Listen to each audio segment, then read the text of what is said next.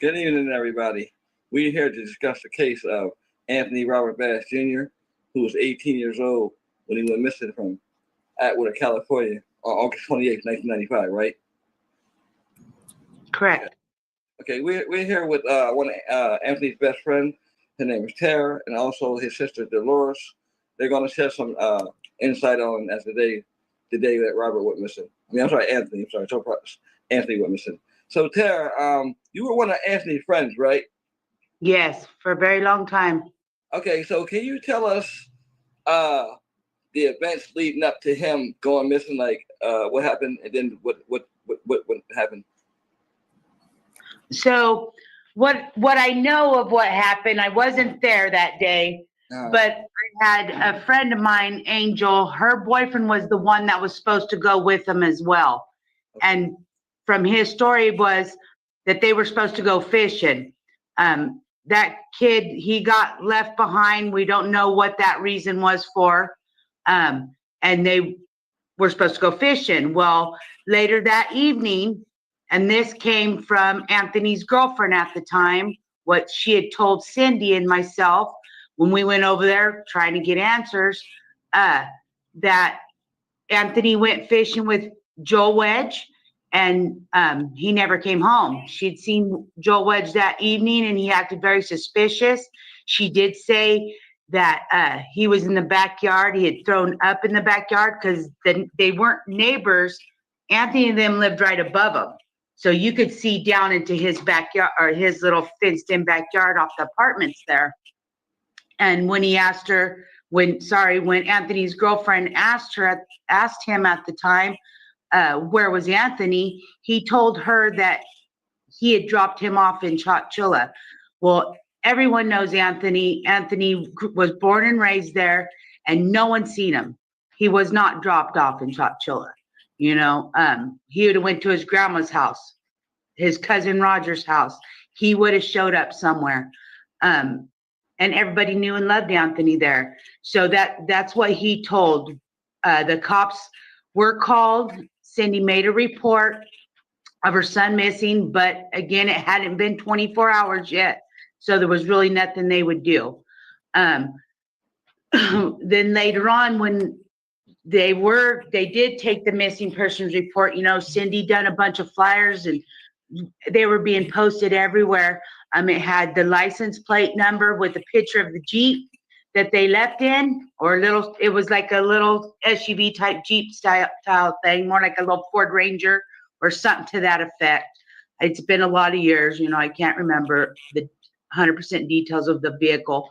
But DJ, do you have any of those flyers left by any chance?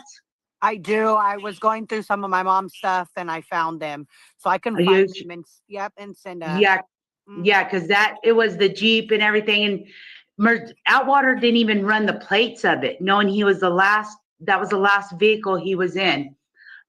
Later on, it was probably about a month, Stanislaus County, some officer just saw the flyer and decided, I don't know why, but they ran the plates and it decided they'd come back. It was a stolen vehicle. Joel then did go to jail for that stolen vehicle. And supposedly they asked him, and he told the police the same thing that he had told Anthony's girlfriend, that he dropped him off on the park on 15th Street, which if Anthony was going to get dropped off at the park in Chowchilla, it'd have been at Downtown Park on 6th and Robinson, not 15th Street. We didn't hang out there, you know, that wasn't the hangout. So there was a lot of fishy stuff. I did try to get to him before they released him from Sandy Mush for doing the time out at Sandy Mush. It's a road camp out there in Merced County. Mm-hmm. And I had people there. They were going to find out where Anthony was, but he told the county, the police, that he was afraid for his life from the Bass family. So they let him out early. Wow. So he basically just got out early, and after this, nothing happened. Were there any kind of investigation? Did they look for Anthony? Nothing? So I went and I got the police report, I want to say 2 or 3 years ago, and I talked to the sheriff, and he wasn't not the sheriff, like the head guy at Atwater Police. And he said that it was a dead end, that they did do their investigation, but there was people from different towns in the mountains that said that they spotted my brother here, they spotted my brother there, and they never did follow-ups. And so I remember I was 5 at the time. I was so young. I just remember my childhood was really just taken from me, because I just remember going on marches in Sacramento and in the mountains with my mom and Tara and my whole family looking for my brother. And we picketed the Atwater Police Department for weeks. And they didn't do, I remember my mom was devastated because they didn't do anything. My mom rented a helicopter to look for my brother, like out of pocket. It was my whole childhood just looking for my brother. Even to this day, like, you know, we don't have answers. Know what happened. Right. Okay. And so I mean, have there any been have the family did any other searches besides that? I mean, I know you went on multiple searches. There wasn't. I guarantee you, there wasn't a place from probably Fresno to Sacramento that Cindy Sandlin did not search for her son. Right. Yeah, I was reading some of her story. And when did she pass away?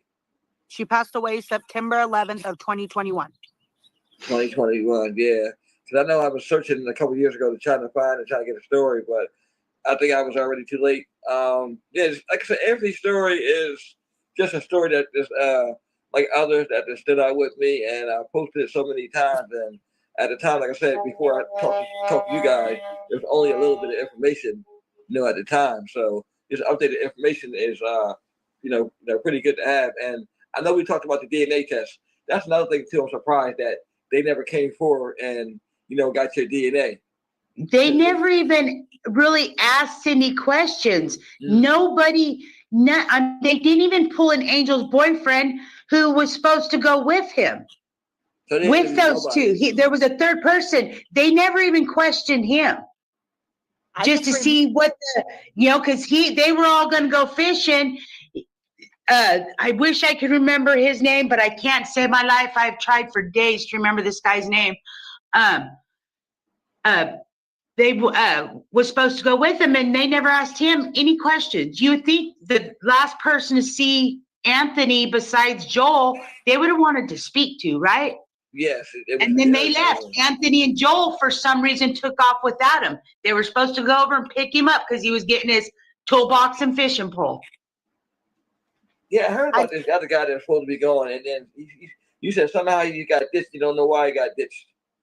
Yeah, I still this day, when I talked to him last, he didn't know either. Wow. I've heard a lot of different stories of, what happened. And so like, you don't really know what to believe, like, I just know that my brother would never just leave. Like, right. From all the stories Anthony wouldn't have left. My brother would never just up and leave. He had a son on the way. He knew that, he was so excited to be a dad. He loved me as his sister. Oh, he loved you, DJ. No, he loved you. You were his person. No, he didn't leave. He did not go nowhere willingly to think he was not coming back. I don't think he did either. From reading the story, I've always read the story. I've always thought that. And, there's another question I have. You said, I heard there was another person that went missing around Joel. Yes, her name is, okay, so I heard this, well, I didn't hear, I knew the lady very well. She worked with my mom. They bartended at Farnese. She was the cocktail server. Her name was Lisa Trabucco, okay? Her first husband, brother, was supposedly a roommate with Joel shortly after Anthony's disappearance, and when he got out of jail and stuff, and they kind of lived up in the foothills, to my understanding, like LaGrange, and that, I don't know if it was LaGrange, but there's like a Corsco LaGrange, there's that center of California right there, and it was in one of those areas up above Merced, and he went missing, or it was her husband's brother. So her brother-in-law went missing and was living with Joel at the time. They did end up finding him like a year later, and he was dead on the side of a ravine up there by the property they lived at, rolled up in a rug that supposedly came out of the house. That's what Lisa Trabucco told me. And he was never charged for that or nothing like that? No. And they didn't look at him? I mean, you would think that if he went missing, he went missing around him, and then it also happened to Anthony, you would have thought they would have did some kind of investigation, check Joel out or something, so nothing, huh? I would think so too, but not to my knowledge did that ever happen. I remember going to court for Joel when Joel got arrested. I remember going in the courtroom with Aunt Dawn and my mom. I do remember that, but it's like flashbacks, little bits and pieces. Yeah, you were young. I was so little. I just know my mom, she never stopped searching. She never, ever. She had the poster of my brother on her truck, on her car, no matter where it was. She had it. We had shirts made. They went on to, they seen a couple or one of those psychics and everything. And she told my mom that my brother wasn't here, but they were looking in the wrong places. I heard that he got killed because he was black and he was dating a white girl. I was just about to ask you a question. Just about to ask you, do you think the color of his skin is the reason why his case wasn't investigated? Yes. Okay, so. I want to let you know in on this too. Okay. So Anthony's girlfriend at the time's dad was he was like an Arab or something of that. Russian, no? Something. No, not Russian. No. He was someone that I almost didn't wonder if the dad to that girl didn't have something done too. That always crossed my mind. I heard that too. And I did talk to Sarah's brother, Marty. Remember Marty? He was my age, a little bit older than me. I talked to him not too long ago. And come to find out, their dad did drive truck long haul. Yeah, he did not like Anthony and her together at all. Yes. And so I did hear that. And I also heard that some people have been telling me that my brother's not in the state. He's not here, but he's not in the state. And so I'm wondering if maybe he went out of state, and who knows, they were in on it and they got rid of him. But I know Sarah won't talk to me to this day. So she won't stop talking to you. No. She will not answer me, my messages. I friend requested her. I friend requested Anthony.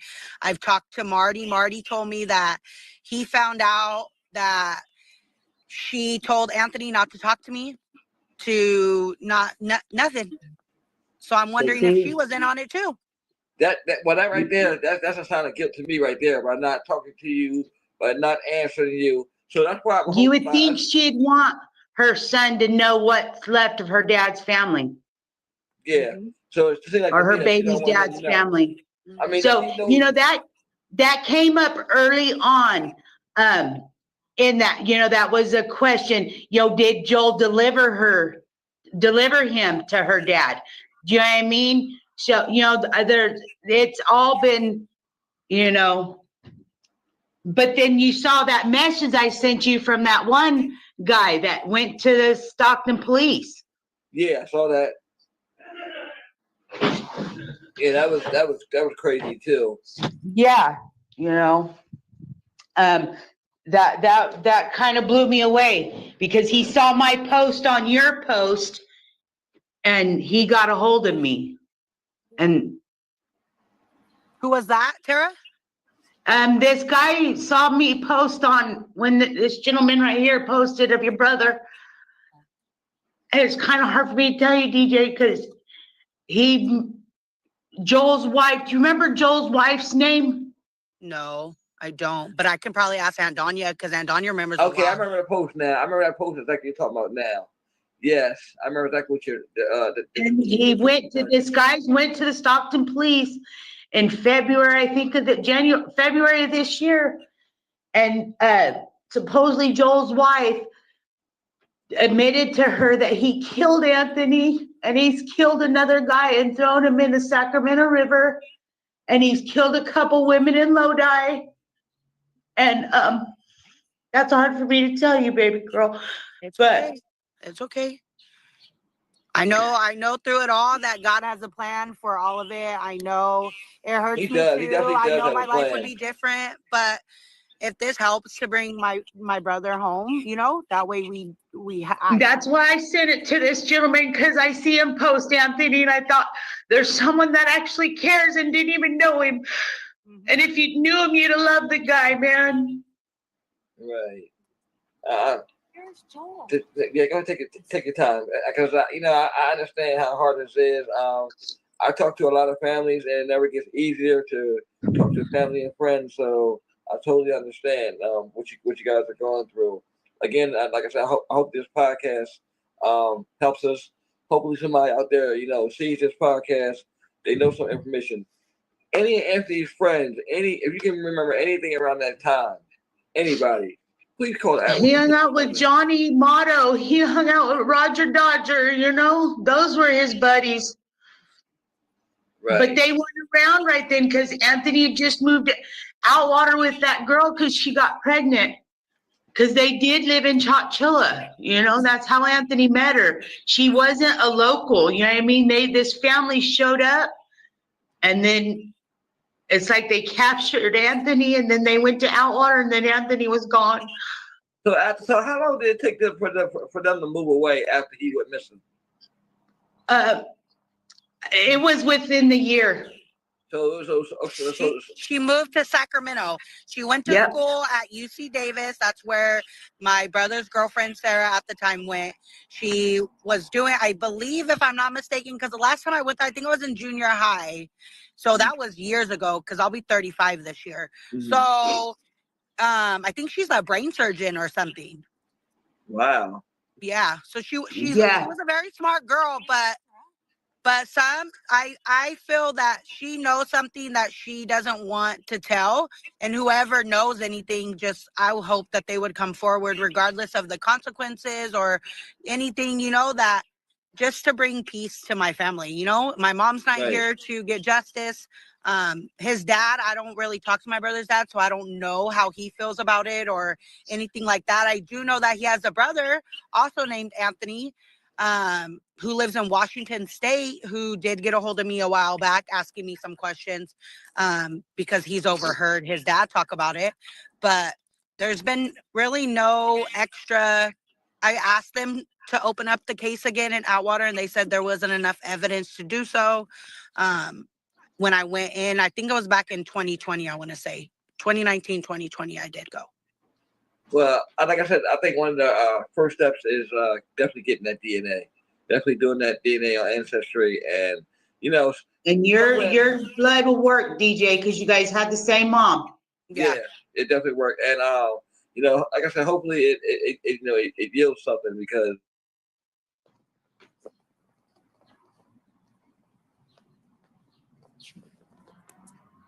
I think he dropped.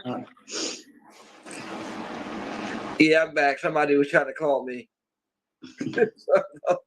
I tell people, I just told them, I said, I'm doing a podcast. Don't call me. Okay. So what we said, I'm sorry. You're fine. So, okay, I know what I'm about to ask. Now, Anthony's son, have you guys met him? Does he know anything about his father? I saw him when he was just barely a brand new baby, and then they were gone. And it took Cindy a while to catch up with him, you know? Mm-hmm. I think After they I left. think my mom pressed the issue a lot to see him. And so I feel like Sarah felt guilty. And so she allowed him around. But once she was able to really just move on, she moved on real fast. I know that he goes by Anna now. Okay. I do know that. I do have him as a friend on Facebook, but I don't know if he wants to reach out, or I'm sure he knows about his dad, but I don't know if maybe that's too much for him. I don't know. I haven't talked to him. What's he go by? Annan? Well, I mean, I Anna- guess it's Anna understandable Bass? because he Anna Bass. He goes by Anna Bass now. I actually seen his page Mm-hmm. because I'm pretty sure he didn't probably had some questions about who his dad is. It may be his mom that might not. That's probably keeping stuff in him, not telling him fully about it. But I'm pretty sure that he'll probably eventually, end up seeing something, or he'll find out, or he'll be intrigued as to what happened to his father, because all parents want. He's got to be like 28 now, yeah? Mm-hmm. He was born in 1996. Yeah, that's how I know he's I'm 28. thinking 28 because Mm-hmm. Yeah, he's 28 because Ricky's 29 and they were A year about a apart. year apart. Yeah. Yep. Mm-hmm. yeah. So what was the atmosphere like in Atwater when he went missing? Was it a big talk in the town, or was there anybody No. hardly saying Oh, anything? no, because no one knew him in Atwater. That wasn't his hometown. The talk was in Chowchilla because we were all his friends. We're the ones that were Okay, going so and looking Chowchilla. for him. Okay.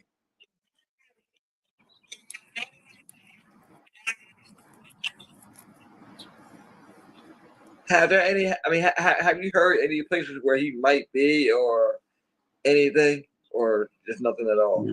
I've heard a few stories since growing up, because people like to talk and they're like, oh, Jeremy? so I've heard that he got killed because he was black and he was with a white girl, and that they tied cement to his feet and threw him in a lake so his body wouldn't float up. Okay. And then I heard that they went to go rob like a weed farm up in the mountains, and my brother was caught, but Joel wasn't. So I feel like he's I don't, you feel it. I know he's not alive no more. Like, I can feel that. Right. But like, where is he? Okay. Because people just vanish, but it's like somebody has to know something. So. And he was so good looking. I always wonder if he didn't get put into the sex trade. Oh yeah. Because he was a good looking man. Women threw themselves at him. He was beautiful, And I always thought, man, what if they sold him off to the sex trade just because he was so pretty? You know what I mean? Mm-hmm. We didn't know. We tried to think of Right, anything, Yeah. Yeah. Mm-hmm. Yeah, all Kind the of girls loved him. Yeah, that makes sense too. Because I did hear about that. Everybody wanted my brother. I did hear that growing up. Yeah. Chowchilla's so little. They're like, man, if you would have knew your brother. And I'm like, I do not want to think about my brother like that. But Exactly. He was fun. You know, there's always gonna be somebody that brings that up. yeah, always always. gonna be somebody And that I'm brings that okay up. with that. Yeah. And he was built like a brick house. Look at her. Mhm. Well, He was my age, so you know. Hey, we had our moment. Oh, Lord, you're on a podcast. Right. He's like, oh, no. That's how we started as boyfriend and girlfriend, but we realized we were just better friends. So we decided just to be friends. Do you know what I mean? And yeah, and I was pregnant right then, 18. My baby's dad was worthless. And, Anthony was such a good friend. I had my own little place, and he come by. He'd come up on some money, but he knew I was just there pregnant and alone. Come by. This was the last time I saw him before I went missing. He come by. It was probably like 3 or 4 days, and he's all, Sarah, what do you need? I go, I don't need nothing, Anthony. I got it. And he didn't have much of his own, but he still left me half of what he had as far as cash. And he goes, this is just in case you crave anything, because I was pregnant, you know? And Right. and that was another thing. He was getting ready to be a dad. I was going to be a mom. You know what I mean? We were, yes, young, because we were 18 years old, but we were like, and we both were living in Outwater, and it was like, we were like, yeah, we're growing up. We're becoming adults, and we thought we were all cool, you know, and, he was a great guy, man. You just couldn't ask for a better heart.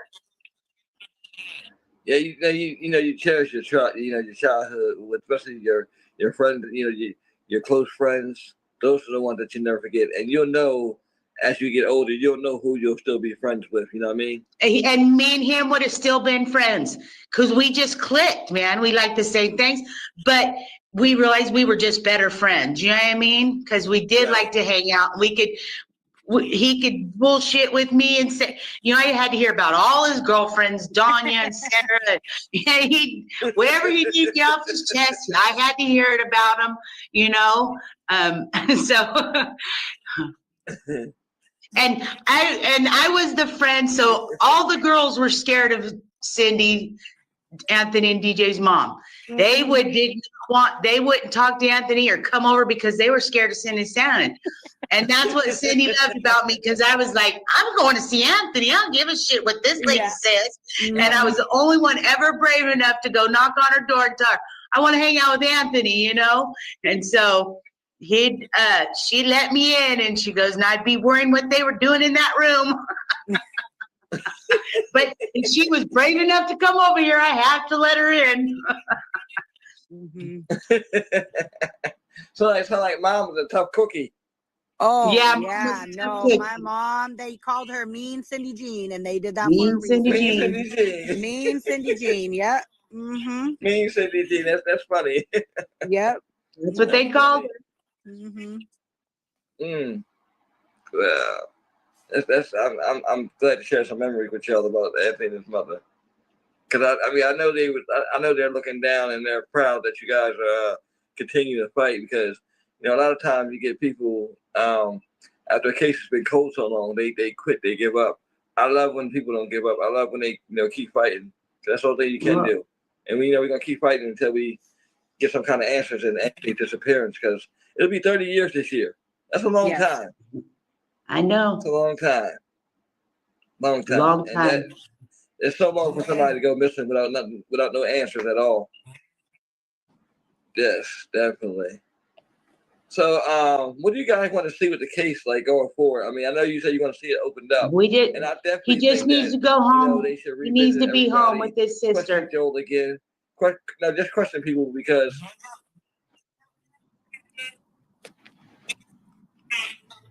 yes, I agree. We're going to do that DNA test this week coming up too. That's the first thing we're going to do, and so that Sounds way, good. so we can get that ball rolling. Because, like, again, I'm not surprised that they didn't ask for a DNA, because they barely investigated the case at all. Barely, And I know your mom was frustrated a lot of times and brokenhearted because she never got any answers, because it seemed like she fought tooth and nails, to find answers about her son. And even and my her only son, right? No, my mom, she actually had a son before him, so this is her middle child, and then I'm her last. But her oldest, he passed away of crib death when he was like 3 months old, and then it was my brother. Oh, okay, I got you. Yeah. So. Wow. Cindy told me one time. And you said she goes, "It hurts to have lost 2 kids." She goes, "But at least my first, I know where he's at." Yeah.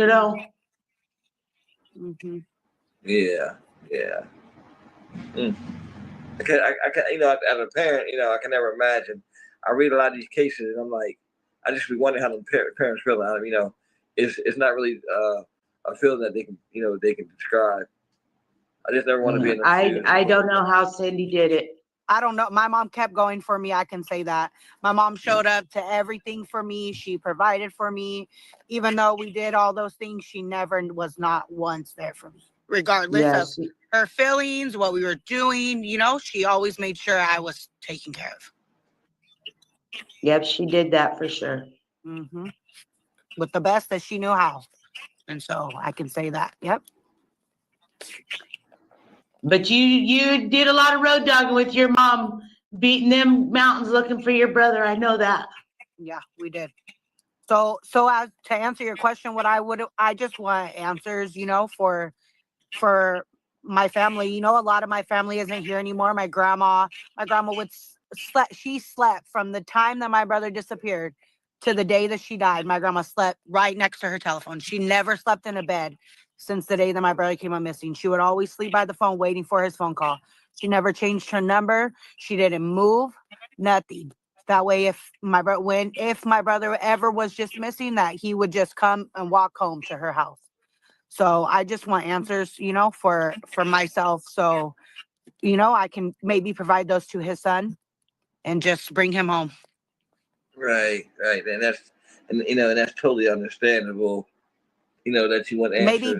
Maybe dig up really what's going on, maybe what he was involved in, regardless of what it makes him look like. It doesn't matter what he was in, or if they're scared for people to know maybe a different side of my brother. I don't care what he was in or what he did. He was somebody's brother.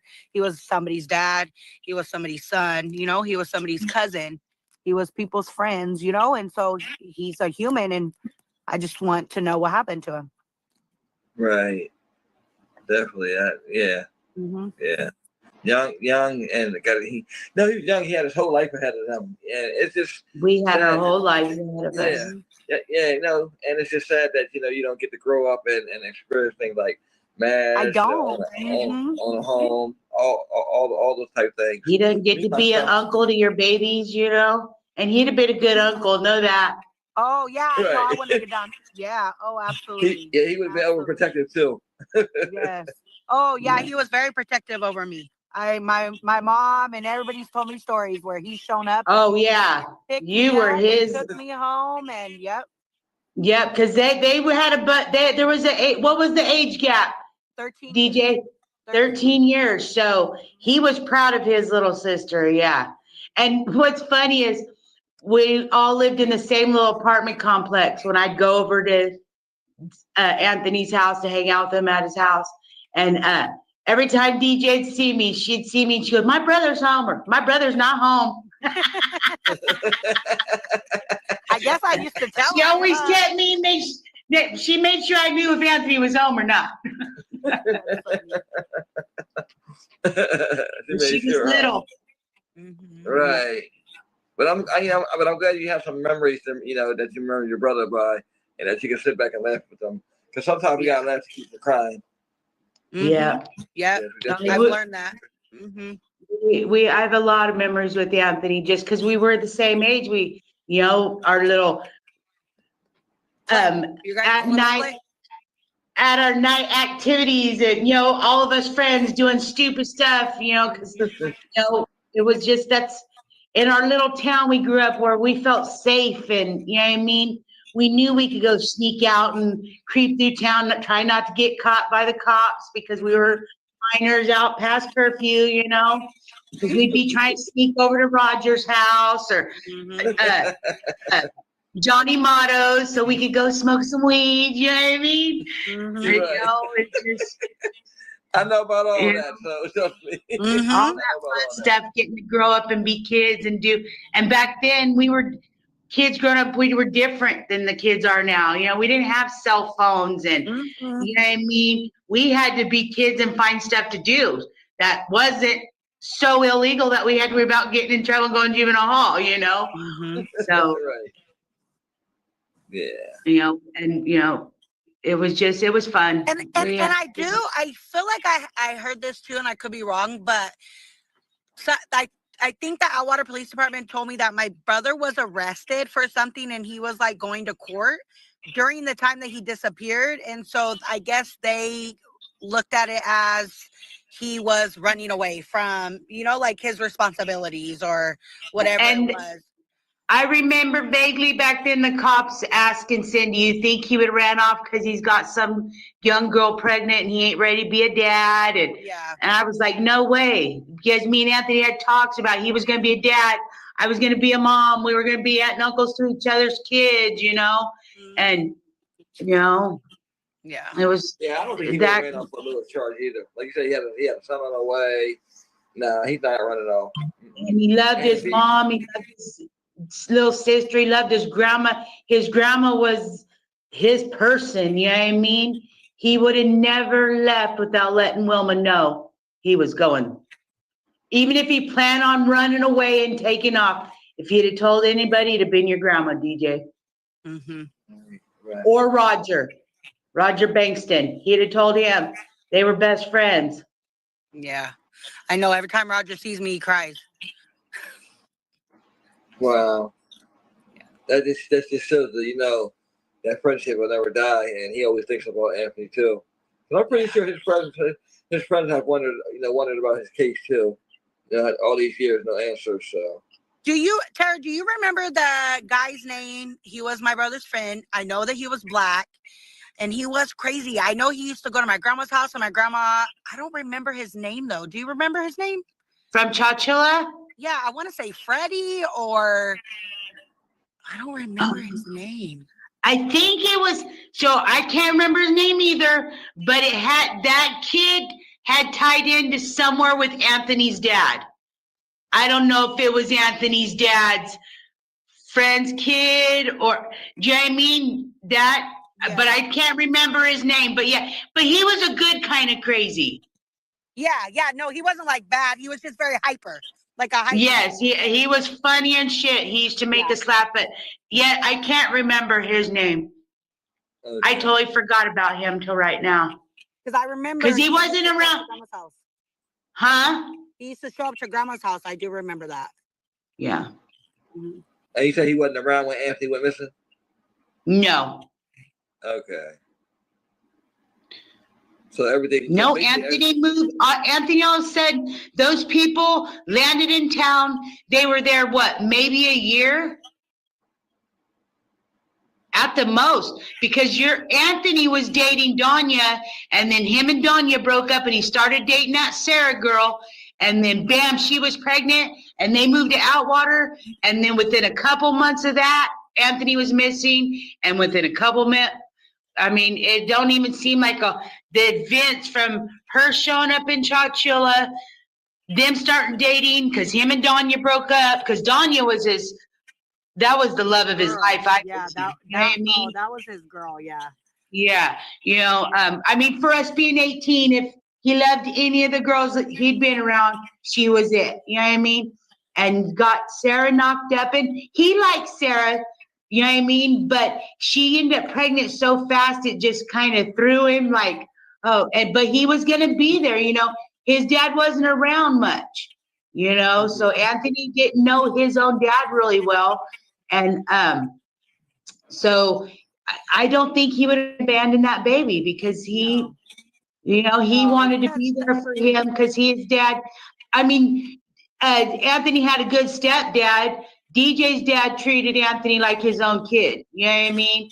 So, but his real father, all kids yearn for the real father, no matter how great the father figure is there, But it just... There's so much mystery to it, and it happened so fast. Within a year's time from him meeting that girl in Chowchilla, then them being in Outwater and her leaving, that's about how long it took. Wow. You know what I mean? They showed up out of nowhere, and I don't know, you probably don't know much about Chowchilla, but at that time, it was very rare for someone to move into town. You know what I mean? There was no work there. Place. I heard that they moved because they were running from Sarah's dad. See, that's what I heard too. I heard that they moved to Chowchilla because they were running from Sarah's dad. Then Sarah's dad found them, and so they all moved in, I guess, in Outwater or something. But I don't know because I was so little. So Yeah, that's what happened. And that's what I heard too. So, and then I heard that he found him out on stuff, and that's when he found out his daughter was pregnant, and he wasn't happy about it. Mm-hmm.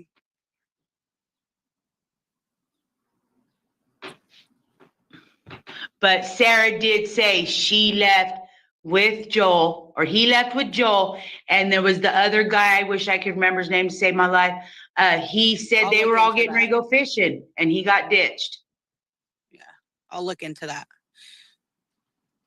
I'll try to see. What angel are you talking about? Angel Corey.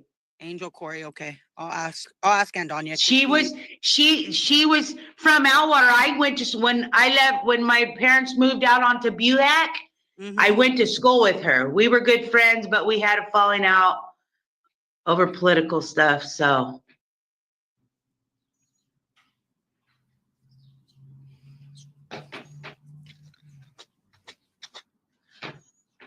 But yeah, if you could get a hold of her because she had a baby with that guy. Okay. So she remembers name and stuff. I wish I just can't remember it. I'm sorry. I'm old. It happens. I'm almost 50 years old. I know what happens. I can't remember some stuff neither. So. I think we dropped him. I think so. I don't know. I'm glad you responded to this guy, DJ, because I watched him. Yeah, no. Ricky sent me a screenshot and said, "Hey, my mom said to get a hold of these people that they want to help you," and so I messaged him. I told Ricky, "Thank you." So thank you, because you don't know. Yeah. Well, I've seen him post about Anthony. Every about 6 months it pops up. He shares it. And then when I commented on that, one guy got a hold of me and told me what story Joel's wife had told him. I said, here, maybe. Can you send me that guy's name, please? Just so I can. I'll have to, you're going to have to send me friends request or whatever. Okay. I can do and that. then, I'll share it to you. I think we did lose him. I think so too. I love you. I love you too. Send me friends request. Okay. I'll talk to you later. All right. Okay. Okay, yeah, I'm back. You're back. Okay, there you are. Knock me off. Yeah, sometimes the phone calls knock me off. Like I can tell 10 people I'm on a podcast and they'll still call me. I hate that so much. And they still call you. Yeah, I'm like I said, I was listening to you guys because I can still hear you. I am glad that you did respond to my messages. Yes, and I have been posting Anthony like nonstop for probably like the last years, and I do that purposely.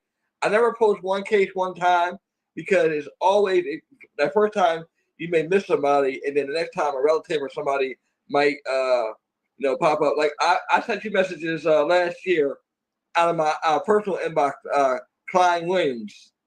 You probably didn't know who I was at the time, Dolores. Probably not, but I'll have to go look. Yeah, so yeah, but that was me trying to get a hold of you guys last year. But like I said, again, I'm glad you guys responded to this and we were able to do this broadcast.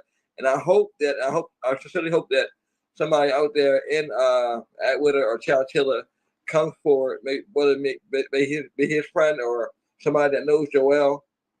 The truth lies with Joel. Somebody knows something. Just got to find out who. Yeah. Yep.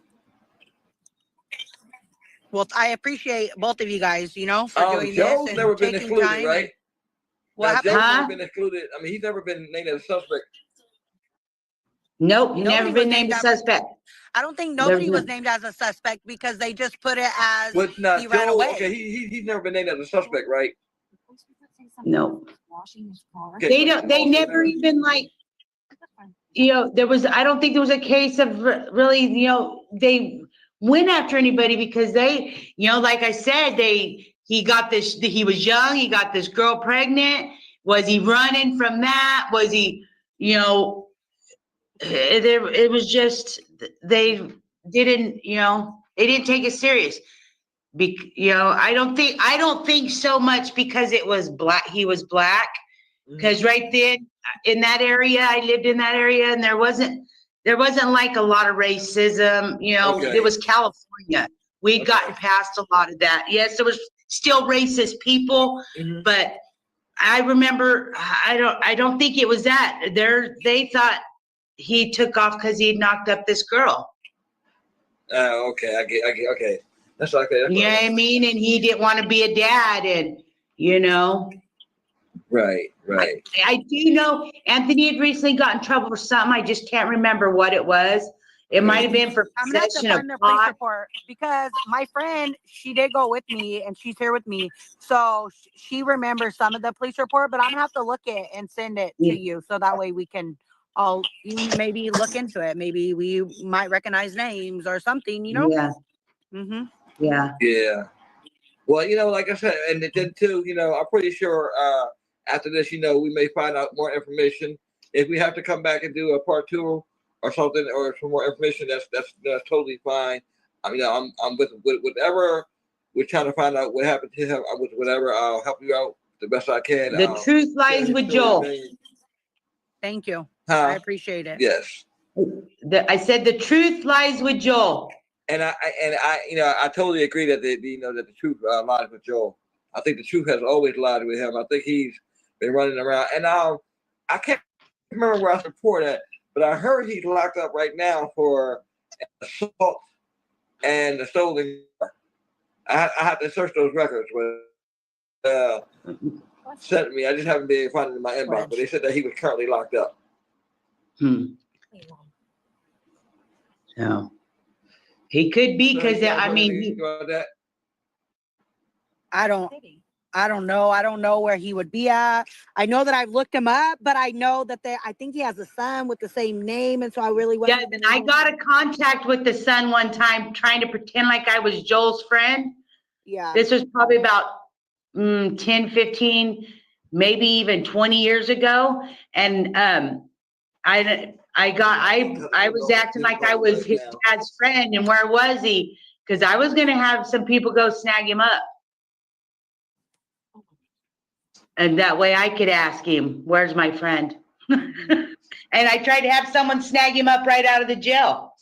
But the guy sat there and waited for him to get released, and he never got released. And then we found out they let him out earlier because he was in fear of his life of the Bass family. My brother. Mm-hmm. Yeah. Do you know if my brother's dad lived in town during that time, Tara, or no? I don't know. You know who know that? Debbie Jackson. Okay, I'll talk to Debbie Rome. She would know that. She even knows where his parents used to live. She don't know if he still lives there or not, because they live in Washington. I know that. Okay. Now. Well, they did years ago. I'm gonna try to find his brother too, and maybe see if he'll do a DNA test as well. Right. Mm-hmm.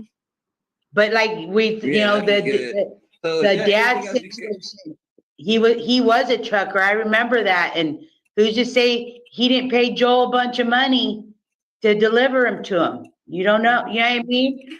We don't know. And until Joel's ready to talk, we'll never know. But the truth lies with Joel. It does. So is there anything else you guys have further before we sign out? No, I just asked that if anybody sees this that knows anything to please contact us or the police department and report it, so that way we can have answers. They can stay anonymous. They don't have to tell us their name or nothing. Just be anonymous. Just help me bring my brother home. Yeah. Right. Mm-hmm. Please help this family, get some answers to the disappearance. It'll be 30 years this year on August 28th, 1995, that 18-year-old Anthony Bass Jr. went missing from Atwater, California. Please, if anybody has any information about his disappearance, please do not hesitate to reach out to the Atwater Police Department or even reach us here. I want to thank Tara, and I also want to thank. Sorry, got a little cough there. I'm sorry, Tara Dolores. DJ. DJ, I'm sorry. I got a little tongue tied there. But I want to thank you guys so much for coming on this podcast and sharing Anthony's story. You guys have a good night. You too. Thank you. Thank you. Thank you. Okay, good night. Good night. Thank you.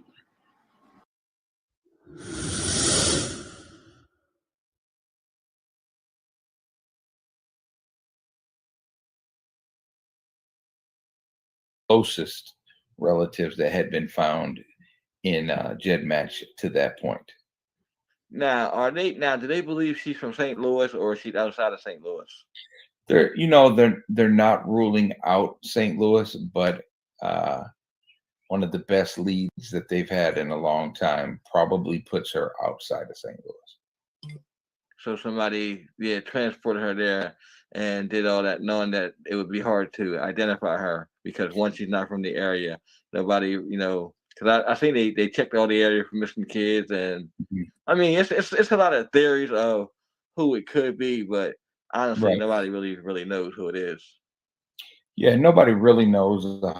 Some of the things that are out there have been debunked, but a lot of people just go with the theories rather than to go and research and see that some of them actually couldn't have happened. Like you hear Vernon Brown a lot, but he wasn't even in St. Louis at the time. And he's actually, I could point you in a direction to show that the police actually ruled him out as a suspect. Again, they don't know 100%, but they're pretty sure it wasn't him. There was only one cop that really believed it was Vernon Brown. And he probably, in my opinion, was just trying to get somebody to confess. And he figured a guy on death row, once he died, the case would die with him. Again, that's my opinion what that officer was doing. But he's the only one that really believed it was Vernon Brown. Okay. So, do you think this case will not get closed? Will you think she'll get identified anytime soon? Do you see it happening this year, next year, or you just don't know? I do think it's soon. 2.5 years ago, I thought it would be within 2 years. And I'll say now, 2 years later, we're closer than we were 2 years ago. But I do think it'll be in just a couple years. Within a couple of years, she'll be identified. And are they still currently doing DNA testing on her body and stuff like that, or using her DNA for different things? Yeah, so they are still, actively working this case. So for the people that think they aren't, the police are doing a lot. Of course, they can't say everything that they're doing to the public, but they are working on it. And as far as DNA, like they wouldn't have to exhume her body again. Something I thought was pretty cool was because of my film, Brian McGlynn, who was the head detective on the case back then, had reached out to the National Missing and Exploited Children and asked if they had any additional information with the release of the documentary, and they said no, they didn't. However, they asked him would he want a piece of her femur back, because they still had some of her bones that they had taken from the first exhumation. So if they had to do any other testing, they wouldn't have to exhume her again. They already have a piece of her bone in evidence that they could use for that testing, which I think is pretty cool. Right.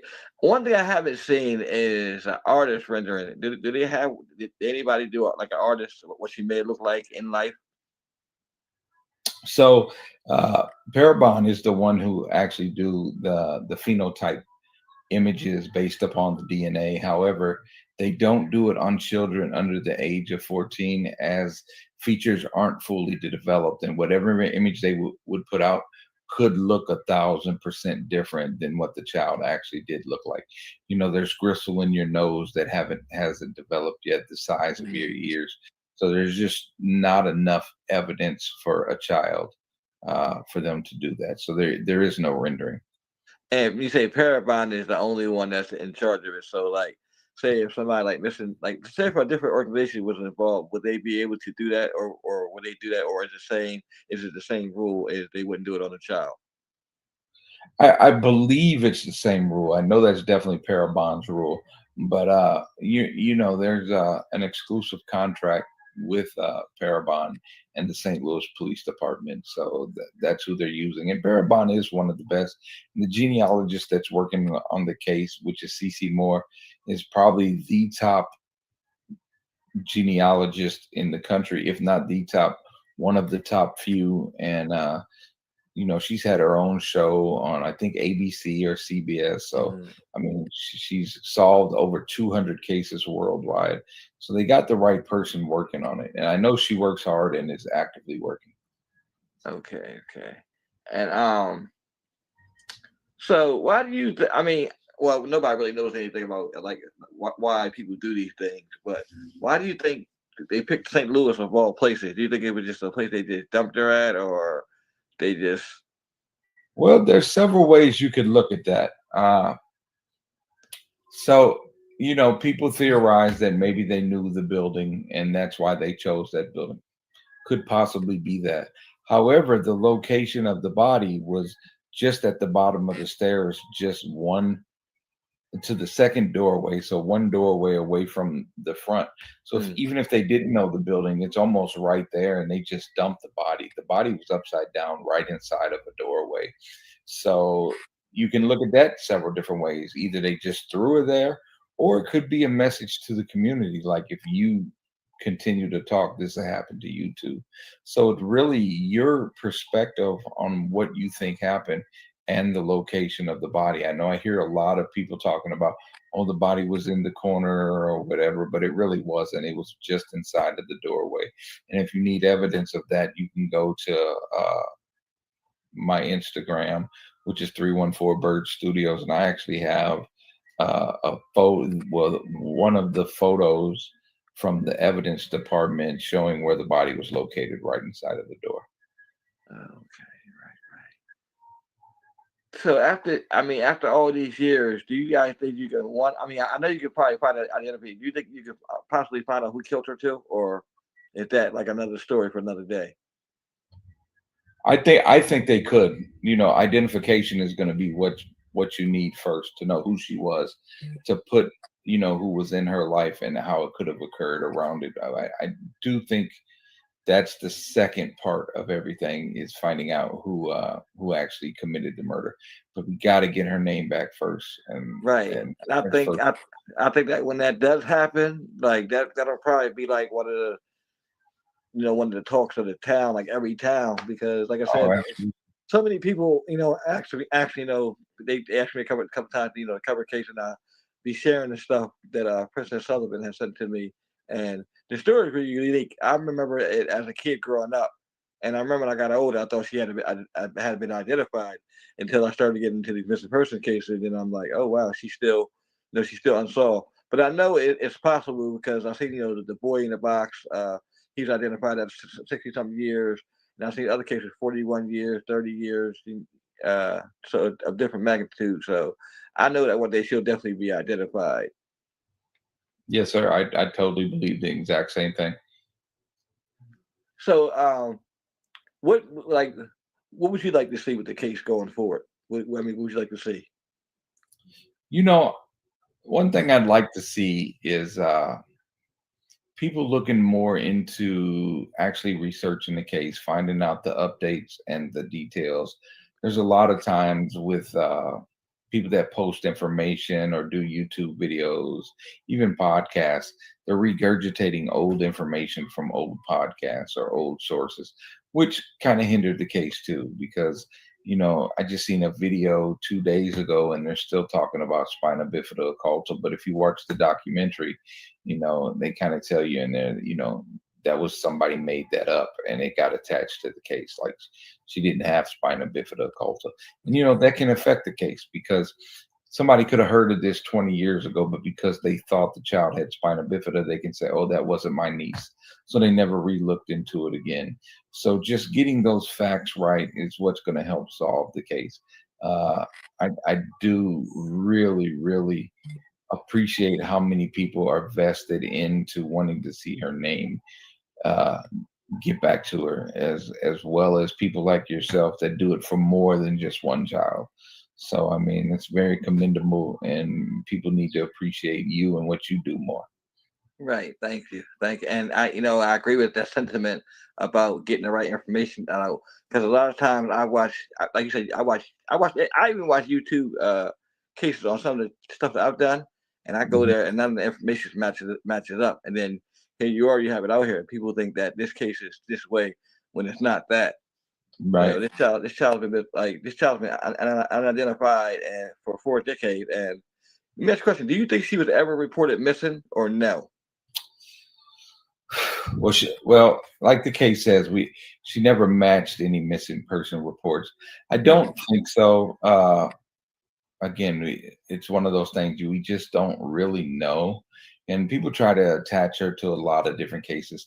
Sharon Cole has came up a lot, which was a little girl who went missing 3 days before her body was found. Now she's been genetically ruled out as the St. Louis Jane Doe, but she went missing February 25th, 1983, out in New York. She was wearing a pair of jeans and I believe a pair of jeans, but she had on a gold sweater. And of course, the St. Louis Jane Doe had on a yellow sweater. One misconception is people always say that she was in the basement 4 to 5 days. If you actually read the mold report, they say that it takes 3 days for this mold to grow. So she was probably honestly down there for 3 days. So again, this is just an opinion. This is just me trying to apply my brain to the situation. So if I'm a killer and I see on the 25th that a child is missing in New York wearing a gold sweater, and I want to throw the police off to the murder I just committed, as I decapitate her, if I put a yellow sweater on her because I don't have a gold one, but it's close to gold, then I believe I'm going to draw the police mind instantly to the missing child in New York so that I can get away. I'm not saying that's what happened, but that could be why the sweater's on there. Because we have to remember in 1983, V-necks weren't a woman's fashion. They were a man's fashion. They really didn't enter the mindset of the woman fashion industry until about 1986. They were developed in the mid 60s for men. If a woman, even at that time, wore a V-neck sweater, there'd always be an undershirt. So why would they choose the sweater as opposed to a secondary shirt she would have wore with this sweater? Plus, in the research, we found out it is a men's sweater. So Okay, and that's funny that you say Sharon Cole, because right before we went live, and I was researching some more of the case, Sharon Cole name came up, yeah, a and lot people of were people, speculating. yeah. But she was one of the first to have been ruled out. She's been ruled out for a long time. Okay, so I'm Yeah. glad you said that because I know a lot of time they don't update rule outs, and it's a lot of these different sites like Charlie Project and different like that. They don't Mhm. update the stuff, the information. So a lot of old information is out there, and I noticed that with a lot of my missing persons cases. That's why I actually reached out to the family to get the actual update because we just did a case, 29 years, the guy missing, and there was like little to no information at all on him. Mhm. It took me reaching out to the family to get more Mhm. information. So I think in today's missing person case, you have to literally reach out to the family or get the facts straight because you don't want information to be misinformed to the public. Absolutely. Mm. Absolutely. And and I'm sure that you can speak on this too. It kind of gets frustrating when you work so hard to get the facts lined up, and people would rather believe a lie you cannot prove than the truth you can prove. So I think it's a phenomenon with lying or stretching the truth, especially when it comes to things like this, because people and I don't gonna say this, okay, people want to see the case solved, and then I've also heard people say, "No, I don't want to see it solved because it's been unsolved for so long." Like she deserves her name back, so you yeah, can't that have it. You can't have it that way. I think some people think this is like absolutely. some type Or of. Go ahead. I'm sorry.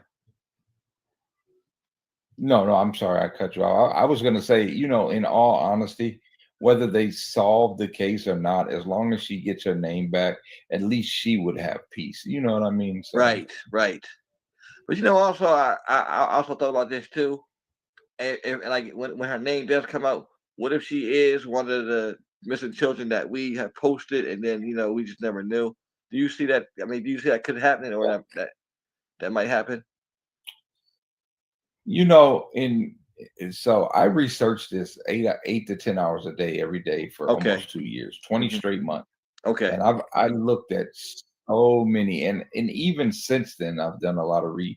research, especially with who reached out to you, Cheyenne. She does a lot of work with me and has done some for me. She's big into trying to do family trees and stuff. And she can tell you we've went down some avenues where everything lines up, and you just don't know what it is you're missing. Like there's other details that we know that aren't out there publicly. And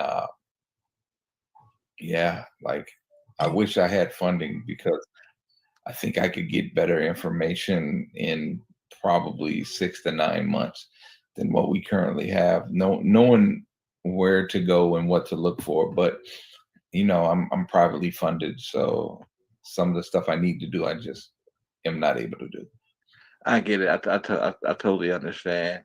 If if you're just joining us, we're here talking with Edward Bart Sursa about the St. Louis Jane Doe. He did a documentary called Our Precious Hope. It's on IDMB right now. Where else can they find this documentary at? Oh, so we're on 22 streaming sites, some of which are Amazon Prime, Tubi, Exumo, Plex, the Reveals. We're on the Roku channel. If you have a TCL TV from Walmart, we're actually on the Guide channel for that. I mean, you can find us pretty much anywhere. Fire TV, Apple TV. So it's out there. You just have to look for it. And Amazon does try to charge $1 for it. I'm just saying this: if you could just watch the movie for the details, look at one of the free sites like Tubi or whatever. You're going to see the same movie. Doesn't matter to me which way you see it or whatever, as long as the information's out there. Right. It's been 42 years.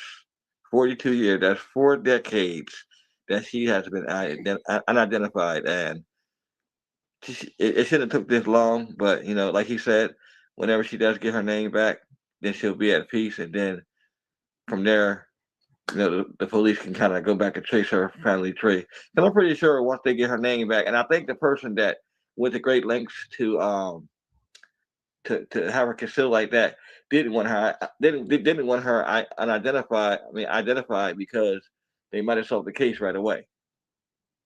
Oh, absolutely. So yeah, I agree with you. It's either that, or she had a distinguishing mark that would help them to solve it quickly, like maybe a mole on her face or something.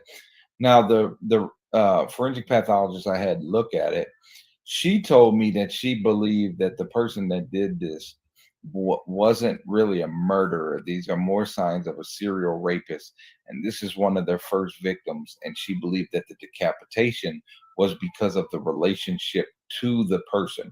So the decapitation was to hide that relationship. I get what you're saying. Okay. Find it. Yeah. So.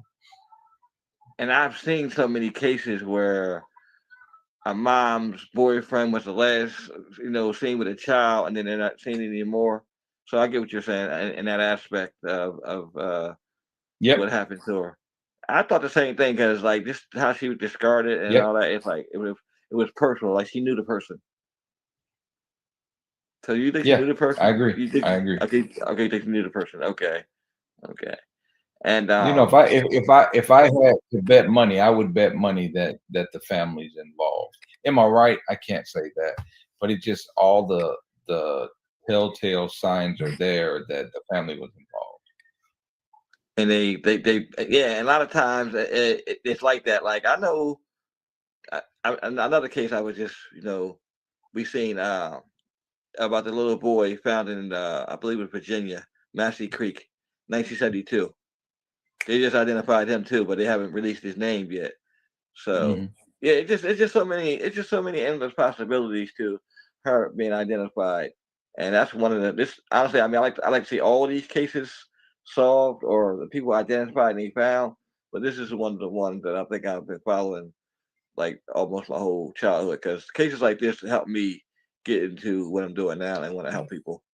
Yeah, absolutely. Yes. So what else you have anything else you would like to share with the audience about the case and the documentary?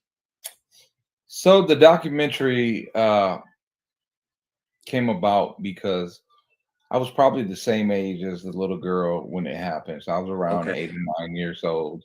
And I can remember that day my mom coming outside and saying, "You need to come in the house. They're cutting little kids' heads off."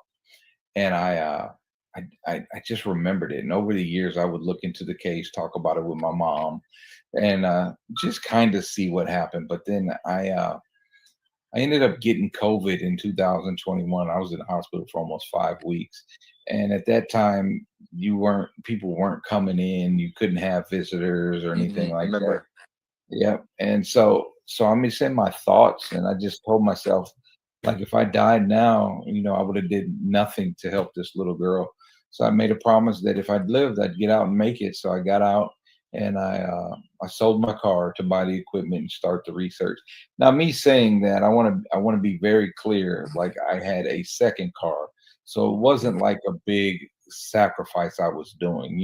Because I've told that story before, and then I see the naysayers. Oh, he gave up everything. No, I'm not saying that. I said to get the equipment and things I needed, I did sell a car that I had, and that's how I began my process because I wanted to make the film. And one of the best pieces of advice I ever got was just get it on film, worry about everything else later. So the I reached out to some people. I got some great interviews.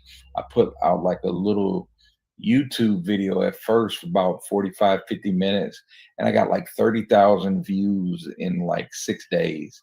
So the National Missing Exploiting Children reached out to me, and they were like, Would you consider giving your research to the Discovery Channel?" And I'm like, I was flattered, but at the same time, I was like, you know what? If they're asking me for my research, I must have something.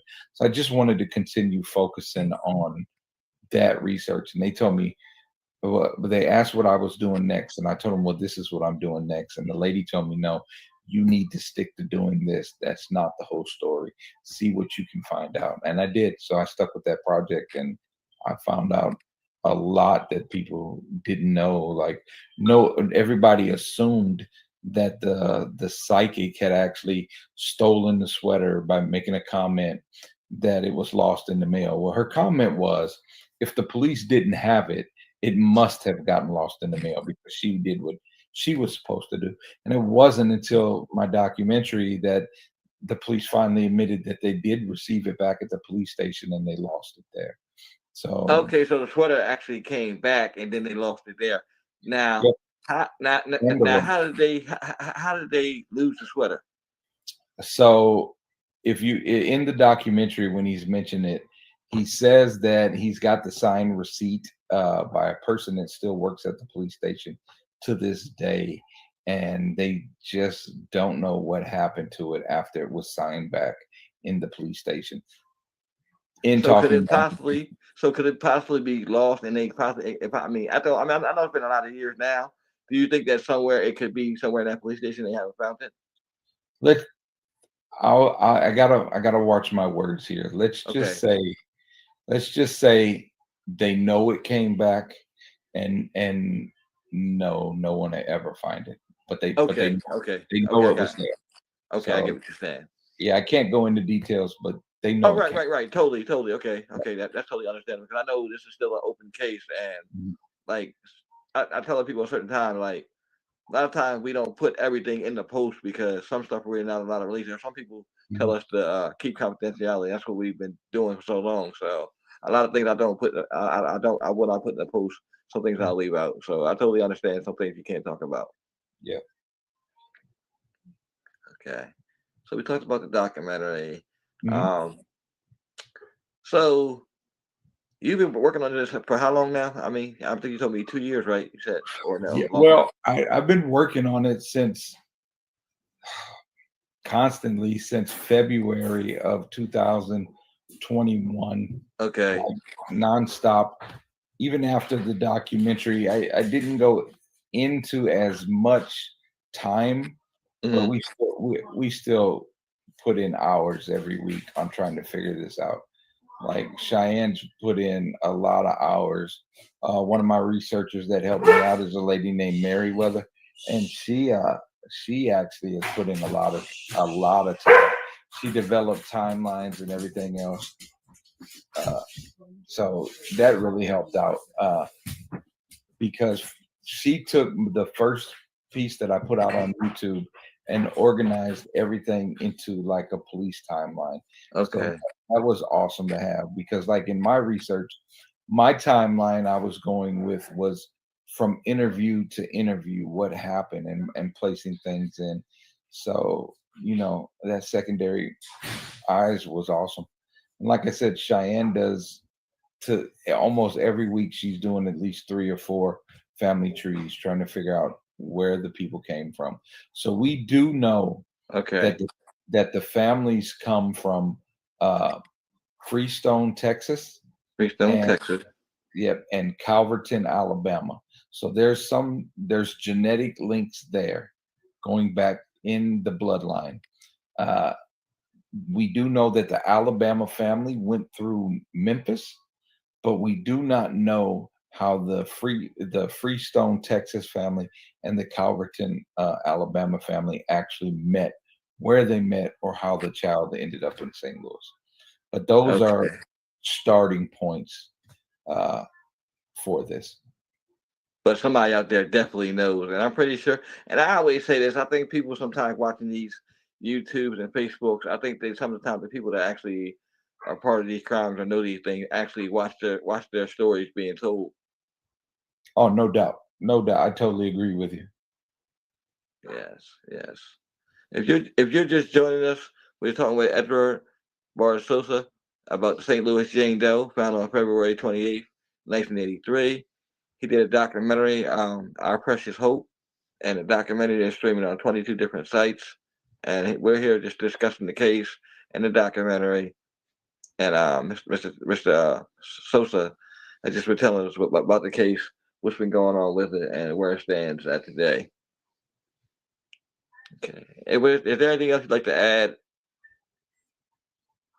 Yeah, I mean, yeah. Are you getting any questions or anything people want me to answer? Like, I could talk about this all day. I know we That's don't what I'm have the asking. time, Yeah, but I'm not seeing anybody in the comments right now.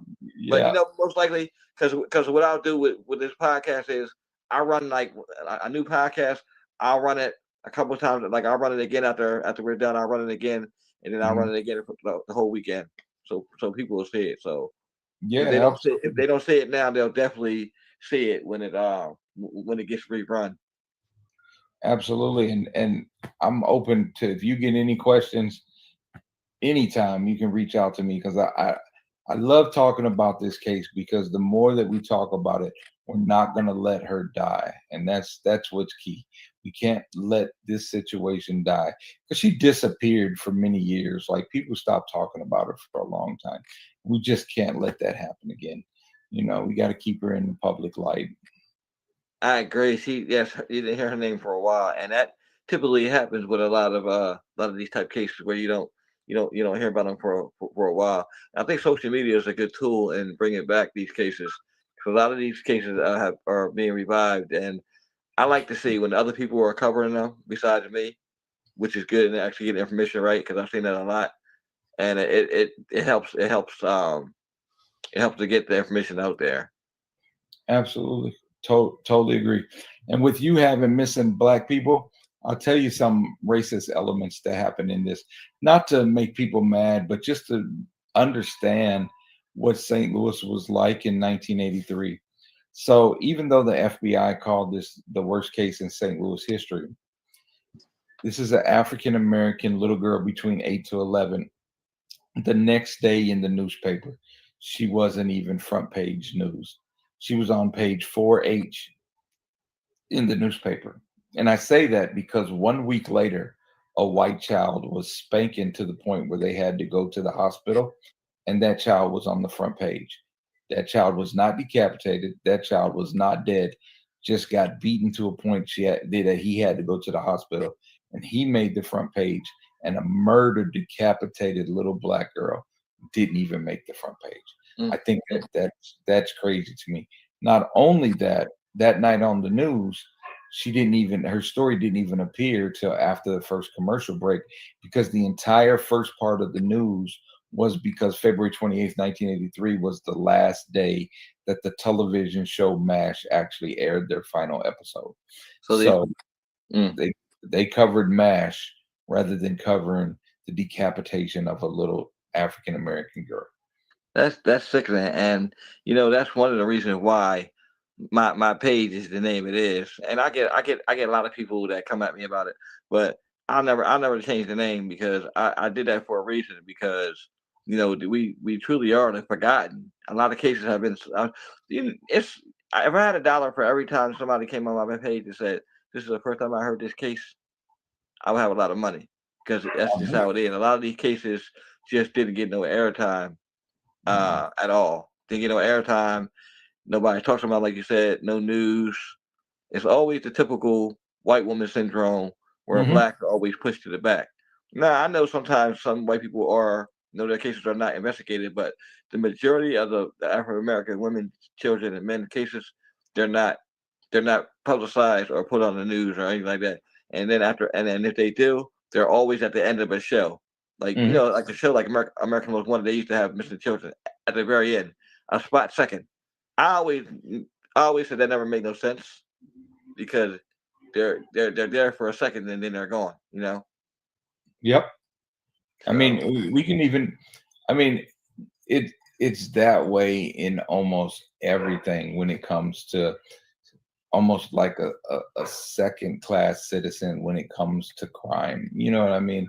Like, I don't know what it is, but even the police in treating this, even though Colonel Atkins, who was the first ever African American homicide chief of homicide detective, head of mm, homicide, he was African American, but when they would post uh, in papers, they would post in Ebony, they would post in Jet. So even their posting was in magazines that were just for African Americans. You know, I wish they would have thought broader so that other people could have eyes on it, but it just seemed like it was pushed only to the African American community, which in the African American community at that time, I'll share something with you that I thought was unique in my research. Let me get a drink here. okay. So this is what was unique to me. When I talk about, so part of the case is her body was found with 2 coats of fingernail polish. Here's where socioeconomics comes to play in this situation. If I were to ask a rich white lady about it, Mm, she would say that that's a little girl playing dress up. uh-huh. Conversely, if I was to ask a Hispanic family or an African American family that was poorer, they would say that it's a little girl being fast. So that's fascinating to me that depending on how much money you have, that could be either a little girl playing or a little girl trying to be sexualized. So we have to understand where she fit economically to understand why her nails were painted. Was she sold into trafficking? Well, if they were poor, probably so. That's why the nails were painted. If they were rich, it was just a little girl playing. So, not knowing her family, we don't know which way the fingernail polish would fall, if that makes sense. No, I totally understand, and your sentiment and how you put it is totally how it would go. Like you said, people would say they fast, or they say, two different ways that you put it. That's usually how it is. I mean, it's a shame how it's put that way, but it's been going on for so long. It's been going on for decades, for years. Oh, absolutely. And then even if you listen to CC Moore in the documentary, she thinks they may be dealing with a misattribution of family. So to explain that in the way she's trying to explain it is that we got to remember in the 80s, people had extended families that may not have been their families. Like you may have had a play uncle or a play aunt. So it's a good possibility that this child was raised with somebody who wasn't in her bloodline. It could have been a married in-law that just doesn't share the same DNA as her. So they wouldn't be able to find the link because genetically there wasn't one.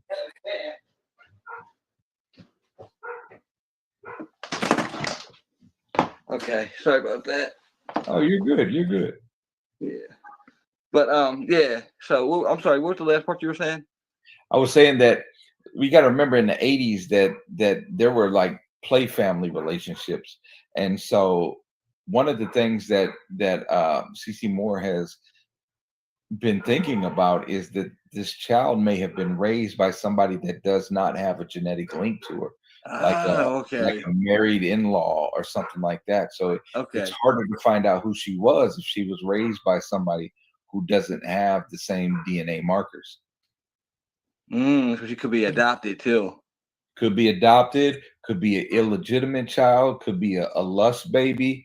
There's a lot of things, and there's rumors that Homer G. Phillips here in St. Louis around that time even had a baby selling scandal. Again, those are rumors. There's stuff out there people can research, but there's all types of possibilities. And where she was found, so in St. Louis, and I know other cities have it as well, but there's the Delmar divide. So Delmar, as you drive down the street, on one side is really rich and the other side is really poor. She was found on the poor side, but only like 3 streets away from the rich side. So it could have been one of the things where she was adopted living with a rich family and they just took her a few blocks over and dumped her off. I mean, there's a lot of possibilities here. Yeah, I think the possibilities in this case are endless. Like Mhm. I mean, a lot of cases are like that, but this one right here, like you said, is endless, and there's so many. Mhm. That's why I agree that people shouldn't get caught up on theories or believe rumors. Go to the documentary and watch. Go to the documentary and watch the documentary, and everything that's in there, that's in there. And I say this to to the YouTubers that are doing these stories and not getting the information right. The Our Precious Doe documentary tells everything, and everything in there is factual and truthful.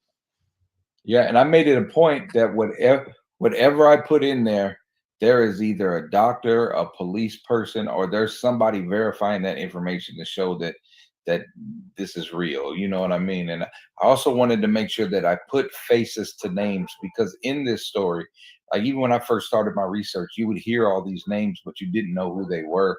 So I took extra time to get pictures of everybody so that people could see who actually participated in this case. You know what I mean? So there's a lot of elements and a lot of layers to it that I don't get me wrong. I watched documentaries my whole life coming up, and I tried to take things that really resonated with me and to include them in this. I agree. I agree. I watched documentaries my whole life too. I don't care what kind of documentary I was on it. I was always doing it. And I said, one day I would get into them, but also too, they're a lot of work too. Yes, they are. Yes, they are. Documentaries, and people think that it's just a walk around the park. It's not a walk around the park at all. At all with documentaries. It takes a lot of work with anything. You don't want to just put any information out there. And like you said, the information has to be factual too. Yep. Yep. Yep. It has to be And factual. sometimes what's crazy is even with getting your facts, you can find something that you can prove to be a fact, but then you can also disprove it not to be a fact because you'll meet people who have stories and they just sell you on a great story, but if you follow the facts, you know that story is not true. I'll give you, for instance, somebody was talking to us at the cemetery where she was first buried, Mhm. and this person was telling us that the reason that they lost the body was the grave diggers thought that somebody was going to come steal her body, so they kept moving the body, and that's why they couldn't find it. I instantly walked away, even though my team stayed and listened to this guy's story, and then they come over to my SUV and they're telling me I can't believe they did that, yada yada yada, and I'm telling them it's a lie. That can't be true. And they're like, well, how are you so sure that that's a lie? And I told them, this is how I know that's a lie, because there's no way they could have looked at a picture 30 years later and found where that body was if it had been moved. But the fact, Exactly. You're right about that, and I agree with you too. There's no way they could have found that. So yeah, yeah, you're right about so that it couldn't too. have been moved. For them to use the trees and stuff in the background, it had to be in the exact same place. And So you okay, you have to so remember they found the body within 8 inches of where it was actually buried at. So it couldn't Oh have been buried. wow. And I mean, okay, so I know back in '83 when they found her. When did they exhume her body? 2013, in So June of 2000. 2013 is the year her body was exhumed. And Yes. I know it had been by that time it had been what 30 years. So 30. what made them all of a sudden decide to exhume her body and try to find out who she was? Was it new people in the office, or it It was was just a it quick was report? actually it was actually the police that wanted to do it because they were hearing this stuff about isotope testing, which is a test of your bones that can tell you what part of the country you drank water, you ate food from, the mineral deposits in your bones. Mm-mm. Okay. Uh, so that's what made them want to do it. They already had a DNA sample from her, but they also were going to verify that that was it. So when they exhumed the body and ran those tests, that's where another problem came along. The problem was they sent a sample to the Smithsonian in Washington D.C. and another sample to the University of North Texas, and both of those, when they did their research, came up with a list of almost 10 states each, but none of those states crossed. So you had one telling you it's all northern middle America states, and the other Hmm. one told it was all southern US states, eastern southern. So the fact that they both came up with multiple states and none matched, the only thing that matched in both is the minerals in her bones did not reflect Illinois or Missouri. Okay, so she's not. So she wouldn't be from either one of those places. But Well, again, and you were saying earlier, and again, can you tell us what people that just joined us were like? Where's her ancestry at? Like, so her what? ancestry, they know, historically comes from Calverton, Alabama, and Okay. Freestone, Texas. So this may, and this, what's crazy? This may be, like you said, this may be an early adoption that Could be. yeah, like again, going back to the endless possibility. It's just so many possibilities in this case, and actually, since talking to you tonight, it's actually making me more interested, and I'm going to go back again and watch the documentary, and just appreciate it, because the first time I saw it, I was just fascinated by it because somebody else had turned me on to it, and then a couple of my friends today, I was telling them, I'm like, have you guys seen this documentary? They're like, no, we don't know about this, and then some of them are my age, which is 47, and they don't know about this type of history. So I sent them a link to the documentary, and they're blown away by the whole thing. They're like, wow, this really happened. I'm like, yes, this really happened. This is a part of history. I mean, it's on the wrong side of history, but it's a part of history, and this actually happened to this little girl who's been unidentified for now 4 decades, which equals out to 42 years. Absolutely. And what's crazy is of the people that reach out to me, you would be surprised how many people in St. Louis have never heard of the St. Louis Jane Doe. There's You know what? definitely I'm honestly not, because again, going back to the Afro Americans not being on the news, had we made it in the news in the early '80s and '70s or back then, a lot of these cases would be closed, because a lot of these cases were not closed or solved because they weren't properly investigated. Nobody yep. really cared. I always say, I wish I was alive around that time. I would be on everything. I'm telling you, I literally would. But Right. we can't change history. The only thing we can do is make things better as they go on, and move forward. We can't dwell on the past. We just gotta keep moving forward and doing Abs- this. Absolutely. I mean, it's so you always hear that you were asking about stuff that I think sticks out about the Hmm. case. You always hear that her headstone at their original burial site was put on the wrong grave. That's why they had to find out where her body was. I think I honestly believe, and again, this is my opinion, so don't stake everything on it, but Okay. I think I can prove without question that it was put on the wrong grave on purpose. And if you want me to explain, I certainly can. Yeah, explain that. Yes, because that's a good point. Because I definitely like you to explain that, because I want to hear this. Okay, so this isn't in the film. This is subsequent research. So if you watch the documentary, they go into how the body when they find where the body's actually buried 6 feet deep.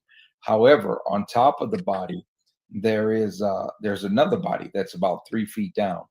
That's a male with a head. So by the records of the cemetery, we know that they had to shut down as a cemetery and not bury any new people after 1983. Okay. The headstone, so she was buried December 2nd, 1983. They stopped burying people in that cemetery at the end of 83. So her headstone was not placed until May of 1984. So follow me here. There's a body on top of her body. So if they put a headstone down where her body is, Mhm. whoever's family that they sold that grave to that's buried above her would know that they sold that grave. So they can't put the headstone where it belongs, so they put it in the vicinity. And here's why I think we can prove that. So when they dug down to find her body, they dug 3 feet and found the other body. What made them keep digging is they found a piece of her casket where the other casket was. So if you bury a body 6 feet into the ground, Mhm. how does a piece of the casket break off and move 3 feet up in the dirt to where the other body is? Makes no sense. It doesn't. So they redug that grave, they buried somebody else, and they never thought that the undiscovered person that was underneath the unsolved murder would ever get a headstone, because the cemetery was the ones fighting not to put the headstone down. So it actually came to the medical examiner, and they're like, no, just go ahead and put the headstone down, because the headstone was donated by a local granite place, and it took some students in Illinois to actually write letters to get that headstone placed. So yeah, it's a crazy story all the way around from day one till now, every single day. I'm seeing it. I think that, like I said, the more I hear, the more it's making me intrigued into the case and want to watch more and to do more research. Because this is like, I mean, it just breaks your heart because one, it's a child and it's a young child, but again, after all these years not being identified, this is somebody, and then it could also be that a relative are missing them and they don't know that this could be the child. Hmm. So I'll just Could be be. glad. So I'll just be glad when that day does come. When we know when she is identified, so that the world can finally know the truth. Absolutely, 'Cause it's absolutely. been so long. And I want to tell people, you'll read and you'll hear on YouTube videos and stuff like that they say that her head was severed cleanly. That's not what the autopsy says. The back of the neck was hacked with like a hatchet or something heavy. What was cut cleanly was the skin in the front. So they hacked at this neck to get it off. But once they got through the spine, then Mhm. it went through the skin smoothly. So it wasn't a clean cut. The skin in the front was cut clean, but they hacked at this from the back. If you watch the documentary, I do an impression of what the spine would have looked like. So And what? so it's okay. No, go ahead. I'm sorry, sir. So they didn't cut the head clean off. They just No. hacked at it. Mhm. Wow. So this wasn't an easy thing. They had to work to do this basically. Yeah. Yep. And what's crazy about that? So the day I'm interviewing the doctor for the film, later that day I was scheduled to get the mold report, and she told me in the morning prior to me getting the mold report that this had to be a hatchet or some type of small axe, even though everybody had said, on YouTube and stuff and podcasts that this was a serrated blade. So then I get the mold report, and right in the mold report, it says that this must have been a hatchet that was previously used to cut animal product, because the mold that's growing on the neck Is the Mhm. type of mold that grows in like when you cut animal flesh. So this could have been like this could have been a butcher's hatchet. This could have been a hunter's hatchet. Whatever it was, cut animal meat prior to cutting this little girl's neck off. Whew. And That that's that something that that's not out there. yes, that I mean that alone will make you cringe, like just by you explaining that. Like Mhm. I just don't understand as a person, how do you one kill a child and then actually have the heart to sit there and hack at her head till it's off and then leave her there like that. I don't know. I just think this person, whoever did this, just doesn't have a soul at all. No, nothing. I mean, no, it just I just don't. There's no way you can. There's no reasoning to that, or why it happened. Yes, sir. There, Agreed. I don't know. It just, like I said, so like it just I don't know. It just gets it getting to me a little bit now. Just thinking about the case, and because you feel for these kids that are being murdered, and then to hear this story the way it happened, and like I said, I had only heard a little bit about it until I brought you on, so I'm getting more full details about the case now. So it's like, darn, this really happened. Absolutely. And you'll hear in research they'll say oh, like some news articles say she wasn't raped, others said she was raped. The police, when I asked them what they wanted parts of my documentary be focused on, they asked me to focus on the rape because it was never out there. The So she was severe, raped. she was severely raped, and her lower parts were basically ripped apart. So her vaginal area, and I'm not going to get into detail. You can certainly hear this in the documentary. But Okay. her vaginal area was ripped. You got to remember, this is a 9-year-old, but it was ripped almost all the way through to the anus, and the walls on her inside were transmural. And what that means is that they're punctured to the point that you can see through them. So Woo. yeah, so it's crazy. And there's actually a morgue photo that if I could show you and you kind of look in that area. So if Uh, you've ever seen the photo of her hands behind her back, that's I actually actually did see the morgue photo, and I had thought about playing that in the background, but I yeah. didn't. But Well, here, what I'll do is when I make the post of this right here, I'll put mhm, all that in the comments. yeah. So I actually have the actual morgue Oh, if you photo. have, go ahead. Whatever you have on your side, you want to show, feel Yeah. free Well, to. no, I'm not. I'll send it to you. Okay, okay, I So got you you. can Okay, I post got it. you. But Okay, so that picture is cropped. Like okay. it actually shows like more of her lower part, and you could kind of see that her insides are hanging out a little bit. And not to be Woo. gross or anything, but once you read the report and you Hmm. can see it in the picture, it's crazy. It's crazy. Yeah, just well, now that you told me, I'm gonna actually go back and look at that folder. I mean that Yeah, photo. I'm kind of glad I didn't put a couple of those photos on the scene. I know some people can take it and some people can't. So what yeah, I'll do is yeah, I'll just do a whole different post and put those photos in there. yeah. Okay, so we have a question. Was there any DNA kept on file for the sexual assault? Wow. I mean, okay, I tell you what. Answer what you can about this. If you Right. can't answer too much, then So I'll say this. Whoever asked that question, just follow me, okay? Because I want to say more than I can really say. But in the actual autopsy report, it says they kept uh, 3 slats and 3 slides, so a total of 6. So that was kept on file. What people miss is that that could possibly be suspect DNA, possibly. That's okay. all. That's all I'm going to say there. Okay, it could Even possibly. Okay, okay. So Victor, the answer your he said it could possibly be, and yes, they did get DNA, right? They did get DNA.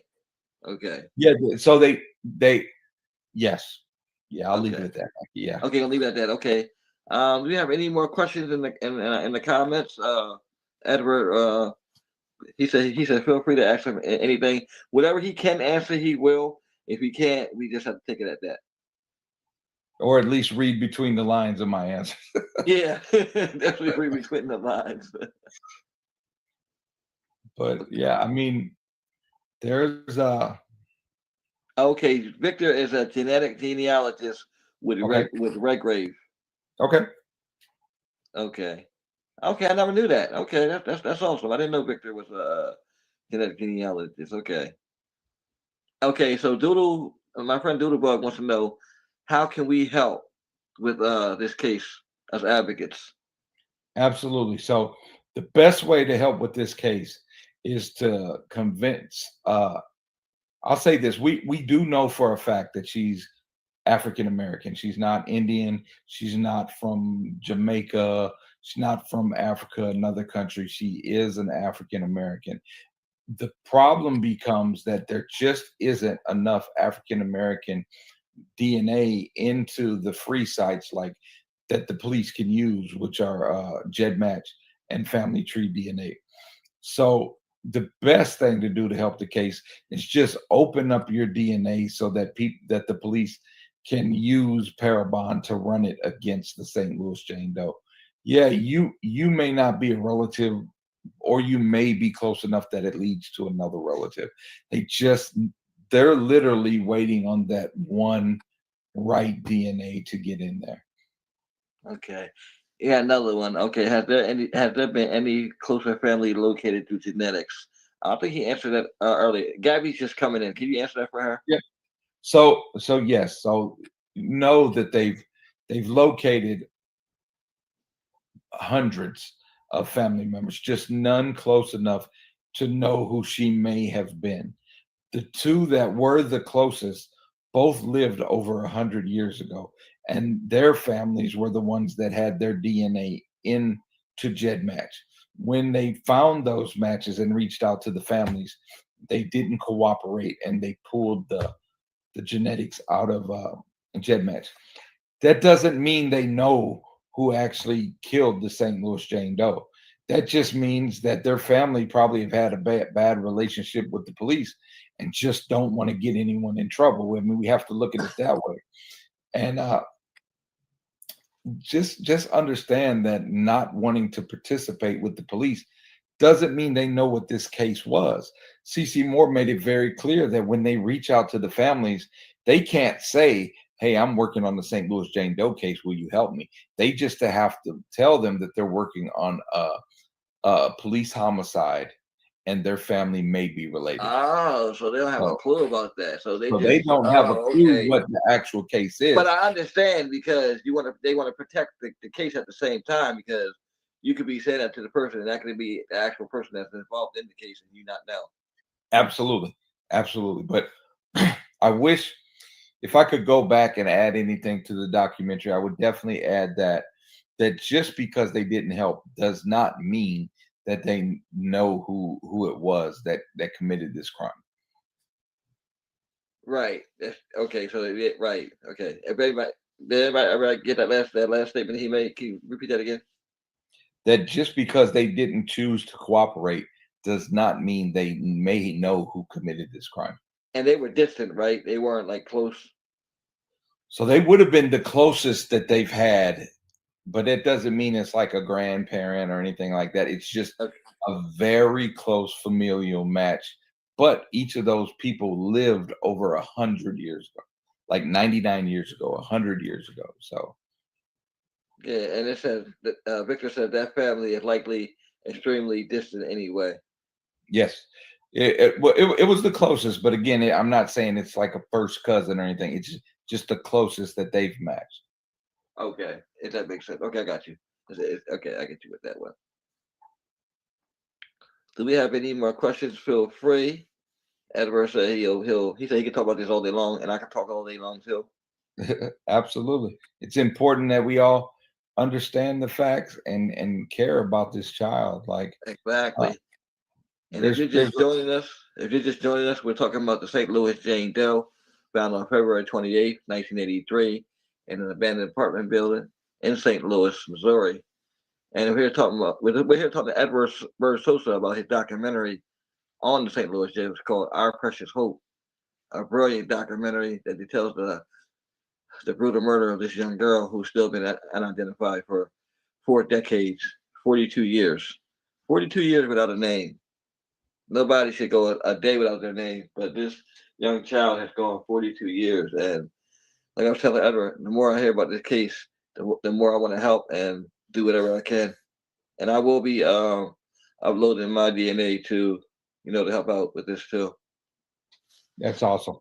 Absolutely. And people, hopefully the people who follow you will follow your lead. And that's how we get this solved. And even Right. and more than just this, yeah, you may not be related to the St. Louis Jane Doe, but you may be related to the Northampton Jane Doe or a different Jane Doe. I mean, you putting your DNA in may help another case. Maybe not this one, but it may help another case. And That's who true. knows? It could help this one. Yeah, We just, right. as a society, there's been so much that the police have done wrong. We just don't want to help them. But don't look at it that you're helping the police. Look at it that you're helping the child. Exactly. I totally agree. Victor said, I know for a fact Cece is working hard as hell on her. I know she can do it. It's just going to be hard.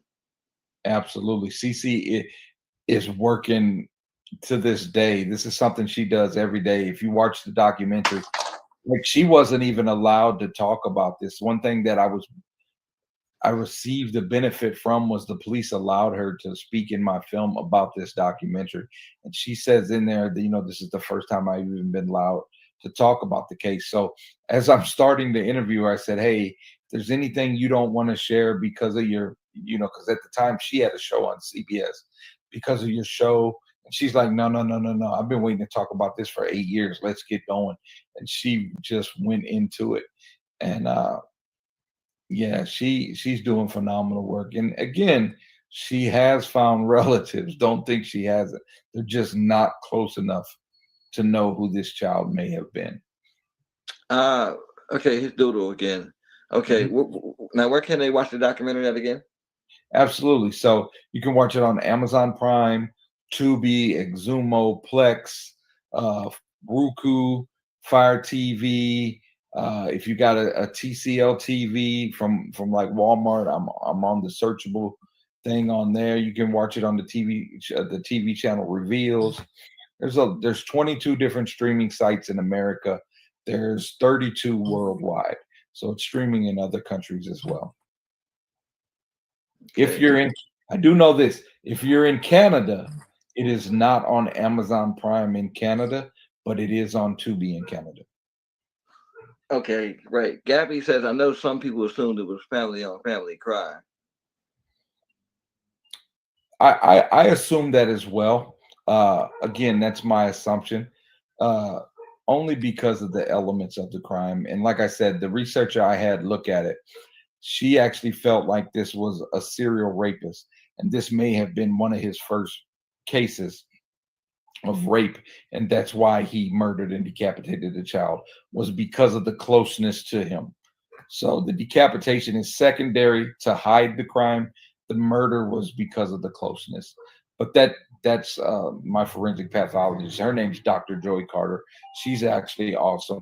If you get a chance, you should look her up because she was actually the first ever African American chief medical examiner in the history of the USA, and she's awesome, dude. Okay, let me see. Okay. Gabby says, my question might be the one that can't be discussed publicly yet, but I wonder, did the DNA from the sexual assault and her own DNA come from the same family?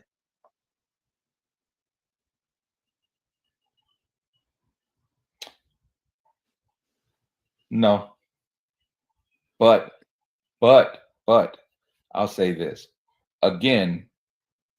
There may be a misattribution of family, meaning that she may not necessarily have been raised by a genetic link family. This could have been a play family. This could have been an in-law that wasn't genetically related. So there may be reasons why the DNA isn't the same, if that makes sense. Okay. My question is, has her DNA been checked against other does? Yes, Okay, yeah. and I believe there's 12 to 14 that have been ruled out. Okay, so 12 to 14, he believes that's been ruled out. Okay, she might be an MPE. Now, what's an MPE? I'm sorry, I should know that. As far as like missing person, or what do they mean by MPE? That's what I'm asking now. That's one thing about when you get letters, depending on when you do research, one place may use the same letters, but it means something completely different. So Oh, we got okay, non-parental. Okay, your dad is your dad. Okay, I get what they said. Okay, non-parental. Okay, I get what he said. Non-parental. Yeah, yeah, like he said, it might be yep, non-parental. yes, yep, she's absolutely right. And that's so true because she could be non-parental and she could also be the little girl down the street. We just Mhm. don't know. And you know, this could be a guardian. You know, this could be uh like she could have been adopted. She could have been, you know, in a foster family. I mean, there's a lot of reasons that the DNA aren't linking up. You know what I mean? So Okay. Oh wow, I didn't know that, Lisa. I didn't know that.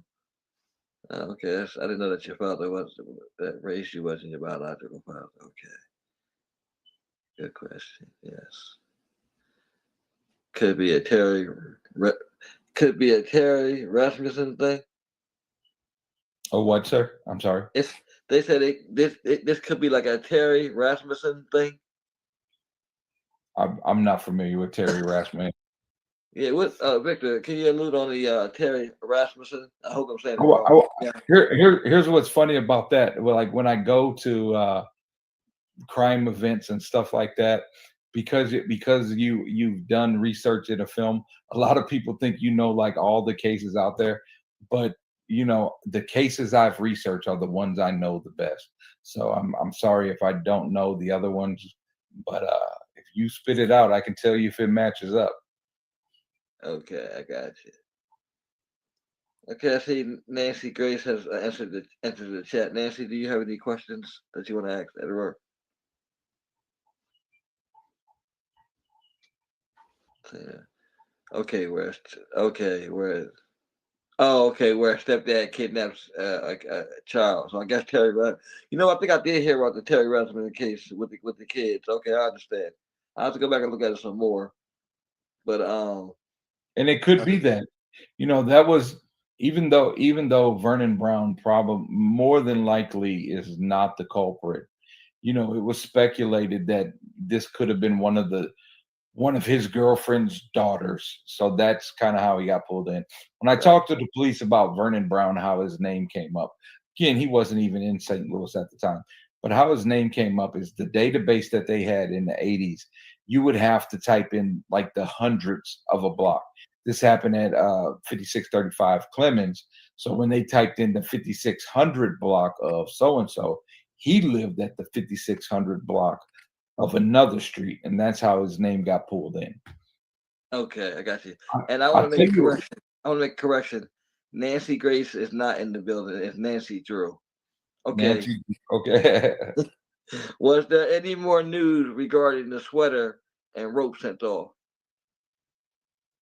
watch the documentary, and I don't say that like rudely, but yes, the police received it back at the station and lost it at the police station, and they actually verified that in my documentary. So the sweater was not And lost in the mail, how they say it was. The sweater made it back to the police station, but then from there it got lost. yes, and they Okay, so admit that they have a signed receipt of okay, that back. right. So I know a lot of times, like I've seen where people said that the sweater was lost in the mail. The sweater was not lost in the mail. It came back to the police station, and then that's where it went missing from. And that's a Yes. fact, and it's in his documentary. So if you hear somebody saying that, then that's definitely not factual. What they say got lost in the mail. And here's the thing about that. So when the cop admits it to me, I ask him, "Can I get a copy of that receipt?" His response to me was, "No, because the guy who signed for it still works on the police force." I said, "Well, I don't want to show his name. I just want to show the evidence." His response to me was, "I'm your evidence. I'm the homicide detective researching the homicide of this little girl, and I'm telling you that I have that. That was good enough for me because no one had ever admitted it to that point. Okay, so that's okay. Right. Okay, so that's right there. I'm near St. Louis, and this is uncommon. They are always losing. Okay, she said this. She says she's near St. Louis. This isn't uncommon. They are always losing evidence. Yes. And not only the St. Louis Police Department, I researched the West Alton Jane Doe as well. And the police destroyed the old evidence, even though it was from 1968. They still, without photographing it or anything, destroyed the evidence. So I wouldn't even be able to get those items because the police just felt like they were taking up space in their and that was the St. Charles County Police. They were just taking up space, so they I destroyed have, it. I have a similar problem. I have a Jane Doe, black female from New Jersey. Mhm. I can't even think of off the top of like where she's from, but they cremated her and they didn't take no picture of her clothing and nothing like that. So it's been very hard too. And I don't think they have DNA because again they cremated the body. Right. So like you said, you can't get those things that are lost. Yep. Yep. He said there are a massive number of body parts that are lost at the FBI. Not only that, I agree with that. Not only that, what scared me about this case is that when I'm talking to people, they told me that I wouldn't believe the number of skulls that are out there in the world sitting in science labs, sitting in bars and stuff like that, to where they're just sitting there and people's never done any type of research on them, DNA on them or anything, and they're just sitting in people's offices. I believe that. I so believe what you just said about those skulls. And I'm very wary if I see a skull. If I see, well, first of all, if I see a skull in anybody's house anywhere, chances are I'm not going in there. And years ago, another missing group told me about a guy that they knew that had human remains, like the bones and stuff, human bones. Yeah. He was going to turn them in, but then he just decided to keep them for himself. I don't know what he ever did with these bones. These bones could probably still be in his house. That's weird, though. Yeah, absolutely. That's really weird. Yeah, man. And even with this, they find a guy that has bones in his storage unit, and they test the bones he has. Wow. They test the bones that he has in the storage unit, and because he has the bone of a little girl, but it ended up being like 300-year-old little girl. So Right. And Victor just put there. He said there was one just down in Florida. Dude found it in his field and held on to it for 30 years. Wow. Yep. They should have charged him. I'm sorry. You don't hold on to something like that for 30 years and then just, come on, man. That's somebody's life. And he didn't think about that at all. Absolutely. That's crazy. Absolutely. Yep. Yeah, it's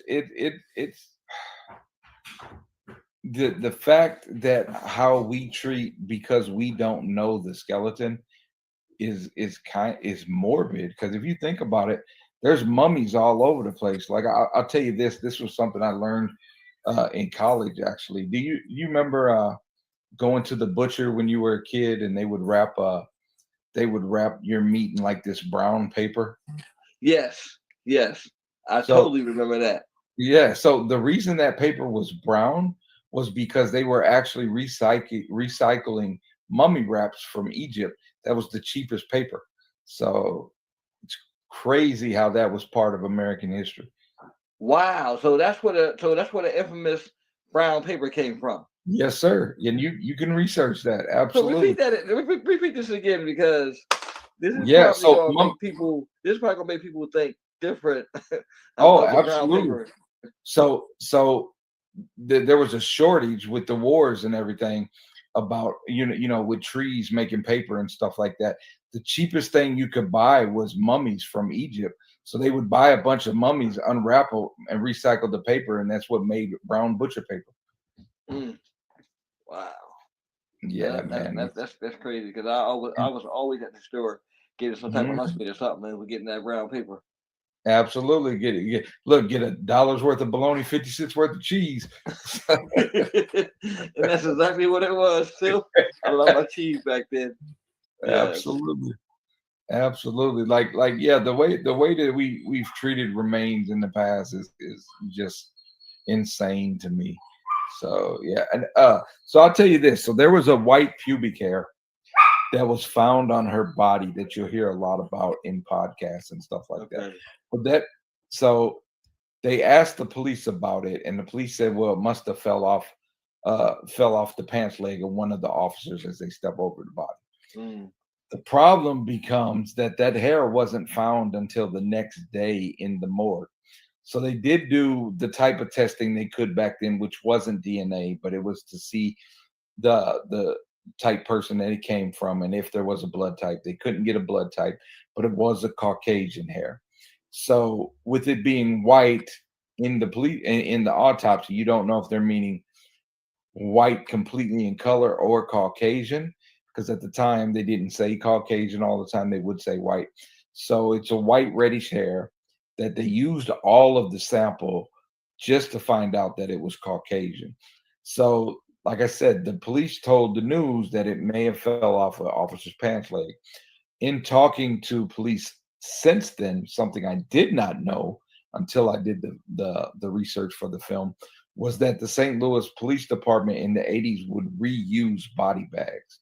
So there's a high probability that that pubic hair was from a body that had been in that bag prior that got on the Jane Doe during transport. No more bologna or cheese for me, says Doodle. No, Doodle. Actually, they put them in the clear bags now. I know down here they do Right, put them in the right, clear right. bags, but I can totally understand why you would feel that way. So yeah. Yeah. Oh, absolutely. And again, that was historically that not now. Okay, right, right. The times have definitely changed. We're in a different time zone now. Yeah. Absolutely. Do we have any more questions out there? I want to thank everybody, definitely for coming through and checking out this live. This has been a good live. This has actually been our longest live, but Edward said, he could talk forever. Right. Okay. Because Yes, yes. for like I said, 20 straight months, there wasn't a night that I wouldn't lay in the bed and I'm like, what am I missing? I gotta be missing something. And that was just me researching it for 20 months. I can only imagine a cop that's been on the case for 15 years, like what's going through his mind. You know what I mean? So Yeah. Yeah, that because investigating alone is a job too. you're right. I find, I'll, t- I'll go ahead, tell you Skip. something. I'll tell you something that's not in the documentary. So there was an African American newspaper here called the Evening World. Okay. Uh, the the thing about it was after this crime happened, there was somebody writing the Evening World claiming they knew who the little girl was. Uh, those letters disappeared. The police weren't notified about those letters, but they would write about them in the Evening World. And the only reason I bring that up is because if you read those 1983, 84 Evening World newspapers, they always refer to her as Sarah Doe. So I don't know what was in those letters for them to refer to her as Sarah, but that's the only paper to refer to her as Sarah. Sarah The Doe. So Sarah Doe, where at the time, the St. Louis main newspaper, the Post and the Globe, where they were referring to her as Sweater Girl. Like she hadn't even became the St. Louis Jane Doe yet. She was Sweater Girl because she was found in a sweater. so you wow. So that name Sarah can also hold some significance in the near future or something like that. It could, and the police had never heard that until I presented it to them in 2022, and gave them the copies of those newspapers too. That she was listed as Sarah Doe. And now, is this in the documentary? What you just said? That isn't in the documentary. The I chose not to put it in the documentary because there's so much confusion around this case that I Mhm. just didn't want to explore too many avenues. I didn't want to create more chaos, if that Okay. makes sense. No, I totally understand. But you done a phenomenal job. But what I'm seeing here. so far. But wow, that's remarkable stuff hearing that, for the first time about that. So wow. I'll definitely be, rewatching this a couple of times, like how to do all of it. Absolutely. And if you watch the documentary, you'll see that I actually show old blueprints of the Okay. building and Mhm. show her exact location to where she was found in the building. And I give you the measurements as well. Okay. It says St. Louis used to have Doodle says St. Louis used to have a children's home called Sister Sarah's way back. Was Okay. that over? Yeah, yeah. What was They Sister still have Sarah's one. at? Oh, they I still have don't know, one? sister. Does he mean Annie Malone? No, hold on, let me see. Doodle, he said, what do you mean, Annie Malone, or you mean Sister Sarah's? You said Sister Sarah's back in the day?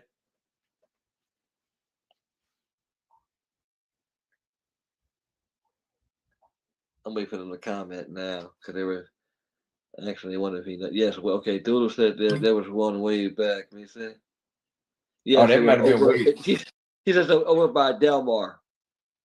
over by Delmar. Yeah. So where I grew up in St. Louis, if he's familiar with St. Louis, I grew up by the Whitewater Tower on Grand and 70. So I was probably 8 to 10 miles away. Okay. So he said he said he was 8 to 10 miles away. They were wondering. They were asking me, they wondered, did you know that? But that there was a Sister Sarah, and she said there was a home. Yeah, yes, there was a children's home called Sister Sarah's in St. Louis over there by Delmar. Okay. Delmar on what? What cross street? What cross street, Doodle, if you can remember?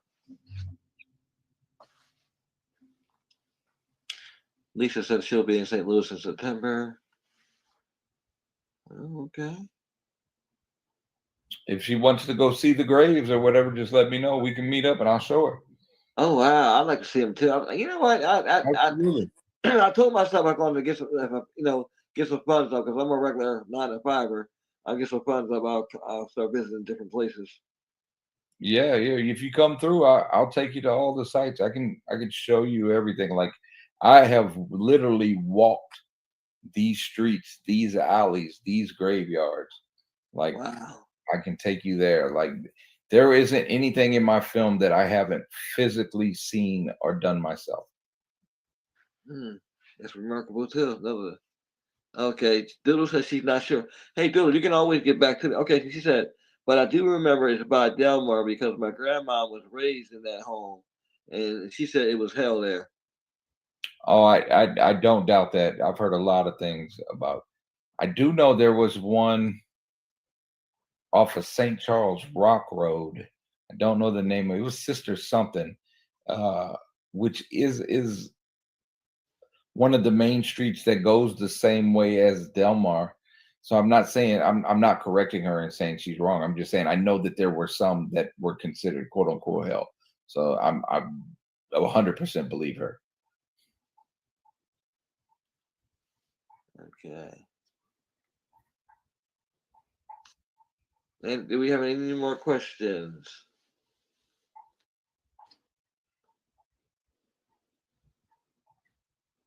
Okay.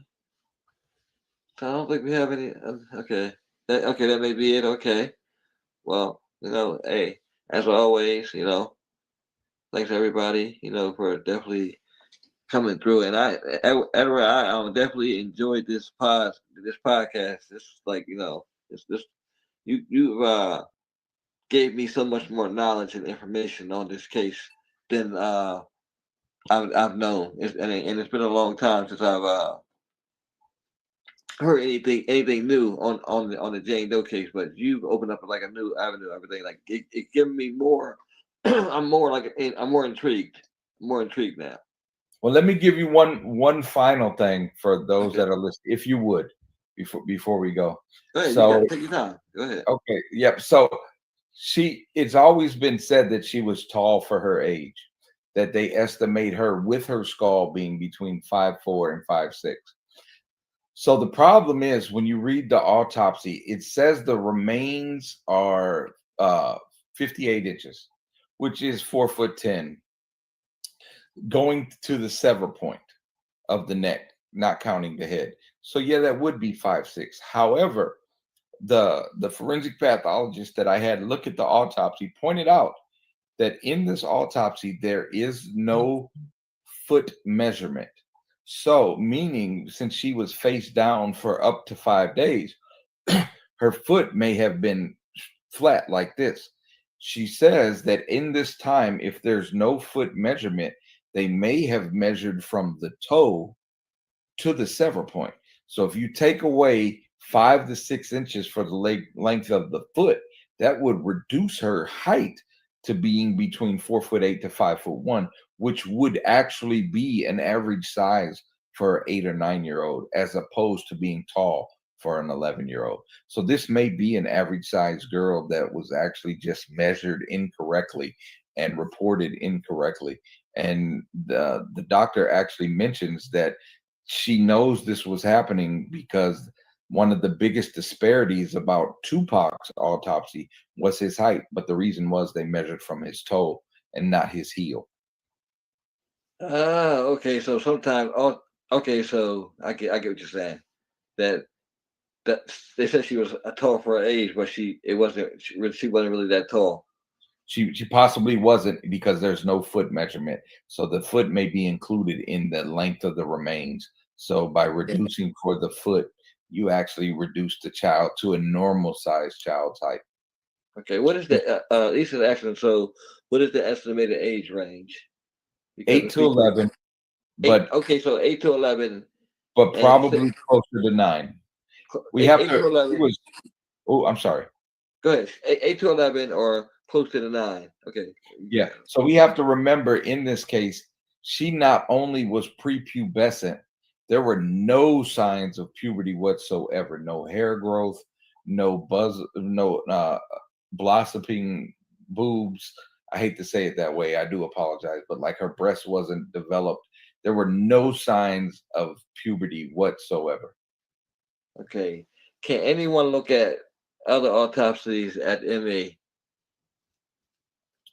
So I actually was granted permission by the St. Louis Police Department underneath the Sunshine Laws of Missouri to actually be the first outside of law enforcement to get the autopsy. So if you request it and they grant you permission, then yes, you can get those copies.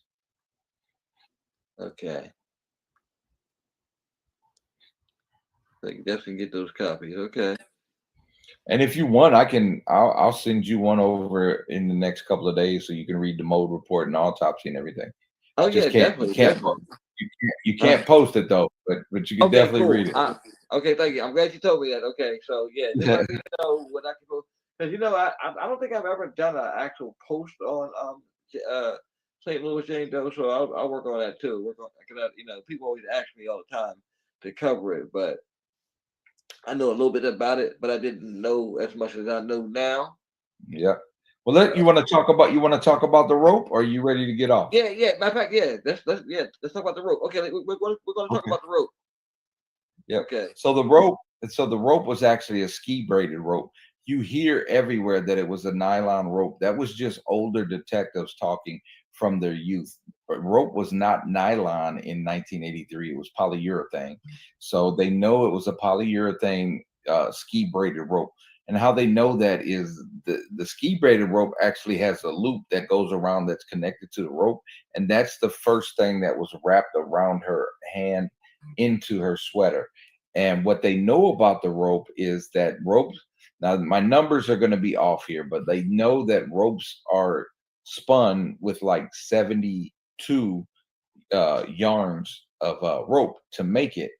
This one was spun 2 yarns short of the normal. And again, my numbers may be off, but I know it was 2 yarns short of what a normal rope is. So they've always held that information, thinking if they could figure out who was making rope too short, then they would know who it was that made the rope. But they've never been able to make that connection. The rope is in between 6 to 10 feet. There are no distinguishing knots. If you look at the pictures, it's basically just wrapped around her hands. So they believe that the rope at this point in the pictures, when they discover the body, is just for transport so that they won't be loose. However, if you watch the film, the doctor goes into that the reason that the rope was used behind her was as he was raping her, he could restrict her breathing to by pulling her arms up. So it would be like a form of controlling the child as she's trying to get out. So he would restrict her breathing. That's why she was tied behind her back. Tell you something, the doctor pointed out that the police did not know until my doctor looked at this, which I thought was amazing. They actually asked me for a copy of her interview. And that is, she pointed out to them that even though they've had this case for over 40 years and never had the head, never found the head, she pointed out to them that the child was beaten in the face because it's always been reported there were no other signs of abuse. And she's like, well, no, this child was beaten in the face. So they then ask, how does she know that the child was beaten in the face? This is what she points out.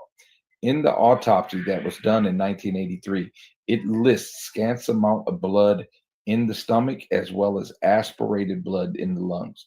The doctor pointed out that she had to be struck in the mouth or nose while alive and swallowed that blood for it to be in her system. So she was beaten in the face when she was alive.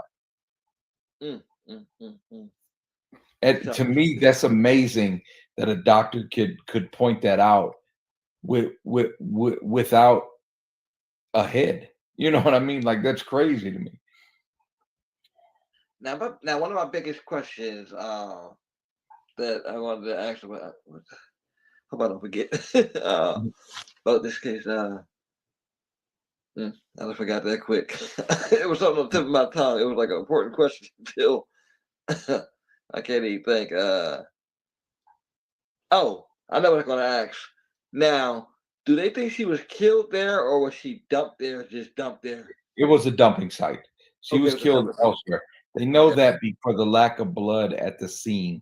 So the only blood I'll show in the film is actually a couple of little marks on a wall inside a doorway. There's no blood on the stairs. There's not even really blood underneath her. There's a little bit of blood that's on a board that was underneath her. And I actually show that board and that blood in the film. Okay. Gabby says the man responsible is a monster, and there's just no way someone like that didn't go on to do it again. I agree. I don't I think, agree. like he said, they think it was somebody who did it their first time. I think this is just like a warm up, and then Mhm. they did it again.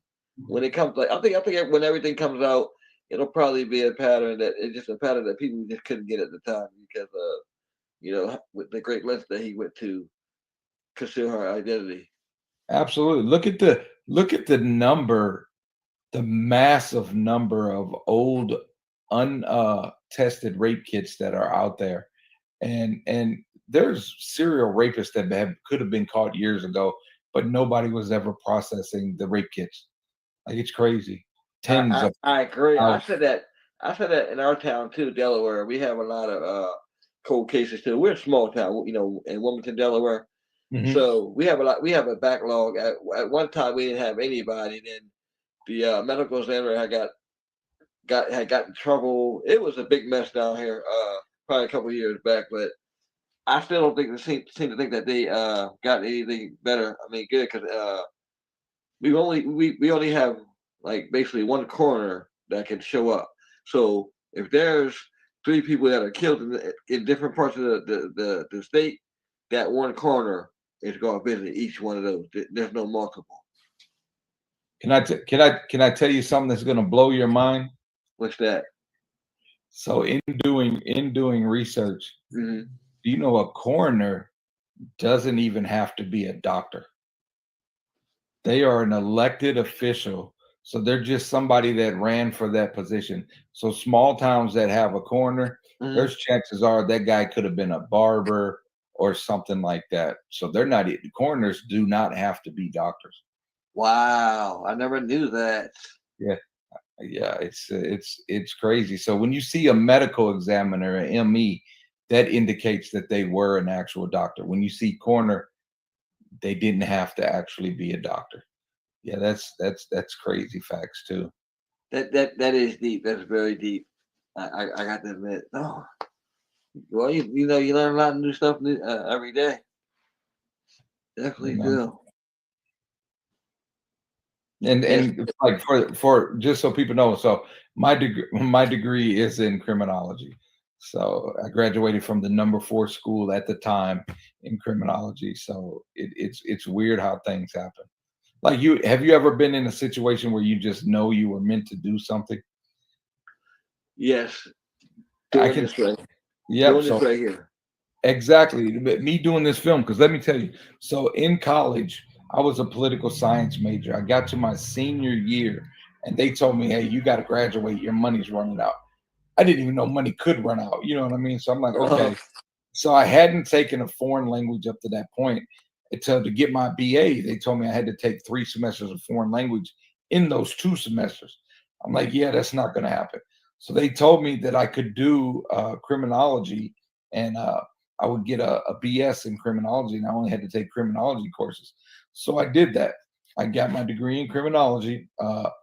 But when I started doing this research, I never did anything in the field. Every class that I took, I needed some element from to do this research. And by default, when I met with police, I was a criminologist. So something 20 years ago when I was in college knew I would need this degree later in life when I didn't even know I was going to need it. mm, mm. Yeah, criminology is fascinating. Let me go back. He said, Victor says there's a coroners in the South who have unidentified body in their possession that they refuse to give up when they leave office. Well, yeah, when they leave office. That's crazy. And I totally 100% believe that. The stuff that people get away with is insane. Hey, definitely that is. Lisa says divine intervention, something that puts you on the path. Yes. And you know what, Lisa, I'll tell you this. So in doing this research, I listened to pretty much every St. Louis Jane Doe podcast that was out there. One of them, they were talking about uh, human fingerprints are almost exactly the same as a koala fingerprints. And I bring that up. One, it's fascinating, but for two, I recently was at a true crime trivia thing, and that was one of the questions. And it just felt like I heard the answer to that question on a St. Louis Jane Doe podcast 3 or 4 years ago. So it just made me feel like at that event, like she was there too. Like you learned this from me. You know what I mean? Was it coincidence? Yeah, but it literally was something I learned from a St. Louis Jane Doe podcast. Okay, okay. So there are some out there that know a little bit. I guess you were saying because I know you said some, were misleading a little bit. Oh yeah, yeah, yeah. People take information and go with like there's one I don't you can name Trace Evidence. That's a podcast, and he basically is I don't know if he's trying to write a book or what, but he goes down the wrong path. Like he says the body's found in a corner covered up. That is totally not true. Like not even close to the truth. So Well, a lot of times people be chasing it too. yeah, That clout, is a hell of a drug, and people are always doing that. And if they can yep, make money off, they're going to do it all the time. Lisa yep. says, Lisa says, I'm a clinical laboratory scientist, and I did genealogy as a hobby. I actually tried it as something my son and I could do together. Okay, Absolutely. yeah. That's awesome. Like get your son started young and fascinating. He may be the one to solve 15 things in the future. I wish you both luck in that hobby, and it's a field that we need. Because when I got one thing I learned from Dr. Carter was so in the autopsy. So Dr. Carter, in case people joined late and didn't hear me, she's the first ever African American chief medical examiner in the history of the USA. And she points out that lividity was not noted after this body being in the basement for 5 days. Lividity is the pooling of the blood when it lays against something. She points out in this time, though, the original person that did the autopsy was Caucasian, and she points out that at this time there just wasn't enough knowledge of African American bodies and how the lividity affected the skin tone to where people would care enough to learn if they weren't African American, if that makes sense. Okay. Gabby said, how did he get that information? Was there some faulty source somewhere stating that, or just made up? What information? What information, Gabby? Are you talking about from the podcast? I think that's what she's talking about from the. Well, if it's his, he was basing it on old information and trying to add his own flair to it. So yeah, Oh, she's talking. if He's you talking about the body in the corner. Where did he get yeah, that from? he made it up. He Oh, he literally made made it it up. up. Okay. But you would be surprised how many other podcasters listen to his podcast and utilized his information like it was the truth. But again, I invite you to go to my Instagram page, and I'm not promoting myself, but there's an actual picture on my Instagram page where you can see where the body was actually laying in the basement. And it's right in the center inside of the door where they just went to the edge of the door and dropped the body face. Well, not there's no face, it's headless, but you get what I mean, face down in the prone position. So being in the corner definitely did not happen. If you want to see that, go to 314 Bird Studios, and the picture's there. You can look at it now. Wow. Arctic True Crime has just joined us. Hey, Arctic, how you doing? Arctic is very familiar with this case too. That is right. That is wild, Gabby. I said the same. I'm thinking the same thing while listening to what he said about that. That's like I said. I learned a lot of stuff from this podcast today. Yeah, Lisa does a lot too. In her group, a voice for the lost, her and Madison. Yeah, they like I said, she's a criminologist. She does a lot behind the scenes. She helps me out a lot too, and other fellow advocates out.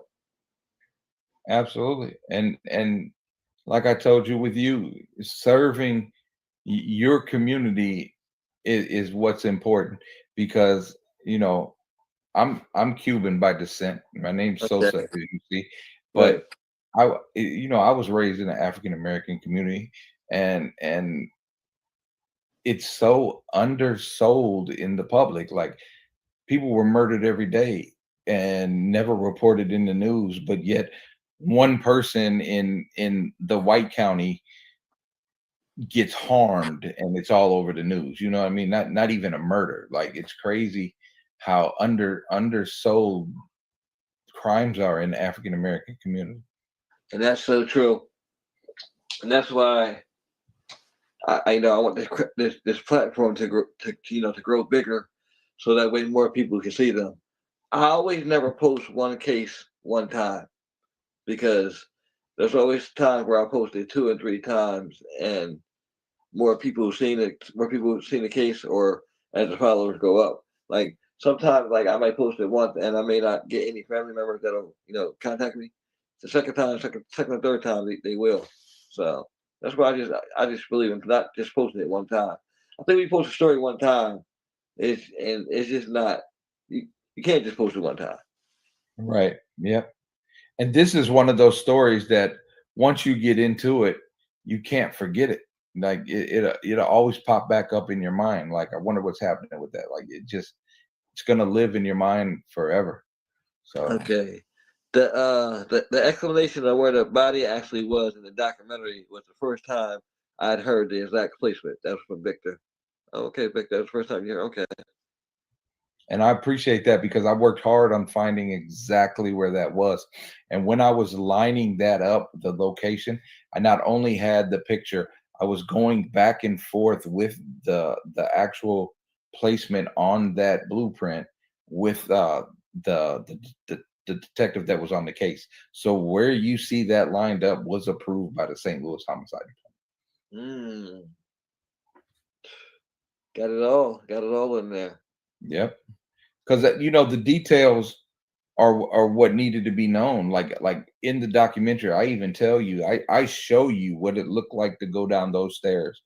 I found a building that was designed exactly the same. I show you the stairs. let you know that it was 6 stairs going into the basement. Like people just tell you going into the basement. No, I show you what it looked like, how many stairs it was. I let you know how many feet it was from the alley to that second doorway, so that you just get, like I said, I walked all of these places myself. So the measurements are there. Okay. Gabby says, I covered her case years ago and think of her often. Gabby, I have to look at that one. That's probably one I didn't catch. Gabby's also another true crime YouTuber. She's very good too. Is it Gabby Fabulous or whatever, or Gabby Losis. yeah, Gabby did. Gabby actually mentioned my film when it was first getting ready to come out. Gabby mentioned it in there. Yeah, So, Gabby's a good storyteller. I love her YouTubes. Yeah, she's awesome. I need to do an update because so much was covered in the documentary in recent times. And that's true. And also, Gabby, by you being here tonight, you also gained some more information, some actual factual solid information. Because he's telling you himself.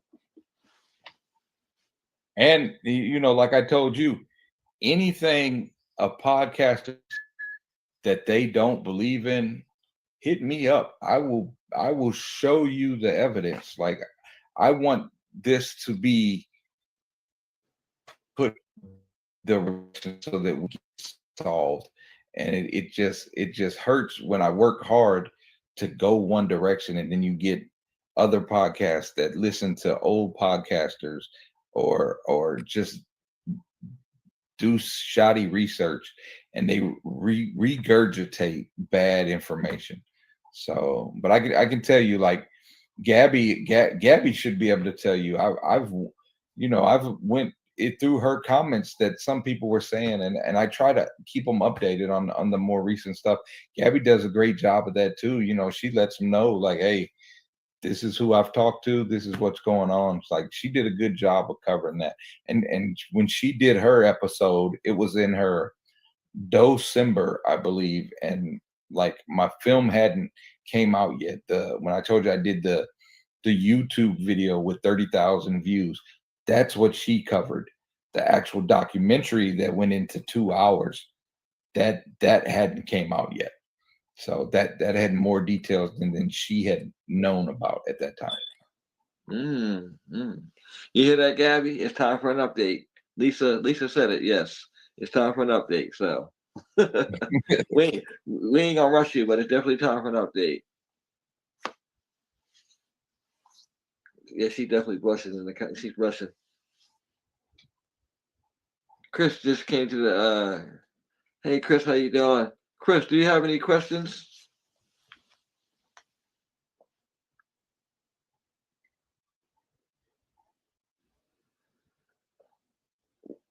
When what Victor say, when we helped solve the babes in the woods in Canada, a blogger called the boy's mom a hooker, which wasn't true. Yeah. Yeah, So there's. Go ahead. No, go ahead. I'm sorry. No, you're good. I cut you off this time. No, I was going to say there's elements of that here.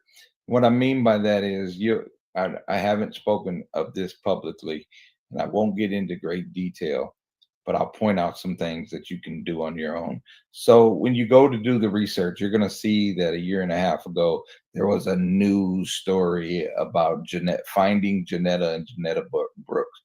Totally fabricated story. If you actually read it, see my documentary, and then look into the Opelika Jane Doe, they watched my film, they put elements of the Opelika Jane Doe into a story, created that for Reddit. People don't, if they actually look Finding Janetta up as the OP, they will see that there's a second post that the person did where they're saying, my sister is definitely not the St. Louis Jane Doe. So myself, the St. Louis Police Department, and CeCe Moore all looked into the people that these was claiming to be. None of them ever existed. I saw that story. Yeah, that story on Reddit, and I was skeptical of that story too. Here's what's crazy about that. And again, Gabby, I know you did a story on this. You can reach out to me. So I was the one actually talking to the quote unquote sisters. Me, the police were talking to them through me, and yeah, we quickly found out. So they were saying that she had been born in Detroit. She went to school in Terre Haute. The FBI reaches out to the Terre Haute school district, and no one ever by that name was in school in Terre Haute. No one ever by the name she were given lived in Detroit. It made no sense. She gave me an address in St. Louis. I go there. It's a building next to a Quick Trip that isn't even an apartment building, but that building's been there since like 1840 or something like that. So there's no way there was a building there before that. It was a made up story. I can show you an email from the lady that did the news article saying, hey, I know this isn't panned out. We're thinking about doing a retraction, but they never did. So people still to this day think that that's hope. That's not hope. It was a made up story by a person who just wanted attention, and that's sad. I think so too. Just about it. When I read the story, I think I read the story probably like I'm gonna say like 2 years ago. And if you Mhm. notice something, that story came and went because you Yeah. don't hear too much about that. But for the people that don't know about that, there was a finding Janetta Brooks on I seen it on Facebook and I seen it on Reddit.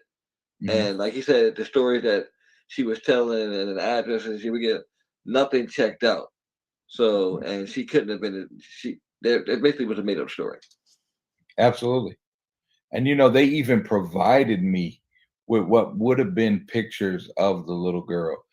That's what made it even sadder. They took like 5 yearbook photos from different years and said it was this little girl. So I mean, they tried to go deeper than the story needed to be. But let's just say law enforcement, they gave up on it. But once that hit the news, they were forced by their superiors to go deeper into it, and they found out it was just a guy in California that just made up a story. And it's crazy that people would mess with, like I said again, this is real life. This is not, no TV or nothing like that. It's crazy how people will mess with people's lives and do that. And we see that in the missing world too, where people or send messages talking about we have your family, give us some money, or we seen this person somewhere. Hmm. Yeah, Yeah, it crazy. seems that Brittany Williams. Yes, Brittany. Another case. Brittany Williams. Yes, that was a. I ain't gonna hold you. She had me a little bit fooled too because the photo resembled, but it was total. Yeah, Total BS.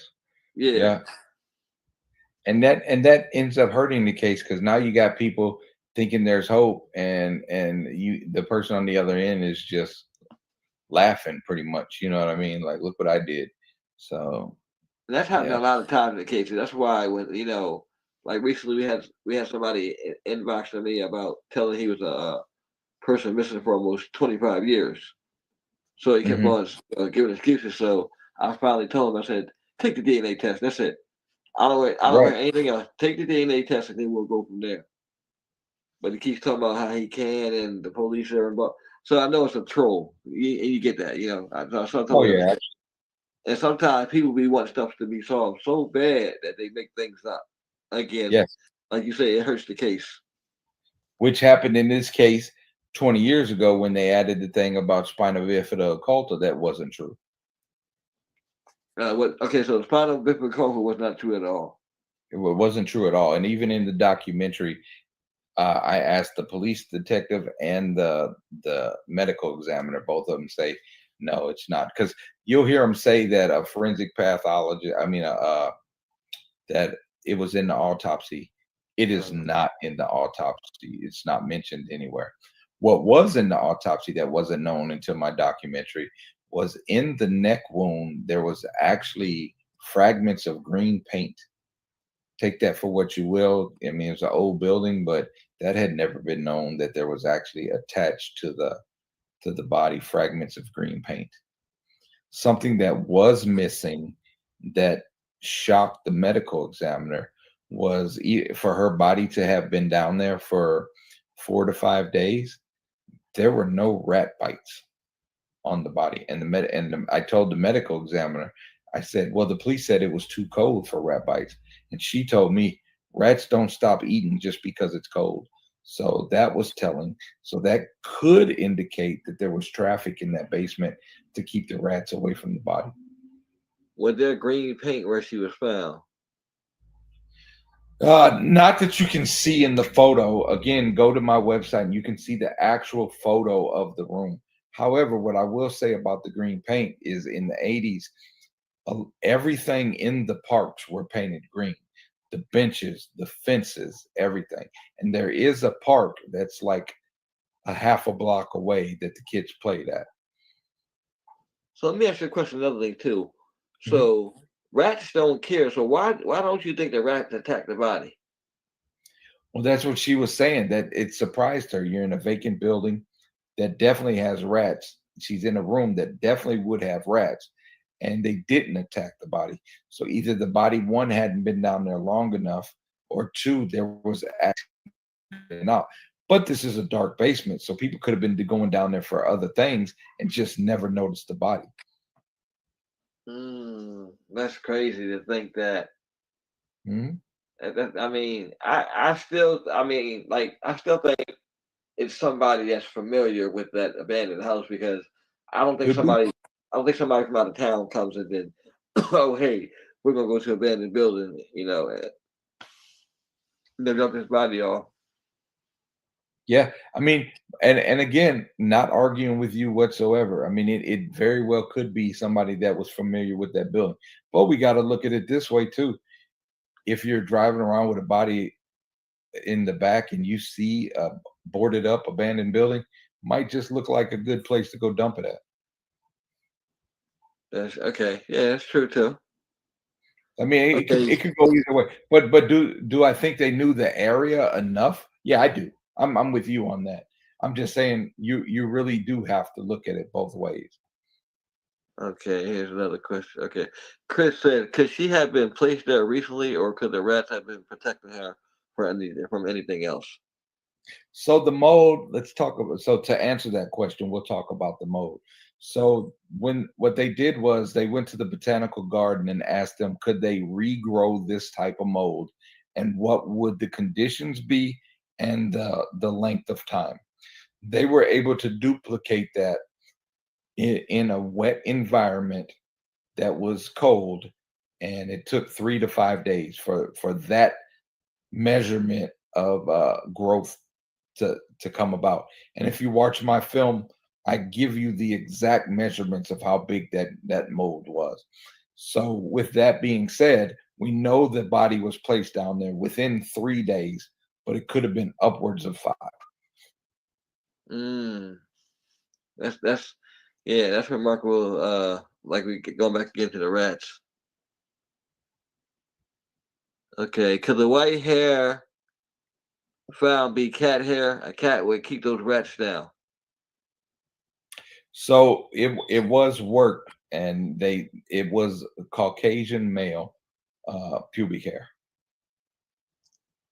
But they're not that it was on the body, but there could have been cats in the area too.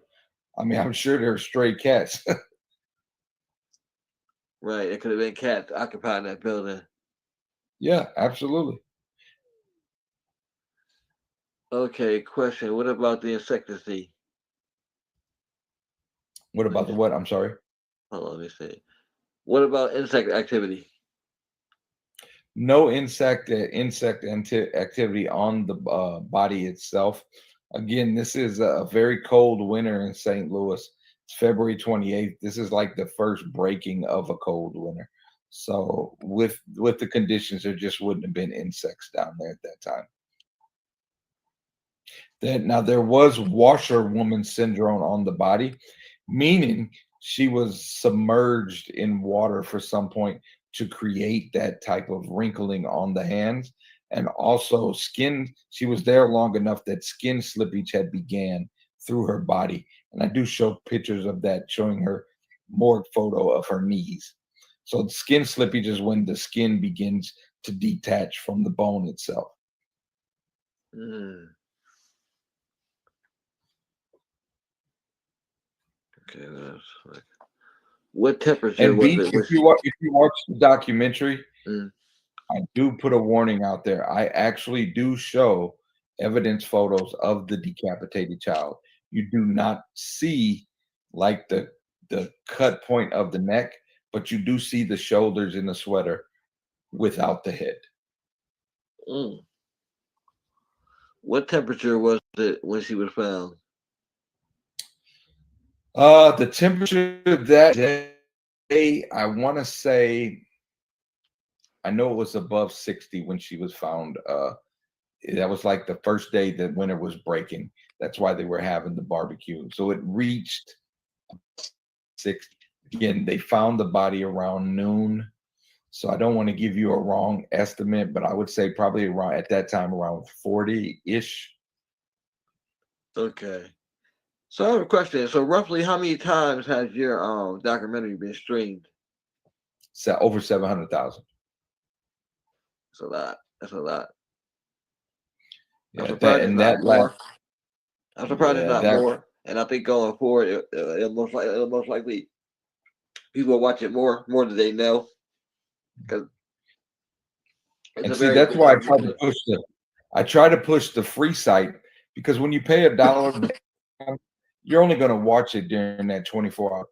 But if you watch it free, you can watch it over and over and get the details. You know what I mean? And to me, like I said, I don't really care. I just want the information out there. So watch it wherever you can.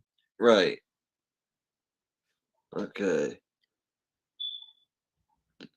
Let's see. If we go to Chris, he says, "How many times were the cops called to that building? Do you know of?" So I can tell you this in finding footage from the news to that building, I was able to find uh, a few, like 3 different instances that they were at that building for something, whether it be the news was recording the police there for a car parked in the back that had no wheels to the front. Uh, so there was quite a bit that they were called there.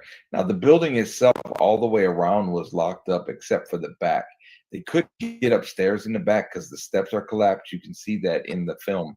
But the only entrance was that back door to the basement. Also, what people don't realize is there was actually a building right next door to that that had people living in it. And the neighborhood candy lady actually lived right next door. So kids were in that area going to the house right next door buying candy. Mm. Gabby Losis, this was a girl around 9. She would have been in school. How can that go unnoticed? That's what I think about. Well, I can point out some instances there for you, just things that came up during my research. So at this time, families, both white and African American, would hide their family members with disabilities. So if this was a slow person, there's chances are she didn't go to school. She just stayed home. If we want to point that direction, then things that could point towards this being a slow person, the sweater not having a label in it, yeah, we look at that as thinking they were hiding the label because they don't want you to know who the sweater is. However, a high number of children with autism do not like labels touching their skin, and they actually cut it out of their shirts. So that's a possibility. Another one is this could be a military child. So, yeah, military children go in and out of military bases, and people don't know how long they're going to be there, where they're going. So, if this was a guy in the military and he killed his daughter, let's say, and then he just up and went to another military base, no one would question that child disappearing. That's true. That's so true because there was a case in Germany years ago. African American guy. He supposedly had killed his wife and two kids, and they Mhm. went missing, and they never found the bodies. And I think they looked into the case probably like they went straight through it. They didn't even investigate the case, and this guy lived his whole life. He's still living, I believe. He's still living, and this girl and her two kids are still missing. Like they never really did anything on the case. Mm, It's crazy. crazy. It could have been also migrant workers. Yeah, could have been migrant workers. This could have been a love child. This could have been somebody homeschooled. This could have been somebody that just went to school somewhere else, but family just moved here and she hadn't been enrolled yet. I mean, there's quite a bit of things. I mean, we got to think about February. You know, the end of the first semester was probably right after Christmas or around Christmas sometimes. So if the family moved, even though this would be a grade school child, that's still like the middle of the year. So they probably were trying to enroll her. Yeah. Her DNA relatives weren't recent migrants though. No, she was African American. She's African American. Okay. Yeah, and there's no way that this has been looked at on several ends, and no one believes that this is like a ritual killing or anything like that. This isn't a sacrifice. There are no indications to that. The only thing that put people's mind there is the body was completely drained of blood. Okay. So, but that's, this could be a trucker that killed the victim in Ohio and it was bleeding out all the way here. You know what I mean? Like or he could have killed the person and the body bled out while he was trying to figure out what to do in the tub. Now again, we have to remember that the meat cleaver actually had cut animal byproduct before. So he could have did this at like a butcher house and she bled out on the floor there and they never would even know. But a couple of elements to tie together, just another avenue or rabbit hole to go down is you're looking at ski braided rope. You're looking at a hatchet that cut animal meat prior to cutting this neck. This could be a hunter. This could be somebody that likes outdoor activity. You know what Lisa I mean? just said that. Lisa said it could be a hunter. Yeah, absolutely. 100%. And what is the name of the fungus? It starts with a T. Let me see if I can pull it up real quick. Let me grab my phone. And Could just be a sicko. Yeah, that too. it could just be a sickle. Absolutely. 100%. There's so many avenues to this. Yep. Wait, is this near? What is she saying? Hold on. Was this near Willie Childs was arrested for rape in 1983? When what child was? It was Willie Childs. Was this when he was arrested in 1983? Willie Childs. I think I remember hearing that story about Willie Childs. I'm not familiar with Willie Childs. Okay. He's not familiar with Willie Childs. Okay, so here's the point about that.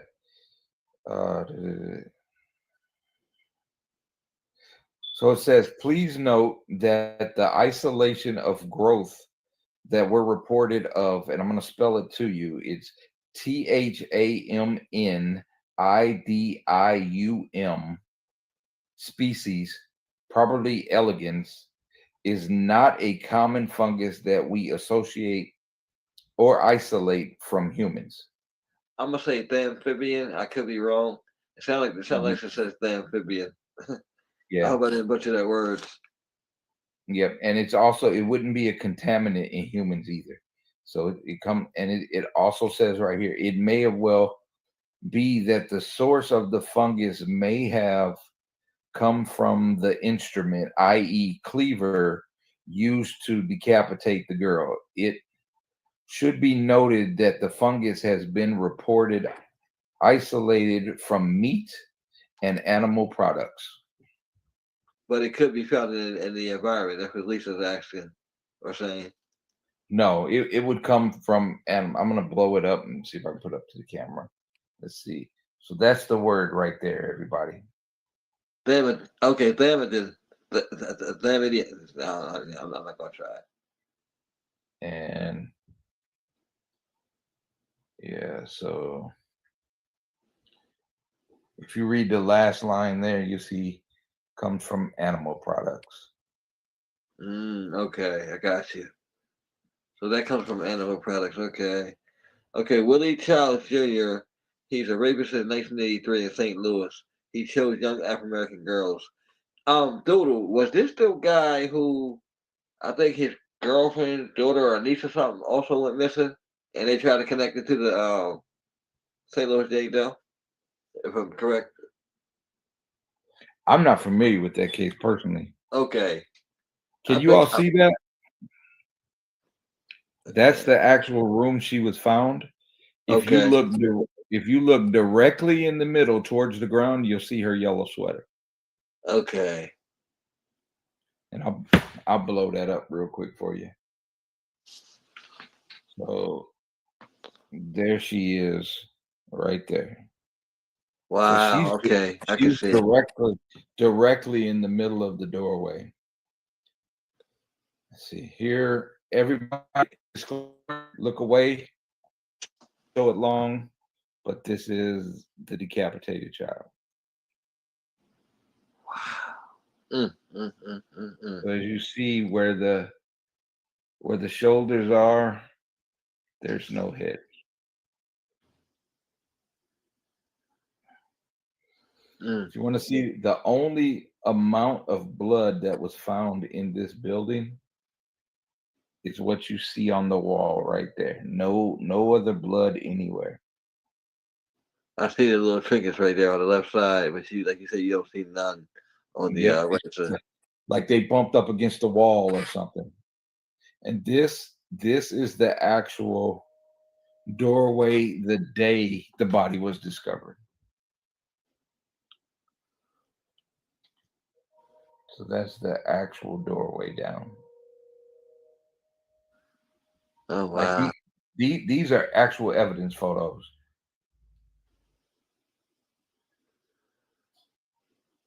So like I said, I'll send you this stuff. Oh, okay. Okay. So be careful showing pictures because YouTube is bad at taking down channels for gruesome. Okay. Okay, my bad. I'm sorry. No, I'm I sorry. know. Gabby's let me know. I didn't. You're good, but Gabby's let me know. So okay, cool. Okay, well, we didn't show too long. So hopefully they let us live. Yeah, or if you gotta screen it out, I completely understand. I'm sorry, everybody. I really just care about this case, and with you all asking questions, I want you to know that everything in my film was researched and vetted by police and doctors, so I can provide any evidence that you have questions about. Right.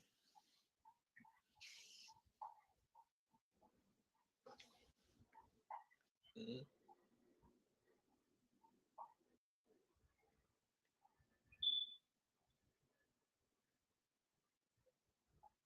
Do you have any more questions for Mr. Sosa?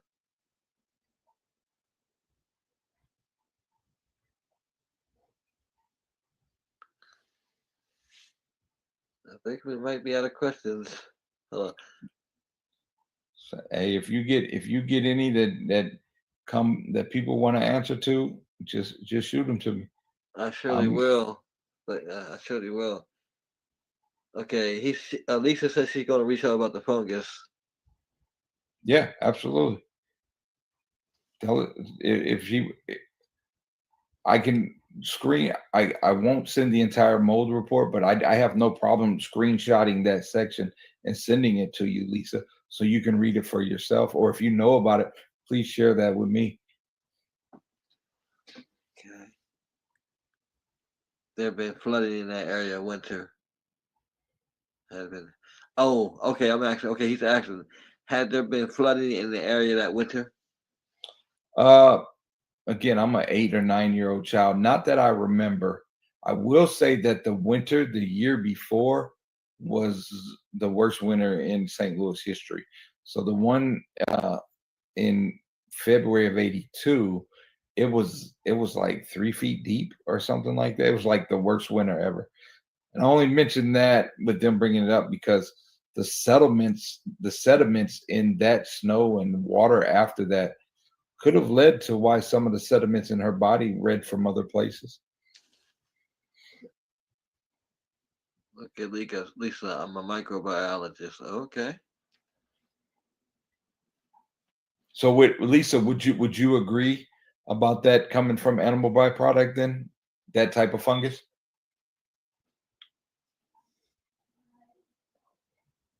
Victor said thank you for that explanation. Okay, I don't do much mycology, but it looks like the actual use that the fungus aids tenderizes meat. Yep, which is what that says too. Absolutely. Okay, and what about the fingerprints? Marvin So fingerprints. right. So her fingerprints were put into a system, and I lived in St. Louis at the time. Because of her, the next year we were all going to the mall doing our fingerprints. So at this time, with her being a child, even if she was at the age of 11, they just weren't fingerprinting children. So her fingerprints and footprints are on file, but have never matched anything. Okay. I'm wondering where it's found naturally.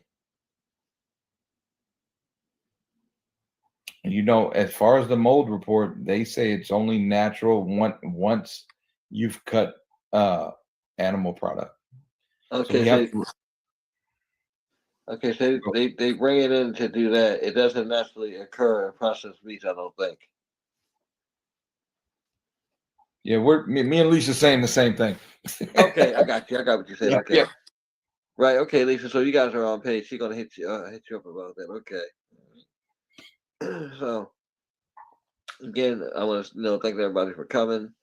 This has been the podcast on the St. Louis Jane Doe. Edward Bird Sosa he was here to talk about his documentary Precious Hope and also the case. The case has been unsolved. Like she's been unidentified for 4 decades, 42 years, and the more information that's getting put forward now, hopefully that it'll lead to her being identified sometime this year or sometime soon. I want to thank you again for coming.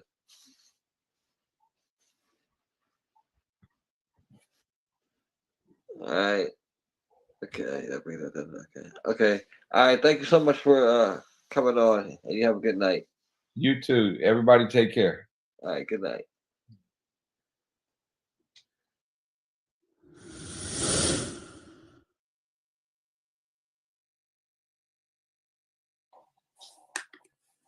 Okay, and we are live now. I'll wait for a few people to come on.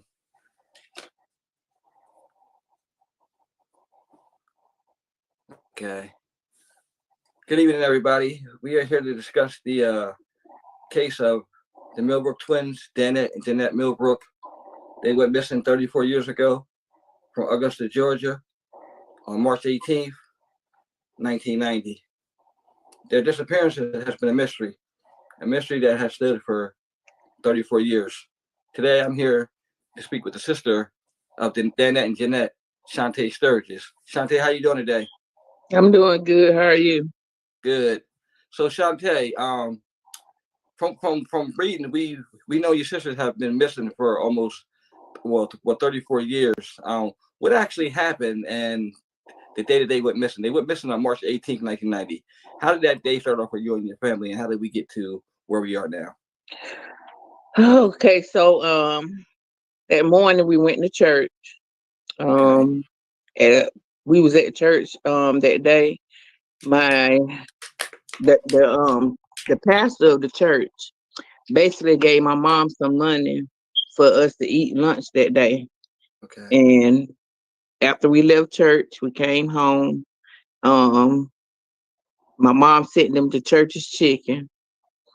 And when they came back from Church's Chicken, we all was sitting down eating, and we was talking about going to school.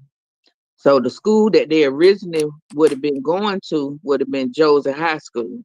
Okay. But because we hadn't been too long moved to the area that we were staying at, they were still going to an out of zone school, which was Lucy Lane High School. Lutheran Lady High School was the high school the girls were going to, right? Yes. Okay. So basically my mom didn't have any money, of course, for us to eat lunch for that day. Nor did she have any money for them to be able to catch the school, well, not the school bus, but the city bus back and forth. So she told them to call my goddad. My goddad told them that he would give them some money, to catch the school bus. The city bus back and forth to school for that week. Okay. And they left the house, and basically they made it to his house. And after they left his house is where everything went left, because instead of them coming back home, they was going to different family members' houses, where they went to two different family members' houses Mhm. to ask them to walk home with them. One of them was my cousin Juanita. The other Okay. one was my older sister, AC Hander. And so basically, um, they made it to Juanita's house. Her mom wouldn't Okay. let them go with them. So they left Juanita's house and went to my older sister's house. My older sister said when they came there, they asked her, and she said that she couldn't walk home with them, which we are that she hadn't been too long, had her oldest son at that time. So of course she then, wasn't up to walking with them. So it had to be probably like maybe 4:30ish, almost 5 o'clock. Mhm. I know it was getting late, basically. And they left the house around maybe 2 or almost 2. Okay. So in between that time, I guess my mom started getting worried that they hadn't made it back home, because we don't walk that area before. So I guess she knew, the time frame, how long it would have took for them to get back home. So she started calling around to other people, like my sister and my goddad, asked him did they make it to his house, and he told her yeah. And then when she called my older sister, this is how we knew to go to the pump and shop store, because my sister said, yes, they came over here, Mom, and they left my house walking like they was going towards the pump and shop. So by us already living by the pump and shop years ago, years prior to us moving to where we live, we already knew some of the attendants that work in the store. So the attendant, basically by the time we walked down there, she told my mom that they did come in the store, that what they brought, she said they didn't seem like they was worried about anything. Nothing. The only thing she know is they brought what they brought. After they left the register, she had to ring up somebody else, and she said basically they was gone just like that. She don't know if they got in the car with somebody. She don't know if they went left, right, or what, And from that point on, as we know, she's the last person that seen them, and nobody's seen them since. Wow. So I got a question. By them asking people to walk them home, do you think they was a little worried? I think so, They just didn't want to let because on, right? if they wasn't worried walking down there, and they didn't need nobody else, because I also asked them to walk with them, even though I was 12 years old back then. I did ask to go, and they told me no. They told me that they was coming right back after they left my goddad house, and basically, so I think something happened in between there, um, and that's the reason why they was going around asking people to walk them back home or whatever. I'm not sure, and I guess we'll never know what was the purpose of them going, because we don't know where they at still to this day. Right. And I remember before when we spoke before, the first time they got home, they said a white van was following them, right?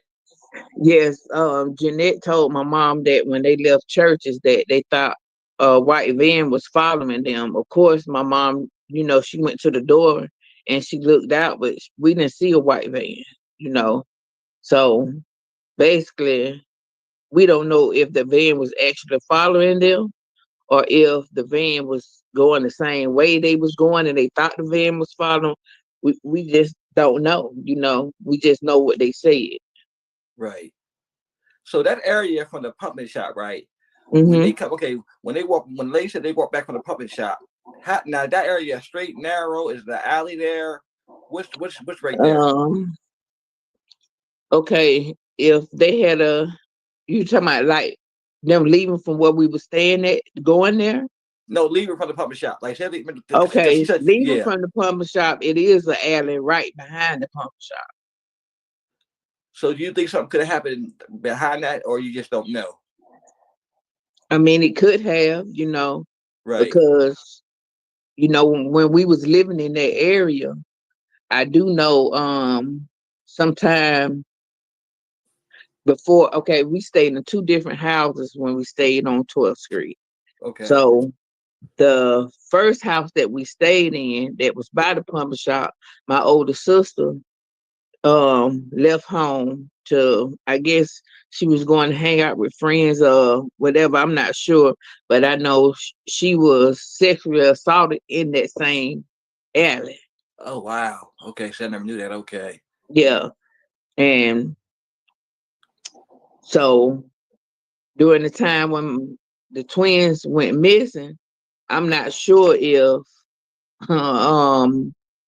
you know, it was somebody standing around, waiting for them. I don't know if the person that was in the van that was following them that we didn't see, it may be could have been a van following them. We don't know. You know what I'm Right. saying? I just know what was told. Right. And then Okay. so sometime after that right there, after we made it back home, because we walked there. We walked to the barber shop and I'm saying, hello? Yeah, I mean, I can hear you. Okay, because somebody was calling my phone. You all right? Good. Go Anyway, ahead. I know when we made it to the store and after talking to the attendant, we walked back. As we was walking, I'm sorry. Why does they keep calling my phone? I'm doing something. I'm sorry. It's okay. It happens. It happens. It happens. Oh my goodness.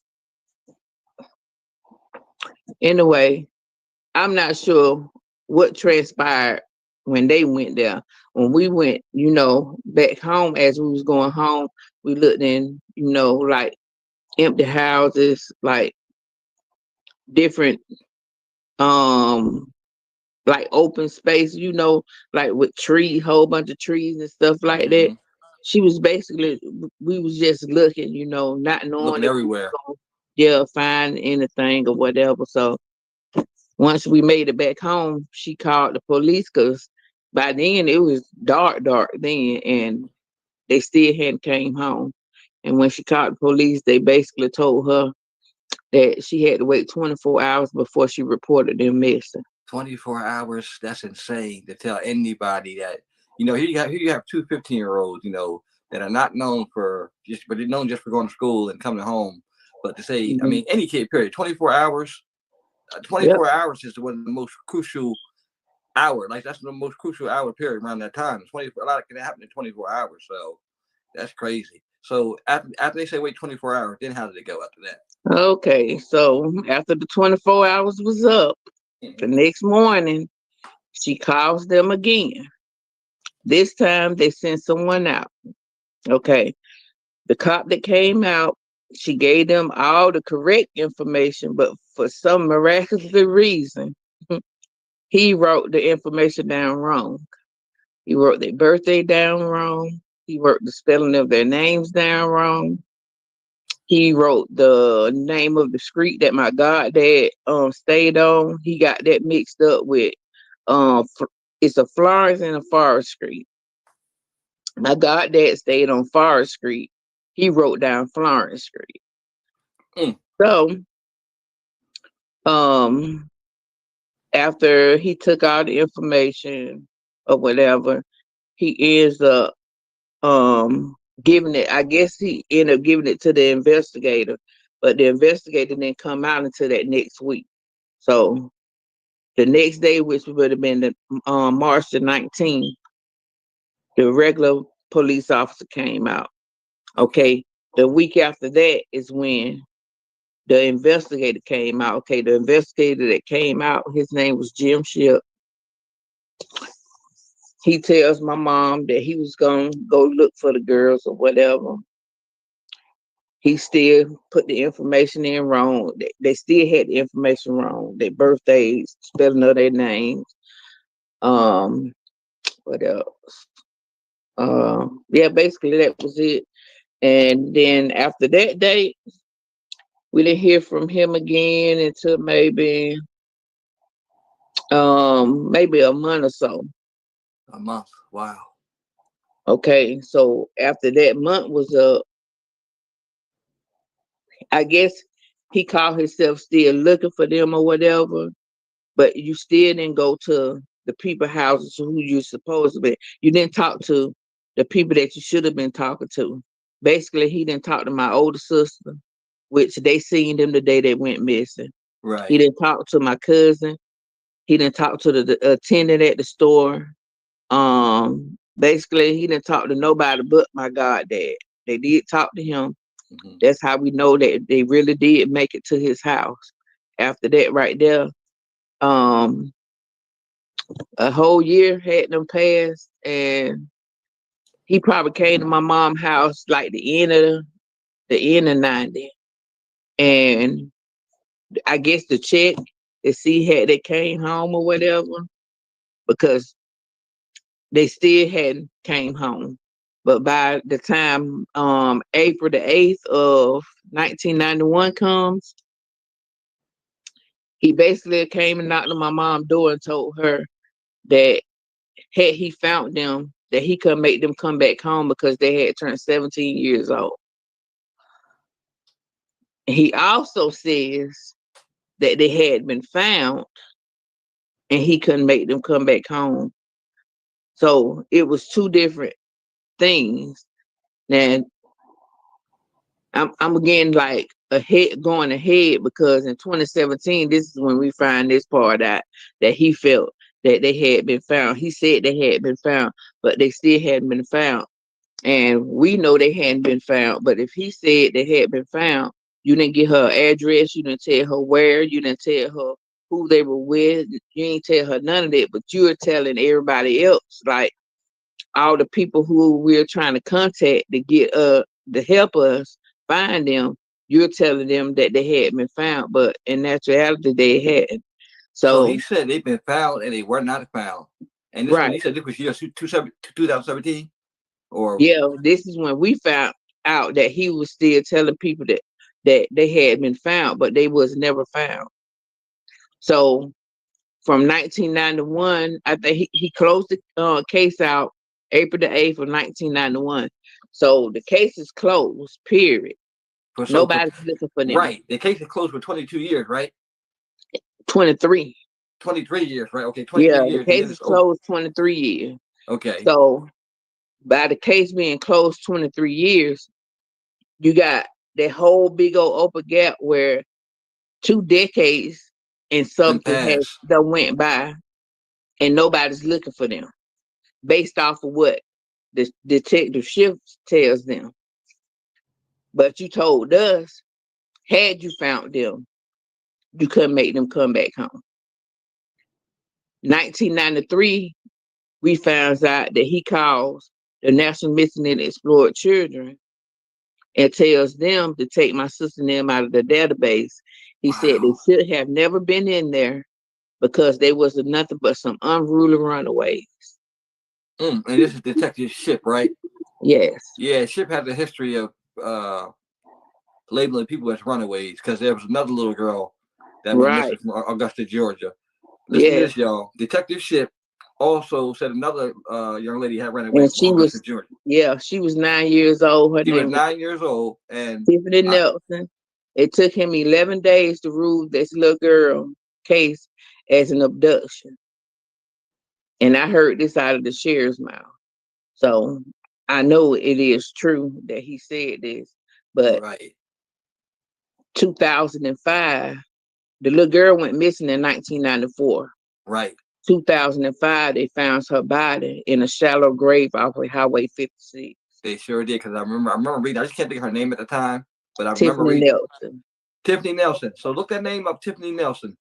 Detective Yeah. Ship also labeled Tiffany Nelson a 9-year-old at the time as a As a runaway. runaway. But almost 12 years later, she's found in a shallow grave. Right.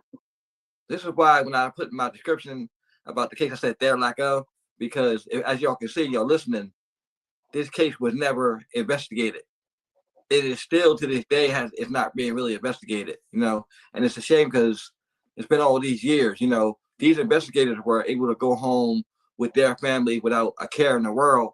And here you have. Oh, he said the reason why he can go home, and he said he was glad that he could go home because he didn't have kids that he had to go home to kill.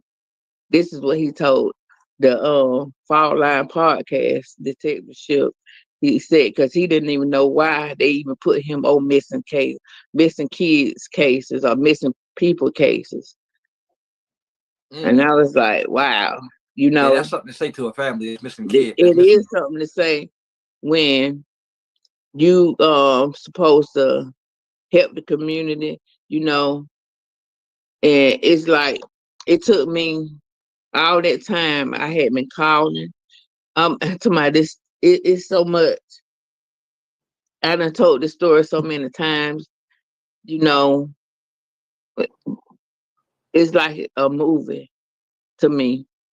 It's like I'm telling somebody else's life, but it's our life. You know what I mean? And it's like it took y'all 23 years to open this case back up. This family still calling y'all all these years, and y'all still saying y'all can't help. The only reason why this case, I think, got opened back up is because the sheriff that was running at the time, he was wanting to get elected. Oh, okay. That's what I'm thinking. Because now, who was the sheriff at the time? His Richard Roundtree. That's the one the sheriff now, right? Yes, he's the sheriff now. Yeah, I remember he wasn't the sheriff when they first went missing, but when they opened the case back up in 2013, he was just being elected as sheriff. And I thought, because the sheriff that was in the seat at the time when they first went missing was the Caucasian guy, I was like, well, maybe, that he's a black guy, maybe he want to help more than, right. This me thinking. I could be wrong, I don't know. But I was like, hey, let me try. I just happened to see him on the news and he was saying that he wanted to help the community, blah, blah, blah. I said, well, this is a good time right here for me to call. So I calls down there and sure enough, they end up calling me back. They didn't answer the first time. And Sheriff Roundtree was the one that I talked to. I talked to the person that he was running against. And he's the one that called me back and said they was going to open the case back up because they didn't like how the case was closed. They closed the case off of hearsay. Basically, somebody said they seen them. He closed the case and left it as that. 1993, you called NCMEC, which is the National Mission and Explored Children, tell them to take them out of the database. So 20-something years goes by. Nobody knew. Like anything could have happened between March the 18th and 2013. They opened the case back up in September, I believe. Anything could have happened. Anything. They could have still been alive. We don't know. I mean, they could still be alive to this day. We just don't know what happened to them. You know what I mean? And I think if they had did something then or got somebody else different, if they see that the family was still calling saying these girls out there, why not try to help? You think we calling for our help? We weren't calling for our help. We weren't just calling down there to say they was still missing if they wasn't. Right.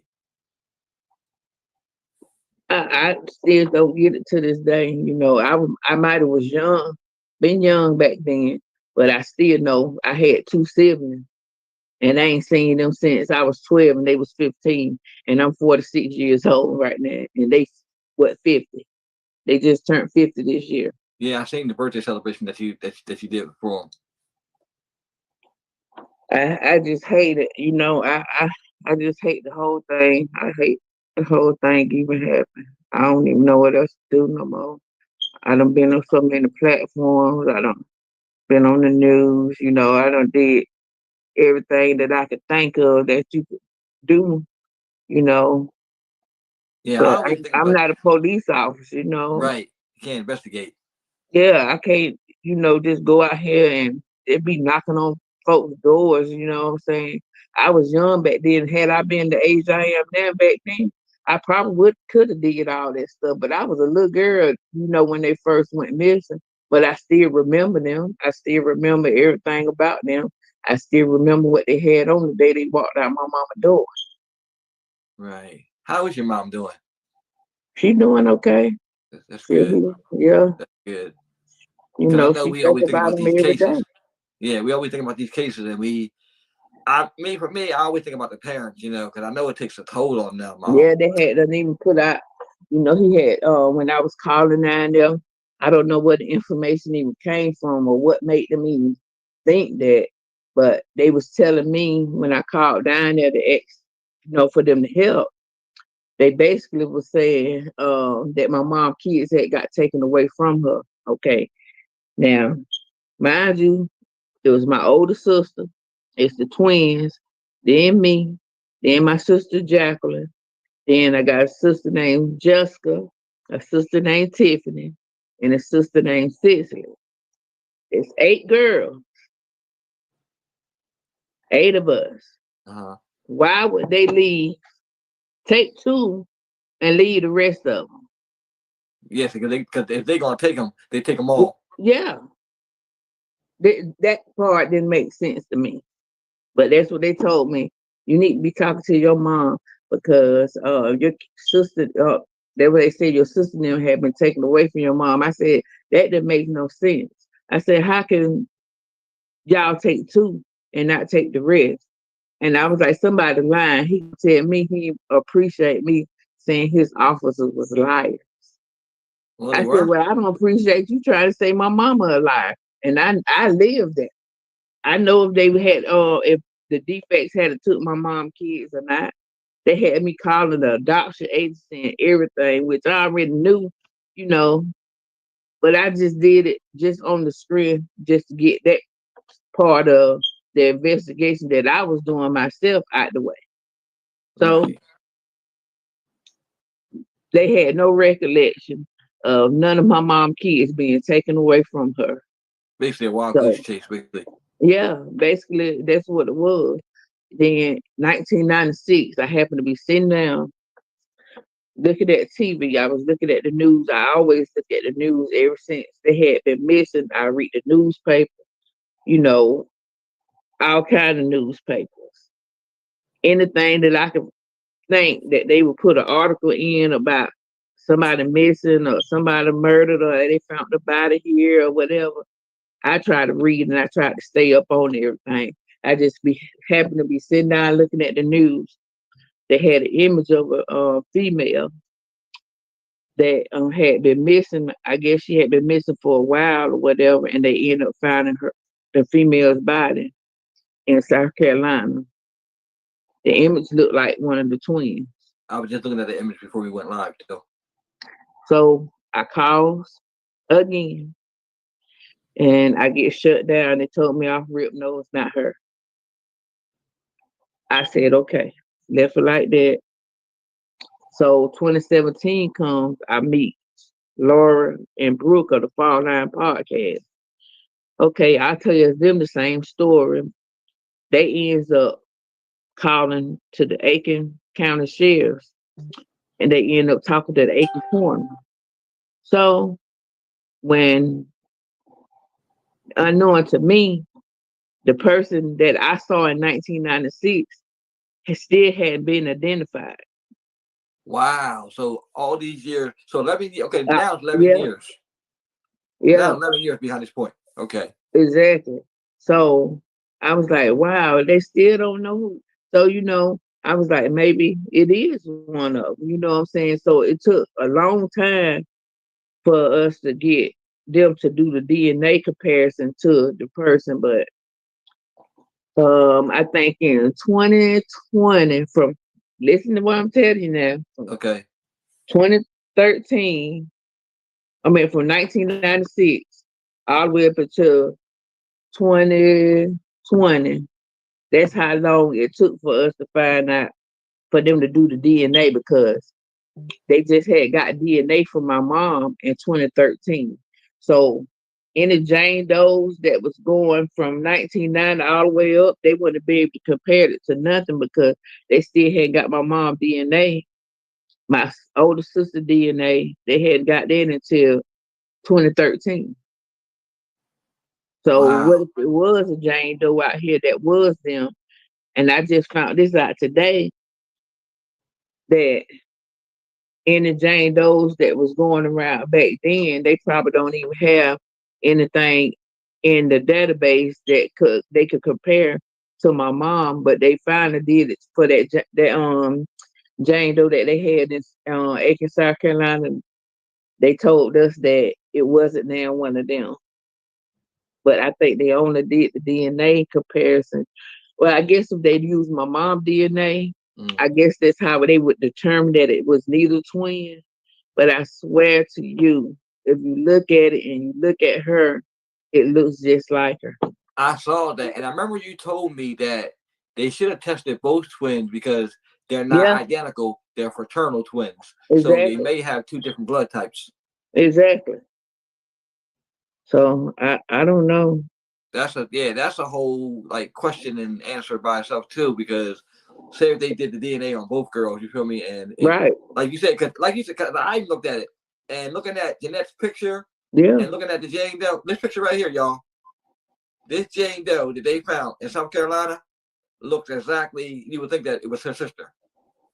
So I think they should retest that too. I Okay. really do too. I was just talking about it today. Right. I was talking about it today because it just something in me just because like it's 34 years and y'all ain't found nothing, Nothing. no bodies, no nothing, no clothes, something that could tell us, what happened to them. It's just like they vanished into thin air, and we know that's not possible. And where does the investigation stand now? Like, are they actually investigating the case? I have no clue. Because it just doesn't seem like it. You know, you like you said, you hear Yeah, updates because or they don't something. call us, they You have don't not heard contact anything. us. No, none of that. That's why I was talking to someone today, and I was like, "Well, I'm just gonna call down there because they finna do a new sheriff election again." Well, So hopefully the this guy sheriff. that's running, I said, I'm gonna call down there and see if I can get him somebody to do something. I know it's gonna take a lot, but I done seen plenty of cases where it be 40 years later and they solve. Yes, You yes. know what I mean? I'm glad you So feel that way. I'm glad you don't give up. I'm glad you feel that way because I'm trying not to, but it's hard, and you got to go every day without knowing what happened to them, and it's like I just feel bad because I've been trying for so long. I tried before I even did a podcast, anything. Anybody that I come in contact with that I feel could be of some kind of help, I reach out to them. I talk to them about it, like people that I work with. Because you never know who. right, that's So true. I always talk about them. I always try to keep their name out there. You know, a lot of this when it never happened that's going on now hadn't been from the Fall Line podcast. I can't Yeah, say that they're because good. They're very yeah, good. they did a lot, to help me and my mom now or whatever. But I wish it was something else. I don't know. I ain't giving up hope. I Right, never do that. I know God, He do things on His time, So I right, stay prayed up about it. And right, one day, I'm hoping that they can find them. right. So Whether, it's for the good or bad, we just need to know. That's the worstest thing for your child to walk out the door and you don't know if they dead or alive. right, and not knowing is the worst part. Yeah, it ain't one, it's two of them, Two you children. know. Yes. And then they got a brother that they don't even know. My mom had my brother after they went missing. They Oh, okay. Yeah, so they don't even know they got a brother. He 33. Wow. Mm-hmm. All right. Now, question. Now, their dad. I know when I was watching, the documentary. Mm-hmm. When did the rumors with him start coming up? When did y'all first started hearing the rumors about the dad and if he may have had something to do with the disappearance? Here we thought that from off the rip though, to Okay, be I'm the honest rip. with you, Okay, because basically, if your child go missing, and even though you and the dad are not together, you're gonna call and be like your child missing. You expect for them to have some kind of reaction. Oh my God, let me do this or do that to help try to find them. He didn't want nothing to do with it. He told my mom to leave them out there, that they probably were with some man. Just leave them alone. He never wanted to look for them. So for a long time, we thought that he probably knew where they was at or whatever the case may be. And then years later, um, he ends up having some dealings with these guys, and he helped these guys hide a body. Okay. He goes to jail with these guys. So when I met Brooke and Laura at the Fall Line, they end up contacting some of these guys, and come to find out, one of the guys wrote them back and basically said that their dad was on drugs, and that he was allowing drug dealers to sell drugs out their house. And they had some kind of party there, and my sister and them was supposed to been over there, and that one of the guys tried to sexually assault her, and the other twin tried to help her, and he's supposed to been hit her some kind of way in her head, hit the table, and basically she passed away. And he said the other twin, he figured that she was dead too, because after that day that he didn't see him no more. so he said he figured that they were dead because he didn't see them anymore. So Yeah, but he know for sure he said he know for sure one of the twins was dead that night. But the other twin, he said he don't know if she was dead or not, but he figured that she was, because after that night of the party or whatever, that he didn't see her anymore either. yeah, that sounds. I don't know. So I mean, what were your But feelings on? this the thing right here. Okay, so Okay, by him saying all that, right? The part about the drugs, I don't believe, right. because my sister and them were no type of girls. My sister and them didn't do drugs. They didn't drink none of that stuff. They weren't but 15 years old. I know it. Um, Times have changed now. You probably find some 15-year-olds that do that type of stuff now, but back then they didn't. My Jeanette was always, if she loved animals, kittens, cats was her favorite animal. That's all she do is sit at home. She had a cat named Jennifer. Danette, same thing. They just sit around. We listen to the radio, sit on the porch or whatever, but barely even went in the place. If they did, we was always together. You know what I mean? So it's not like they was party girls for him to say the stuff that he was saying. Now, if it happened, like I said, it was forced on them to do. But I just don't believe that part about the drugs. Now, the other part about the sexual assault, it could have been, you know what I'm saying? It might not have been.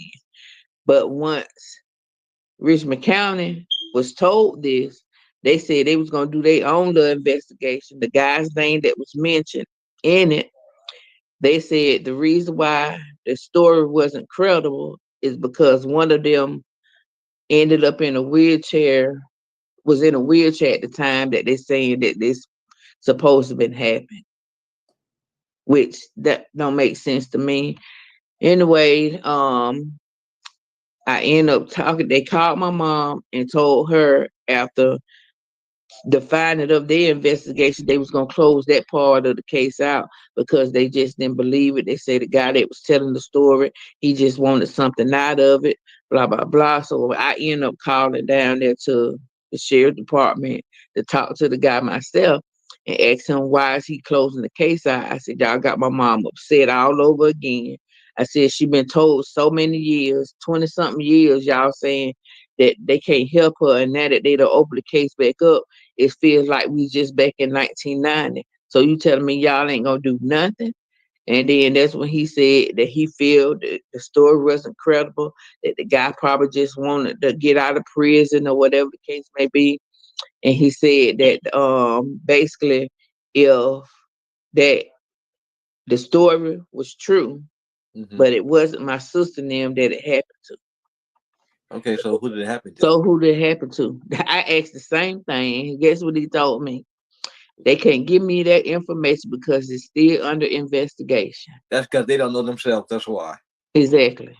So, like, even going forward, like the dad is still like, even after he doesn't want anything.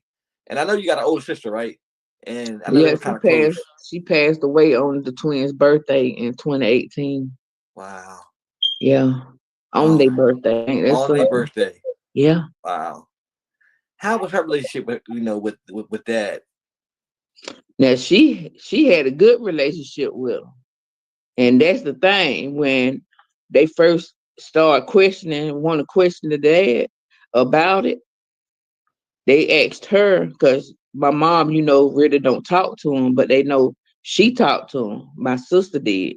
So she calls and talk to him every day. They talk all the time. So when they put the new investigator that they had over, which her name was Ashley Pletcher, they put her over the case. And when she went to go talk to him, she told my older sister told her that their dad told her to tell them that he was dead. So he Wow. wouldn't have to talk to the police at all. So he definitely was hiding So something. yeah, so from the time they went missing all the way up until 20 something, 2000 and what 13 when they Yeah. put over the case, he didn't want to have nothing to do with it still because then you telling them to tell that you dead instead of trying to get them some kind of information or talk to them about something. But I ain't gonna sit here and say Ashley wasn't a good investigator because at one point she was the only one the investigator that they ever put over the case that would call and check on us, see how we are doing, see had we heard anything, and then miraculously out the blue, I hadn't heard from her. And I was waiting and waiting and waiting. And I was like, well, let me call her. So I called, and guess what? It takes her off the case. Why? You know what's crazy? Someone commented when I first ran a story on Facebook about your sisters. Someone commented in the comments that their mother was on the case and they took her off. So that might have been her daughter. Could be, and they took her off. And she said, Yeah. she said her mom. She said the case broke her heart. She said she was on it, but then like you said, miraculously, Yeah, they she took her off the was. case. She hated that. I don't know what took place down there between, the sheriff department and her, whatever. But I just know they took her off the case. And once they took her off the case, she went to another police department. So she's still in law enforcement, but she Right. can't do nothing to help us because she in the nurse jurisdiction, and Right. this is Richmond County. Okay, But so she did try, right. So their father is now passed away, right? When did he Yeah. pass away?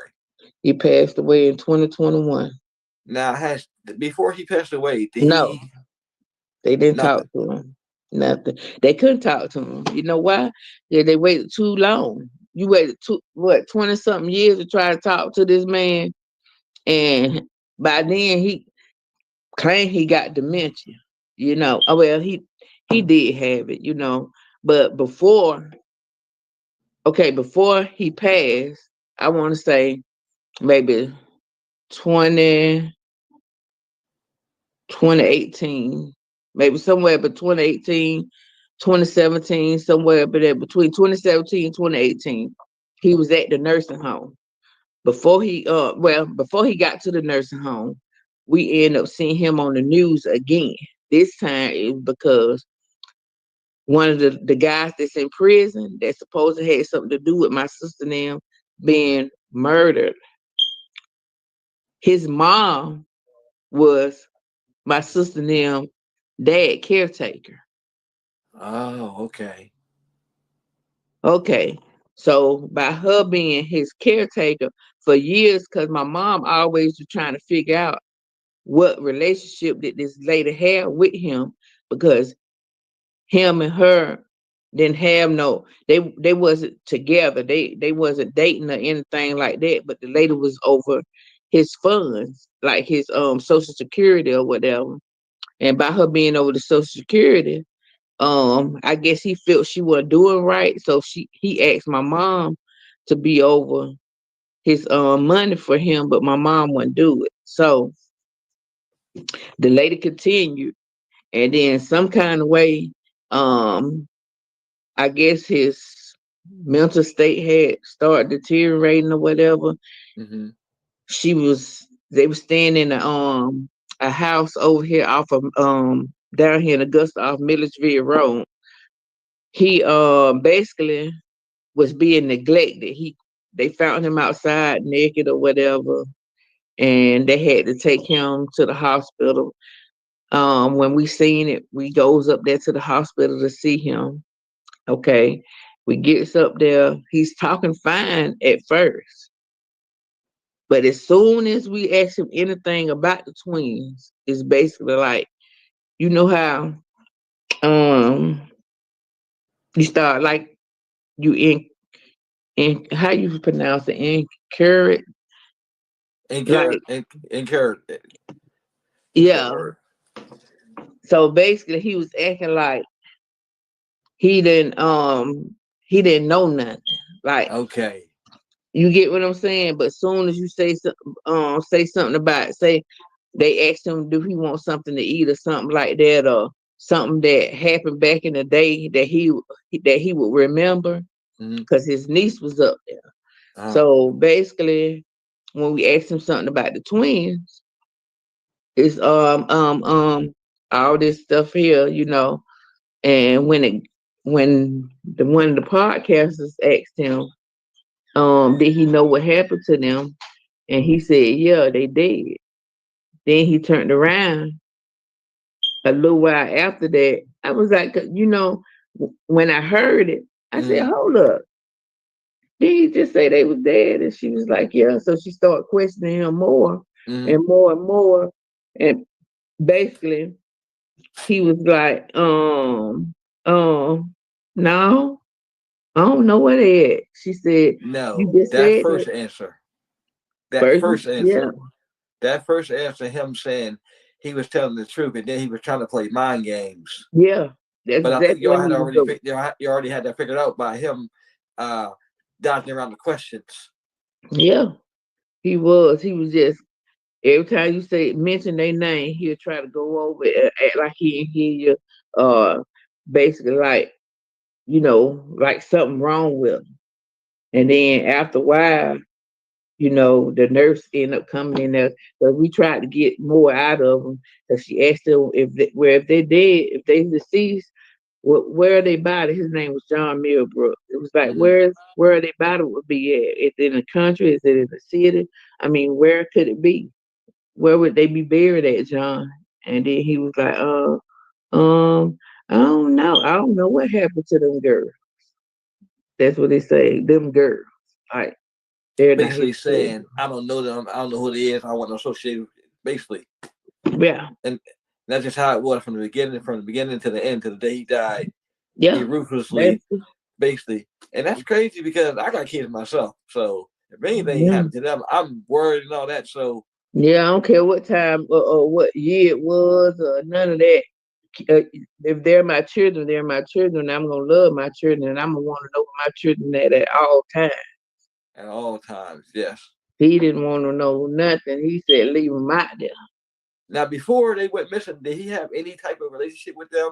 Did they see him? I ain't gonna say not necessarily he seen them, but the only reason why he would see him because my mom would go down there to visit his mom. Oh, Would take okay. the So he girls knew of down his there. kids. He would take all of us down there pretty much. You know, we'd go down there to visit. Other than that, no, they ain't really had no relationship with him like that.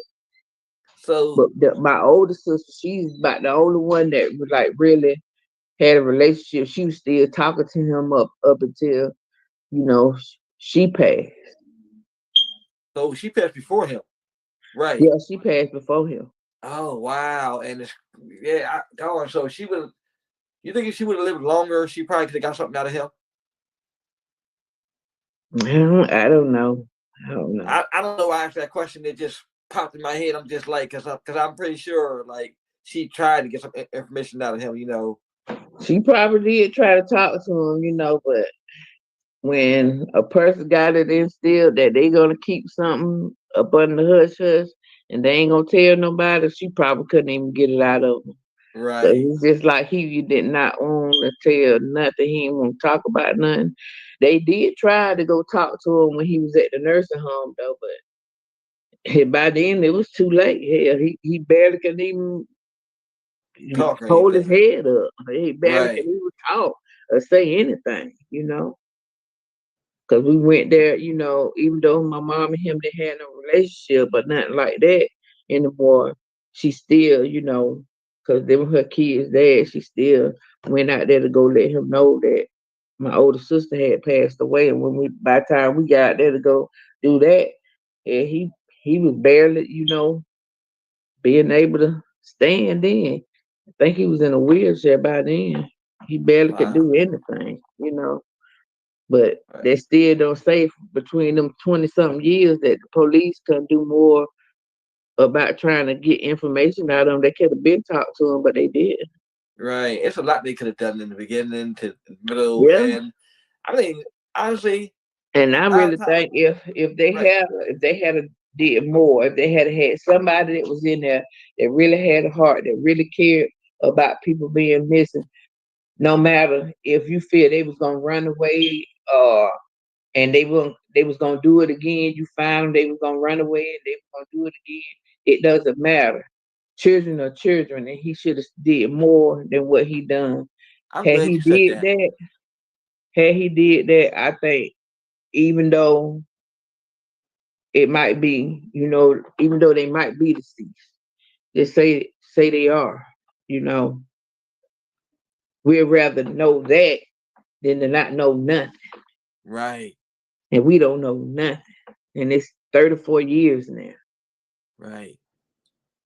And you know, I'm glad you made that statement about if they run away, they you still look for them because Yeah, because they were still all these, I'm not racist. I love everybody, but I just got to call it how I see it.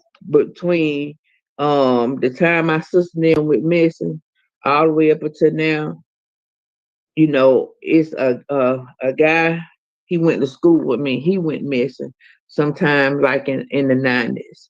And they kept him on the news. They only put my sister and them on the news once. mm, one One time. time. One time in 34 years. You hear that, Well, viewers? they've been on the news lately from 1990 all the way up to 2013. Okay, that's 23 years. You won't see nothing about my sister and them on the news, no none of that, no newspapers, nothing, no articles or nothing. From 2013 all the way up until now, you'll start seeing news articles and like video clips of me Mm-hmm. talking on different podcasts and stuff like that. It didn't really start. I'm gonna be honest, it didn't really start until 2017. Put it like that. Even though the case was opened up in 2013, Mm-hmm. 2017 is when everything went. You know, like basically people started knowing. Yeah, because I The found it case like just got big. It just got bigger okay. in the public's eye, so the public would know. And once the public start hearing about it and hearing how they did my family, the police department, Richmond County, however you want to call them, They left my sister and them out there, and I just think that they didn't care. I think so too. I really think so too. Because when you look at this case, it's crystal clear from the beginning. Like I said, they didn't investigate. I don't think Mhm. they ever. I don't think they ever investigated. It Like you said, really they is. just figured these girls were runaways, and they would Yeah, come back home. because And that's what he said. He said it was unruly runaways. They never been in trouble with the law. My sister probably got in a fight maybe twice right, that I know of.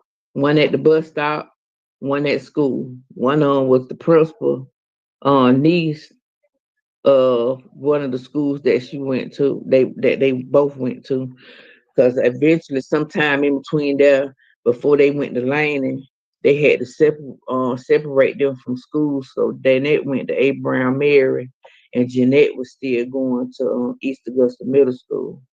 And then after a while, they ended up back together, and both of them was at Luciana High School. And okay, once we moved from the Lane Walk and 12th Street area, and we moved to Jenny's Homes over there on Cooney Circle, um, they still wanted to go to Lane, right, but they weren't no bad girls. I can honestly say that my mom never had no kind of issues with them. Even if they wanted to go somewhere, she allowed us to go like to skate range, like to the movies. If she go with us, we was with somebody that that was up, that would watch us to make sure we was okay or whatever the case may be. But she did everything she could. She was a single mom, basically raising 8 girls, and like 3 of them was real young. They probably wouldn't even remember them like that, but I, I do. I slept with them. Yeah, we took baths together. Played radio, got ready for school in the mornings together, even though they was older than me. You know, we all slept in the same room together. They, I don't know. I don't even know how my life would have turned out had they still been here. They don't even right, know I got kids. They don't know nothing. We don't know nothing. And right. I just think it's sad. I mean, it's sad. My family just, I don't know. I think about y'all all the time. When I'm posting these missing persons cases, or I come across the case or I post it, and it'd be like people will be reading the story, and they just be like, "Wow." And I'm Yeah. like, yeah, all these stuff really happened in this case. And I Hmm. said, what I wrote in this little here is just a little bit of the cake, to really, really get everything. I told them I would have to bring you on. So Yeah. talk about like I was like when the followers get like bigger, that's why I like to bring you back, because it might be somebody that hasn't heard the case, or it may like each time it may be something different. I'm hoping like going Hmm. forward that honestly, because I really think that one day, you guys will get answers in your sister's case. I just hope I'm that it's hoping soon. so. I'm 34 hoping years is a so. long time. Like you It said, is. that's three Even decades. when it came down to us finding out about the serial killer, the serial killer that was here, his name was Joseph Patrick Washington. Right, Joseph Patrick Washington. I remember him. Now he was killing in twos, right? Yeah, He was killing in ones, twos. twos, however he can do it. And two of his victims he picked up from in the area where my sister and them went missing. I do know that part. So you mean to tell me after he was killing people, they didn't patrol that area or anything like that? No patrols. So I'm gonna assume not, because right. I promise you, we didn't even know nothing about him at all until the Fall Line podcast. If they hadn't told me anything about him, I would have never knew that he was exist. And he did too, right? Yeah, he did. He died in 1999. And they never got a chance to question him. Nope, Wow. didn't question him.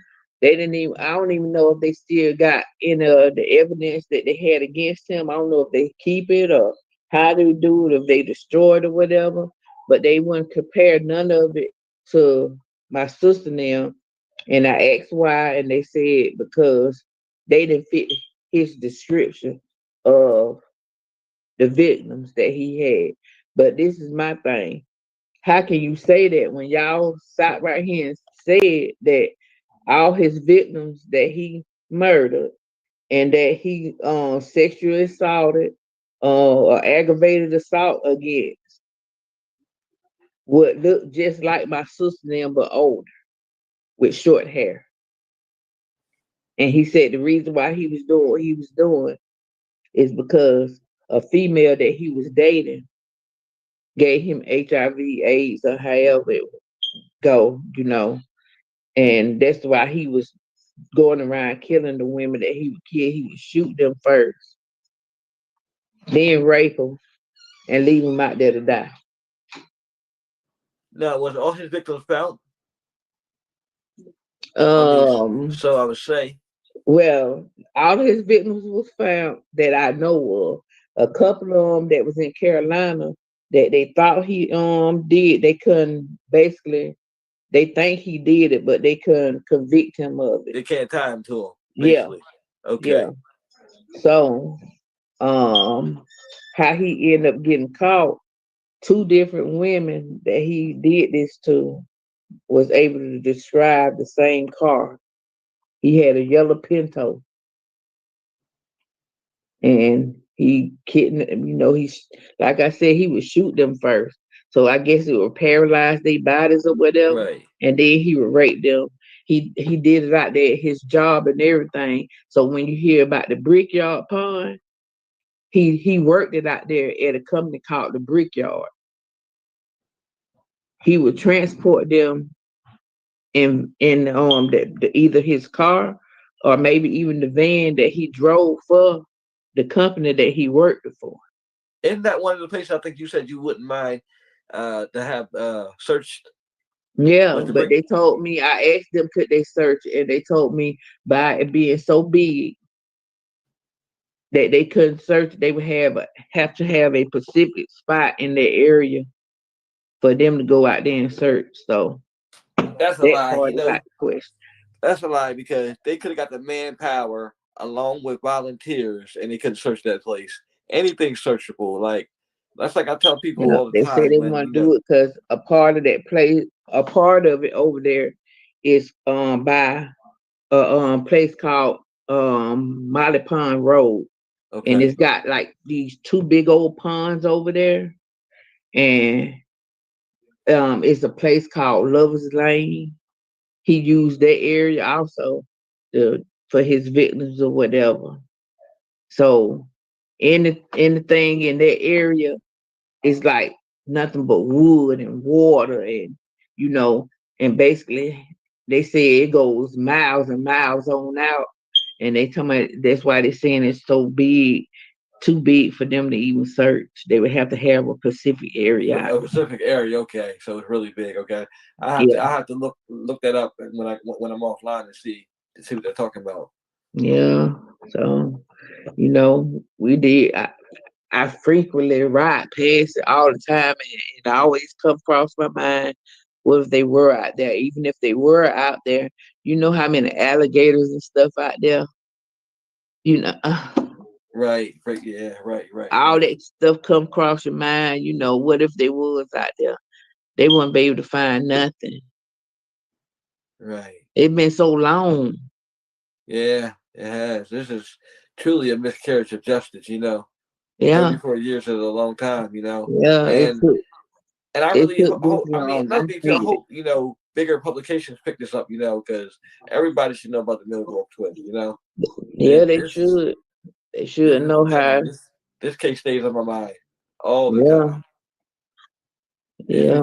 And, you know, I think a lot of people think that, you know. And then there's a lot of cases like this that I have seen, even though it's not twins. You know, Richmond County is about the only police department that I know of that don't want to really get involved in a case. when this is your jurisdiction. Why won't you get involved in this? But they'll get involved if it's another case with somebody that's outside of here, and then they bringing it over in Augusta or Richmond County or however you want to. They'll get involved then. But this is y'all case, and y'all barely even saying anything about it. I think a part of it has to do with They never even did a what you call that where the police they have the cameras and stuff. What you call that? Have never done that. They have never got in front of cameras and mentioned my sister and them name or said press nothing. conference. Yeah. Press conference. Yes, they never done that. They never done a press conference for them at all. You know what? Period. Part of it, because you know what? They probably feel really, really stupid, you know? Or they A lot probably of feel like people because they a should be lot of people embarrassed. saying that. They should be embarrassed. Yeah, They a lot really of should people. be embarrassed. And you know, eventually it's all gonna come out, you know, the investigation, how they did the investigation and how they done the whole case. And somebody should be held accountable, you know, honestly ask me. Mm-hmm. I don't see how you just don't investigate this case. This is a big case. Yeah, right now to this day, I still don't know if they got somebody else over. They done changed the people so many times. You know, since they've been open in 2013, we probably had like 4, 5 different people over the case, and nobody's done nothing. Neither one of them. Nobody. But Ashley, she probably about the only person that tried to do something, but they took her off the case for whatever reason.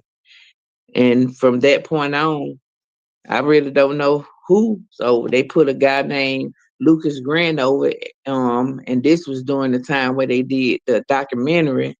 I don't know if they just did it because of the documentary or what, but he was over. He said he was gonna try to do everything he could to help, and it wasn't gonna be like the other investigators before him and da da da. And still to this day, Yeah, it's the still the same. same thing. Yes. I don't understand it, y'all. I just really don't. I don't get it at all. Me I either. don't Trust even me, I know don't. what to do. I don't either. I, I don't either. I get tired. I had to start again, like how my mama was back in 1990, and the years after that, trying to get them to help her, and that's how I've been feeling. You do all you can. You call, you talk to this person. You might get one person that want to help, and then boom, out the blue, they can't do nothing to help you no more because of. In my case, they took her off the case. In my mama case, they just want to do nothing, period. We wrote all kind of people. Oprah Winfrey, we wrote her, trying to get her to help. We wrote I think Sally Jessel Raphael back then. I don't know if people know who that is, Montel Williams. Mm-hmm. You know, my mama even contacted John Walsh, and he even said he couldn't do nothing to help because the police department in our hometown had to get him involved. So that's what everybody Oh, kept saying. John, no, he could have helped out. He could have helped out. Yeah, he could have, but he said Because no. he's a father himself. He's a Exactly. father himself. His son Yes. Adam. You know that Yes. alone should And have been that's like, the hey, you reason know, why I'm a my father mama, myself. Yeah, he should. That alone should have. John. Yeah, John. Shame on you, yeah, John that's Walsh. why my mom would feel confident in, contacting him because he was going through something similar to where he was going through the same thing at the time until, they found his son murdered, but he still had a child that was missing, you know what I mean? And she got 2 that's missing, and nobody want to help her. So she figured, because he was going through what he was going through, that he would, but he wouldn't. And he said that because the police department wouldn't get him involved, there's nothing he could do. This is I think he crazy. was doing unsolved mysteries or something like that back then. America's Most Wanted, I think. America's Most Yeah, Wanted he was American doing. Most Wanted. Yeah, Yeah. yeah. He could have put them on there. Yeah, he could have, but nope. Nobody want help. I just don't get it. I'm 46 years old and I just don't understand.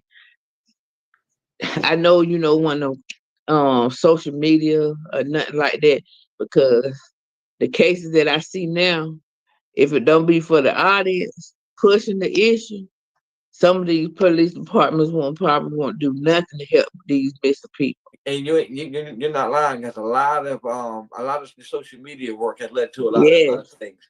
I yes, know it me. has. I know us locally. We're locally, and we put out a lot of people on here too, and we found a lot of people too. I never kept track of it though. I just they found, like I said, I didn't hear about your sister's case till around 2 3 years ago. Because like you said, social media. If had social media been popular back then, it probably more well Yeah, known. oh But yeah, we'd know something by yeah, then. you knew We something. definitely But would have known something because a lot of these cases they I've don't they seen, don't let up. Believe me, they don't let up. They gonna keep on and pushing and pushing and pushing, and law enforcement ain't gonna have no choice but to do something. and that's what the whole goal is. That's why I say let me Yeah. bring her back, keep bringing her back, because I don't care if we gotta tell the story. I know sometimes you because I'm thinking about it. I said I know she probably tired of well not tired, but I know she probably told the story 1,000 Mhm. times. And I'm going I have, and even I'll before tell it 1,000 more times if it's gonna right help and bring my sister and them home. I know that's right. I know that's right. I love to hear that determination and not give it up because I've seen some people that just give up on cases and they're like it's been so long. I'm like don't And give up that's the why hope. I feel bad, even though I've done all I have been doing, I still feel bad because we still ain't got nowhere. That's how I feel. We ain't But got nowhere. the key part is that people know that you have been doing something. I Yeah. know you've been doing something. The Fort Line podcast we took to them. They know you've been doing something, and even now the viewers that are viewing this now, they seen and they heard everything that you're doing. So it's not like your time is wasted. I know you haven't found your sisters yet, but the fact that you continue to push and get up every day and still live your life and still look for your sisters, that's a whole lot. That's a Mhm. whole lot. As a sister, it just shows that you're not giving up on them, and I'm glad to hear that. Like I'll say it 1,000 times. That word, not Mhm. don't give up, is don't give up. I ain't Because gonna you never just you give never up. know. I'm gonna keep pushing, but you know, it's just hard. It's hard, but you got to. You, I feel like I be beating myself up, even though I know I've been doing all I could. I still feel bad because my mom, she ain't getting no older, and she still don't know where they my sisters, but them her daughters. Right. And you got It's a to total live different every thing. day. Yeah. You don't live every day of your life since they been gone, not knowing what happened to them. I know she think about them every day. Right. She dream about them. You know, they'll never be good dreams, but you know, How old's your mom now? she'll be 70 December. No, she just turned 70. Just I turned think. 70. Yeah, Okay. she turned 70 in December. That's a So strong woman. she'll be 71 That's a strong December woman. I'm telling you. 23rd. Yeah, I've seen a lot of yeah. people who The strongest lost their woman I know, 'cause yeah baby, she done yeah went through something. And first you lost your oldest, your two daughters. You don't know what happened to them. Then you lost your oldest daughter. Then, she lost her mom and then her brothers. And, it just, the list goes on and on. It's just like nobody's just here to see the day that we do find out what happened to them. Everybody's just passing away. I just don't want that for her. I want her to be able to be here to see the day that they are found, even if they're right not alive. You know what I'm saying? Long as she know, long as she got peace, knowing that hey, they found them and this is what's going on. But right now, she just been going on and on, not knowing.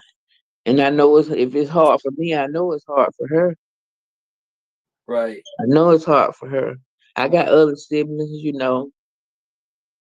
my other siblings, I don't know how they feel, because they was little kids, they know they got the twins missing. They know they got siblings missing or whatever.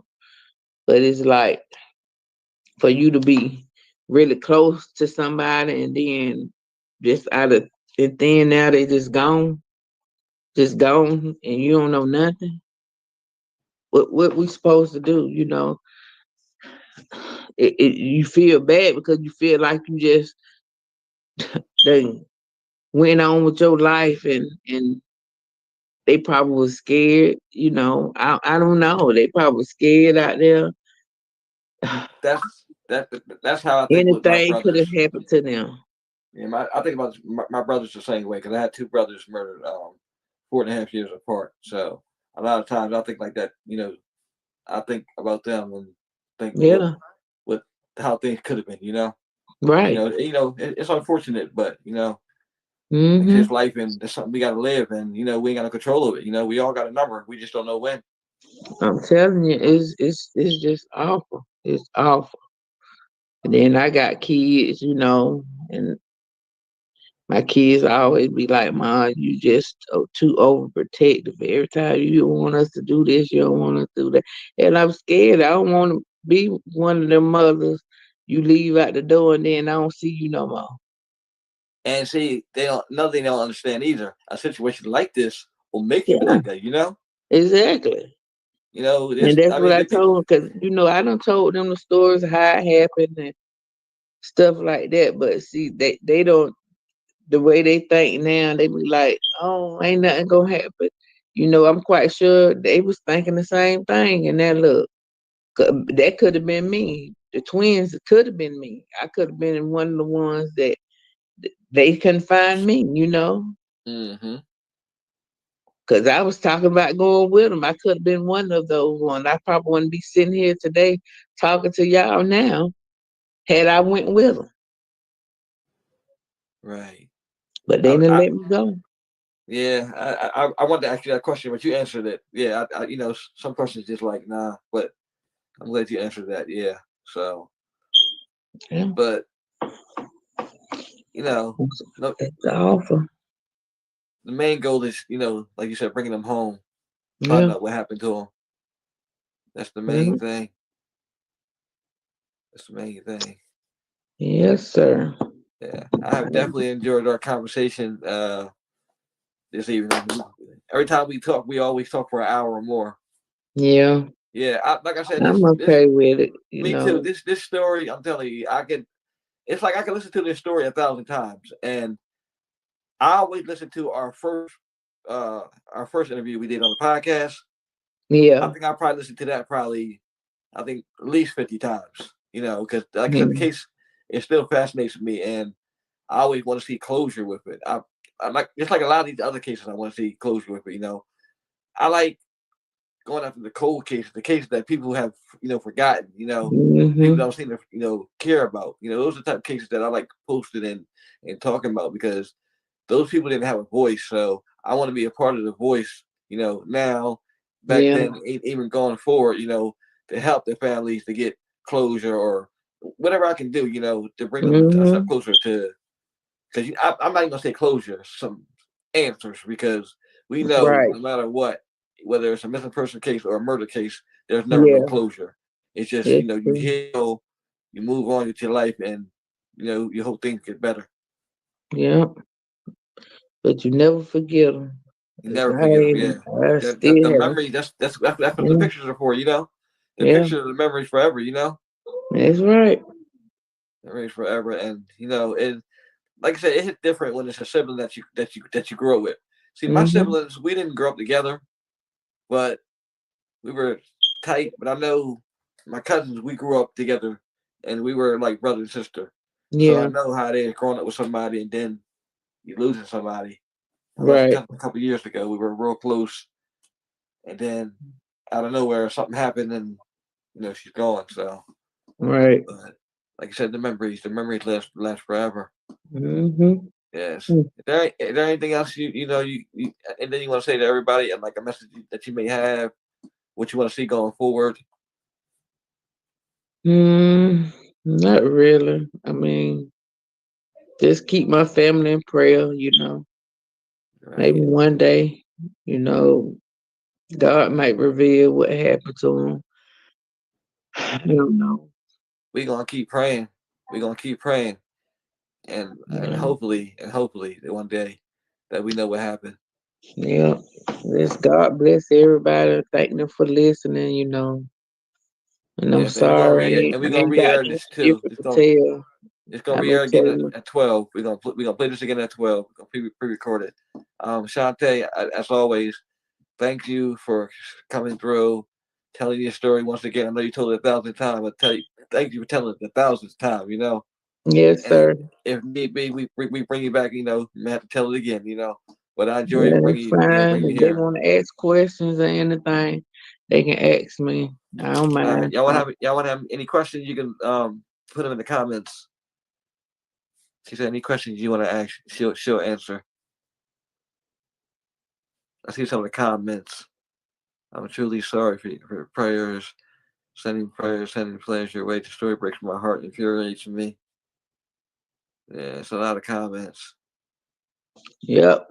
This I tell happened. you what, if this ever happened to anybody out there, make sure you keep pushing at the police department. Make sure they listen at you. Cause had I been older back then, they would have had to listen at me. You know, I really can't recall how well my mom was actually, cause she was distraught when something like that happened to you. You don't think right. You be thinking the worst, and then you probably ain't did what you thought you should have done back then, or whatever the case may be. But just don't give up, or just keep pushing, keep fighting, and eventually somebody out there gonna listen, And they're gonna hear you. and they gonna hear exactly what you saying, you know. And maybe you'll find some a police investigator or whoever, somebody with a heart that really care about his community or her community or whatever, and they will help, to look for your loved one. But don't let them tell y'all that bull crap about waiting on 24 hours, because between them 24 hours, anything could have took place then. It sure could have. A lot happens in 24 hours. The Yeah, 24 hours is the most important hours. and our 24 hours done lasted 34 years. 24. Say that again. Her 24 hours have lasted for 34 years. Yeah, 24 hours lasted 34 years. 34 years is a long time. Hmm. Jeanette Millbrook went missing from Augusta, Georgia on March 18th, 1990, 34 years ago. Yeah. Shantae, thank you so much for coming through again, and we look forward to talking to you again. Yes, sir. Y'all have a Yeah. good night. You too. Thank you. Thank you. Bye bye. Bye bye.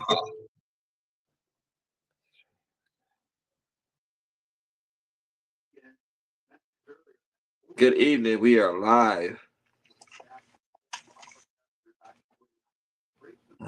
We are live now. I'm gonna wait for a couple people to come on, and then we're gonna rock and roll. Matter of fact, we can rock now. I'm just gonna go ahead and start talking, and then when they come on, they can. Good evening. We are here to discuss the case of Joanne Marie Rulford, who was 24 years old when she went missing from Minneapolis, Minnesota on November 1st, 1988, nearly 39 years ago. At the time, her daughter Minnie was 8 years old. How old are you now, Minnie? I'm sorry. I'm 43, be 44 soon. Minnie is 43 years old. So you can imagine that's almost 30 years. That's like 13 years without her mother in her life. And today she's going to be discussing her mother's case, what she thinks happens to her, and also there'll be some shocking revelations about family being involved in this case. So, Minnie, I'm gonna give you the floor. I know you were young when your mother went missing, but what do you remember from that day? Well, I remember that the night before was Halloween. They had a Halloween party for the grown people, I guess in the basement. I don't really too much remember, but recollections. Got up that morning, my mom got us dressed, put us on the bus, me, my brother, my sister. At the time, one of my aunts was living there with us, but I don't recall her or her kids being there the next day of the November 1st.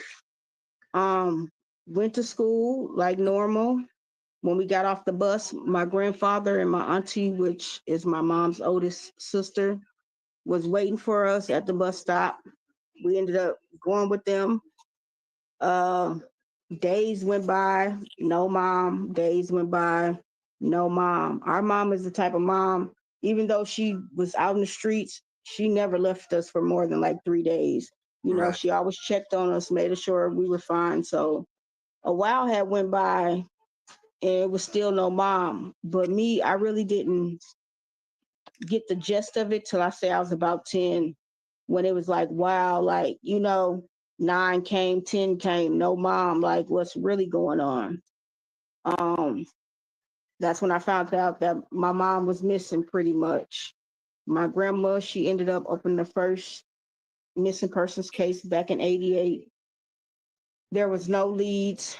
Um, Come to find out, I had decided I had my first child when I was 16. So I decided, thinking like my mom, but I was still so young, I didn't know what to do. So around 2017, it was in my heart, like something has to give. You have to, do something. So I ended Right. up reaching out to the 4th Precinct, Minneapolis, Minnesota, and reached a Detective Calloway. Um, she told me that they closed my mom's case. And the reason that they did that was because her cousin, Tina Matthews, had been using her name since 1989. Now, mind you, 88 of November and January, that's just a couple months. She Right. went to using my mom's name from 89 to almost 2000. I ended up opening the case in 2017. She ended up catching a case. That's how we ended up figuring out why they ended up really closing the case.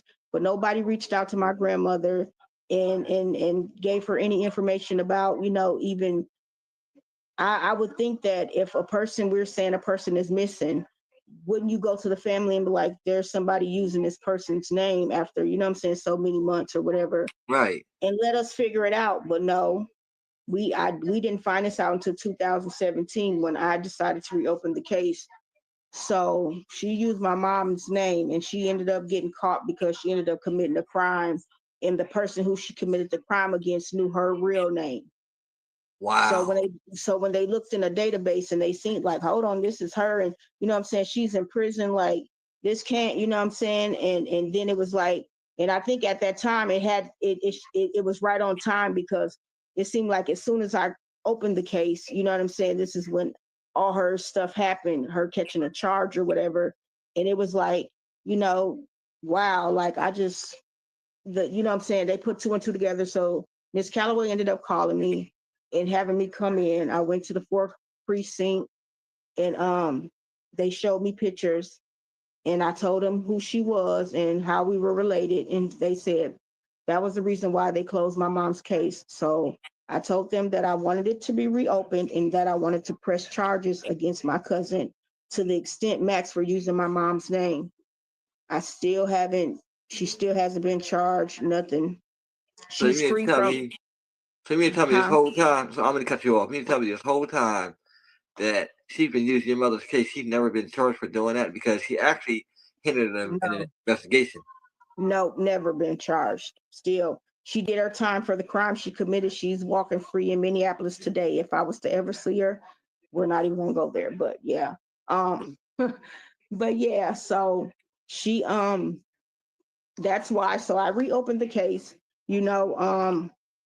Every year, I try to call, and see, like when I reopened the case, I gave them a list of names, like people they should contact, people I thought would, they could talk to, family members, everybody, nothing.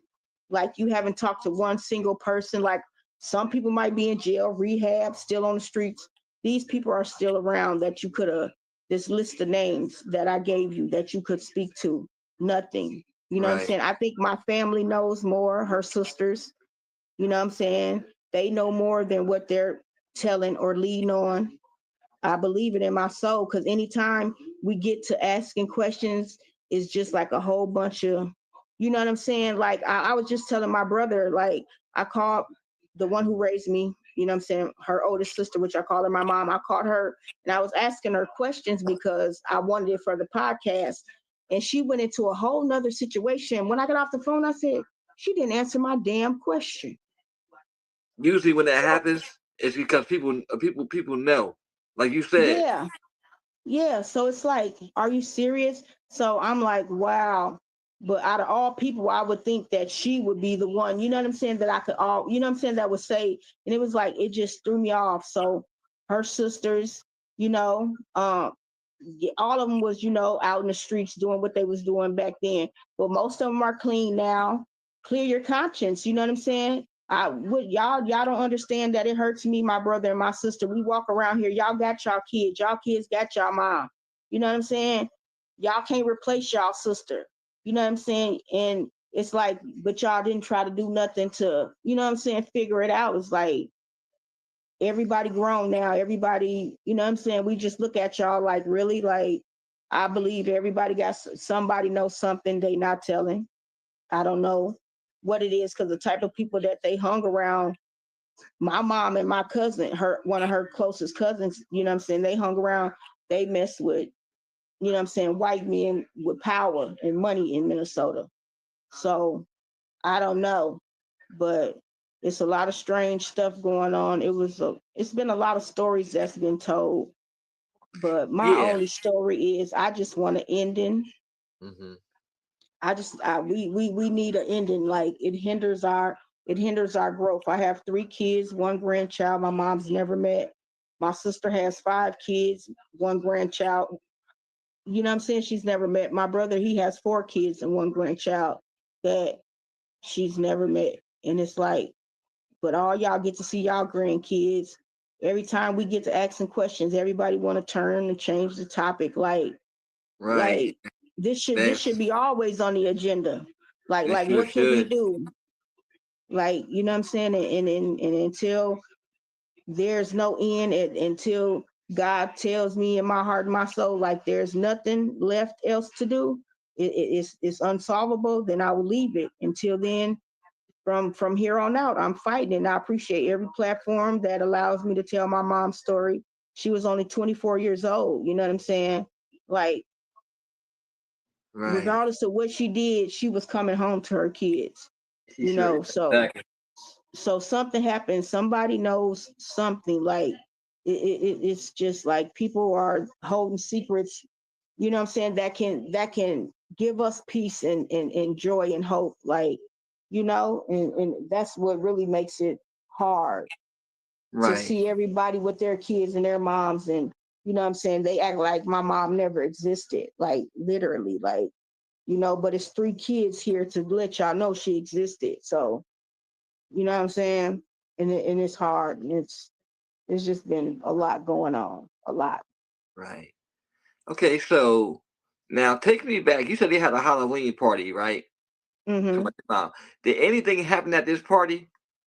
From my understanding, some my cousin's boyfriend, baby daddy, him and her uh robbed a man and slit his throat. I don't remember.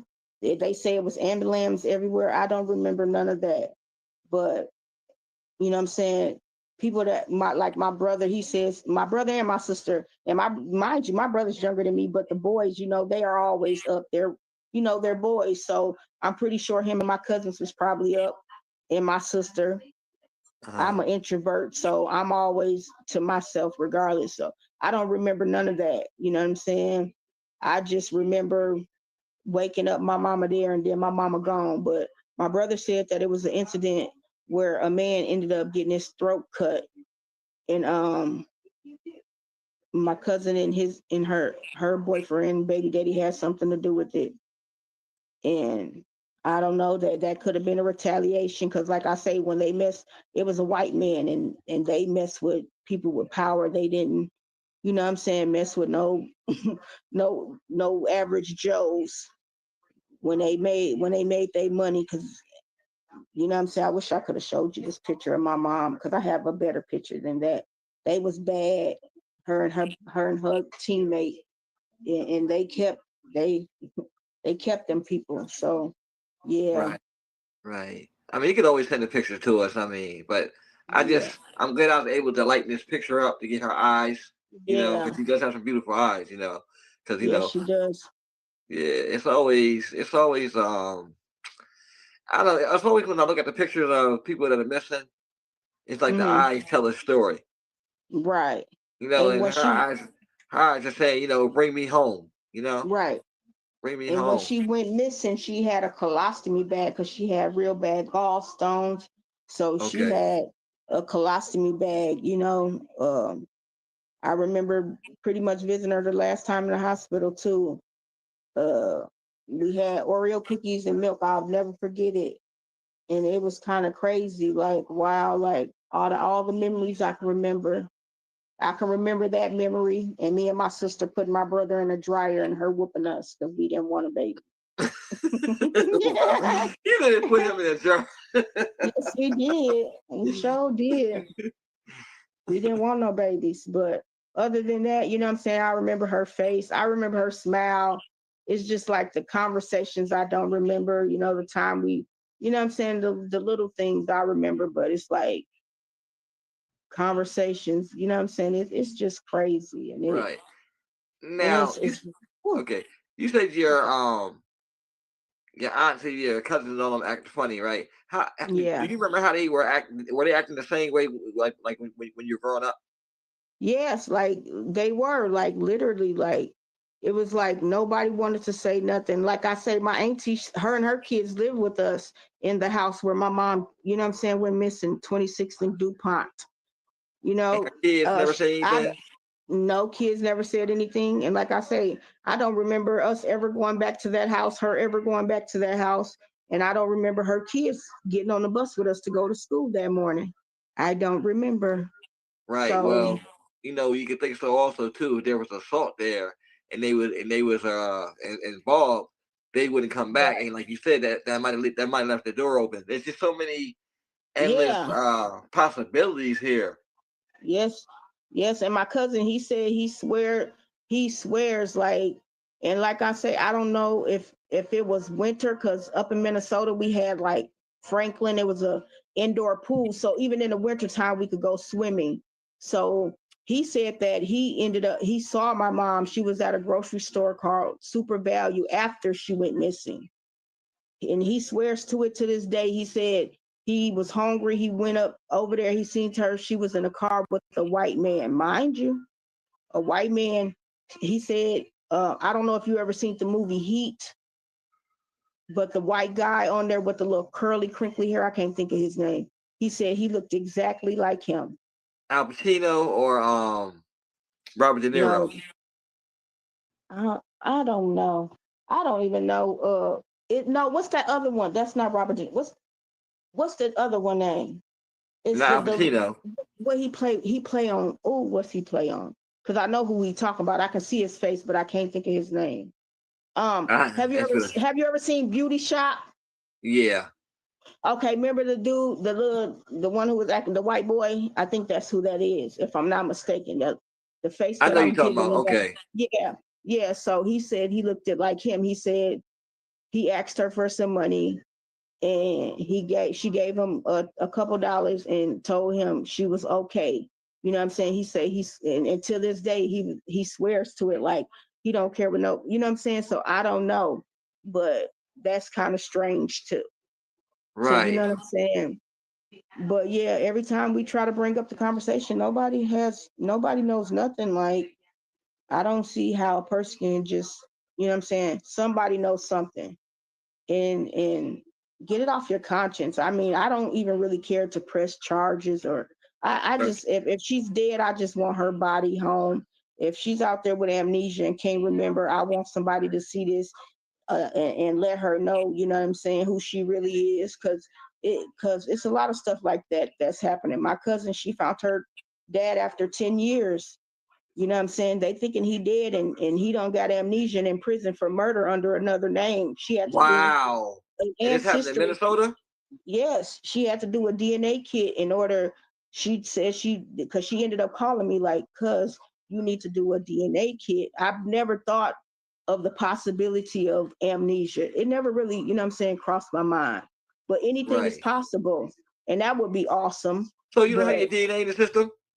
yes, we have it in the naming system, but that DNA, it goes everywhere. Like, you know what I'm saying? It doesn't just go, you know what I'm saying, in a state, it goes everywhere. So if a person is, you know what I'm saying, they know like their genetic testing is way above the ancestry Right. or the name is that what it's called? Naming Yeah. system. Yeah. A lot of things I Yeah. don't like with these old cases is they don't put enough detail. They Yeah. always put so and so and like, okay, few details are known. Like these stories be Right. known. These stories be known. Yeah. That's You're why just I not reach. talking to the right people. That's why I always a lot of time I post a story in hopes that a family member will comment. And it has Right. happened so many times where, they were like, okay, this is my loved one. A little part of the story is wrong. So Right. I had some where, they would get mad at me. I'm like, well, look, you're gonna get mad at me, then you might as well go on Google and every site has the same information. Exactly. And that's how a lot of these cases also have been mixed up too. The wrong information. A couple of cases that I Exactly. came across because I posted them, the family inboxed me and gave me the right information and say, here, this is what really happened. And it's like, Right. dog, all these years, everybody believes the same story. But I understand what you're saying.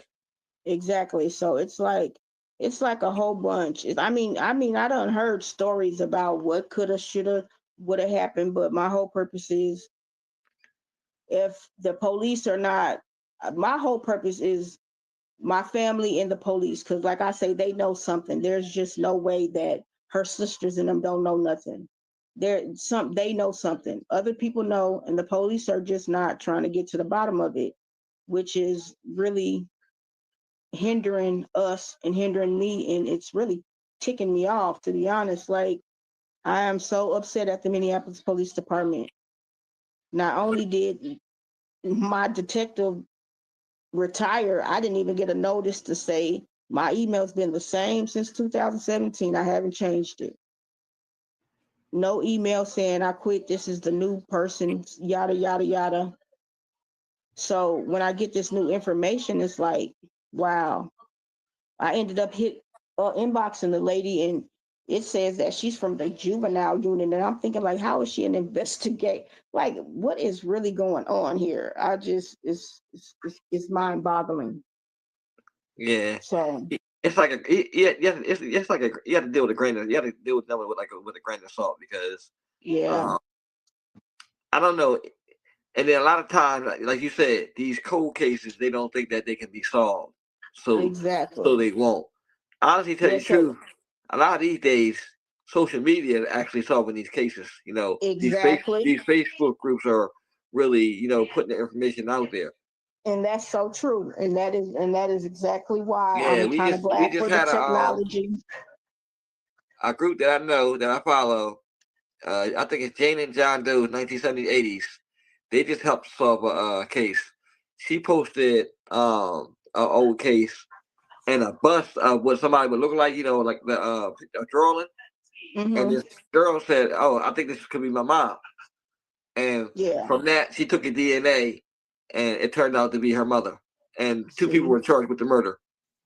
exactly. And that's exactly how it's getting solved. If they're not charged, they And suspects in the murder. Yeah, something like that. But yeah. yeah, this was recent.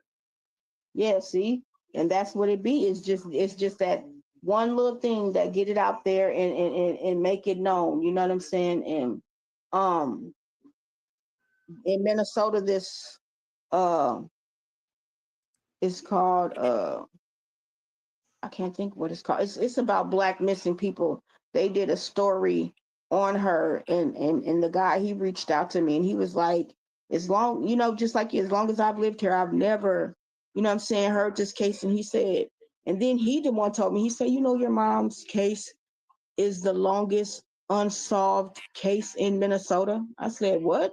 He said, Wow. yes. 37 years. I actually looked up. 37 years her mom's been missing. It'll be 38 years this year.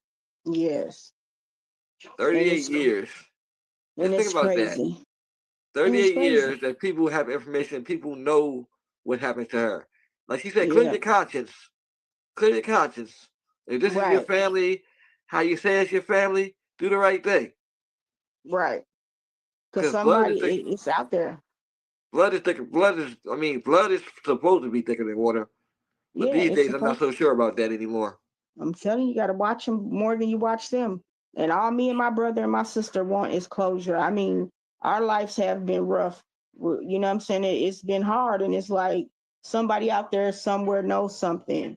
And all you need to do is call the Minneapolis Police Department. I'm about to give out the information. Minneapolis 4th Precinct. The number is 612-673-2941, and tell them that you're calling about the case of Joanne Rutherford, case number 17099692. You don't have to leave your name. You don't, just let us know what you know or what you've heard, because Right. it's the person that knows is the person that told someone. Tell it. Y'all tell it. Oh, I'm about to tell it. That's all we ask. All Yes, I give this ask. family some answers. Give this family some answers. Like I said, it's been too long. She, her brother and her sister, Yeah, they've had like, to live basically their whole life without their mother. And my mother, was alive, but me and my brothers and sisters grew up in different households. So I okay. already know that side. I've been on that side of the fence. And I know how it feels to not grow up with your parents. But Right. to not physically see your parent in 37 years, Yeah, I it's don't. hard. It's hard for me now not seeing my mom because she passed away, you know, 26 years ago, whatever. But 37 years of not knowing, that's not what this is supposed to Yeah. be about. Yes, it's Please, not. if you know anything, please reach out to Minnie or, the Minneapolis police. Get this family some answers. It's been too long. This is the longest active cold case in the history of Minneapolis.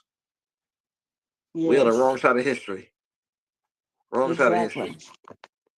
exactly. Exactly. And And it's like, I pray by us doing this podcast, I pray that somebody out there sees this podcast. Somebody gives her the answers or give her family the answers. Anything that can help her out or help her family out. exactly, I never use the word closure. I'm gonna say answers, okay? Because there's exactly. there's never no closure. Even after it's solved or whatever, there's still the aftermath, okay? The Yeah, aftermath is the part you have to deal with. So no closure, like answers. And many, yes. thank you for having me. I'm glad you came on here, and I'm glad you decided to talk I about your thank mom's you for case. having me. Is there anything else that you want to add, to the people tonight? Just if anybody out there that was around 26 in DuPont that can remember anything back in October, November of 88, please reach out to the Minneapolis Police Department. I left the number. If you can reach out to me, you can reach me at Minnie Rutherford on Facebook or Nicole Smith on TikTok. Um, I appreciate everyone who tuned in, listening, and continue to share my mom's story. And God got the last say so. And He I sure appreciate does. you. And any other platforms out there that would like to have Minnie's mother story on there, please reach out. I know quite a few that cover cases, so please feel free to cover this case. Introduce this case to a new audience. We Yes. introduced it tonight to my audience, which is big. But just think about if we can, release it to other audiences. You know, Right. so Oh, and I have one more thing. go ahead. I have I have set up a GoFundMe page to hire a private investigator to help with my mom's case. So um you can look on my page, it's up there. Please share. Anything is helpful. I'm just trying to get as many answers as I can get. So I appreciate everybody for tuning in and listening to my story. Uh, Yes. Joanne Marie Rawford was 24 years old when she went missing from Minneapolis, Minnesota. Thank you for watching. It's Klein Williams, and this is her daughter, Minnie Rawford. And hopefully we get some answers out of this podcast. Minnie, again, thank you so much for appearing, and I look forward to keeping in touch with you, and hopefully one day you'll be telling me that, you got some answers. Yes, sir, Colin. I appreciate you so much. You are so awesome. You too. Thank you so much. Uh-huh. Have a blessed Yeah. day. You too. Yeah.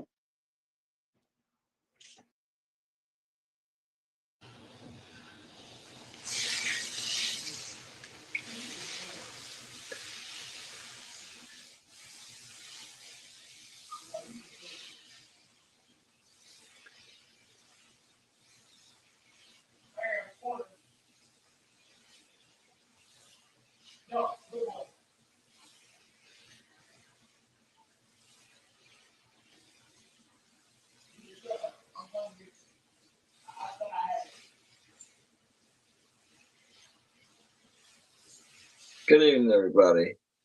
I was supposed to be joined by the mother, Cassandra Hall, who you see on the screen. Today's her birthday. Today's her 49th birthday.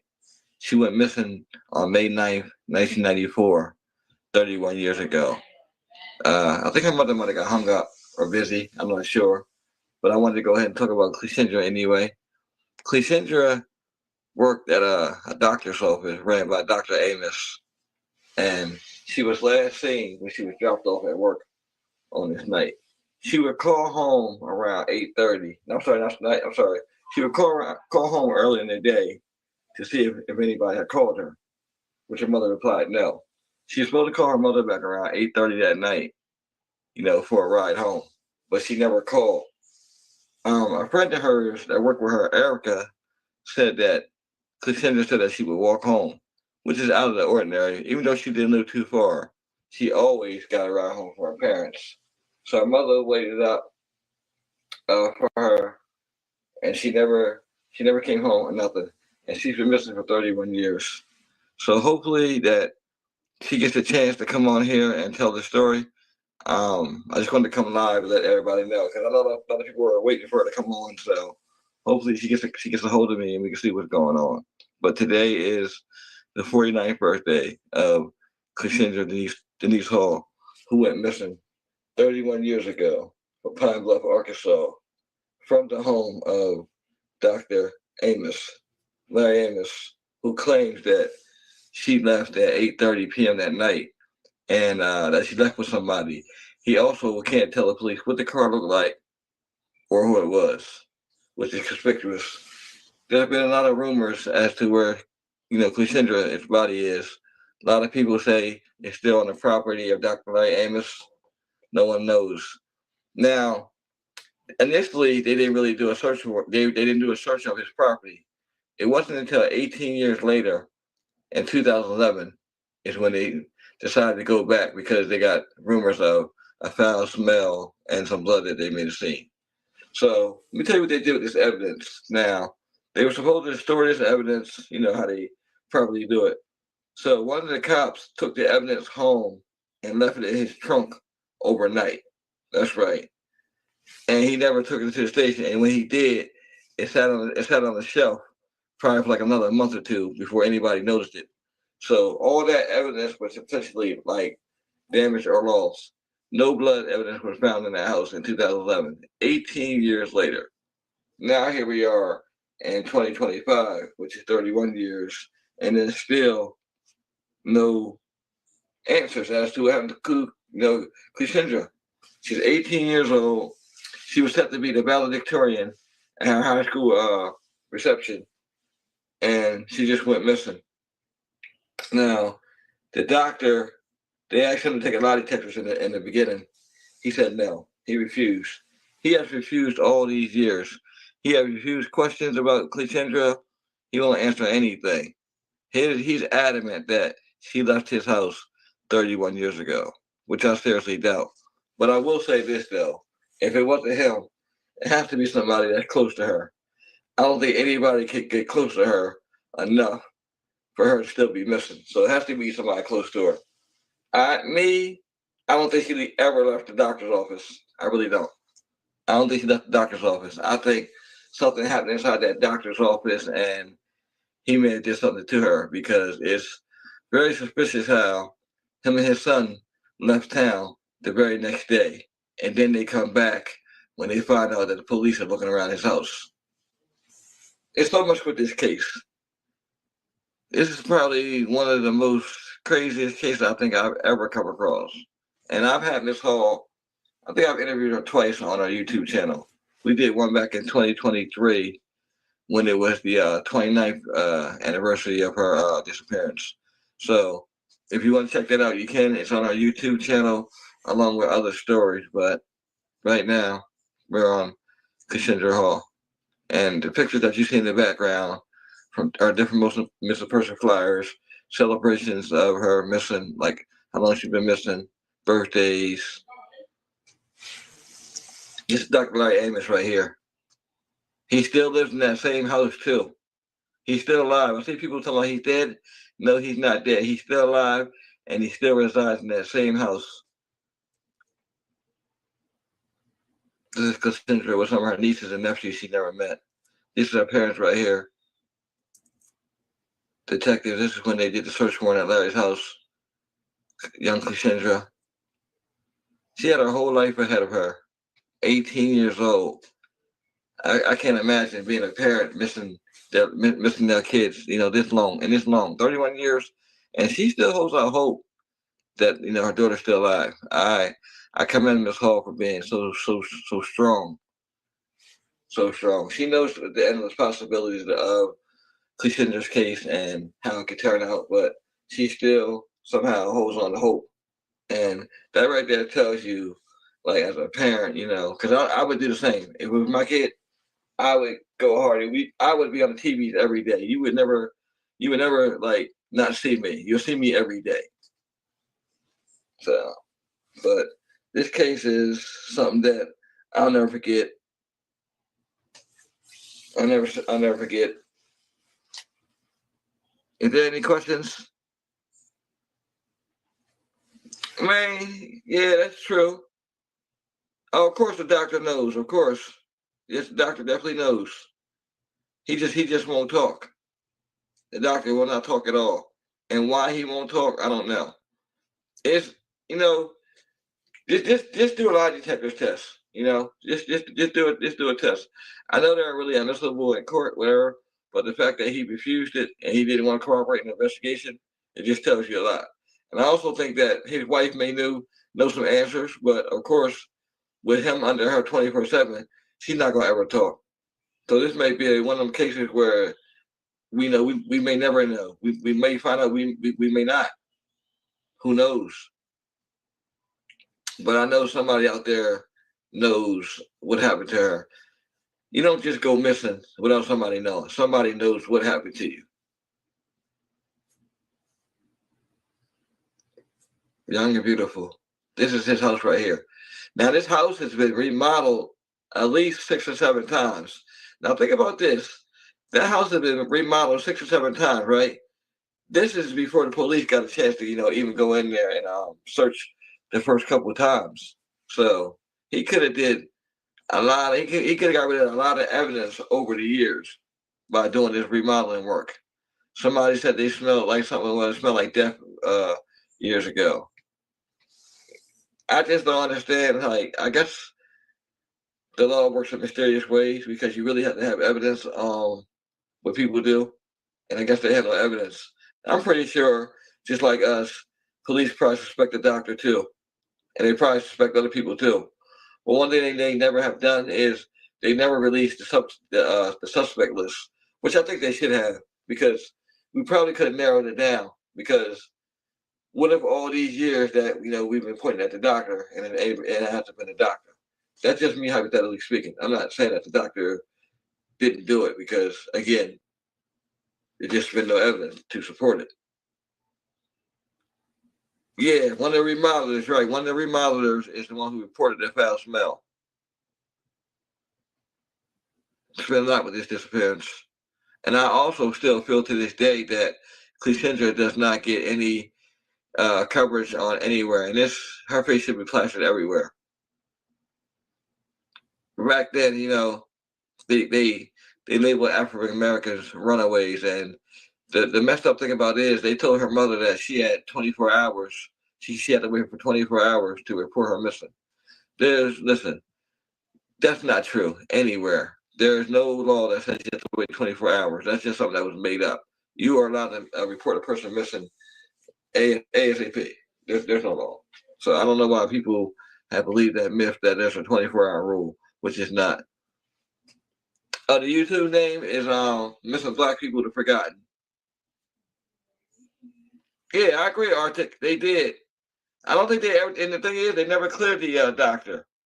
But I also don't think they ever cleared other suspects either, because she also had a friend that took a lie detector's test too, and his test was inadmissible. So it wasn't like a clear cut. Oh, here we go. She's here. Here we are. Here we.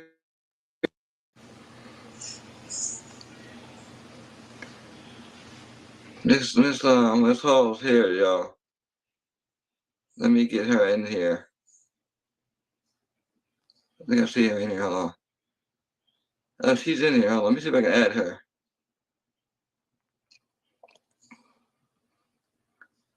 Oh, click back on the link, Miss Hall, so you can come back in. She's here, so she's gonna come in. Here she go. There she go. Hold on. Shit, all right.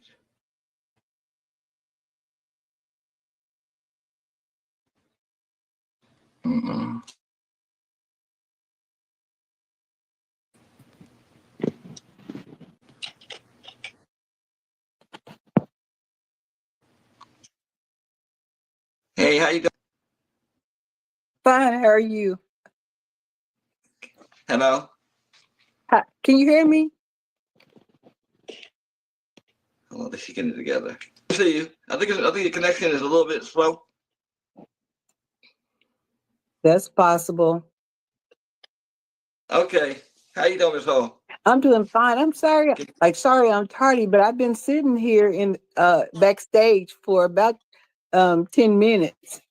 Okay, I'm sorry about that. Yeah, I was trying to bring you on. I started talking about a little bit of the case before you came on. So now that you're alive, everybody, this is Miss Laurel Hall Williams. This is the mother of Cleopatra Hall. Today is Cleopatra's 49th birthday. She went missing May 9th, 1994, 31 years ago in Pine Bluff, Arkansas. Today, we're here to discuss her case with her mother, Miss Williams. Miss Hall Williams. Miss Williams, will you please? Miss Williams Hall. Williams Hall, I'm sorry. Miss Williams That's okay. Hall. Okay. So, we'll let you start at the top with Cleopatra's case and where are we at now?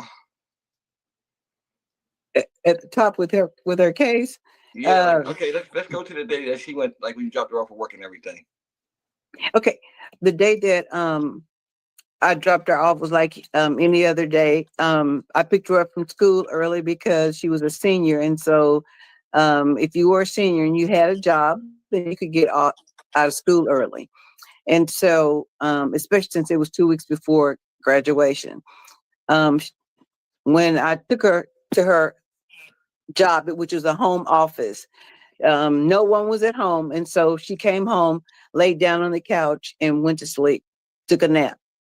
So a little before 5, the boss wife called and said that she was at home and I could drop Clea off.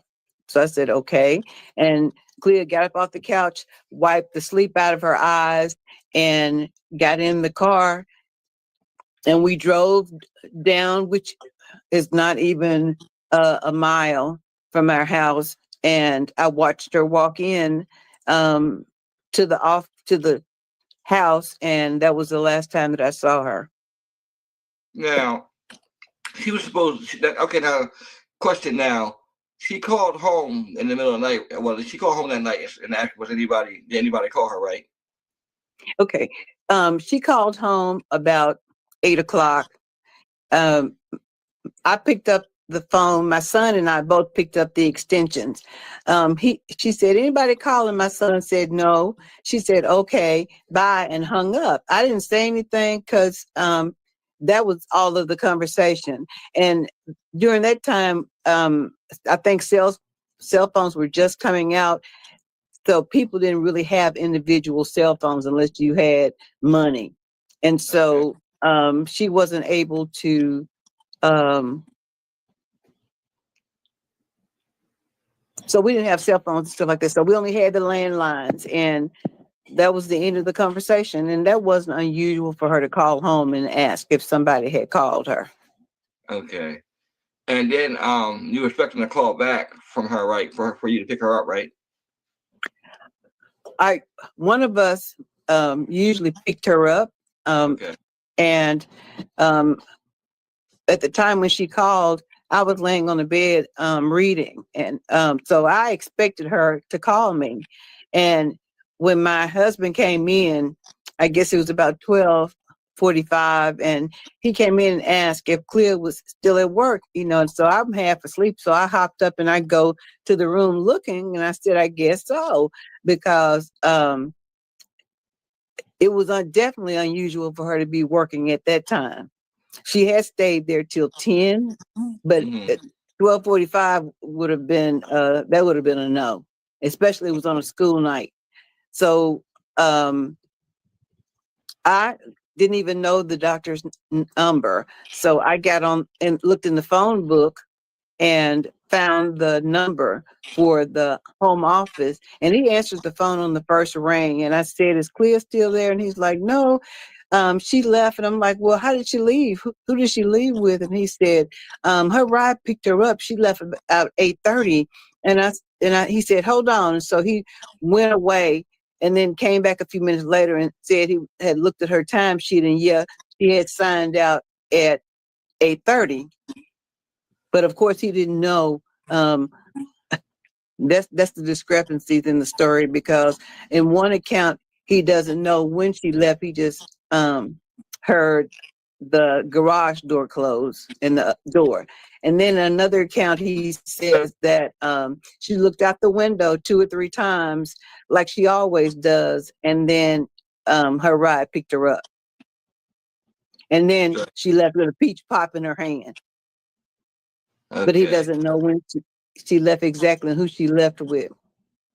Now, has she ever got a ride from work from anybody else besides you or your husband? She has gotten a ride from, and I know of at least one friend, and because he gives an account of that on one occasion where she and the friend are in the yard, and the friend has his vehicle backed into the yard, and so in the house he saw the reflection of the tail lights, and so he come out and knock on the window and said, can I help you? And so he says, Clea leaned over and said, it's me, Dr. Amos. And so when she came inside, he told her, I don't allow courting on my property. And she said, oh, that's just a friend. Mm-hmm.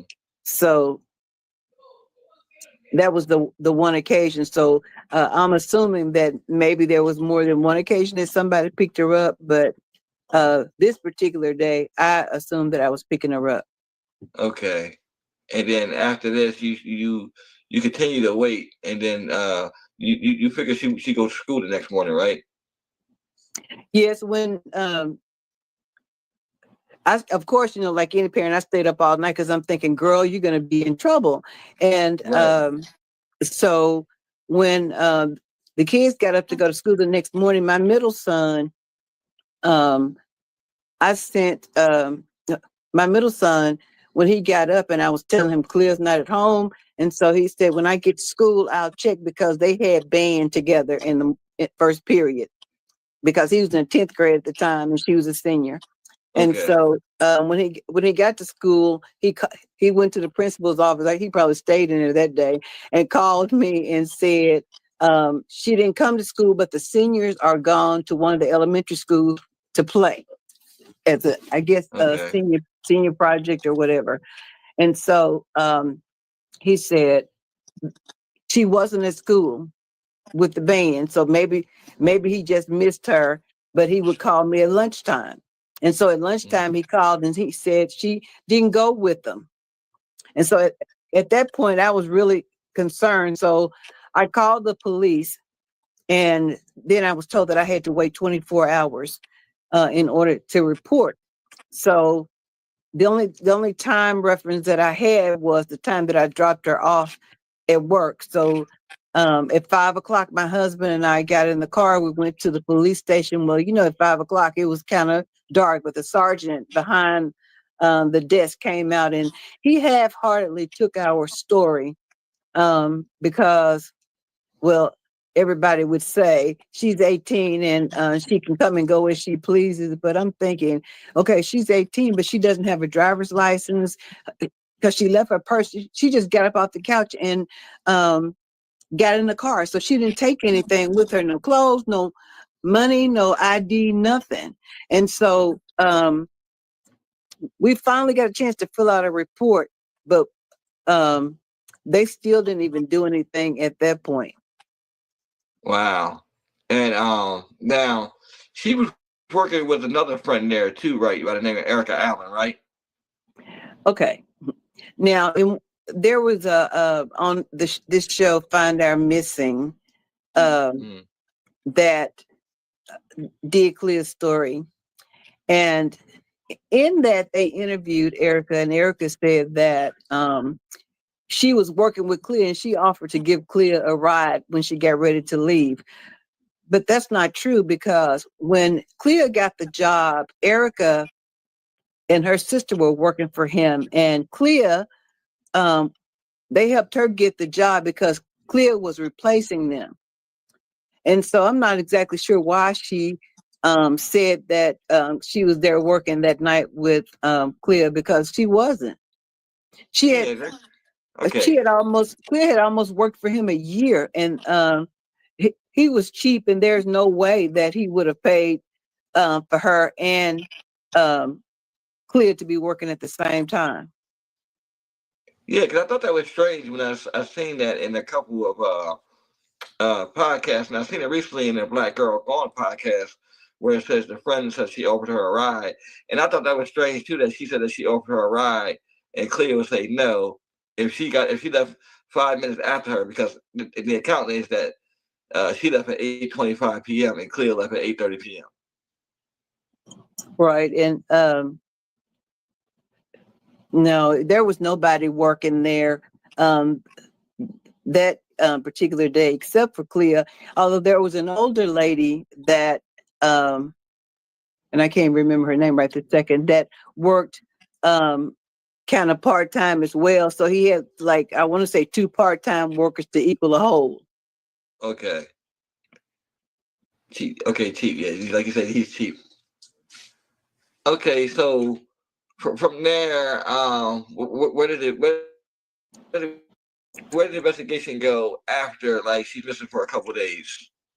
Well, actually, when she was missing for a couple of days, I contacted the news station because this is not right to me, and Right. and they're telling me she's 18. I'm like, okay, can we get the search dogs? And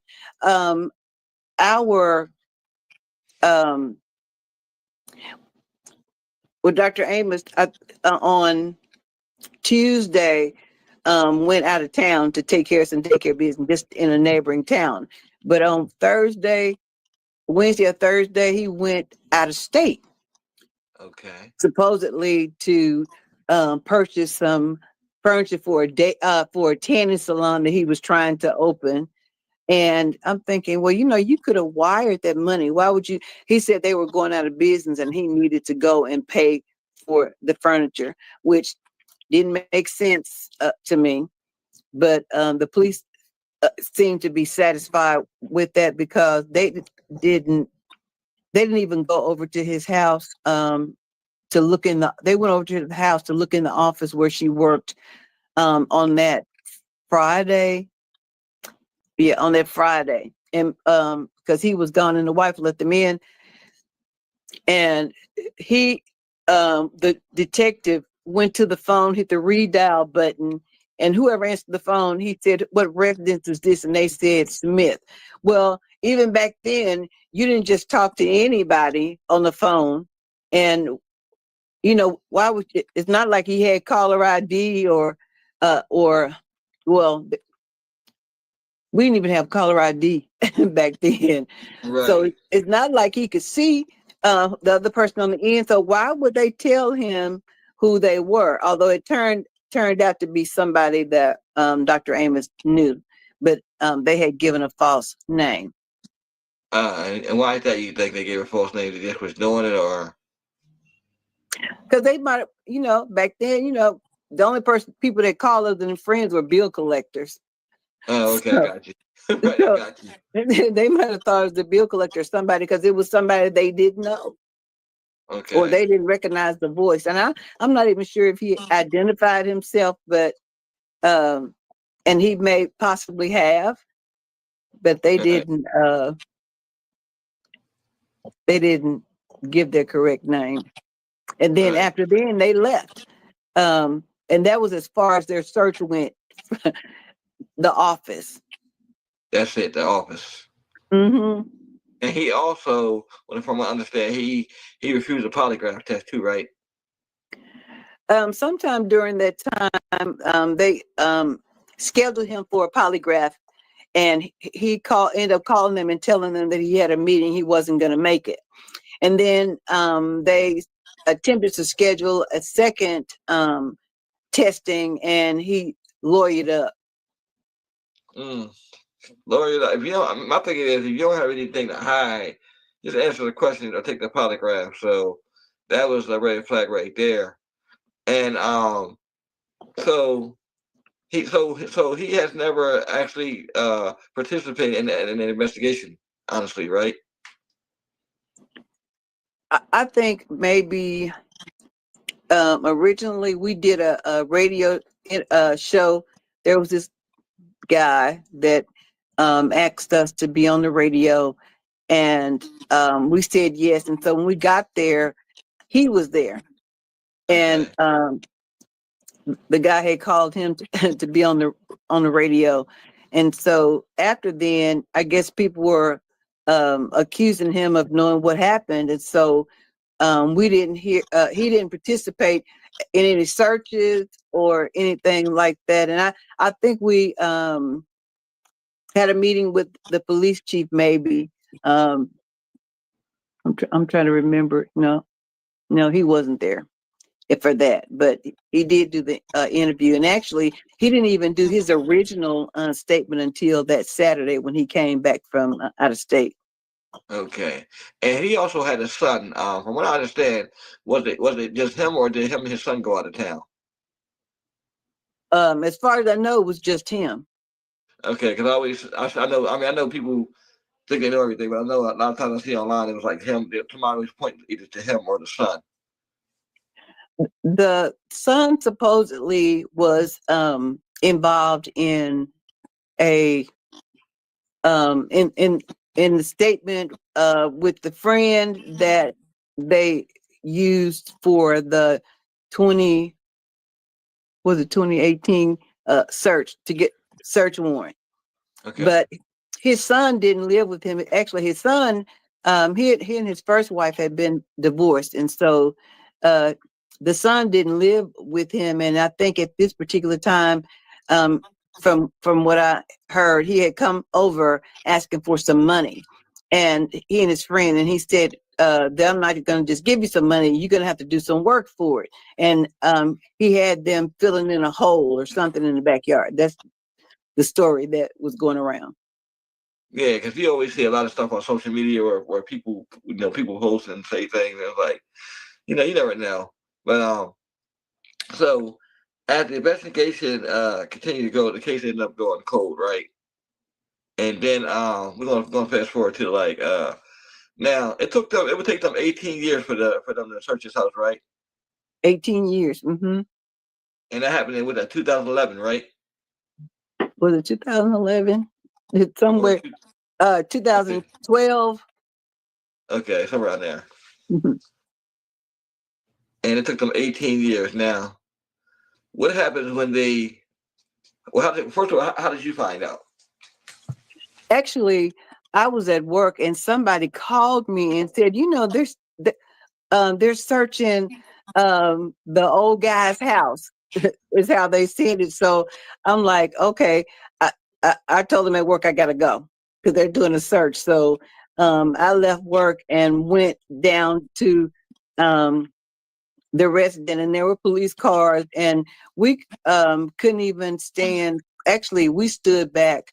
I want to say the house was like in the middle of the block, so we stood on the corner up maybe about 20 or 30 feet away from where they were, because one, we didn't want to get in the way. And so we stood in that section. And then, of course, you know, when people the words start getting around, and it's amazing how the word about them doing a search got around, but the word about her missing and can somebody come forward with any information seems to be eluding people. And so we stayed out there that whole day with them searching the property with the cadaver dogs finally. And the GSR, I think is what it's called, the ground searching device, whatever it is. Yeah, I like to talk about. I know like what you talk about. Okay, and the evidence now. They brought evidence out, right? They brought up 5 bags of what appeared to be evidence, and when they got ready to bring the bags out, they asked us to step back. We had to move way back, farther back, and they moved the crowd back, and so they brought out 5 bags of evidence that we learned that didn't make it to the crime scene van, but it made it into the back of a detective's car. And it sat there in his car, parked outside the house all weekend, right? Something happened, I think, with his wife, and so he put the stuff in his car. And so when everything was over, he drove his car home, parked it in the garage, and took off his service pistol. He later describes, and put it in the trunk, and went in the house. And so the car just stayed in the garage all weekend. Nothing else was thought about as far as the evidence. The crime scene person didn't call him to say, what you do with my evidence or anything like that. And so on Monday, when he started to get ready for work, then he went to get his gun, and that's when he realized the bags were still in the car. So he takes them to the police department and logs them in, put them in whatever locker or whatever it is that they do, and went on to work. So after about a month, we're asking, we can't find anything. I know the crime lab is busy because they were supposedly sending it to the state crime lab. And so when we went to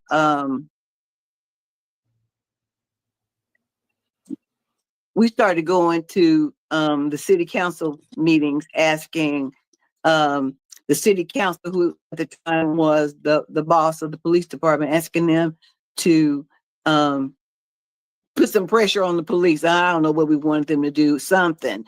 And one of the reporters for Channel 4 had just happened to be at one of the meetings where we were addressing the city council. And so when the meeting was over, I asked the chief at the time, it was Brenda Davis, have they gotten any response from the evidence or what? And so she said, well, we hadn't got anything, and we have a standing appointment with the crime lab every Wednesday for them to contact us with information, and they don't have anything. And so the reporter just happened to call the crime lab, and this was like 40 days. So he happened to call the crime lab asking if they had gotten any thing from the evidence that was submitted, and they said they didn't have anything. And so so they called Pine Bluff trying to figure out what was going on, and the stuff was still at the police station, the bags. Wow. So the evidence basically just sat 40 more days and it's basically forgotten about. Mm-hmm. It's crazy. That's basically what it is. And we're just assuming that the chain of custody was secure, but we don't know because even at this point, I don't even know what it is that they got from the house.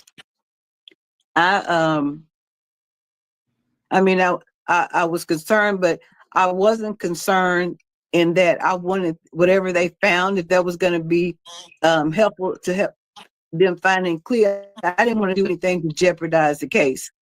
And I think that's part of the problem, because we didn't know anything about the police. We didn't have any dealings with the police, maybe a couple of speeding tickets, maybe. But other than that, we didn't have any knowledge firsthand of the police other than what we've seen on television. Okay, so So, I mean, so over the years, has the case been updated? I mean, have they ever released any suspect other than like Dr. Amos? Have they ever said he's like a suspect or no? they said he was a person of interest. Now, is he the only person of interest, or they won't release that?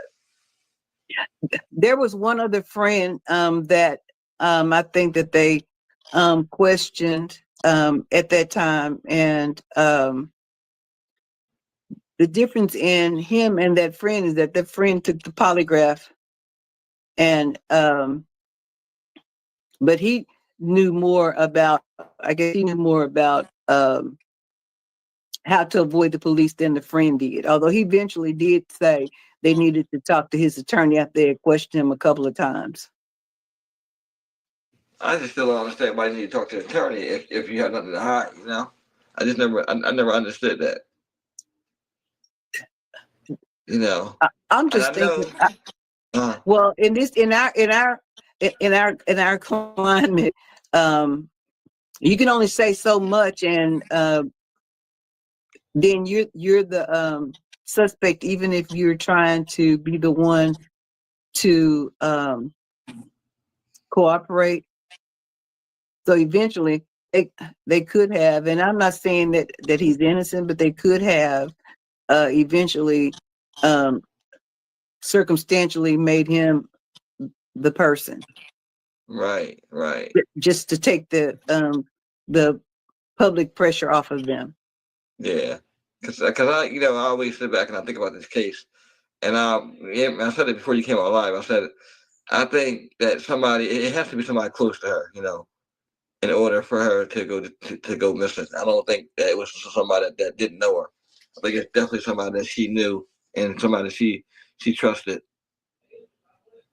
That's what the police said, because the fact that somebody gave her a ride, and we when they were younger, they had those people missing in Atlanta, and so my husband and I were, according to Dr. Amos and probably some of her friends, we were strict, and so there was not a lot things that they did that we didn't know about. I'm not saying that they didn't do things that we didn't know, but there wasn't a lot of things that we didn't know about, or that we didn't all participate. Right, I understand. I totally that totally makes sense. And so I don't know.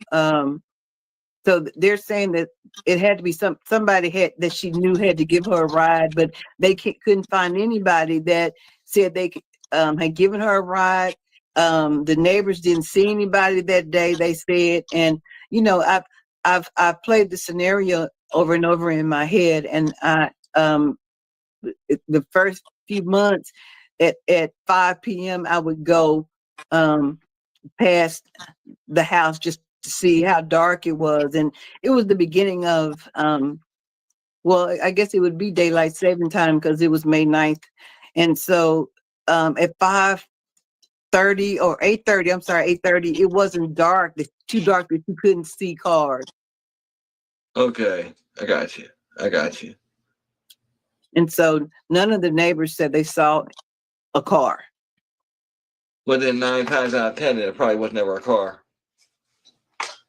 Well, Probably it's was never a like car. again, the things that are just circumstantial. Like he had this car. It was a burgundy town car, and he used to park that car on the outside of the garage so that his wife's car could be parked on the inside. But when Clear disappeared, he started parking that car on the inside of the garage, and eventually, he got rid of that car. I'm not exactly sure what happened to it. Maybe the police know. They just didn't. And I guess during that time, there were some missing persons report, but there were none other than Clea that weren't accounted for. Okay. So now we're approaching 31 years next month. Has there been any updates in her case at all?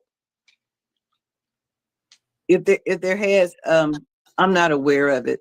We've had, let me see, this is 2025. I want to say we've had like 18 or 19 police chiefs since she disappeared.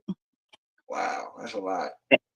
And so we would have to go through this same thing every time a new chief came, or sometimes there was one or two that were reappointed. And so I think with the last, I did visit with the last police chief who just got fired last week.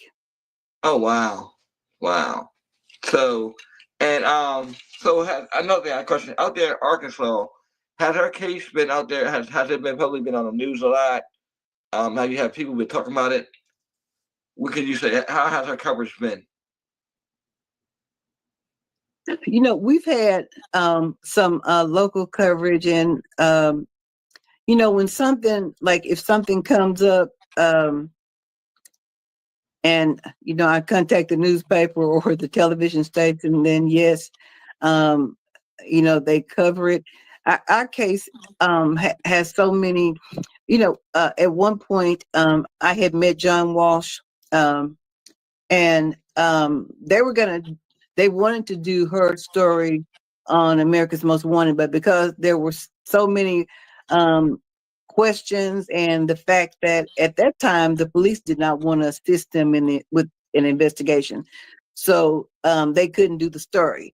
Although after I met John, like at the end of America's Most Wanted, they would like sort of profile some people's picture at the end, and so he was able to do her picture in that manner. But our case has not really gone past Arkansas. Nancy Grace, I think, did a story on her case once, but and then of course, like I Find They're Missing on TV1, did the story, but we really haven't gained any national attention. And even during that time, Chandra Levy, the aide from Washington D.C., had come up missing, and I don't know if you remember all the attention that her case got because she came up missing. Yes. And so, yes, and that's been happening for years. Yeah, so we're nobody famous. We're just an average family, and so an average Black family, and so it's hard for African Americans to get the kind of attention that our counterparts get.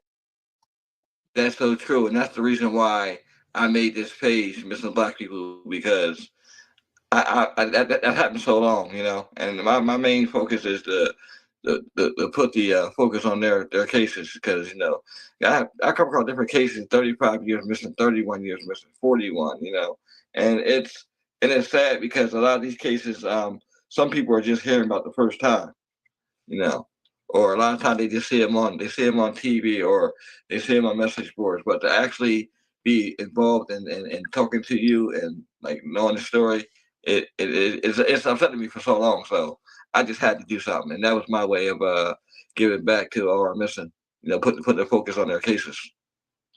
I appreciate it because there are so many cases, and even here in Arkansas, there's there's a lot of missing cases. I want to say in our state, maybe there's I'm just going to say close to 3,000 missing children and adults. And I think it wasn't until she was 21 that they passed the law that people didn't have to wait until, no, they were just beginning to pass that law when she turned 18. But when she turned 21, they got the law passed that you didn't have to wait 24 hours. But then even like they had just started that,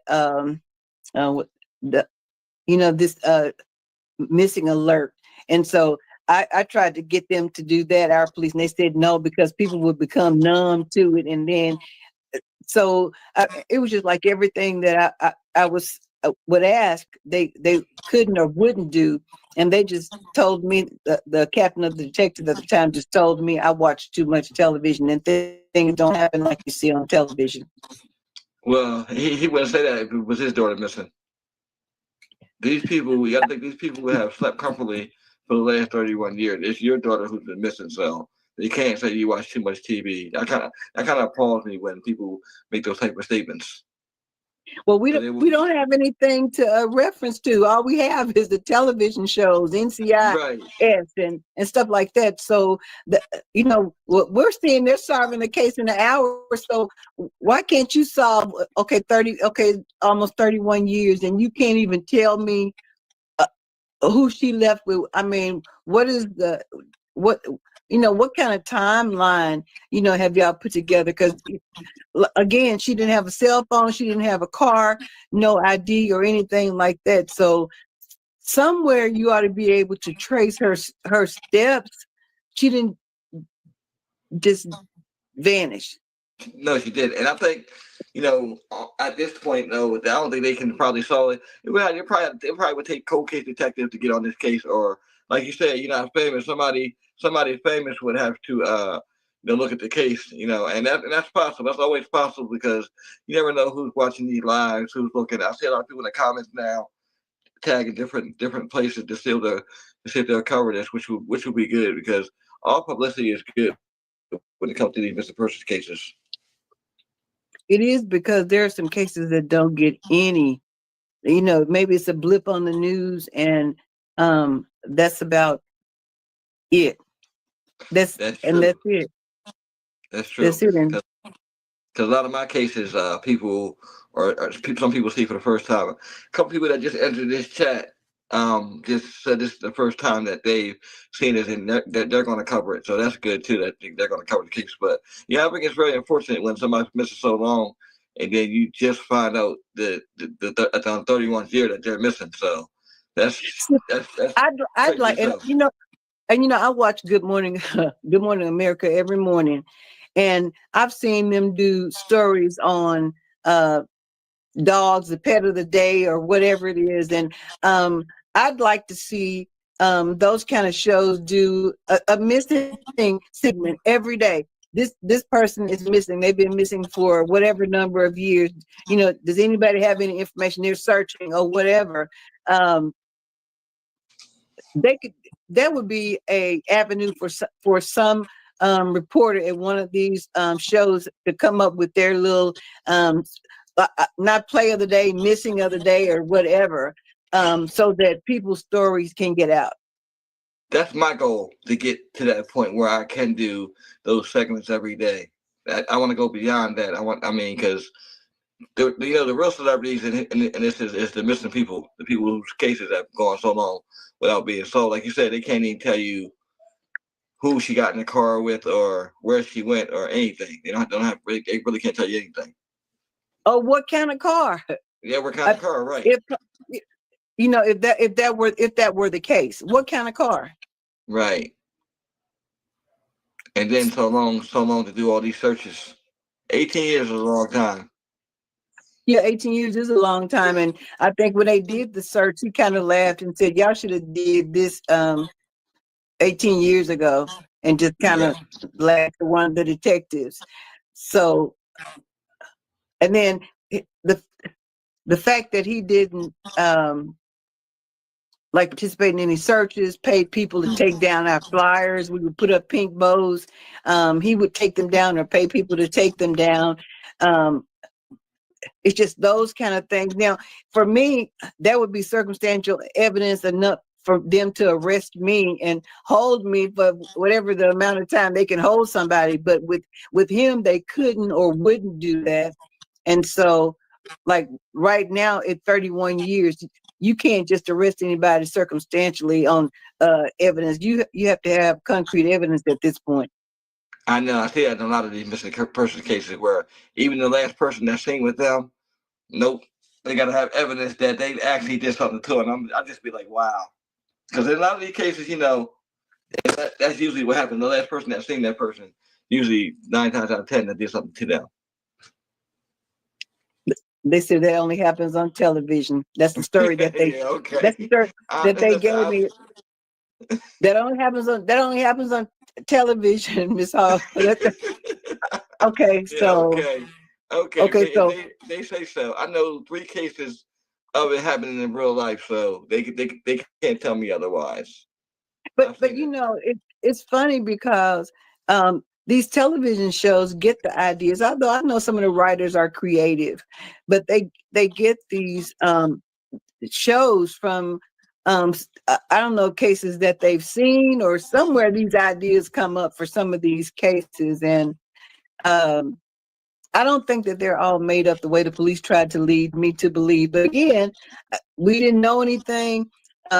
We live in our population was about 53,000 at that time, and I think we're just under 50 now. So we're not a large town. We don't have a DA or anything like that. So we have to depend on our police department. And even back then, just because I was reading and I started going to the law library, when I asked for a change of authority, and all I got was from the state police is that they're doing everything. We believe that they're doing everything that they can do.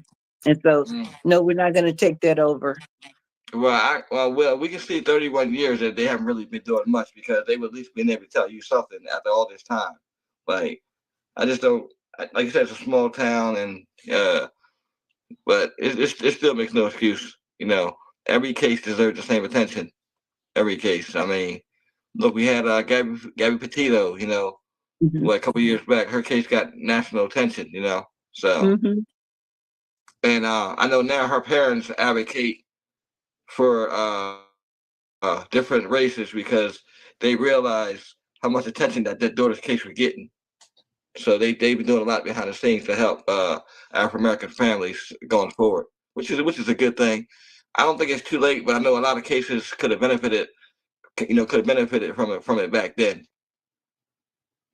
Oh, just recently, the girl that went on spring break, she got a lot of attention with her story.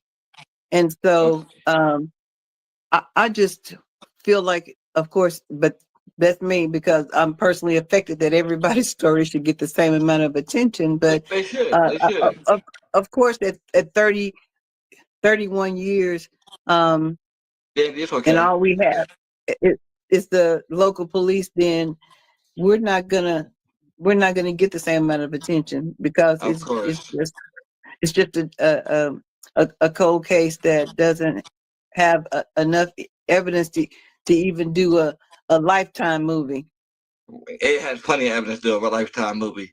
So I do have a question somebody asked. They asked, how have you been able to survive all these years with this pain of your daughter missing? If it wasn't for the fact that I and my family have a strong belief in God, and the fact that He allows things to happen for whatever reason, that is the only thing that has, and the fact that if I give up or if I have a nervous breakdown and end up in some mental institution, which at times I've felt like that, then who's going to continue to try to find my daughter? Right, right. Because And I always so, wanted. yeah, so I have to pray a lot. Pray that I've gotten a lot better. Pray that we don't go and blow up the man's house. And the only reason that we haven't is because what if there were evidence in there even at this point? What if she was even in there at this point? Because you remember those people in Cleveland a few years ago that had been in that house not 10 miles from home, that had been in this house, and this man walking from McDonald's heard somebody in the house. Yeah, Ariel Castro was the guy who kept them girls hostage, and he ended Right, up committing just not far suicide from because their house. not far from their house. He kidnapped one of his friends, best friends. Yeah, so I totally understand because you know that could happen because everybody would probably think that they were dead, and here it is. Like you said, the guy walking from McDonald's hears them screaming and frees them. So it could happen. It's so many different scenarios to what happened. But So so it's a lot, and I know people that have had a missing child in these 31 years. I've met different people, and so they haven't been able to function. And even way back when, one of my church members said to me, "You must know where she is because you're not upset enough." How upset do I need to be for you? and I think that's the wrong thing people say. People always want to see you emotionally. You don't have to be. You don't have to show emotion to be emotionally charged. And I think that's the wrong thing people be worrying about. Why are you worrying about how emotional I am when just know that I'm feeling some type of way. If I really showed how I feel, then I probably wouldn't be able to function. And they don't know that I might sleep 2 hours a night, or I might not even sleep at all. Like Right. last night, I didn't sleep. I didn't go to sleep at all. I took a nap. That's why I was late getting on here. So I laid down and took a nap, but I didn't go to sleep. I didn't go to bed last night. And so they don't know. They just assume that when they look at me, that everything must be okay. And even the people around me just assume that everything is okay because we're able to function, and through the grace of God, we're able to function. Okay. So I want to ask you. I mean, is there anything else that you would like to add? Other than the fact that somebody knows what happened to Clea. I don't know where they are. I'm not sure where that information lies. I don't know if they can start back from the beginning at this point, which was the last place that she was seen. But I just can't believe in my mind that this is all, and we're just waiting on somebody to come. I mean, we're just waiting on somebody to come forward with information. And May 9th will be 31 years. 31 years is a long time not to have a clue about what happened to somebody. I mean, we're still we know as much as we did. We know as much today as we did in 1994. Wow, and that should not be like that. I'm pleading with anybody out there that knows. People, I know somebody knows. It could be somebody you know. If anybody talks about this case, anybody knows. Give this mother, give this family some kind of. I'm not gonna say closure, answers. 31 years is like she said, is a long time. And me being a parent, I got to commend you because I think I probably would have went crazy years ago.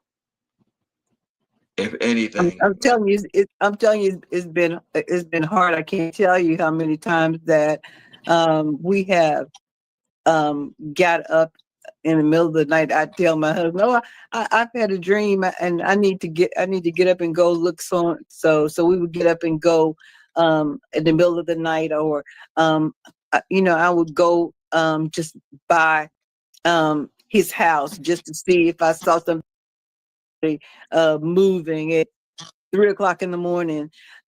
I've gotten better with that, and probably I guess if he wasn't able to go out of town and then out of state, which I don't know if that is something that people do in the middle of trying to investigate a case,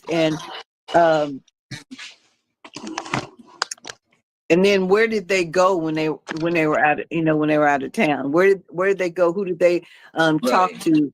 And how did they get there? Now I heard he flew to Dallas. And so my Okay. question was, did he fly? Did they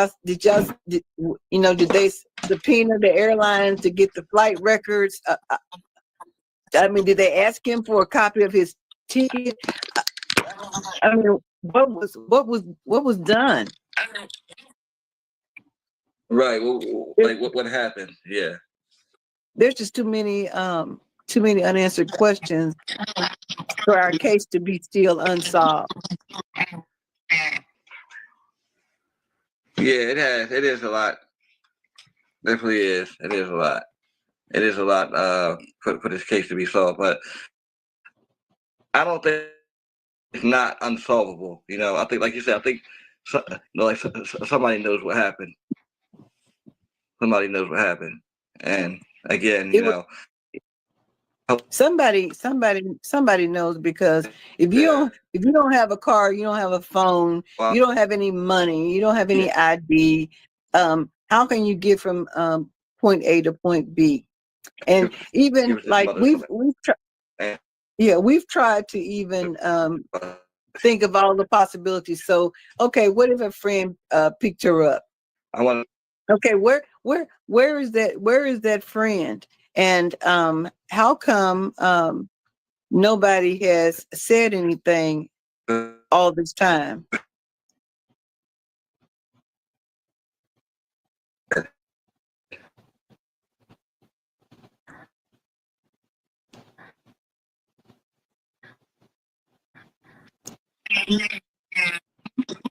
Right. So anyway, I'm just praying that somebody will, even at this point, somebody will come forward, and on May 9th, I won't have to do a Facebook or YouTube live, because we would have found out what happened. Now, if we find out what happened, I will be telling everybody. And I've said that over the years, that no matter what the circumstance around her disappearance, even if it had been just a friend picked her up, and then she didn't want to come home, I would tell that. Right. Because I think the people that have been concerned had the right to know, just like we do, because some of them have become part of our family, so they need to know. Yeah, that's true. They definitely need to know. If people would start sharing, we've never had a story to go viral, and that is something that I would like to. That is something I would like to see done. Maybe if people shared and their friends shared, then maybe Tyler Perry can pick it up and do a story. Yeah, and it's actually, her video has gone viral. The video that we just did. Okay. Or the video the other day. I've been sharing Yeah, it. that video has gotten 62,000 views, and oh, cool. We our town is Yeah, yeah, semi-rural, and so that 62,000, and I was happy for that too. so we'll have to do another share because it was a good video. I appreciate you doing it, and yeah, we'll have to do another round of sharing of that video, and I'm gonna like Yeah, start sharing it with Ash like Mysteries is who, uh, oh it's going in and out. And it's probably our internet connection, semi-rural Arkansas. It's probably our connection. Oh, okay. Well, I have enjoyed having you being on here. I appreciate you coming through as always. There are some other creators that are in the comments that have seen your story and they would love to cover your story. So I'm pretty sure that they'll be reaching out to you. And the more people we get to cover this case, the more the better. I would be happy. Now May 9th is coming up, so you're gonna just have to put me on your schedule for May 9th. Okay. All right. You just got to put me on your schedule for May 9th. Now we usually release balloons, and I've had people saying over the years, well, don't release balloons because something about the birds that eat them and something or somebody will eat them. I don't know what they said, but over the 30 years, we've only had one balloon, and that probably maybe was 20 years ago. I mean, that might have been 2013 that somebody said they found a balloon and posted a picture on Facebook, because back then we just had pink balloons with a card attached to the end, and we figured out Okay.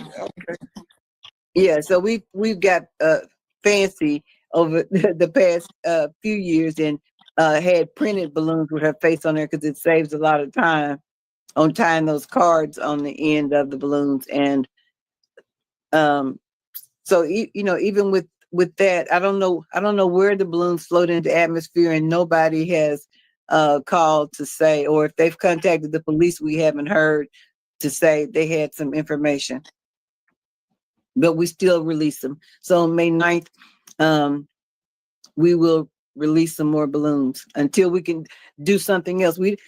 When you don't know what to do, you just do whatever you can do. And so that's just one of the things that my family and I totally understand that. do. And so today on her birthday, so we released like 49 balloons. It's just hard for me to imagine that she has turned 49. When And she it's was hard to believe that you 18. have a 49-year-old daughter. Yeah. And so It is. A lot of people in the comments for saying that. They were like, she has a 49-year-old daughter? I said, yes, Miss Hall is good. thank you. By the grace of God. By the grace of God. And so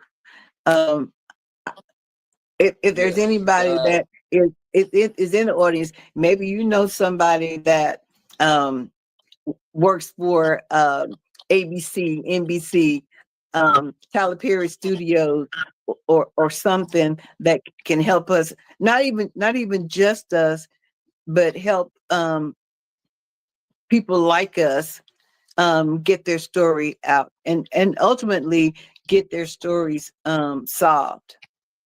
Yes, I agree. Yes, and anybody in the comments.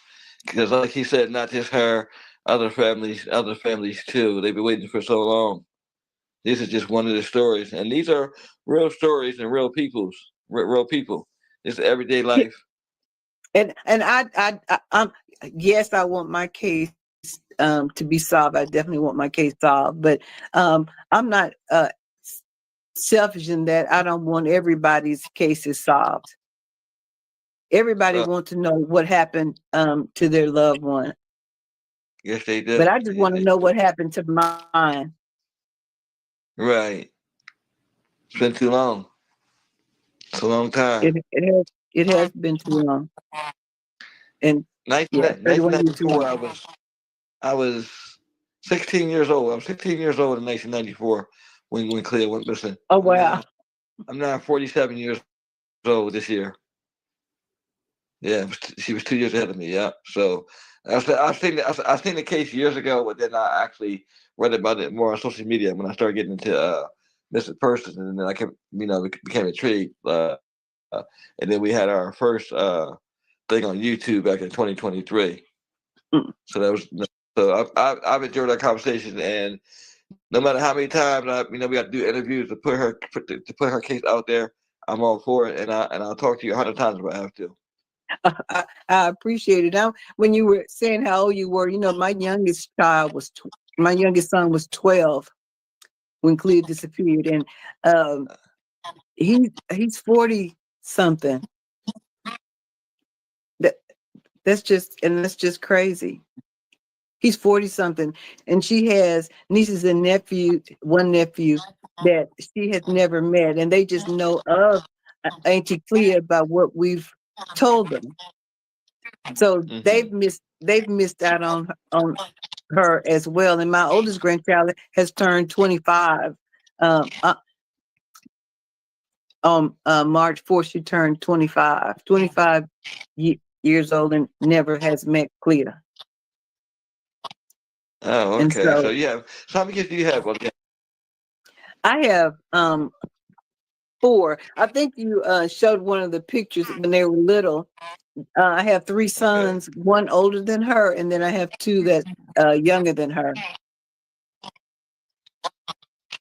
And so she was the only girl. Okay, I saw the picture. Shit. Only girl. Yeah, so Wow. she was the only Okay. girl. And she was the oldest, right? She was the second oldest. Oh, okay. She has an older brother. How have her brothers? How have her brothers been? Like, how have they felt since she's been gone?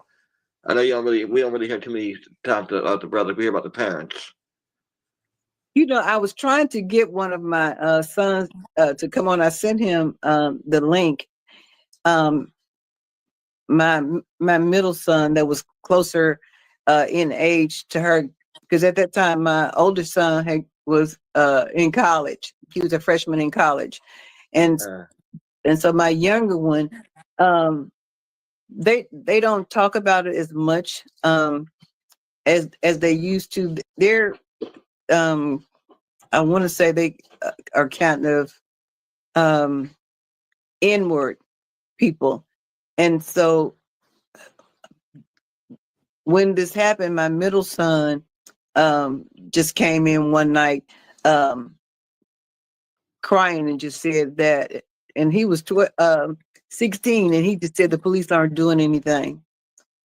And so that was like a couple of days after she had disappeared. So I know that it has bothered them, because they were fairly close to their sister, and even the police said, well, they would have if she had gone somewhere on her own, she probably would have at least contacted her brothers. But we didn't have any issues that I'm aware of. And so at this point, there's no reason that she wouldn't have contacted her parents. But I don't know of any of her friends or classmates. As a matter of fact, Erica, like I said, helped her get the job. But I think I've talked to Erica once or twice in 31 years. Oh, okay. Yeah, because that comment intrigued me when it said that she offered her a ride home, but she didn't. But she said no. And see, I'm not even sure like where Erica is. At this point, because She's in Arkansas. Is she still in Arkansas? She's still in Arkansas. Last I checked on her profile, she's still active and everything. She's still in Arkansas. Okay. So I mean, you said you talked to her twice, and how has her life turned out? Has her life been okay? And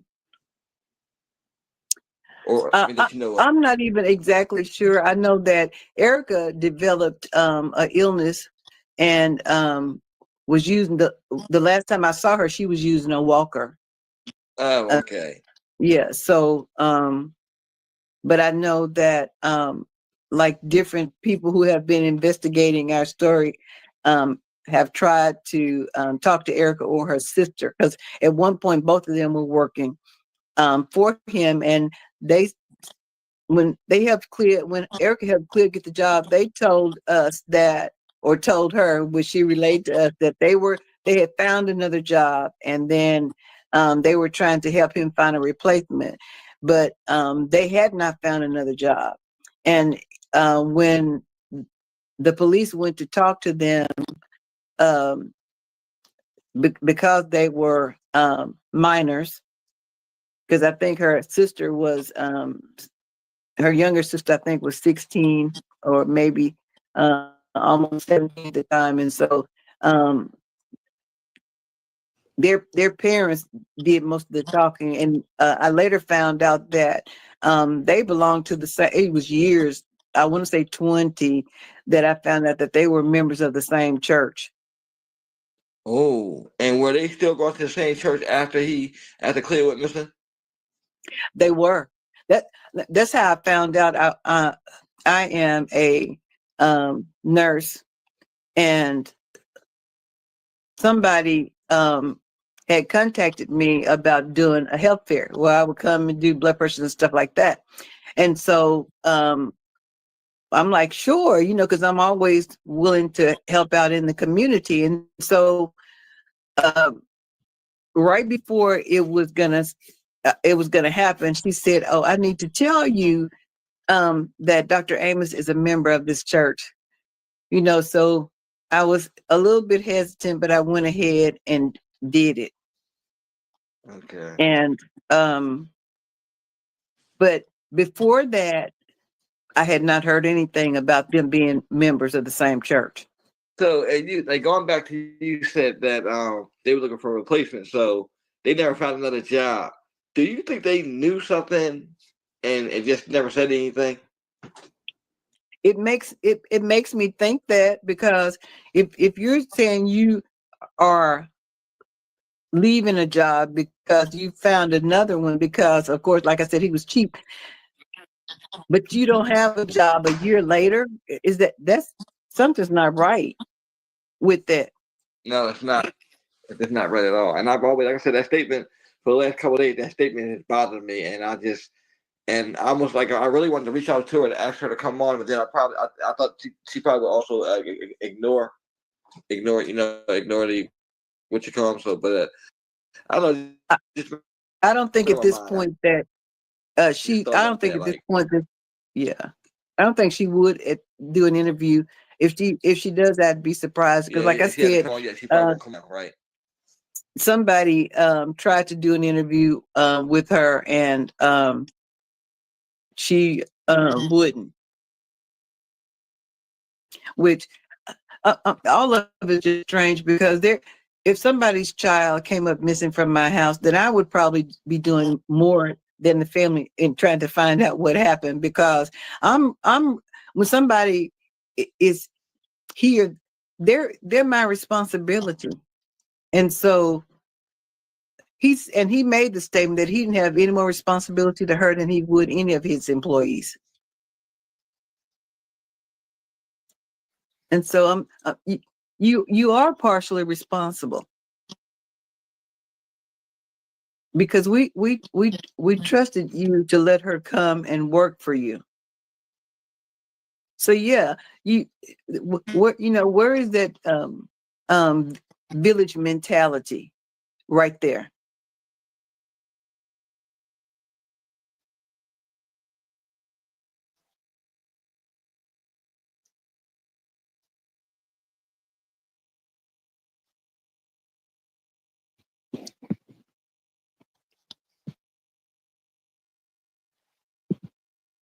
I think we might be frozen. Hello? If it was Erica or her sister,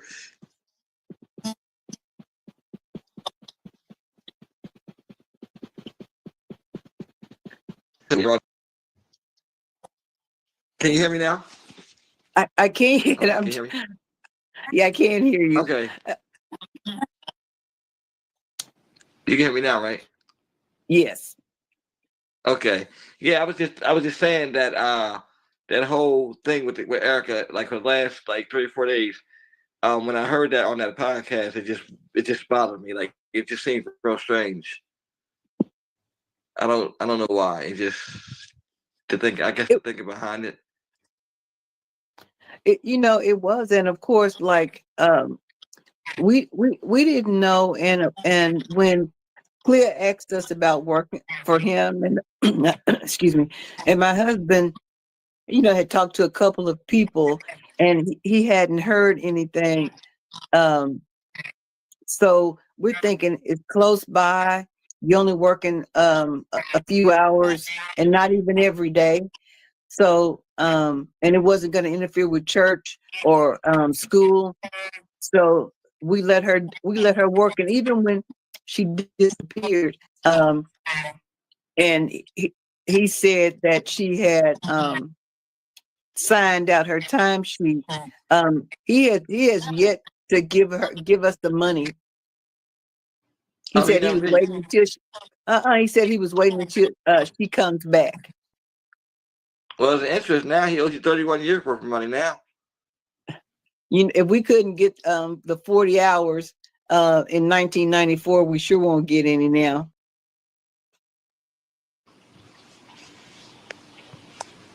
Hold on.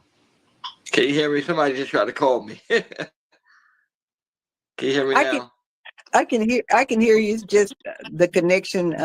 It's kind of going in and out. But like I said, it could be us in our Okay. semi-rural area. Yes. Okay. Um, well, if there's nothing else, I want to thank you so much for coming again and telling Clea's story. I'm pretty sure we'll be sitting down again in the near future.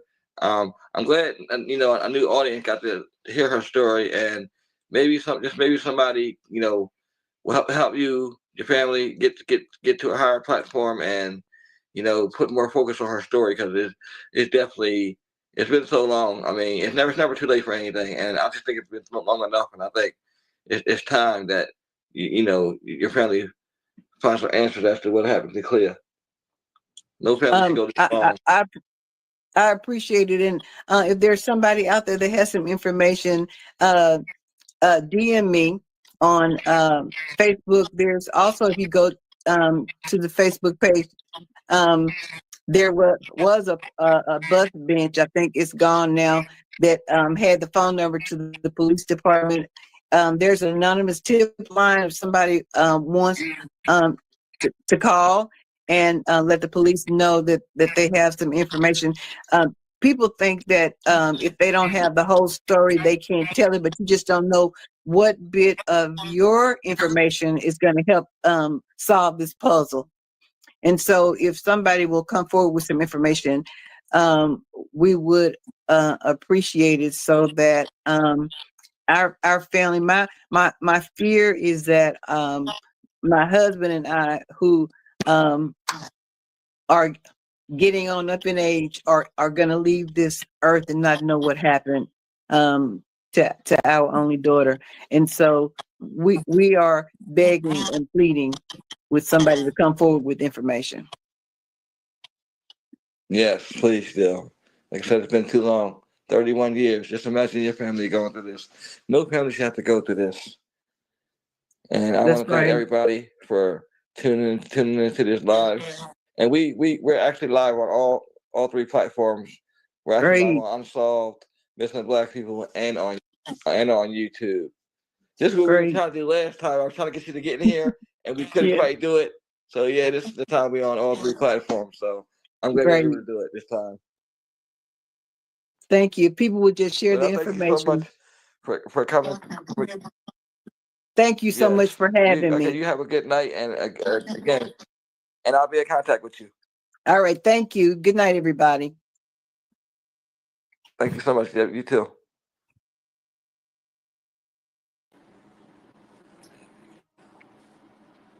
Okay, we are live. We're gonna wait for a couple people to come on, and then we're gonna go ahead and do this. Yeah, I've been doing these podcasts for probably a couple months now. Trying to help families with their loved ones cases, especially cases that seem like they haven't went anywhere. Okay. We had one viewer. Okay, come on, bring some more viewers on. Okay.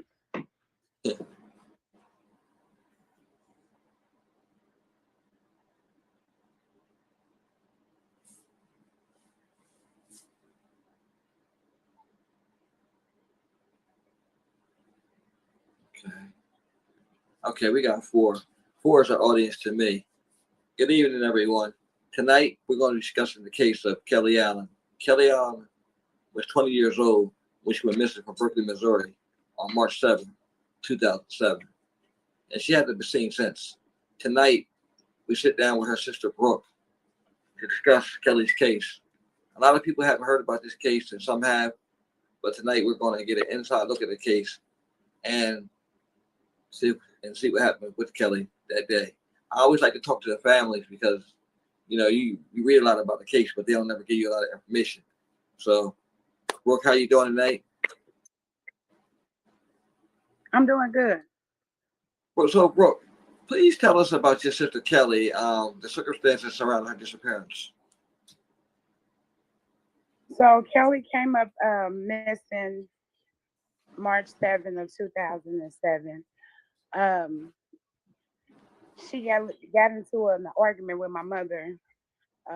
As far as from my mother's point of view, it's two sides to the story. From my mother's point of view, they got into an argument about her doing dishes, and she left and went to a friend's house. The friend name, I don't know if I can mention it. Can I? You can, because it's all speculation, so you can. Okay. She went to a friend house. That name is Brittany Johnson. She stayed out in Berkeley at Froston Airport Road. But that's what my mom said. When I got a call from my sister before she left the house, she said that her and my stepfather got into an argument, and he called her the B word, and she wasn't gonna deal with his disrespect anymore, and she was gonna leave. So I informed her, like, I can't leave work, but just stay there till I got home. Once I got home, she had already left the residence. Okay.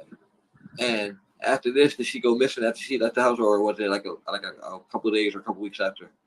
Well, she didn't go missing right after she left the house. She actually had an interview on March the 6th, the day prior to her actually coming up missing, at a telemarketing place somewhere out off of Sappleton Road, like Crestwood area. And the people actually scheduled her to come back for a second interview. And when the follow-up for the second interview, when they called the young lady house that she was residing in, Brittany Johnson, that's when she told them she was missing and she didn't know where Kelly was. So she didn't say anything until these people called for a second interview. Correct. When they called for the second interview, she had already informed them that she came home and my sister wasn't there at her residence anymore. That she was gonna call the police. This was before she even reached out to my mother or anybody in our family. And that was gonna be my next question. I was gonna ask you, did she reach out to y'all? So y'all didn't know either. No, we didn't know. No. Wow. Okay. And so she could have probably went missing. So she probably could have been missing like probably a week or so or two before then, right?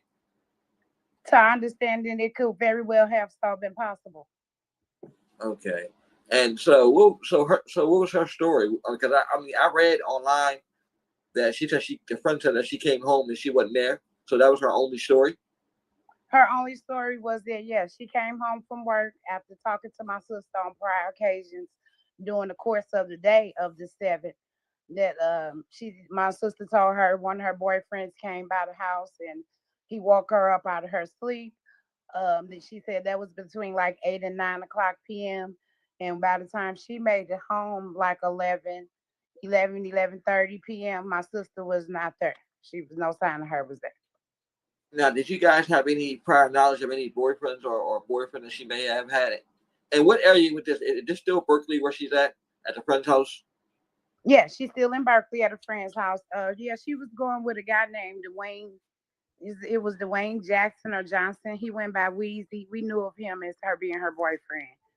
And okay. Also, the young lady said that he had been spending time over there at her house with my sister while she was out in Berkeley. So is that true? Like was he actually over there, or did he ever answer any questions? After she told us that my sister was missing, and we started getting flyers, started printing out flyers, which we didn't do until probably like March the 13th. Because we were still giving hope, like she gonna come home, you know. Right. Started putting out flyers on the 13th of March. Yes, he came by my mother's house.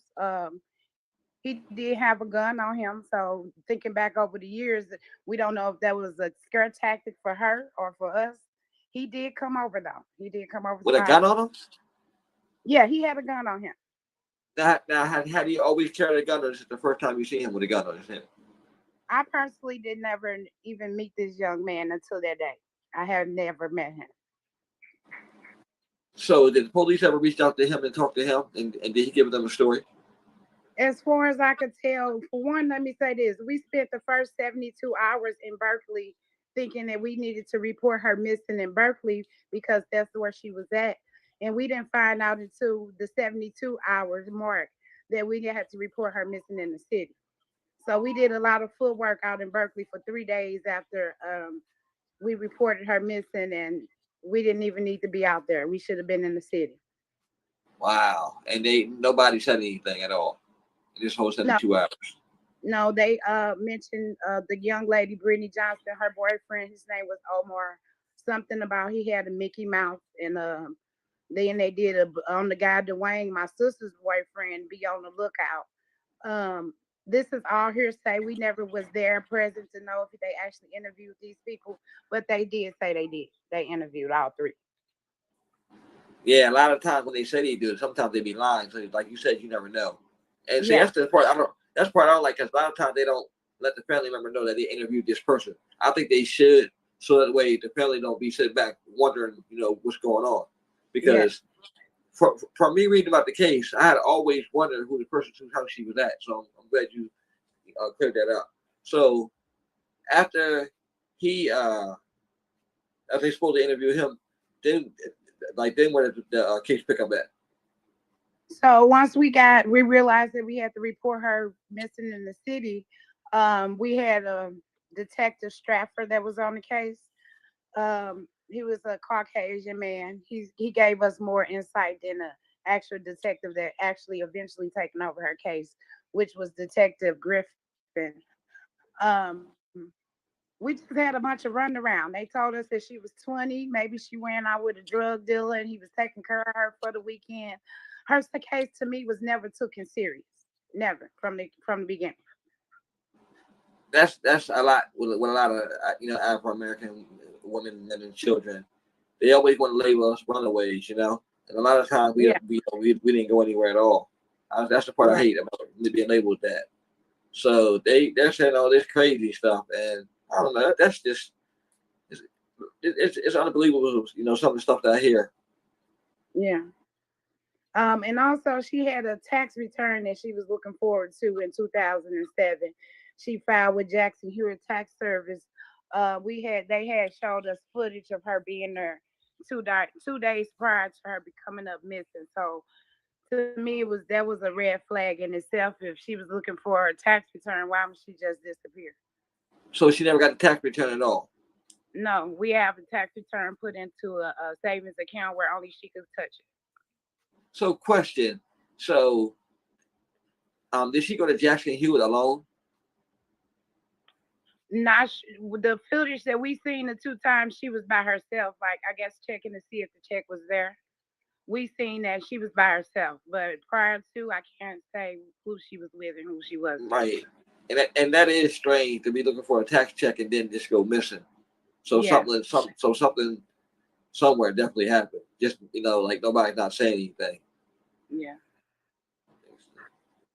Okay, so after you guys view this footage and you know that she went to Jackson Hewitt, then what comes after? The check comes to my mom's house. They kind of gave us some hope that maybe they told her that they mailed it and she would come home. We grabbed her stuff from the girl's house, all her belongings. I think we did that in March. I'm doubling back. I apologize. It's okay. No, you double back. You're good. March the 8th, we doubled back. We went back to the girl house because she actually had footage of her dancing and playing with her daughter a day before all this happened. So she was in good spirits, you know, doing just being herself. Um, so we went and got her belongings, and when went to get her belongings from the young lady's house, she had the guy there that she told us she didn't go with anymore. His name was Omar. He was there, and from the video, her house was like young 20-year-old. Her house was a little messy, but when we Right. got there, it was sparkling clean, like Oh wow. sparkling clean. The floors in itself was one of the first giveaways. I'm a little high headed, so my mom was like, "Chill out, you know, let's just get our stuff." I'm like, "Why your house so clean?" You know, it rubbed me wrong. And the whole time her boyfriend was standing in front of the bathroom door. And I that still haunts me to this day if I'd just pushed him to the side to see, because he act like as if he was hiding something. The way he was standing and blocking the bathroom door. But we got her belongings from the young lady's house, and my mom went through her clothes every day, every day. Me and her both was looking at all her clothes. We could tell what was missing, what she had on when she left. Um, and then I want to say 2 weeks, 3 weeks after her tax return came to my mama house, a little skirt was like just took it off, like she had came in the house and took it off and Uh-huh. changed clothes. But we don't have any proof that she actually did that. It just was one item that we knew was missing and it popped up. Hold on, so go back. So you said one item that was missing, which was a skirt. Which was the little skirt that she used to wear all the time. Like a little tennis skirt, yellow, white, and Okay. gray, And where did it pop up at? at my mother's house. Did it pop up inside the house, or was it It left was outside? inside it was inside the house, inside her bedroom, right in front of her closet, like as if she took that off and put on something else.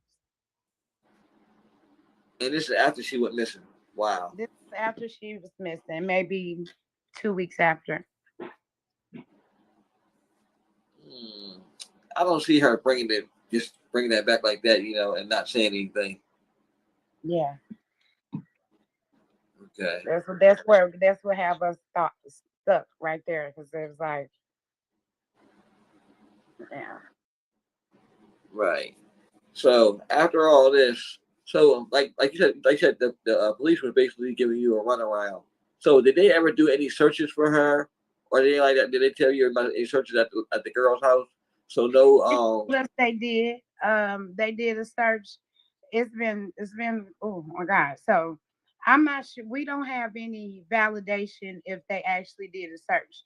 They said that they went into her house and they used the light to make sure nothing like blood or anything was in a unit. But that's all what they're telling us. We wasn't out there. We don't know if they actually did it or not. And you know what? Kind of think of it, if I was you, I would definitely check into that anyway, because a lot of times when they do raids and stuff like that on somebody's house, or they spray the loon and all that, they make Mhm. that stuff public. Okay. Even if it's years later, they make it public. Or as I know most of the time they do, but yeah, that sounds strange because, like you said, you was there and it looked like he was hiding something, preferably. Yeah. Okay. So, Kelly didn't have any kids, right? No, she don't have any children. And she's a nursing student, right? How long has she been a nursing student for? Is that something she Uh, just started? she had just started doing the nursing, in the nursing field Okay. prior to her, So, maybe 6 months prior to her coming up missing. She was working at a nursing home out in Eureka, Missouri, I believe. I'm not sure the name of it. And okay. they let her go. She was kind of upset about that. Okay. So going back to Brittany, now was her and Kelly like good friends, like best friends? Like how did they meet, or she didn't know her too long? They known each other quite a while. I wouldn't say Brittany was a good friend. I mean, the best friend of hers. I would say she was Uh, more of a partier with her. You know, the party girl. She go okay. out. Right. Okay. Totally understandable. Totally understandable. So tell me about after the first year goes by and she's missing. Is there any movement in the case at all? We have no new leads since we reported her missing in March 7th, 2007.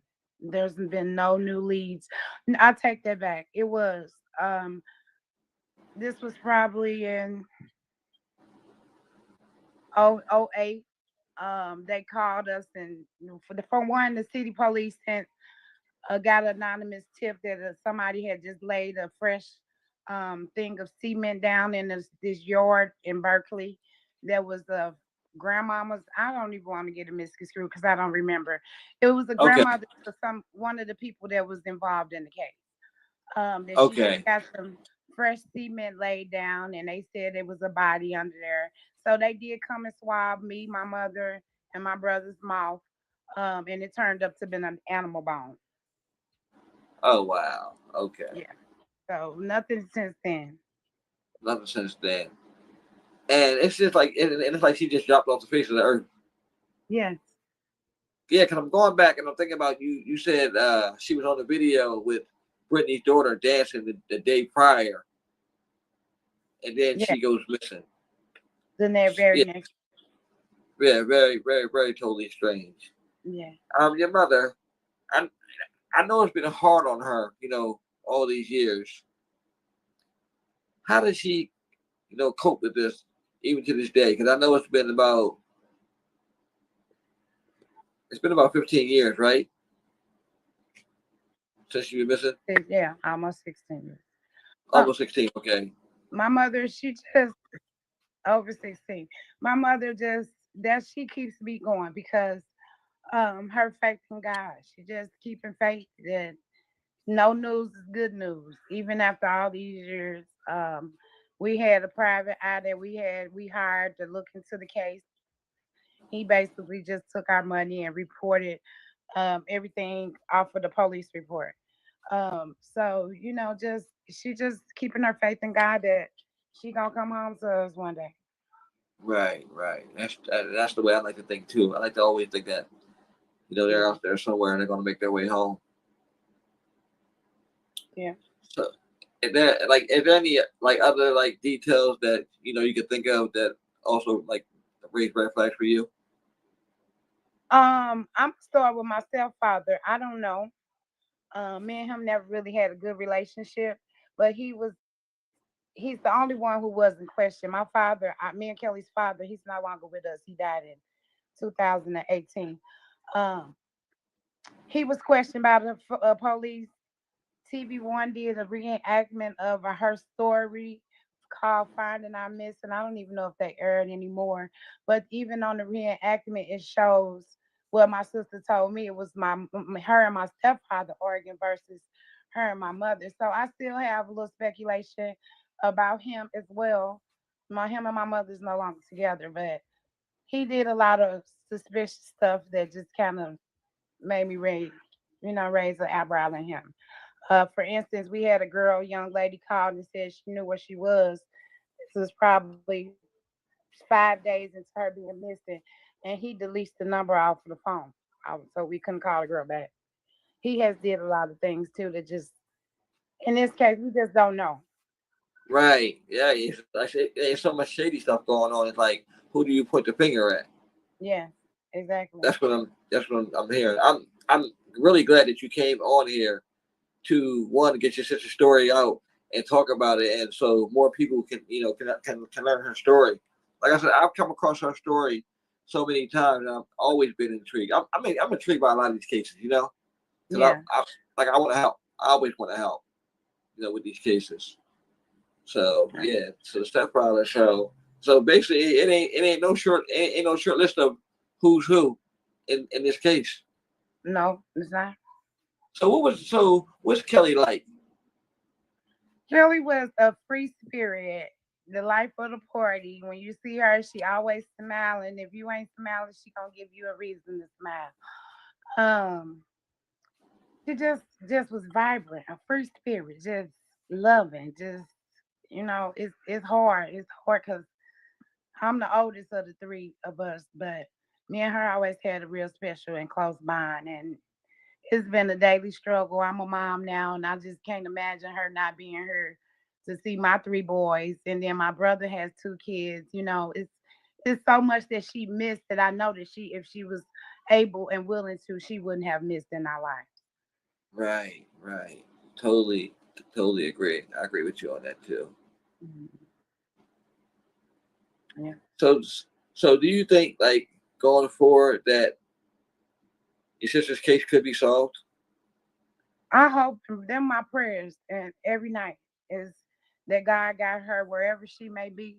But on top of that, he the only one that knows the answer to what happened to her. And then if she's not here with us no more, we would just give us a sense of clarity so that we can move on. But after so long, my faith just goes stronger. She out here somewhere. It's just she can't get to us for whatever that may be. Right. And as of today, where does the case stand?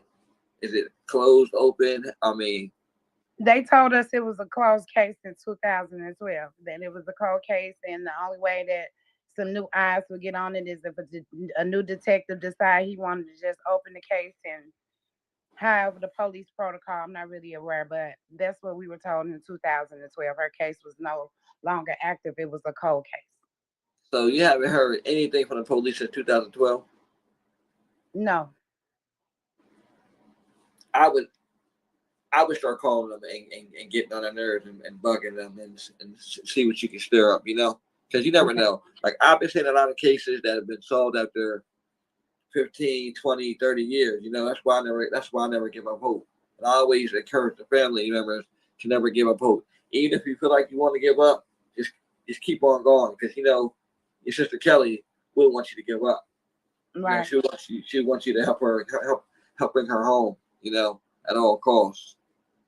So I think that with every case, I think that eventually every case will end up being solved some kind of way. If it's not by the police, it'll be by the family, Yeah. And I think social media is a good thing for these cases. Almost definitely. Yes. Yeah. So, is there anything else you want to add, to your sister's story? No, just if anybody see, just look at the flyer. I mean, it's been a long time, but her facial features ain't changed. Just Yeah, she's beautiful too. thank She's really you. beautiful. Yes. Thank Yeah, I'll be you. uploading this. I'll be uploading this to YouTube too. Actually, we're live streaming out on YouTube and both of the Facebook pages. So we had a lot of viewers so far. So they're watching, and people are they know who your sister are, and more people know, because I'm gonna post it everywhere. I'm gonna do everything I can to help you. If you need anything, don't hesitate to reach out. If I can do anything of my service to help you, I'm definitely here for you. I definitely appreciate you. All right. Thank you so much. And this has been Mr. Blackstable Live. Brooke, thank you so much for coming on here and sharing Kelly's story. Thank you. Okay, you have a good night. You too. Thank you. Yeah, you're welcome.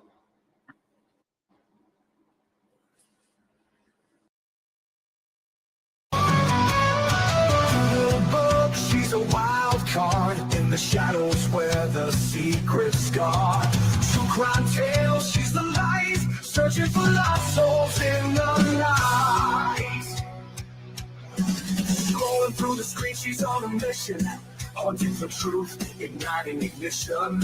The whispers of the missing, she heeds their call. With a sharp tongue, she'll expose it all. Scrolling through the screen, she's on a mission, hunting for truth, igniting ignition. The whispers of the missing, she heeds their call. With a sharp tongue, she'll expose it all. Speak up for those who can't be found. Doodlebug.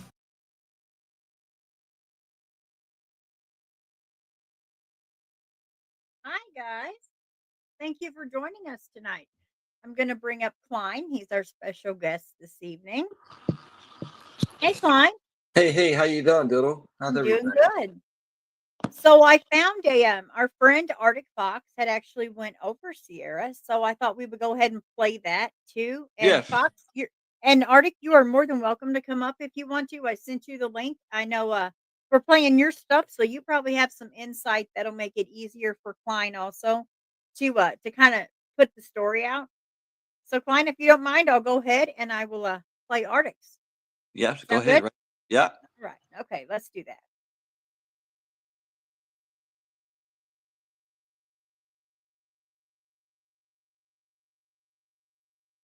What is going on, guys? This is Arctic Fox. Welcome back to the channel. Today we are diving into yet another cold case and shining the light on it. Today's case dates back to 2002 when a young lady named Sierra Sahara Thomas would disappear out of Atlantic City, New Jersey. And her family has never given up hope. Now, at the time that she went missing, Sierra was only 19 years old, and she would be 41 years old today in 2024. This is a very, very sad case, guys, and unfortunately, there's just not a ton of information on it. So, Sierra Sahara Thomas was known as Sweetie, and she vanished on the 21st of November 2002 after after her sister drove her to visit her daughter's father near the 800 block of North Maryland Avenue in Atlantic City, New Jersey. She was just 19 years old at the time of her disappearance and had her whole life ahead of her. She had told her sister that she would call when she was ready to leave, but her sister never received the call, and her sister reportedly stayed in the area for over an hour waiting on Sierra to call her. Reportedly, Sierra's boyfriend, whose name I'm going to just keep anonymous for the time being for his privacy, met up with her on the day of her disappearance. Now, he has always maintained that he does not know where she went after their encounter, and he has stated that she was accompanied by an adult male friend. She only had $33 in cash in her pocket at the time of her disappearance, and so she wouldn't have really been able to travel all that far without help from somebody. After she failed to show up to her job at a popular hotel and casino, Caesars, located at 2100 Pacific Avenue in Atlantic City, suspicions grew even further. Sierra was also enrolled in a course to obtain her high school diploma, which she also ceased to attend upon her disappearance. When she went missing, Sierra was wearing blue sweatpants, a dark colored shirt, a scarf, and a black Guess jacket. If alive today, she would be 41 years old. She did leave children behind, and she has a family that loves her and misses her dearly. It has now been over 20 years since she disappeared, and her family and friends are desperately seeking answers and closure as to what happened to their missing loved one. If you do have any information on Sierra or her whereabouts, you're asked to get in contact with the Atlantic City Police Department at 609-318-4450 and mention their case number 02-158598. Ask for Detective Charles Stewart when contacting, and you can also contact the FBI at 800-634-4097. Guys, this young lady has been missing for far too long. She's been missing for 22 years at this point. And unfortunately, like I said, it's one of those cases that really never garnered a lot of media coverage, and the case has gone cold. We need to shine a light on it. So do me a huge favor and smash that like button. Let's get Sierra's face out there all over social media. Let's generate some interest in her case and get her name into the YouTube algorithm. Also, if you're not subscribed to the channel yet, consider clicking that subscribe button. It does help the channel out. And if you ring that notification bell, you'll always be alerted whenever I post another missing persons video. The most important thing that I need for everyone to do right now, though, is to simply click that share button. Share this to your Facebook, your Twitter, your Instagram, wherever you have social media. It only takes a moment of your time to do, and it can make all the difference in the world in whether we're able to find answers for Sierra's family and friends or not. As always, guys, I do want to thank you so much for tuning in and watching. I appreciate each and every single one of you. Y'all be kind to one another out there, and I'll see you soon in the next one.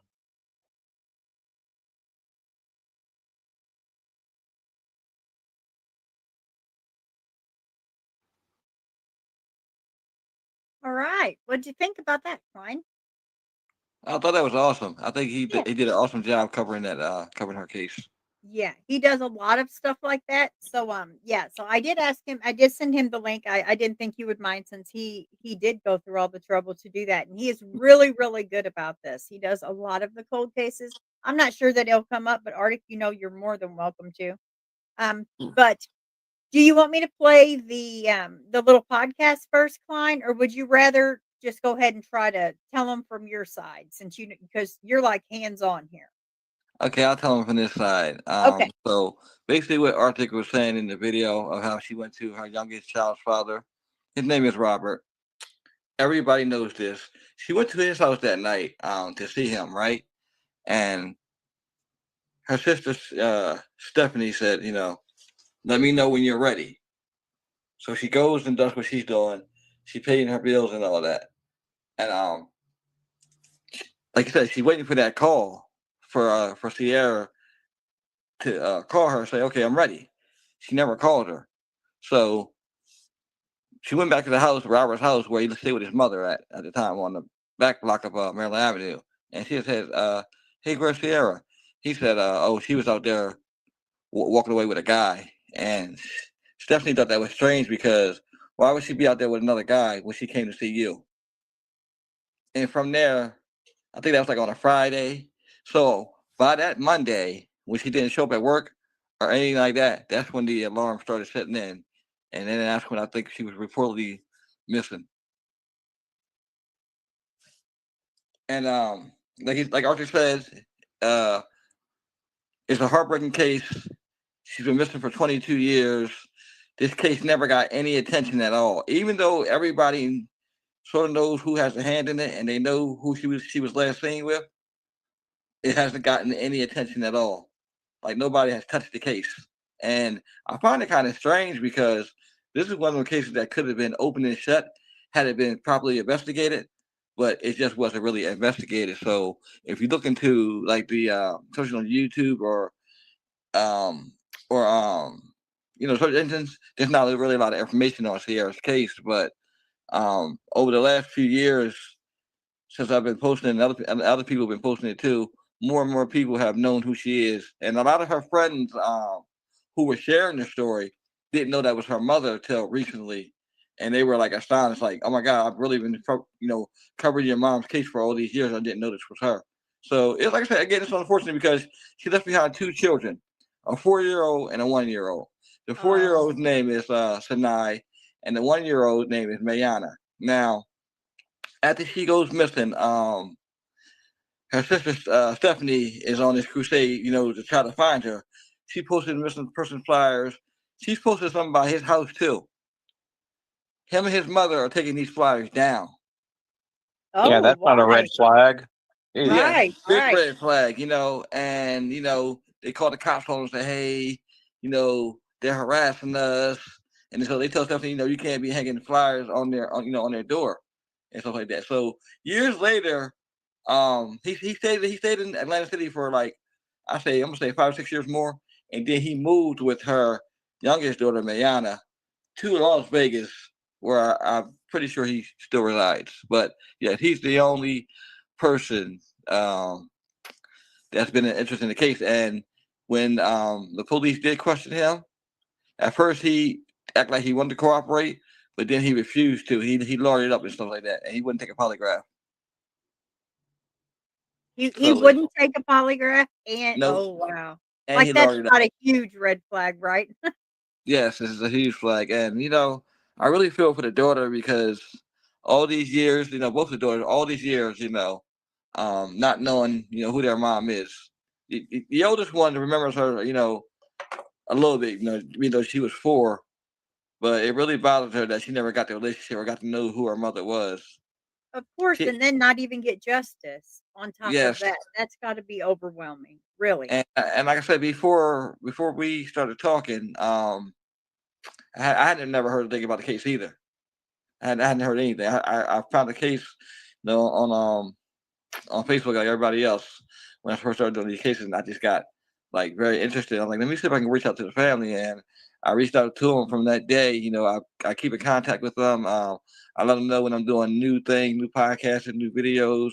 They always give me their blessings. They thank me for continuing to keep on with the case. I told them I never stop. I keep until we Well, find see, out. that's exactly how I am too, because we put our hearts in this, and Fox is the same way. Like, we put our hearts in this because there's so many that don't get coverage, and it's just not right. I mean, justice should be for everyone, not for just certain people.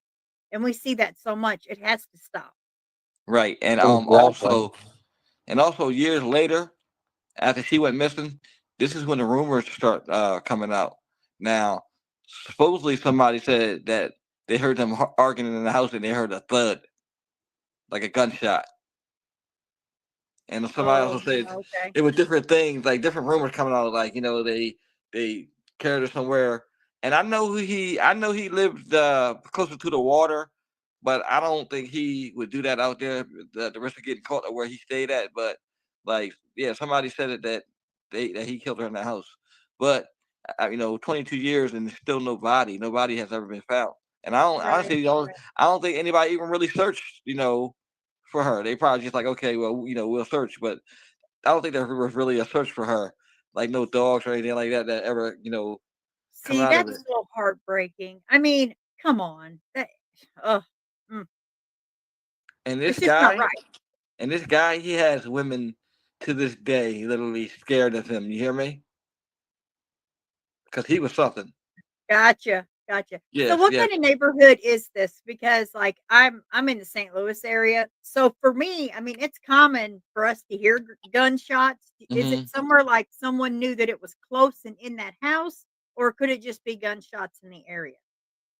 Well, see, that's kind of hard to say because I think, like I said, they didn't say anything till years later, and when they started saying stuff about years later, they said they heard the thud, and the person who heard it, of course, they're not going to repeat it to the police. I don't. That's another thing I understand too. When people they have information, because I believe in my heart that somebody out there has the information of what happened to her. They just haven't come forward. Well, It ain't sometimes they don't come forward because it's not safe for them either. And right. especially that's why I asked about the neighborhood because Well, it's an urban from my neighborhood. past work, I saw so many that just couldn't. They wanted to tell the truth. They did. They wanted to do the right thing, but they knew that they had a family to protect and they couldn't. That's true. That's true. That is true. But I just think that he knows exactly what happened to her, what he did with her. I just Yeah, I you feel al- the you same way. you always hope one day that people's conscience would get to them, and then they would come out and say something, because, like I said again, these kids they're grown now, but they're still searching for a mother that they never had a relationship with. Right. Her Her mother. mama Exactly. deserves justice, And her mother's still alive too. I've spoken to her mother several times. She's still alive too. So they've never given up hope. They never given up hope, and I'm pretty Thank sure they're God. listening That's because great. I sent them the link. I sent the sister and the daughter the link earlier, Oh, so good, good, they're good. either probably listening, or they might end up tapping in and joining in. But Sure. Yeah. um, Yeah, that would be great. yeah, Sierra's case. I just hope that what comes out of this is that more people know about her case, and somebody over there in Atlantic City, New Jersey, decides, they hear this, or somebody tells them about this case, and they decide, hey, we need to take a second look at this case, because sometimes all it does is a second look is all it takes.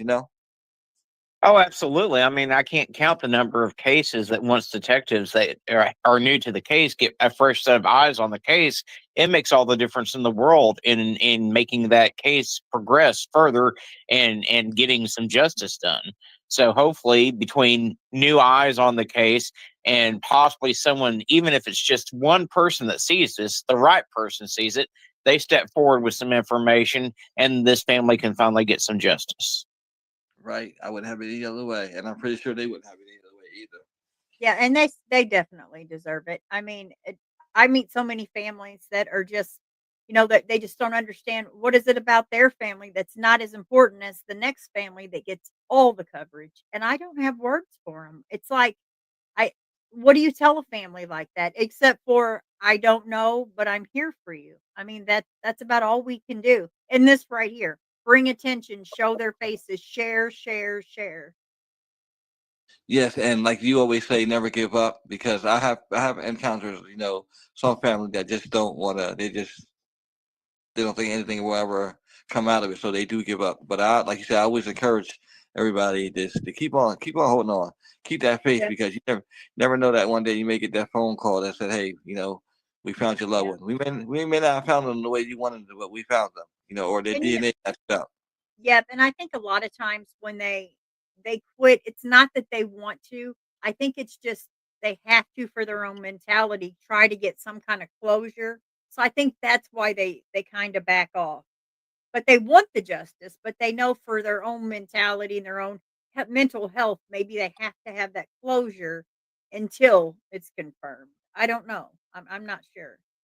Well, I mean, I know the mental strain it takes on us covering these cases every day. Could you imagine if it was your own loved one that you were fighting for day in and day out for 30, 40 years?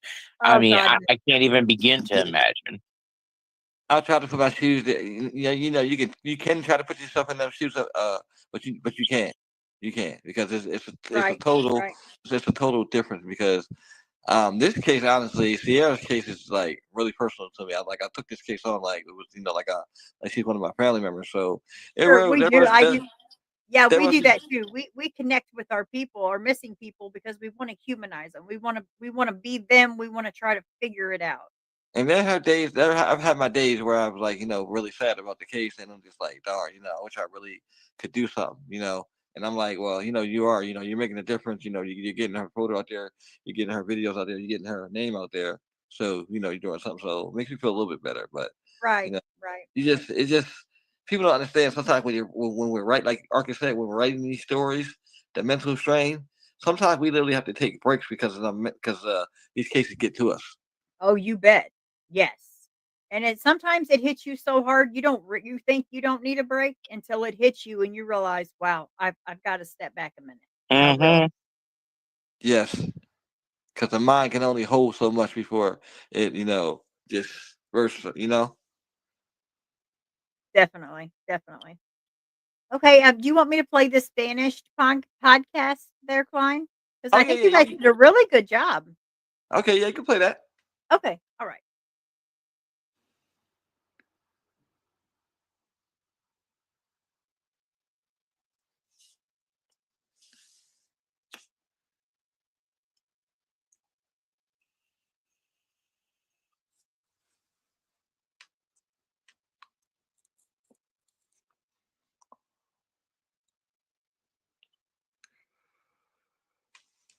This is around the first time. This is when I first started doing podcasts.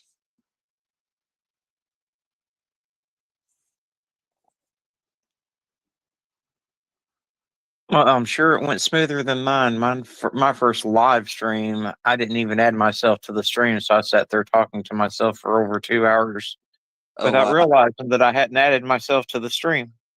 sometimes it happens.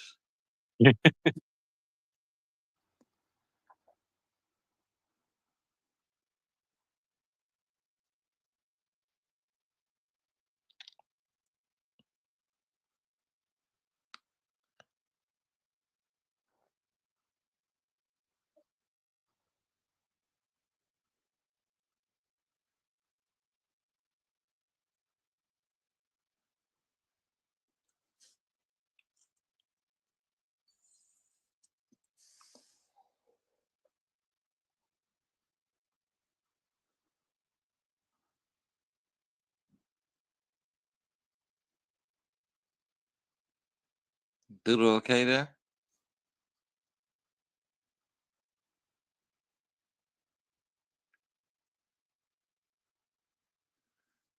Working on something on her end. Oh, okay, okay. I just had to make sure we didn't lose her. Okay.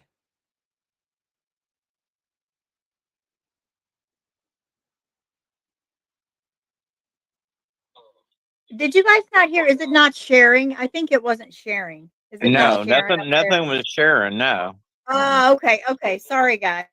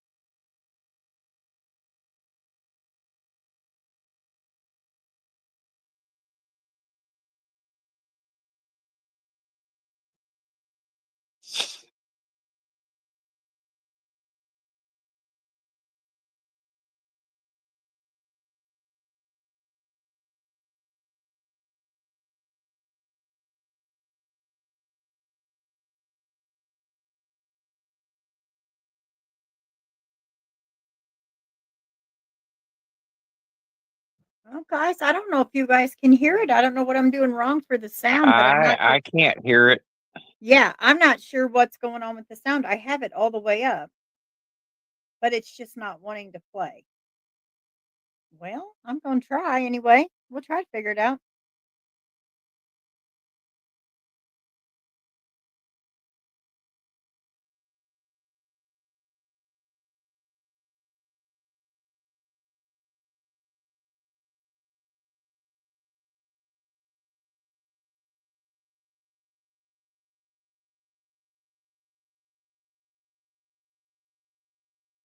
Okay, guys, let me know if you hear this. I'm going to try to press play and hopefully it'll work. If not, I'm not sure what's going on with my with what's going on with that or why it's not playing.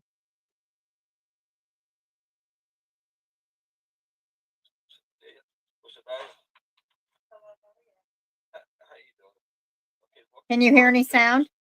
Barely. Okay. Nope, it's as loud as I can get it too.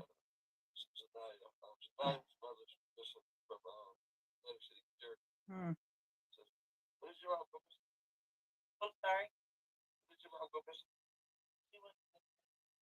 Is that any better? Not really.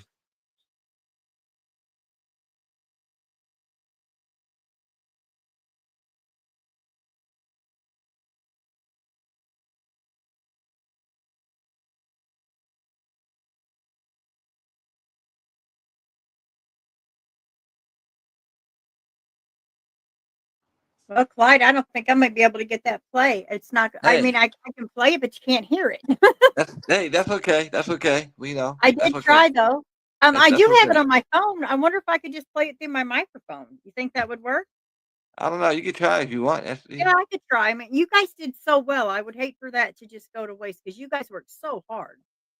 Let me see if I can't go back and get that to play. Maybe it'll go play through that. I'm so sorry, guys. I guess we'll learn as we go.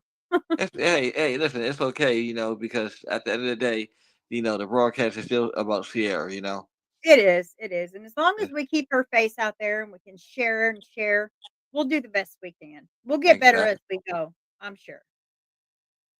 And if we don't, we'll just say we will. Yes, we will. Yes, we will.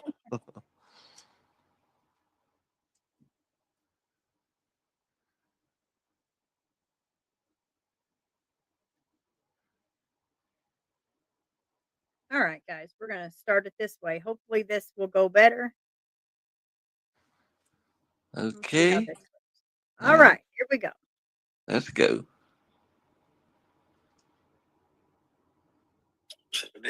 What's the name? Hello, how are you? How you doing? Okay, welcome to our Strange Disappearances podcast. Today, I have a couple special guests. Right now, we're joined by Zanaya. Zanaya's mother's been missing from Atlantic City, Jersey. Says, when did your mom go missing? I'm sorry. When did your mom go missing? She went missing November 21st, 2002. Okay, so I'm reading that. November 21st, 2002. It says her sister drove her to visit. I'm sorry. Well, let me first. I'm sorry, y'all. I'm Clyde Williams, and this is our Strange Disappearance podcast. And today we're going to be discussing the strange disappearance of Sierra Sahara Thomas, who's been missing since November 21st, 2002. I came across this case a couple days ago when Zania, who's on the phone now, sent me her mom's case through my inbox, and I was blown away because I had never heard of this before. And this is the first time I've heard of this case, and I was instantly like intrigued, like what happened. So I'm reading here. It says her sister drove her to visit one of her who's she going to visit her boyfriend, or was it one of the kids' father?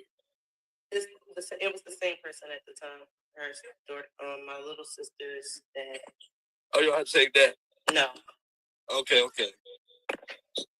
She called. She said she had called with. She basically said she's gonna call your aunt.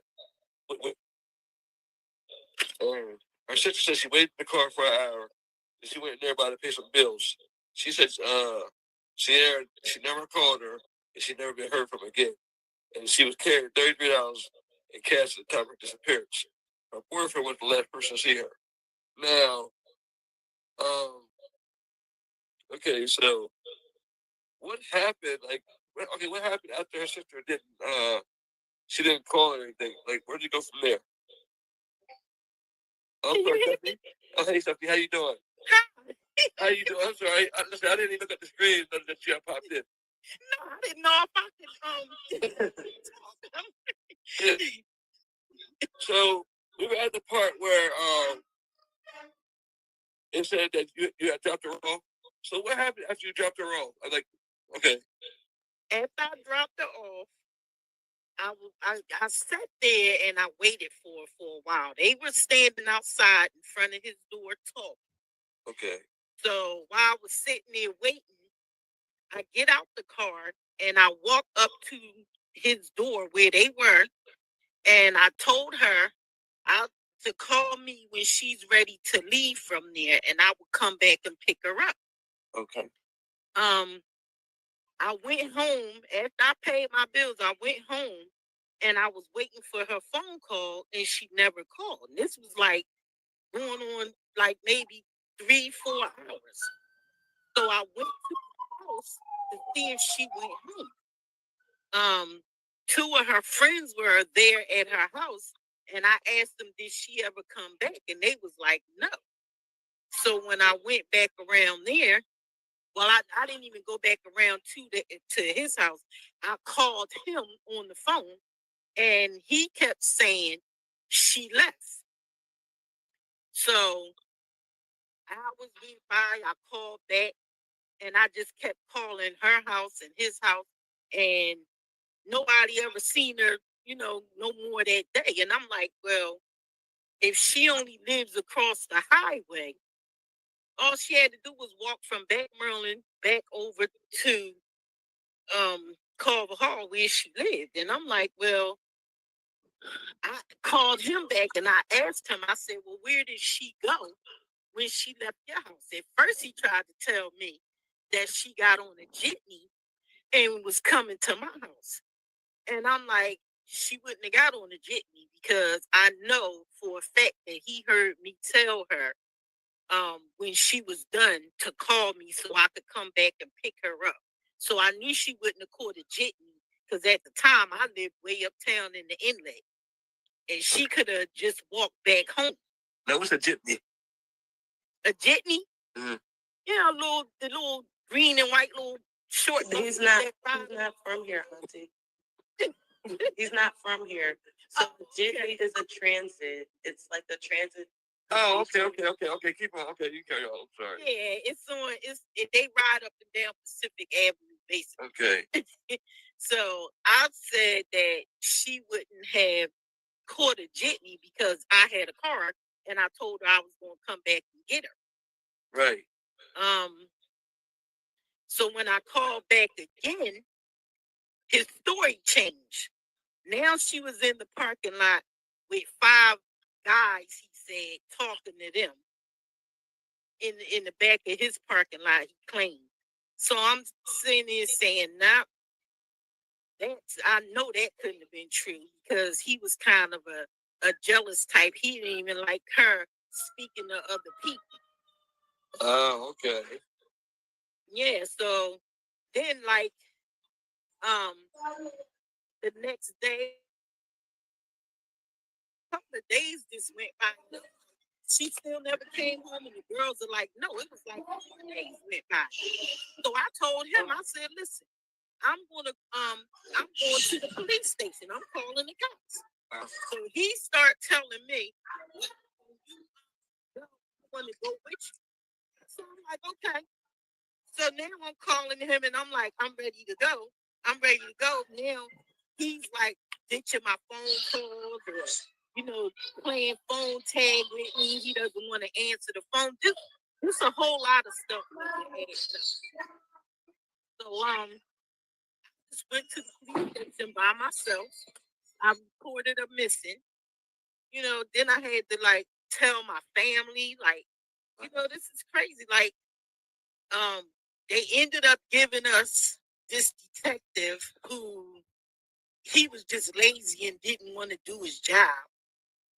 You know, they always say, oh, you know, we can't go by hearsay, but you have, you know, people telling information. He's not doing nothing. So now I'm like, well, can, you know, y'all.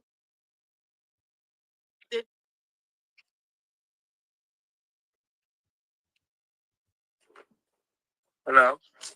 Stephanie. She might have cut out real quick. Okay, she'll probably come back in. Dollars. This is crazy. This story. This like your mom's story is just like unbelievable. Like, so he was the last person to see her, right? Yes, sir. And so, I mean, did the police ever like question him or anything? No. And they Well, I mean, that's for my aunt to answer because I was only 4. Can you hear me? Okay. Yeah, they went to his house. And him and his mom, I don't know what they told them, but they claim that she just left their house. Her youngest, she has another daughter, and her youngest daughter, she is the father. He's the father to her youngest daughter. Okay. So somehow they ended up keeping the baby. My mom couldn't even get like custody or nothing. Like, we don't even know how they got custody. We don't know none of that. Like, that was just crazy. You know, I'm gonna tell you something. A lot of times with the father, all he got to do is say, "Boom, I'm the father," and then they just they don't do no background nothing. They just get a child to person, which I think is crazy. Yeah. Yep. And then we you know, they didn't even, the police was so trifling that, you know, my thing was I worked in the casino for 15 years. Okay. In security. And you know, every day we have what they call bolos of missing people. You know, so I had to actually make up my own with her picture on it, all her information and stuff. And I went to Kinko's, and when I gave the lady the flyer, they made almost 500 flyers for me for free. Because they felt so bad, you know, that we didn't have no kind of closure, no kind of information or anything. And they were like, well, usually the cops make these up. I said, yeah, we have lazy ones that didn't want to do their job. This guy didn't do anything. So I had to draw these up myself and put them out. So when we started hanging them up, we had put them all back Maryland. Okay. So him and his mom went outside and tore them all down. And then she called the cops on me because she said, I put one on a pole in front of their door. She said that I was harassing her. So I'm thinking, when the cop called me and told me that she made a call to them and said that I was harassing her, so I asked the cop, I said, now, you want to tell me that doesn't sound strange to you? I'm looking for my sister, my sibling, and because I put a flyer in front of her door where my niece is staying in their house, I'm harassing them. That makes sense to you? So basically, they don't care if my sister is found or not. Exactly. So they know something because they were there. You know what I'm saying? Right. That just didn't make sense to me. So, okay, so now, Shoot. What is it, like 20? Naya, how old are you? It's 19 years. Yeah. Yeah. Who else is talking? Jersey, 2002. She was missing. Yeah, around the same time. So how's the investigation been? Like, it been like nothing? Is it open? They don't do anything now. It's just like it's just dead and gone. Now Yeah. they did put her in the state database, Okay. so she is in on there. Now, is her DNA in the system or no? I can't, oh my God, I can't. It may be Okay. because I know they took DNA from my mother and myself, so it may be in there. So there have been no signs of her, no sightings, nothing. No, never since that day. Wow. As you know, like it's crazy because people be knowing things and they don't say anything. Like, it's not right when these people are missing for 19, 20, something, 30 years. You feel me? Like, Right. it's definitely not. So, And then that was the whole thing. Like, I think that some people knew and didn't want to talk because they were his friends and not hers. And, it's just crazy. so let me ask you a question. Did you guys ever do a search party? No, not really. The only thing we really could do is just question people in the area, stuff like that. And at one time, basically the people that we were talking to, basically all of them had like the same story. Okay. Where they was telling, a few of them had like the same story that supposedly they heard a gunshot in his house and all that.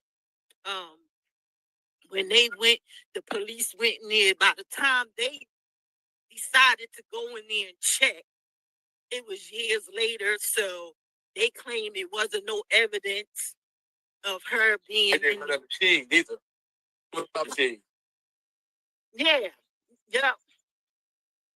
So So have you thought about like jumpstart calling and check with the detective? I mean, like, have you done that? No, actually, the detective that was lastly on the case, he retired and some new guy took over. He's never contacted us or anything. Mm-hmm. You know what? I was back them and because I can really spread this. I spread this on the platform. I spread this. I like this other people right this morning already alone because I'm like, I'm sure I've heard the stories, but to go from there and then he says he don't know where and to this day, something's up. I don't know. Yeah, that was my thing. Like I said, the same exact thing. It is, but even the detective that lastly was on the case, he retired. So he said to us, he said, I believe that his mother knows something, and I believe he definitely knows what happened to her. They just couldn't prove it, and they said when they did question him, the first thing he did was ask for a lawyer.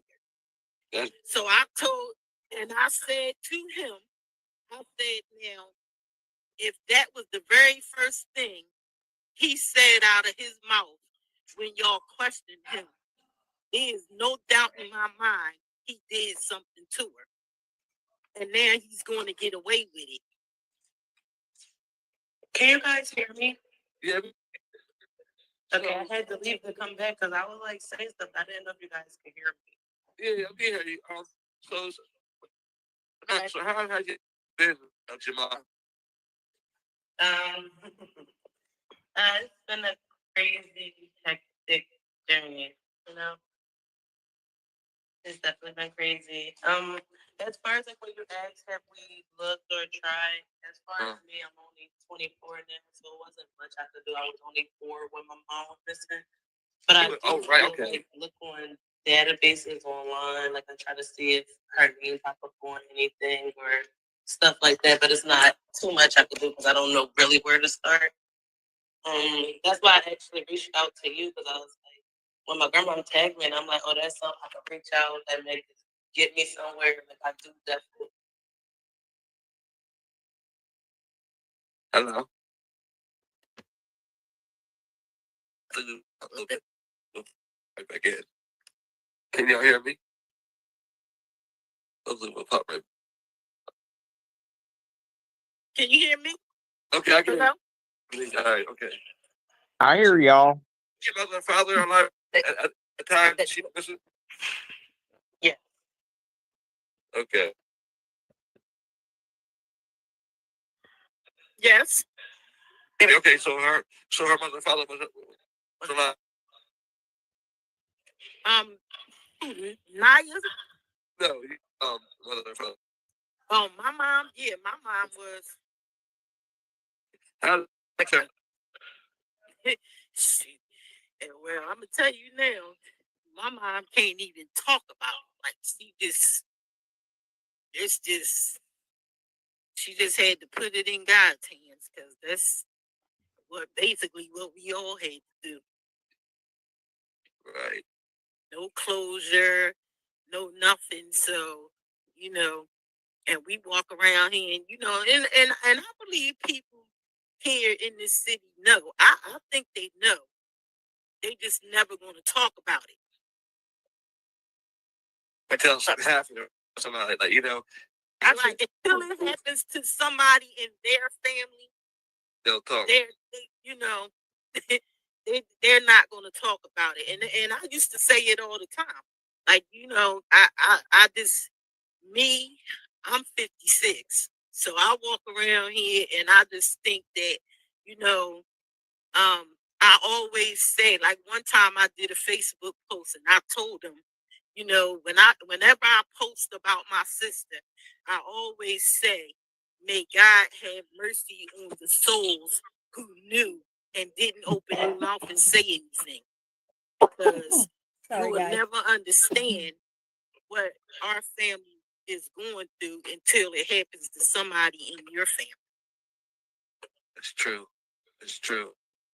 Mm-hmm. This podcast, I started this other song before brother got killed. And while other brother got killed, so this is how I felt that. I just want I'm having a new flyer made for her. We got it about an hour or so. Somebody doing it for me right now as we speak. Okay. Thank you so much. Yeah. Is there anything? Okay. Stephanie, tell us what kind of person your sister was. Oh, she was a sweetheart. My sister was quiet, bother anybody. Like she worked. She had her own apartment. She took care of both of her kids. She was a very good mom. We were real close because big age difference, and I practically helped raise my sister. So we was tight as two buttons in a little t-shirt. You know what I'm saying? We were real close. So I took her everywhere she needed to go. She never had to want for a ride or anything because I was always made myself available to take her food shopping. We always had morning breakfast every morning. Like after I would drop my kids off to school, like she'd call me, you on your way? I cook the breakfast. So like, I'm on my way. I'm coming. I'll be there in a minute. Yeah. Daughter, do you talk to? Yes, we keep in touch with her. Mm-hmm. Okay. Whole thing. Well, she was only one. Right, okay, yeah. Yeah, so she really doesn't have too much recollection, but we do talk about my sister from time to time. Like we always showed her pictures, so she always knew about her. Okay. I don't know. We don't know like what that side of the family has told her, and it's so sensitive to us that we try not to bring it up, Like we just don't talk to her about it because we don't know what they told her. And Okay, I'm gonna go ahead and leave it at that. I know that she had dropped down, Klein, and I'm Yeah. sure she dropped down because I'm sure that was painful to hear. Right. So if she wants to come back up now that it's over with, you're more than welcome. I apologize. I had just noticed when you had dropped off, but I didn't want to interrupt the podcast. But please, if I'm sure that was painful for her, and I feel terrible for that. But if she would like to It's, come back, she's more than welcome to. yeah, I just sent her a message while we was doing it and told her to Okay. pop, Yeah. pop back in. But no, actually, you're okay because I'm actually glad that the people got to hear that from their own words, especially the sister. Okay, Yeah. because that's the one that Right. actually dropped her all, and now we're here 22 years later, and we're still at a standstill. Right, Like right. what So is do we have any theories? Like, what do you think, Arctic? I mean, you do this so much every day, all day. I mean, what do you think? He might be busy. He multitasks a lot. I mean, I'm with the family. That guy is the most likely suspect, in my opinion. I mean, that's where she was last seen, was at that house. That's where they have people that supposedly heard these gunshots and everything, is close to that house. So that's how they've not ever been able to charge him. Of course, it doesn't sound like much of an investigation was ever really done to begin with. So. Right, right. And do we think that they did not do a search party because of the area? Maybe were they not trained, or do you think these officers just thought maybe she ran off and would just come back and then just didn't care? Because I see that so much. It's heartbreaking. My theory is that they thought that she probably ran off, and being a family that of course they never been through this before, so Right. they probably didn't know what to do, and they probably didn't have the resources at the time to get her flying out there. Like the sister said, she had to go to Kinko's and get some flyers made in. I'm giving her more, so that's probably like the only resource she had to to Yeah, and test you it know out. how sad that is because we see that a lot. Like in our chat right now is Barb, and Barb is fighting for justice for her son. And do you know she prints off all her flyers, does everything? They never once Wow. offered to do that for her. So that's what I mean. We've got to get better as a community, as humans, to help people. Just because we don't know them doesn't mean that we can't help them and try to save a life here.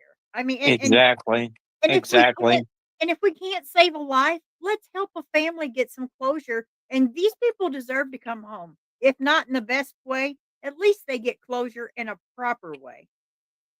Well, Yeah. and at bare minimum, these law enforcement agencies should be telling people about the resources like MPIA, the Aware Foundation, the National Center for Missing and Exploited Children that are out there to help get these spaces circulated.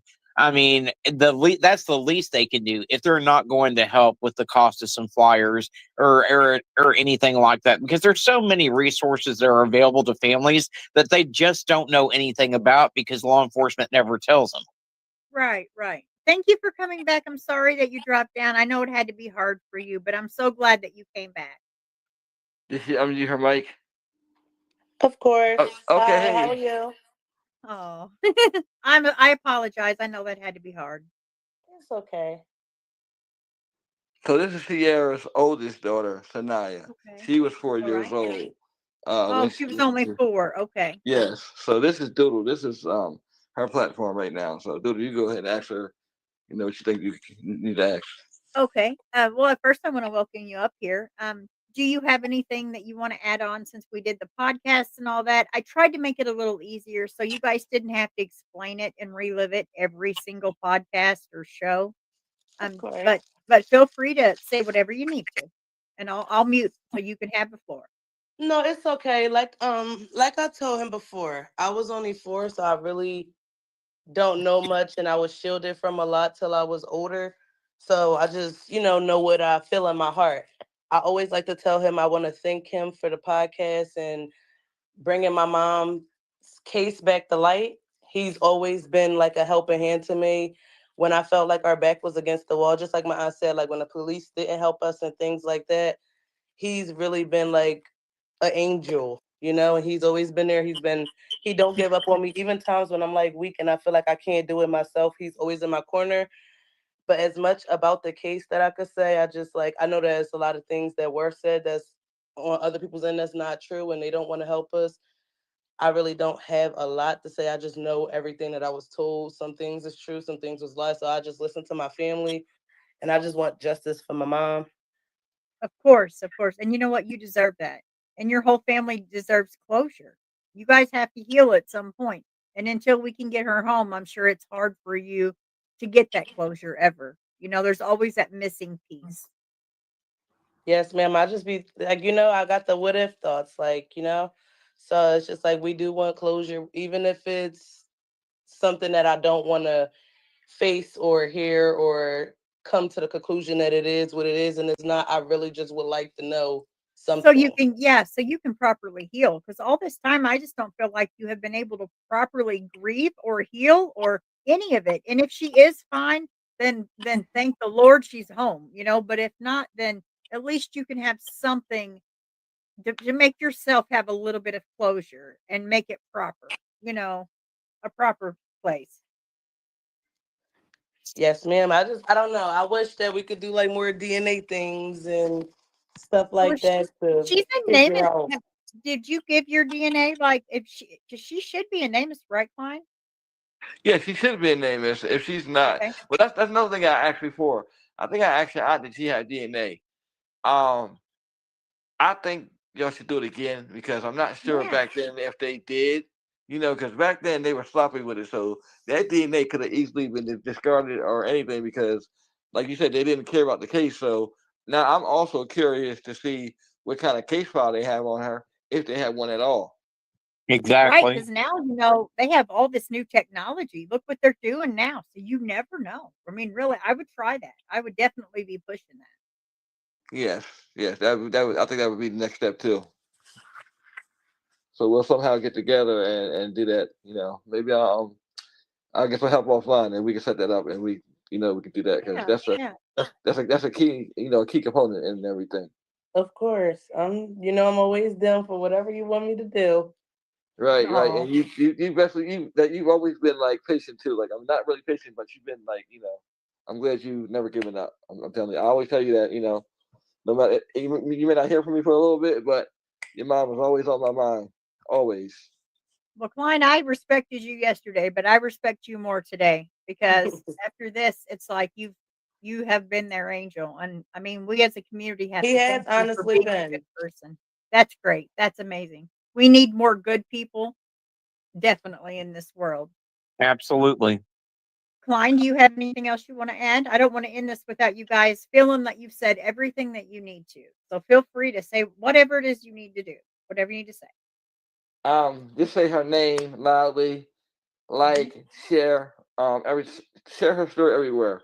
Let's get something said. Let's get something. Let's listen. If we got to call Atlanta City Police Department. Get her case back rolling. I hope somebody here sees this and gets this ball rolling because it's been too long, and we need to definitely bring her home. That's right, definitely. And I mean, put yourself in this lady's position. She's missing, and her family her family's begging for anyone to just listen, to share anything that can bring their mom home. It may not be the best outcome, but they still need that closure. So please share those flyers. Like, subscribe, not just on my side. Please go over on Klein's, any site. Anybody that's trying to do this for the right reason, hit that like, share that flyer because you never know. You may actually be that one that can help a family get some closure.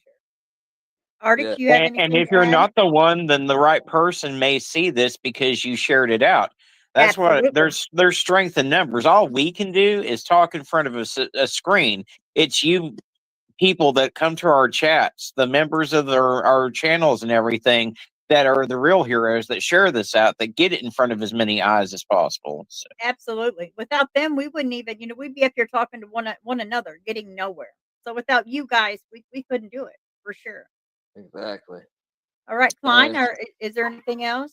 yes, I'm not gonna stop until we Oh, bring her home. great, great. There's no other objective just to bring her home. And That's good to hear. I'm gonna And be I wish you all the very best. I do think that this will eventually come to a head, and I hope that you guys get the justice that you you deserve. Definitely. All Yeah. right, guys. Well, I want to thank everyone in chat. Do we have any questions in chat? Because I don't want to end this. There might be some good questions here. I can't always catch up with them. Okay. I don't see any. Guys, do you have any questions you'd like to ask them? A voice for the lost says that, is it Senia? Is that it? I don't want to pronounce it wrong. It's okay. It's Sanaya. Sanaya. That's even prettier. I really butchered it. Thank you. Sanaya has always been so strong through all of this time. Oh, Hmm. yep. I'm Yep. looking So at you, the chat comments. Thank you guys. yep. And anything that's bad in any of these chats, and Klein, I think will be the same way. Is we just won't have it. If there's any disrespect in there, we'll boot them. We won't fool with them because we're here for the people, for justice. We got to bring these people home. So please Absolutely. feel free anytime. And Klein, I'm sure I'm sure Arctic would love to have you up there. And there's several other people. I'm not the only one. There's so many that Yes. will hear your voice. I promise. Yes, get her, yeah, we're gonna get her face out there, Yes, even more people, I think when we first started, I want to add this, when we first started, Mhm. her picture wasn't circulated like that. You feel me? You probably see, I think I probably saw it once. Once we started posting this flyer, this picture has been everywhere. Even I was telling you earlier, some of her friends didn't know that this was her mom, whose story that they were following. Am I right, Sanaya? Yes. Some people didn't even know that's my mom. How Yeah. sad is So that, right? Oh yeah, my so goodness. now the story is getting out there more. I want to do, I want to do even more. Because Sure. you Yes. always feel like you can do more. So Yep. going Yep. forward, And we're gonna do just that. yep. Absolutely. Absolutely. Okay, guys. Well, I will end this. I will play this weird little outro. I'm new to this, so if I mess it up. It could. Also, It, thank you, Doodlebug, and thank you, Arctic Fox. Also, thank you so much. You're welcome, honey. You're Well, welcome thank up you on for our being channel here. anytime. You're more than welcome anytime. Okay, I'll play this and hope it isn't a train wreck. But thank you guys so much, and I hope you guys have a wonderful evening. Okay, you too. Does anyone out there even hear the cry? Does anyone out there even notice that they die? I'm just a voice in the wind, but I keep on screaming 'cause someone's missing. I won't stop dreaming. Maybe it's just a whisper, a faint voice in the storm, but I'll be the beacon, the light that warms. I'll walk the streets, I'll pound the pavement until we find them missing and stitch the world back in. Does anyone out there even hear the cry? Does anyone out there even notice that they die? I'm just a voice in the wind.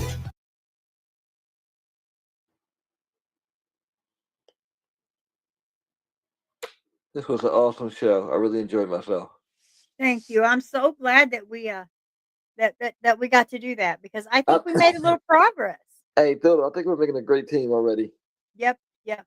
And I think it's because we care so much. Yes, we It's do. caring. It's a caring thing, and you have to be in this for the right reasons. You do. And I want to let everybody know that, believe it or not, me and Doodle put this show together in 10 minutes. Probably less than that. I know, and I'm new to this, so I know I really boogered some of the stuff up. But hey, Listen, we it's did okay. it. So It's okay. Lisa was yeah, like, we'll oh learn. my God. Yeah, we'll learn as we go. But everyone have sure a will. wonderful night. Thank you Yep. so much, and let's bring these people home. They deserve Yes. it. Yes. Good night. Guys. Yeah. Good Okay. night. Thank you, Klein. Bye bye. Yeah. Does anyone out there even hear the cry? Does anyone out there even notice that they die? I'm just a voice in the wind, but I keep on screaming 'cause someone's missing. I won't stop dreaming. Maybe it's just a whisper, a faint voice in the storm, but I'll be the beacon, the light that warms. I'll walk the streets, I'll pound the pavement until we find them missing and stitch the world back in. Does anyone out there even hear the cry? Does anyone out there even notice that they died? I'm just a voice in the wind.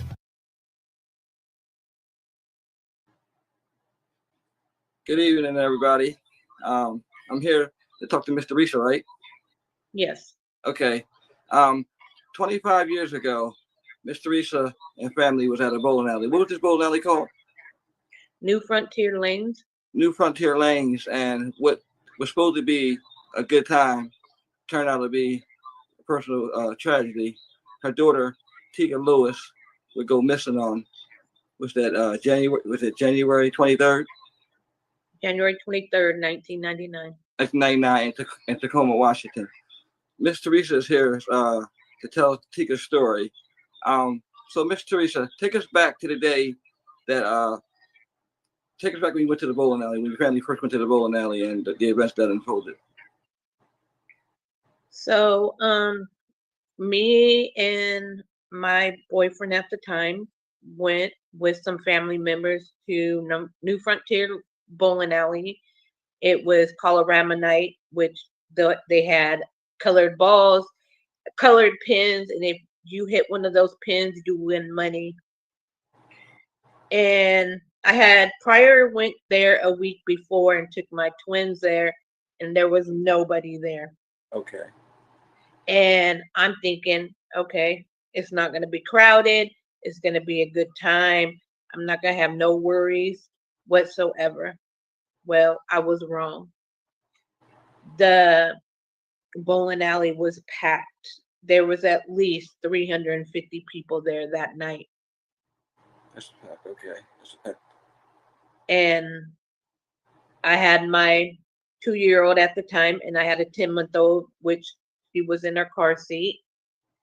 And there was other kids around there. If they wanted any kids, you know, they had a chance to get any kids, but mine was the one that was taken that night. Wow. So now, after she went missing, like how was the investigation? How did that go with when she went missing?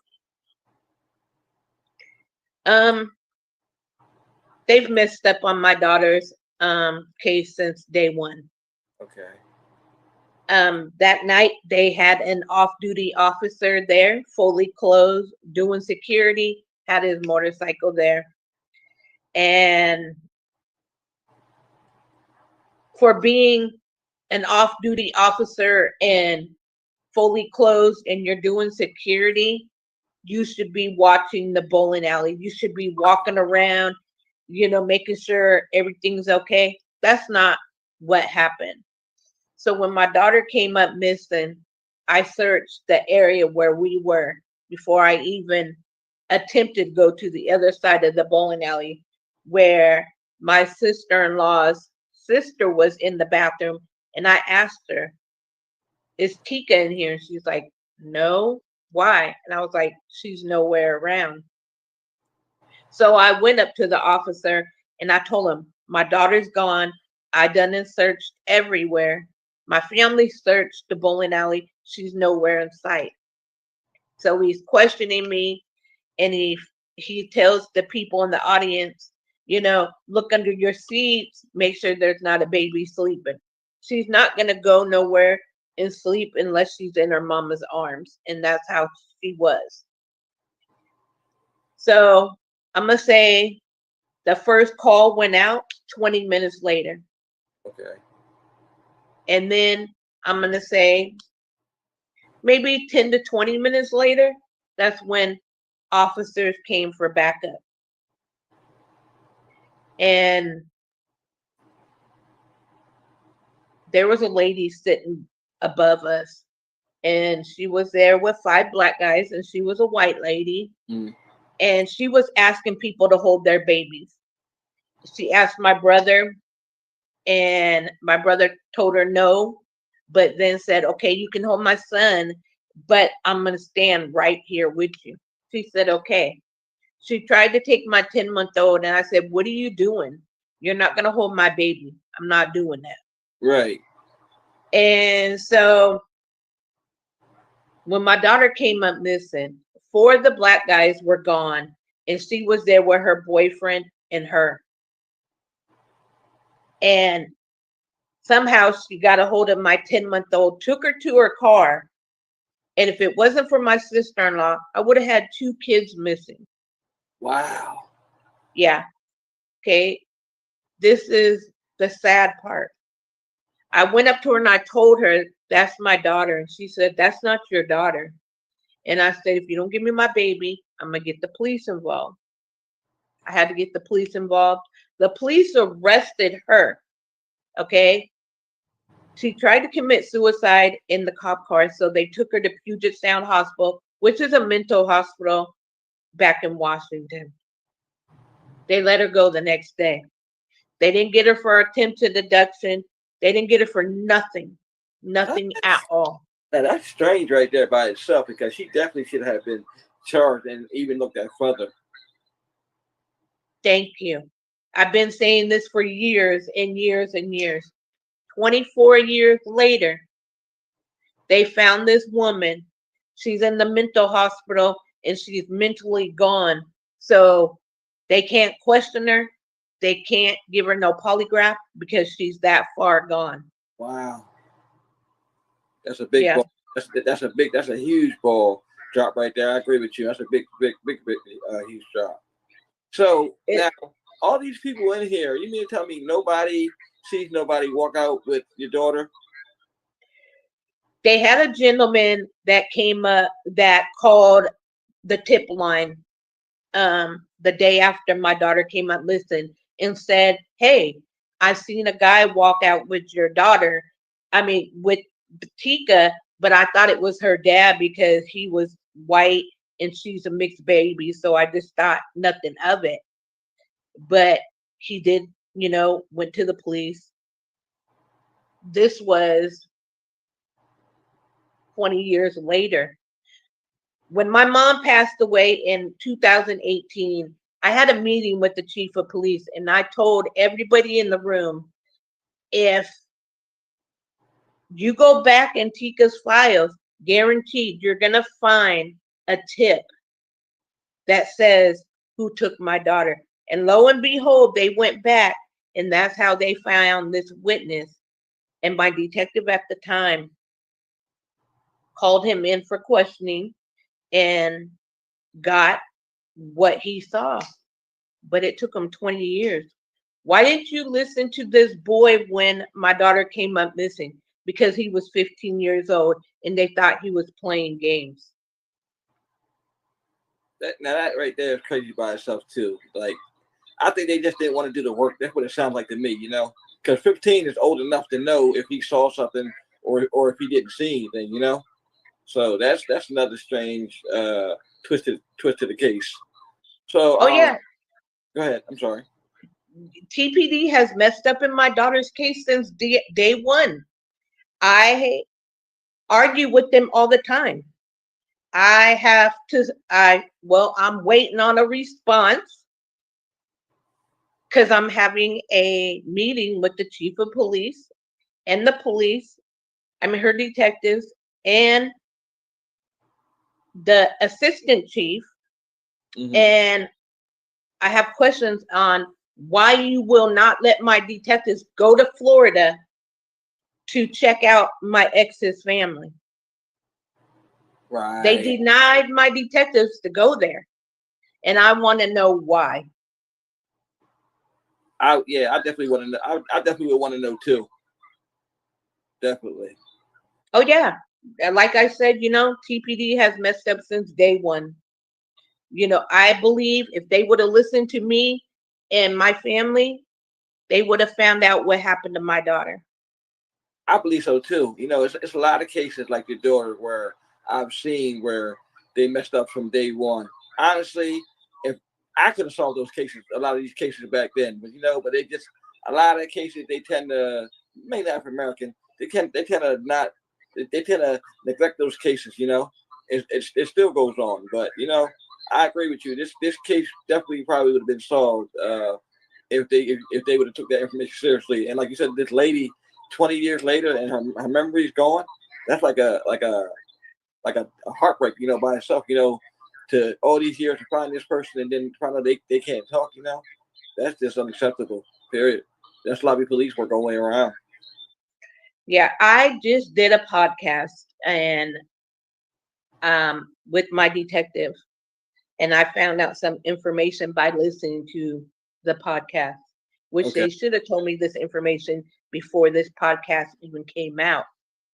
But I guess the gentleman called in, or his mom called in and said that he knew what happened to Tika.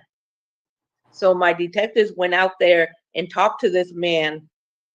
Then they went back a second time and the guy passed away. What? Exactly. It's like, this is like really hard to believe. Like, darn, all these. So let me ask you a question. I mean, I know I don't want to ask you how you feeling, but I know it's taking a mental toll on you over the years. Missing your child. I'm a parent myself. And I know for a fact that we don't have our children for our children to be murdered. We don't have our children for something to happen, and we definitely don't have our children for our children to come up missing. And never be found. So as a parent, I definitely heart breaks for you. Yeah. I have 5 other kids, and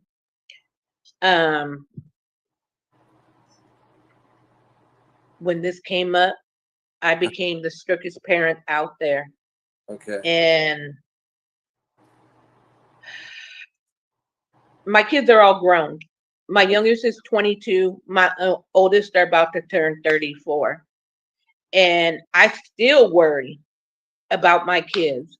I worry about my grandkids now because nowadays it's a sick world out here. It is. It definitely is. I have 2 daughters and a son, so I'm strict too. I worry about them all the time. Even when they go to school, I worry about them. Because there's so much. Like I said, it's an evil world out here. It is. World out here. It is. So who was all with you tonight that Tika went missing? My brother. I had 2 of my brothers. Okay. 2 sister-in-laws. One of my sister-in-law's family. Okay. There was a I think she was like, I want to say 9 or 7 at the time. There was a couple younger kids there. And then there was I believe she was 3 or 4-year-old. And she was going up to everybody and wanting them to hold her. Now, if they wanted any child, they could have took her, but they didn't. They took my baby. And where my daughter was sitting, one of the boys were sitting right next to her and said he didn't see anything. But I think what it is he's seen something or heard something and he's scared. Yeah, that could be it too. And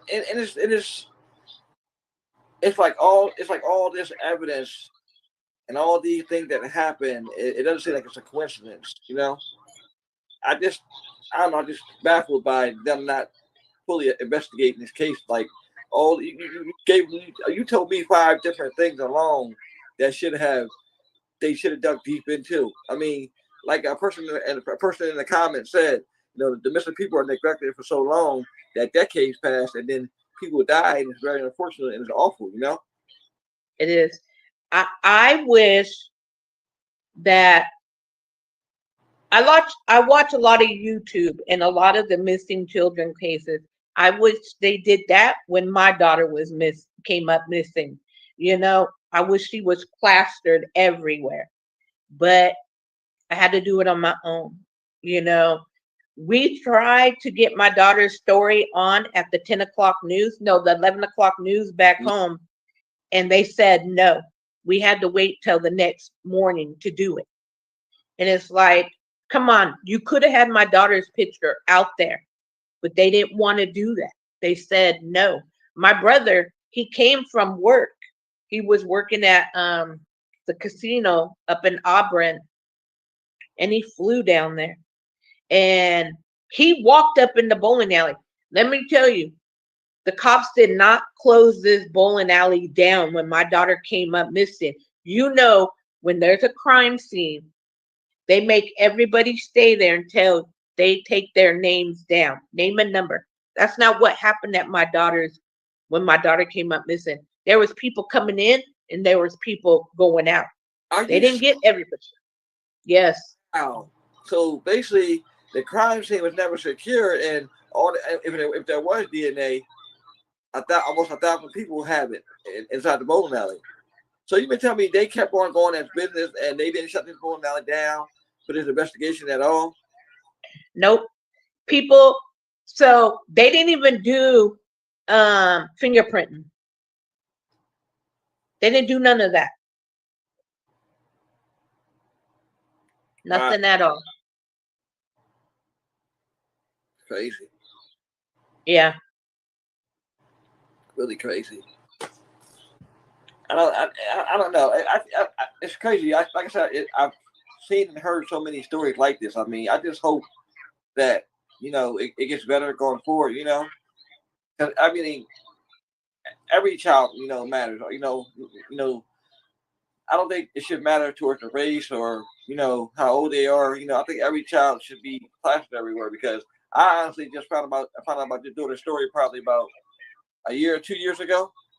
And that makes me mad when I come across a lot of these stories and I'm just finding out, because I try to make a difference, as much as I can. And, I try to get people to, see these stories and, see that these are real people, this can happen to us, ain't none of us safe from this, none of us are.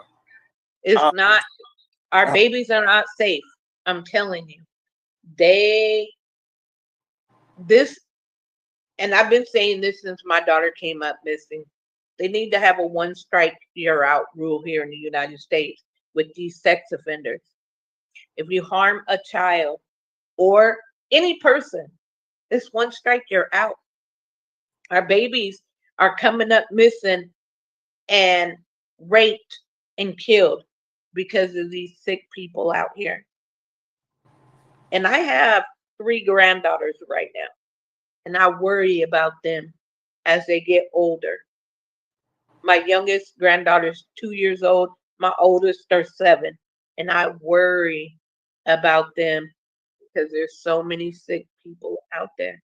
And it could be your neighbor. It could be the person that your mom dates if you and the mom is not together. It could be that person. That's true.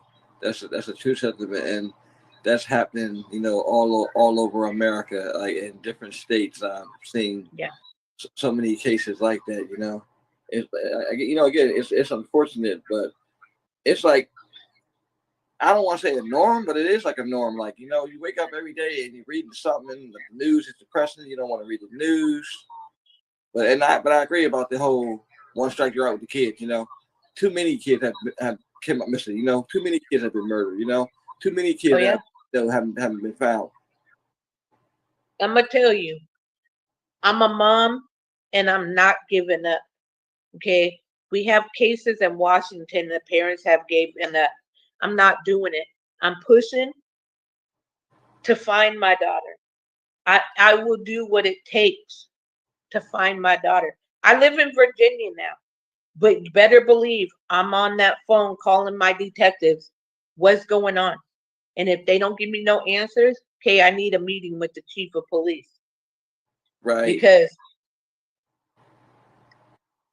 they could have been and solved my daughter's case. If they would have listened to me and my family, they could have been and solved it. I tell them all the time, all I want to know is what happened to my daughter. If she's not here no more, I want to know that. If she is here, bring her home to me. Because she has sisters that miss her. She has nieces and nephews that she's never met. And it's time to bring her home. And I push this every year. I have a candlelight vigil every year for her. Every year. I fly back home to do it. Wow. because I'm not giving up. I won't give up. And I love to hear that. You hear me? I love to hear that. That's so beautiful because like you say, there are people that give up. They like, some people I've talked to, they give up. No, we don't want to. And then I have some people like that have been missing for 30 and 40 years, and their determination is there, and inspiring. To help them out. I mean, you want to help all missing out, whatever. But like I said again, I love when people do not give up and they want to know. No matter how long it takes. I definitely, I think one day that you'll definitely find some answers in your daughter's case. Exactly. My inspiration is the Carlina White story. Yes. And I watch that show all the time. If she can be found, my daughter can be found. You sure can.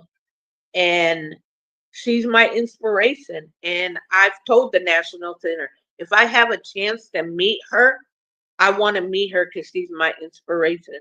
That's why I've never given up.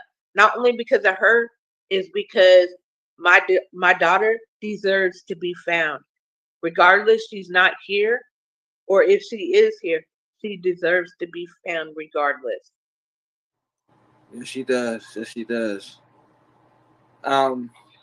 So I know that you've been like I know you're stressed and other things then came upon you. How do you stay like how have you able to stay sane all these years? Believe me, I don't. Okay. People come to me and they say I'm a strong woman. I might look like I'm strong, but deep down inside, I'm broken. Okay. I suffer from PTSD because of this. I have anxiety, I have depression, I have all that. And people don't understand. This is very serious. When you have a child that comes up missing and you don't know the answers, people say, yeah, you're strong. I'm not strong. I look strong, but deep down inside, I'm not. I'm not. But I kept myself for my babies, my daughters growing up, and now my grandkids, because I don't want them to see grandma gave up or mom gave up. No, neither one. I'm not giving up until I find out what happened to my daughter. And if it's 50 years, I have my girls to keep pushing to find out what happened to their sister. If something ever happened to me, they will take over and find out what happened. Knowing they got kids of their own, but they will do it because I want to know. I can't give up. Right. And they have us here too because we're definitely in this fight too. To help bring missing kids home. I have my daughter was a Pooh Bear fanatic, and I gave her a Pooh Bear, her very first Pooh Bear, for Christmas when she was her first year. And the night that she usually takes it everywhere with her, but that night she said she was going to be a big girl and leave it at home and put her Pooh Bear to sleep in her receiving blanket. That was her security. I still have that. I have it and it's on my shelf. And I told my daughter that was 10 months at the time, if anything happened to me, that goes to her, and then it will go down to my granddaughter, her daughter. Right. I have 2.5 years of memories with her, but it's a lifetime to me, because she was a mama's girl. She didn't go to nobody. There was like maybe a handful of people that she would let hold her. And that was me, her grandma, my niece, and my daughters. And that was it. She wouldn't let nobody hold her. Her uncles, her grandpa, nobody. Nobody could hold her but me, her grandma, my niece, and her sisters. That was it, you Right. know? And I have 2.5 years of pictures and the things that she had, and that's all I have. And I keep her Pooh Bear close to me. And the pictures I have of her, you know, that I had them all blown up to a bigger size when she turned 16. We had a big sweet 16 party. 18, 21. We had the biggest 21st birthday for her, and we partied like she was there. Right. You know, A celebration. it was huge. It was huge, you know, and there wasn't, well, the people that didn't drink, but everybody was drunk because they did it for her. Right. So, like, going forward with her case, besides, wanting to solve, what would you like to see? Like me, I would like to see it everywhere. I like to see it across every podcast, every news station, Dateline. This case, I like to see it plastered everywhere. What about you? What do you think? I want it everywhere. You know, I want to go on the morning show. I want to do I want my daughter's story out there. I want it out there. I want people, podcasts, YouTube, everything, I want it out there. I want people to know this mother's not giving up on her baby. That was my everything. Yeah, I had 4 other daughters, but she was my world. She was born on the 4th of July. She was a mama's girl. I couldn't leave the house without her. If I went to the store, I had to take her with me because she wasn't staying home. She's like, nope, Right. I'm going with mommy. And she was at my hip. So I don't know how this person or people got away with my daughter, because I know my baby would have screamed. But with 350 people in that bowling alley and it was loud, nobody would hear it. Nobody. It's crazy. And It is. and it's sometimes, like you said, it's sometimes only a split second. Something takes a split second. And Right. And if that officer was doing his job as a security officer, that would have never happened.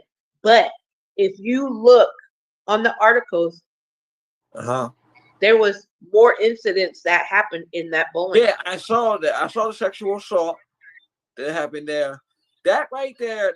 Now you're right, because it was 4 instances there. It was a sexual assault. It was somebody got robbed there, and There was. It was something else. They had attempted. They had attempted essay in there, and they had one that happened, and they had another one that happened two weeks prior to my daughter's disappearance, and then that day of my daughter's disappearance at the park down the way, they had an attempted abduction there too. Now These parents did not call the police on this stuff until after. I saw that. Now that right there alone, that should never have happened. That person should have called police. I don't care, regardless. Okay, You don't do that, because then you allow you allow for them to go to do that for somebody else. That's why I say, when people say, "Oh no, we can't tell no snitching," listen. When it comes to anything, children, anything, tell what you saw. Tell what you saw, because you could have saved a life by telling the police about this incident. And he had the guy hurt. I heard he had the guy, and he let the guy go. Yeah. Really? No, that guy would have been beat down, and then he would have been called away to the police. Oh yeah, like my family says, if we ever find out what happened to my daughter or who did it to my daughter, give us 5 minutes. in that courthouse with, don't even check us. But we don't even have to go that far because we know a lot of people in the, prison, in the jail cell. So this person, if the person ever goes to jail and a person finds out that it was connected to my daughter's case, they're not even going to make it to court. And everybody knows that, because my daughter's case is a high case in Washington. Everybody knows about it. Everybody. If you don't know, then you weren't there when it happened, or you're new to the state. That's the only way you won't know about my daughter's case in Washington, because I keep it out in the media when I can. Every year I do a media story, but I want it out there more. I want people to spread her case and get it everywhere. She's been in People's Magazine. I was on the Montel Williams show, Oprah, Maury. I've been and done all that, but I want it to go further because she deserves it. Prime TV, she needs to be on the morning show, everything, because I'm not giving up. This mother's not giving up. I won't give up, because there's no evidence of foul play in my daughter's case.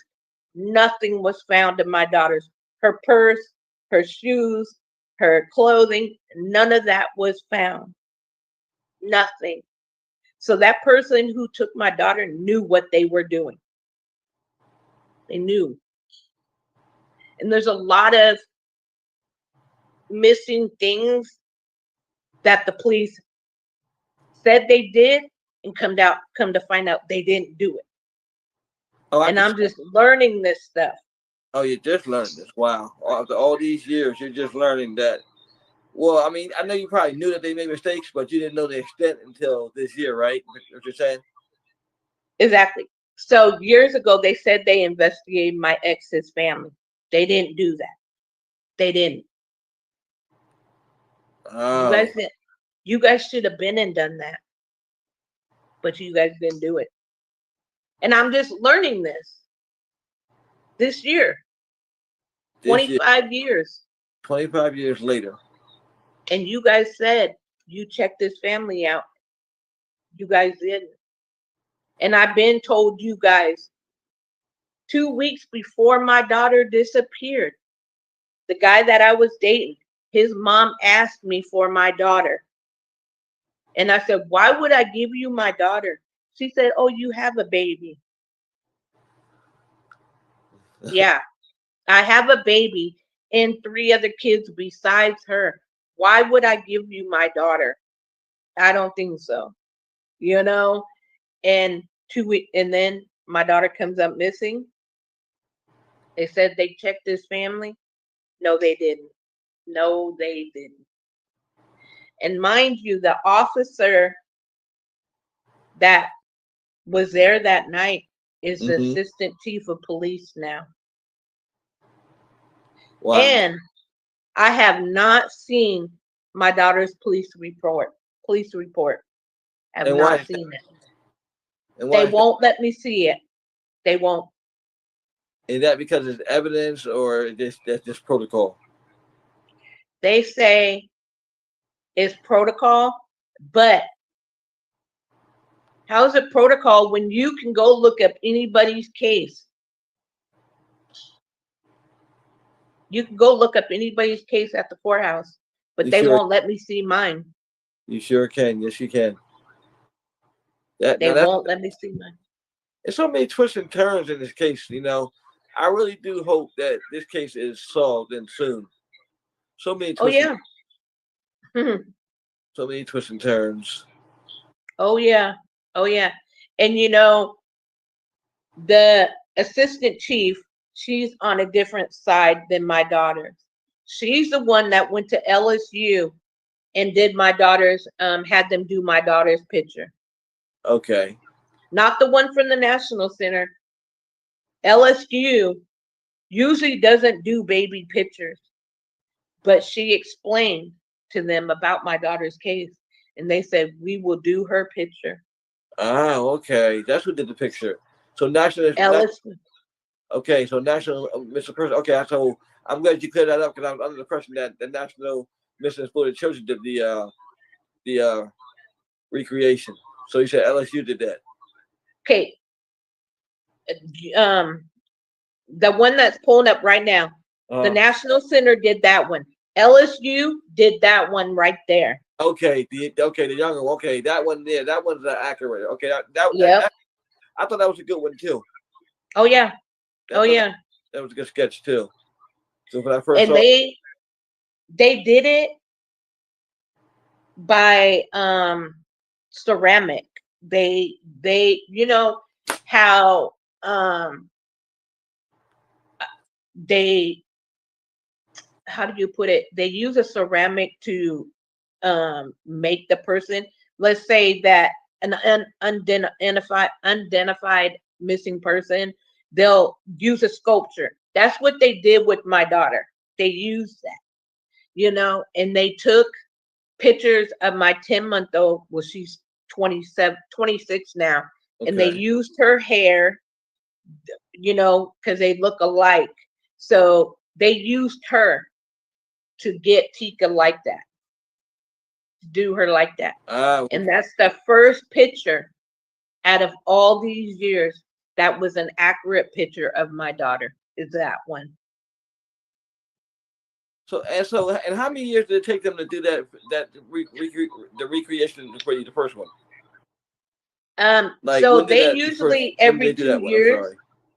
every 2 years they'll do a updated picture, but this was done in, let's see, this is 24 and 2022 is the first time they got it right. So 23 years later, they got my daughter's picture right. She looks more like an adult than what That's the crazy by National itself Center. too. Yeah. Okay, so she looks more like, okay. Yeah, the Wow. National That- Center, no, they that's- do an amazing job, but sometimes they don't get the picture right. And LSU, on point. When I seen that picture, I cried when they showed me it. I cried and cried because they got it right.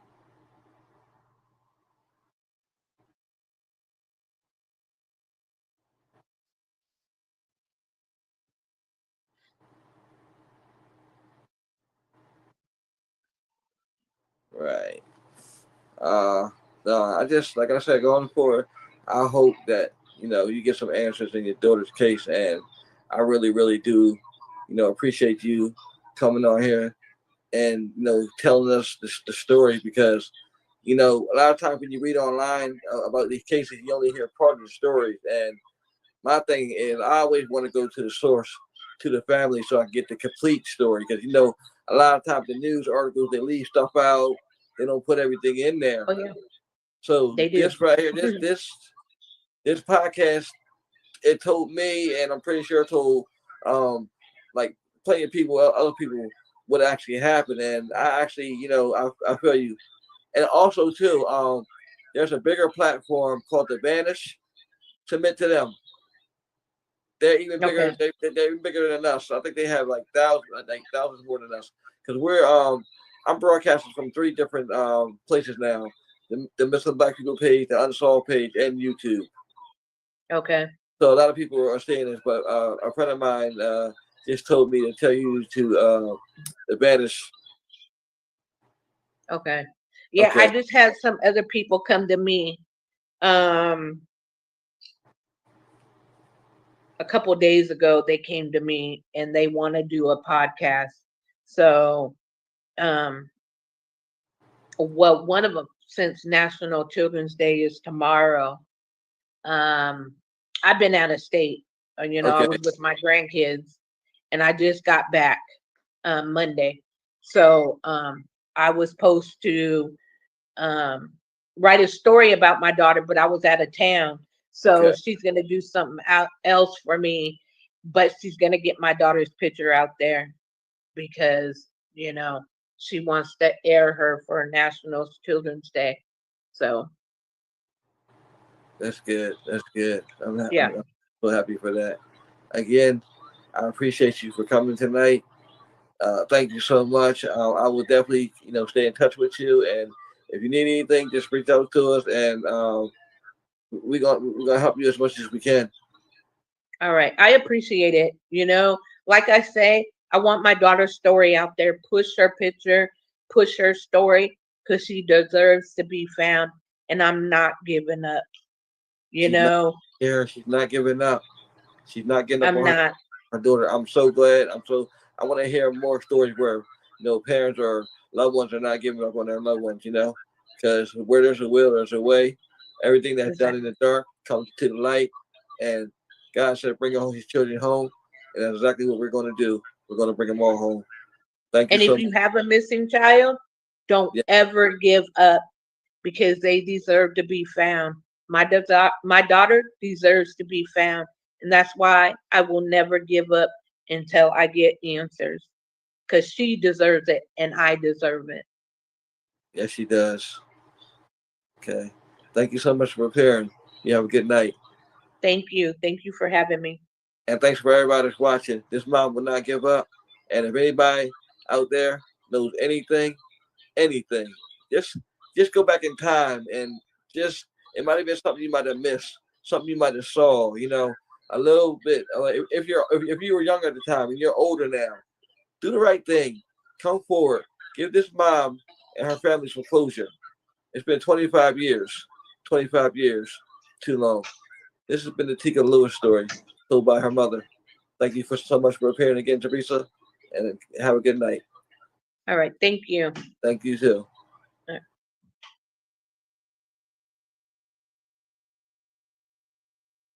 That she helped my mom out in that aspect. So it's hard to say. I'm not sure, if she did actually help her or not. Okay, and you have other siblings too, right? Yes, I have one brother that's younger than me and two older sisters. Right, and I know them. I know anytime somebody goes missing, it has a profound effect on them. I know it had an effect on you guys. The fact that your mother was missing. How have you guys dealt with it? Like all these years. We've, as the years. I mean, at first it was hard for us to, fathom that, our mother was missing, that she, left, and there's been no trace of her. But I guess over the years we've stood together and tried to, keep going, pushing on. But we've always, in the back of our mind, wondered, what happened to her.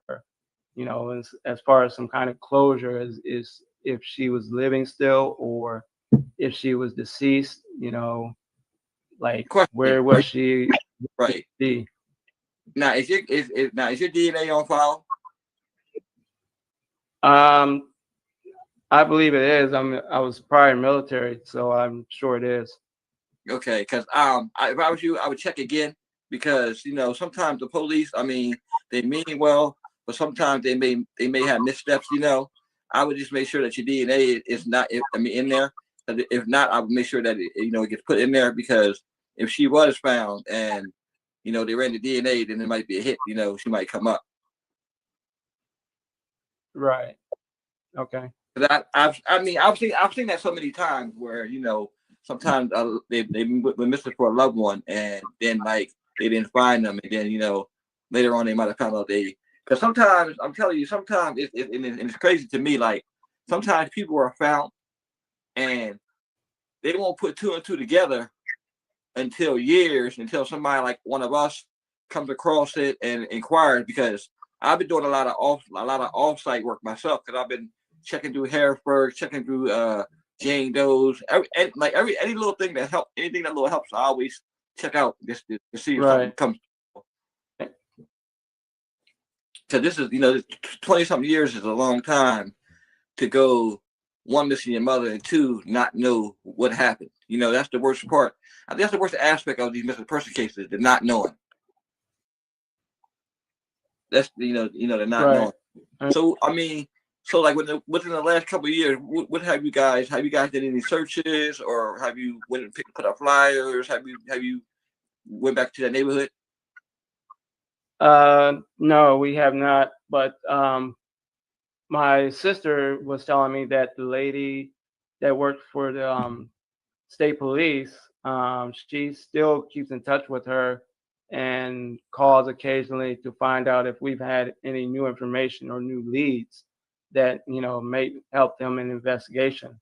But to this day, we still have no leads or any more information that could help possibly to find her.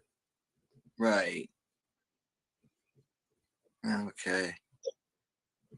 Yeah, I see. I'm looking at the pictures. I see she looks like she's happy though. You got a lot of family around her, and stuff like Well, yeah, that. we've always had good times, and then we've always been known to the neighborhood.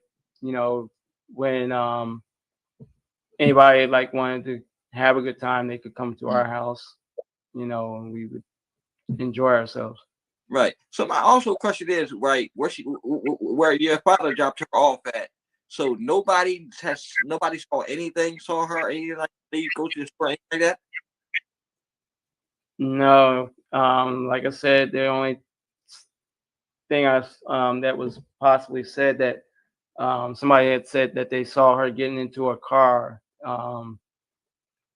But as far as anybody who was description of who was driving the car or anything like that, I don't think there was a positive ID made, or as far as the vehicle either. But it was just hearsay that somebody said they saw. But I don't think anything panned out from that. Now, do you think that the person that's denying seeing her, do you think she actually could have saw her?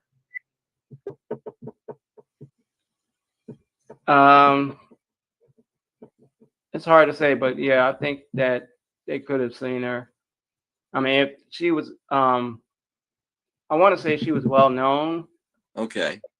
But in that area, we didn't the only thing, like I said, we would go up there and visit my cousin from time to time, but we would not, be going any other place to walk in or anything like that to where people would recognize her. Yeah, because I'm kind of also wondering how, why did they actually let her walk to the store, or is that something she wanted to do? Right.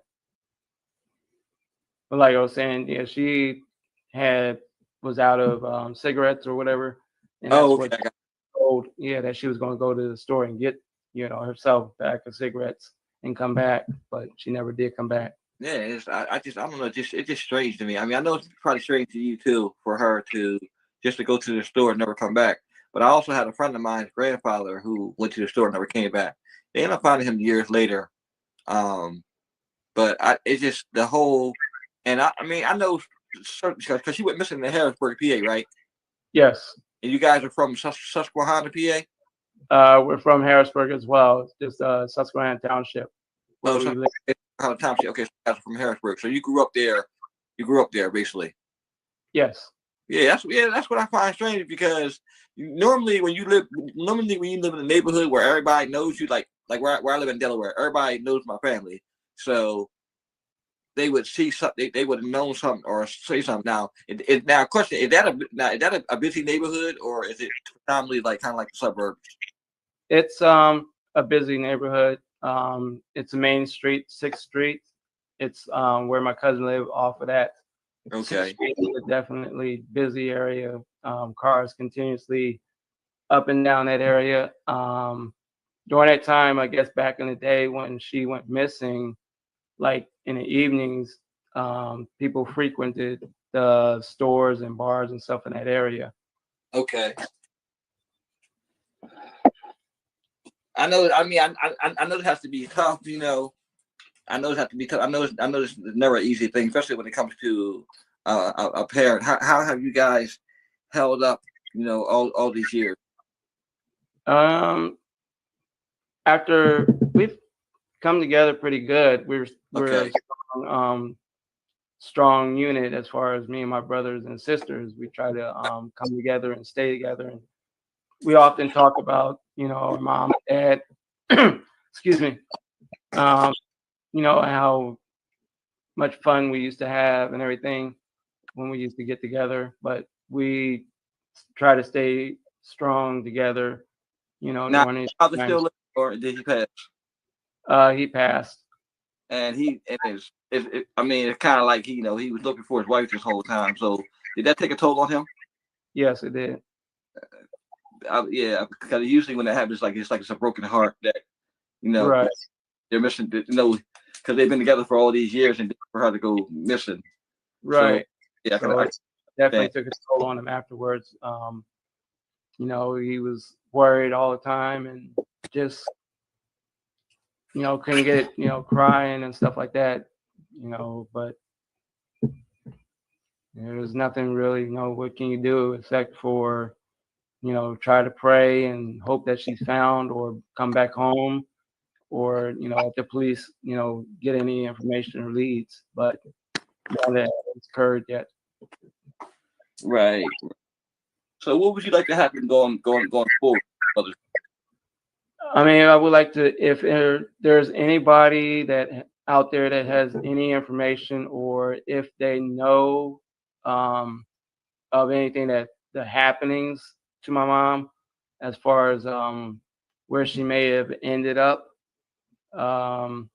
is she still alive, or even if she isn't, if she's deceased, where is she? Right. So we can have some kind of closure to, this case. Now, who is this right here in the picture I'm looking at now? Oh, that's my younger brother, David, and that's my mom. Oh, okay. Yes, she took some nice pictures. She definitely took some nice pictures. Right. And I would imagine she had a lot of grandchildren, right? Yes, she has Okay. 3. Okay. Yeah. I don't know. I like with every case, I hope that you guys get some kind of closure, or at least find. Oh, I'm gonna say at least find out, because obviously there's really never really closure in these type of things. Usually closure when you find them, alive and stuff like that. So, Right. but I know you guys want to know what happened, and I'm praying. I pray for all the families that their loved ones come home, because that's not a good feeling to know that your loved one is out there somewhere and you don't know where they are. Right. Never is. No. And I Right. think that, not just for my family or my mom, but all those that are missing, that, there's some kind of closure, that, they can have some kind of peace as to Right. know, if their loved one is found. Right. Is there anything else? I mean, like, what else would you like for us to know? Like, what about the community that's out there?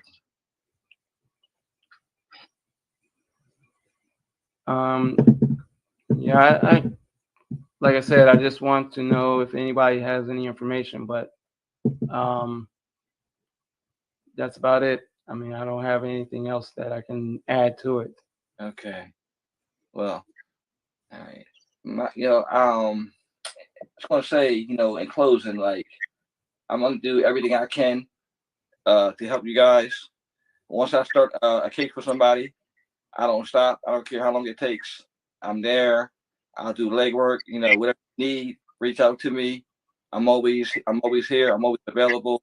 Even for a conversation, or you need me to check something out, I'm there. I'll help you guys out 100%.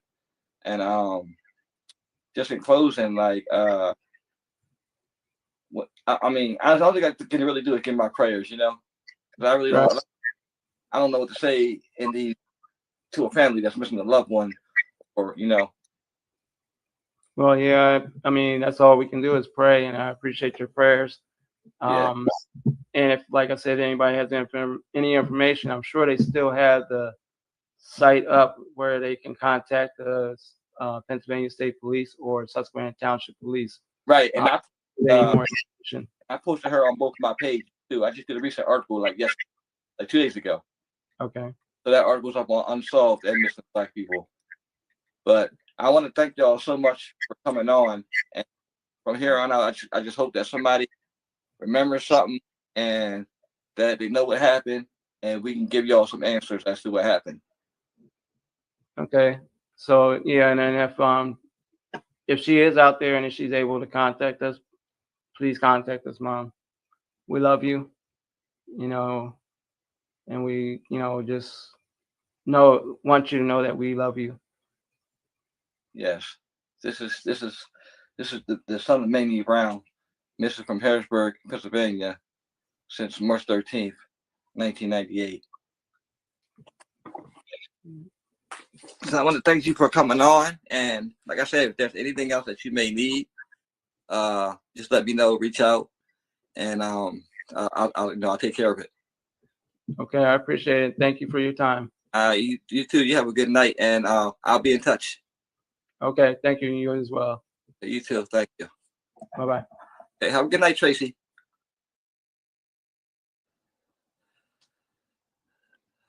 That's good.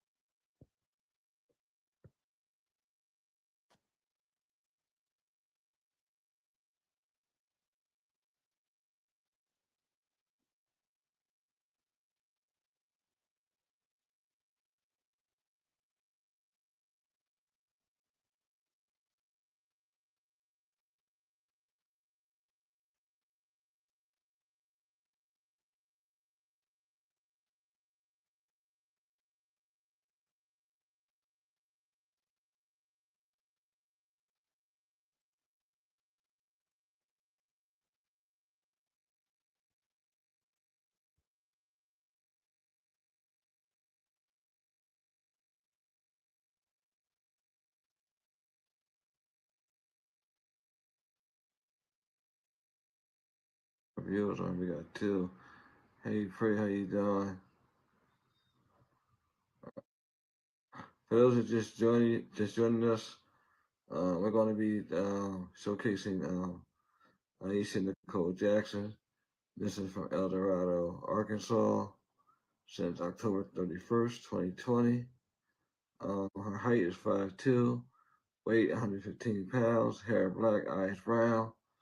Since Aisha was last seen on October 31st, 2020, she has not been seen or heard from since. Aisha has pierced ears, a deep nose piercing, and a belly button piercing. She has a tattoo on her torso of vines and one on her chest of her heart with dozens of ribbons. Aisha was last seen wearing black patterned pantyhose, a black tulle short skirt, and a white t-shirt with diet splotches.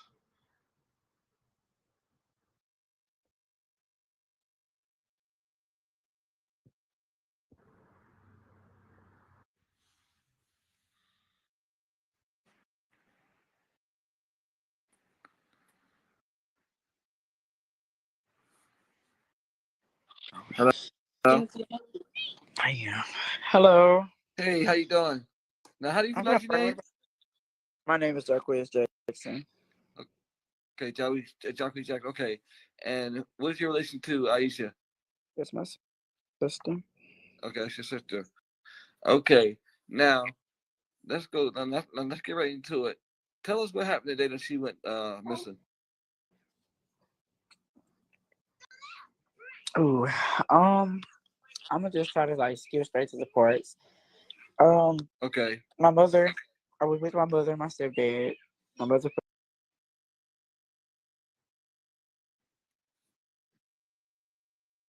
Her door was open, and I knew that she's not just gonna leave her door open, and she's not gonna just leave her pets run around like that. Her house was ramshacked, so it was kind of a blur at the time. I didn't really want to think nothing was bad, but in my mind, and like in the back of my mind, I was thinking it, but I didn't want to really just think too much at the time. You know what I'm saying? I said like 5 seconds later, Thugger Man, that's my uncle, his wife had pulled up, and she was going on and on.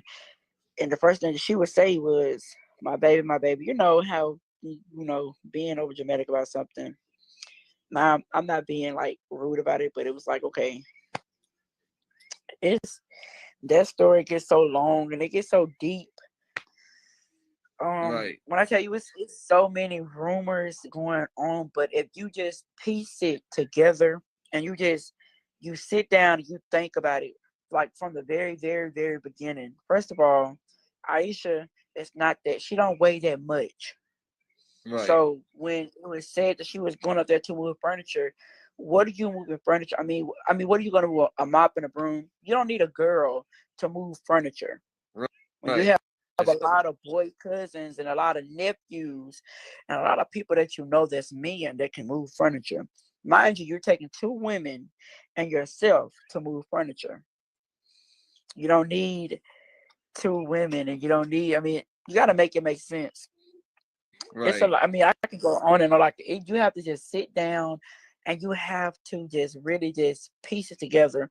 What threw me off was it was 2 different sides, and you can see it like the 2 red flags. One person said they went to Walmart and then dropped off, and then another person said, well, they walked her up the stairs. It's okay. Which one is it? You walked her up the stairs, or you went to Walmart? So which one is it? It gets very confusing, and it'll throw you off. And they'll try you. They will try to throw you off, but they ain't gonna throw me off. They can't throw me off. You can't throw me off. Right. So now this uncle was the last one that seen her, right? And Right. I seen the car that he was supposed to be moving furniture in. That doesn't look like a car that you were going to move furniture in. No, it does not. A lot of people get it. A lot of people get it misconstrued as if she left on Halloween night. No, that was the last night that she was seen. Okay. It's this man that it's this man that's been going live here lately, and it's almost like if he knows something, but he trying to give my uncle enough time to just go ahead and say what he got to say about it before before this really comes to light. But I do feel like that he knows something because he went live, I say 2 days ago, and he said the same thing that he said 3 days ago. So I feel like he knows something, and on that too, because he keeps saying the same thing. Go down here and ask this person. I seen your sister last, so like, I mean, it gives that he knows something. It's a lot of people that be around me that know something. And that I made a post about that like not too long ago. Don't be around me and my mother if you know something, because then I'll feel like you playing in my face. I don't like my face to be played Exactly. in. And people will do that. People will be people. It's like people will kill you and be around your family, mourn you and everything, and the whole time, your family don't know. Right, but if you That's look at the readings that was done, all of the readings, it gave like key points. Like it would say that, let me see, it'll say it was somebody, it'll say this happened to her, but it was somebody who did the person who did this to her was like a father figure, somebody that she looked up to. Every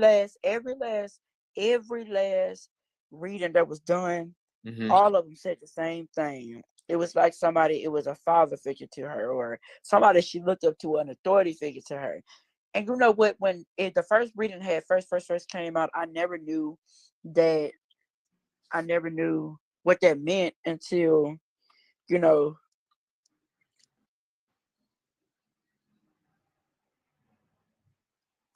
I never knew what that meant until like I just went back and just thought about it. And my mama explained that to me, stuff like that. That's what a father figure, or an authority figure, like somebody my sister looked up to, and that was somebody that she looked up to, because he stepped in when our father wasn't there. Okay.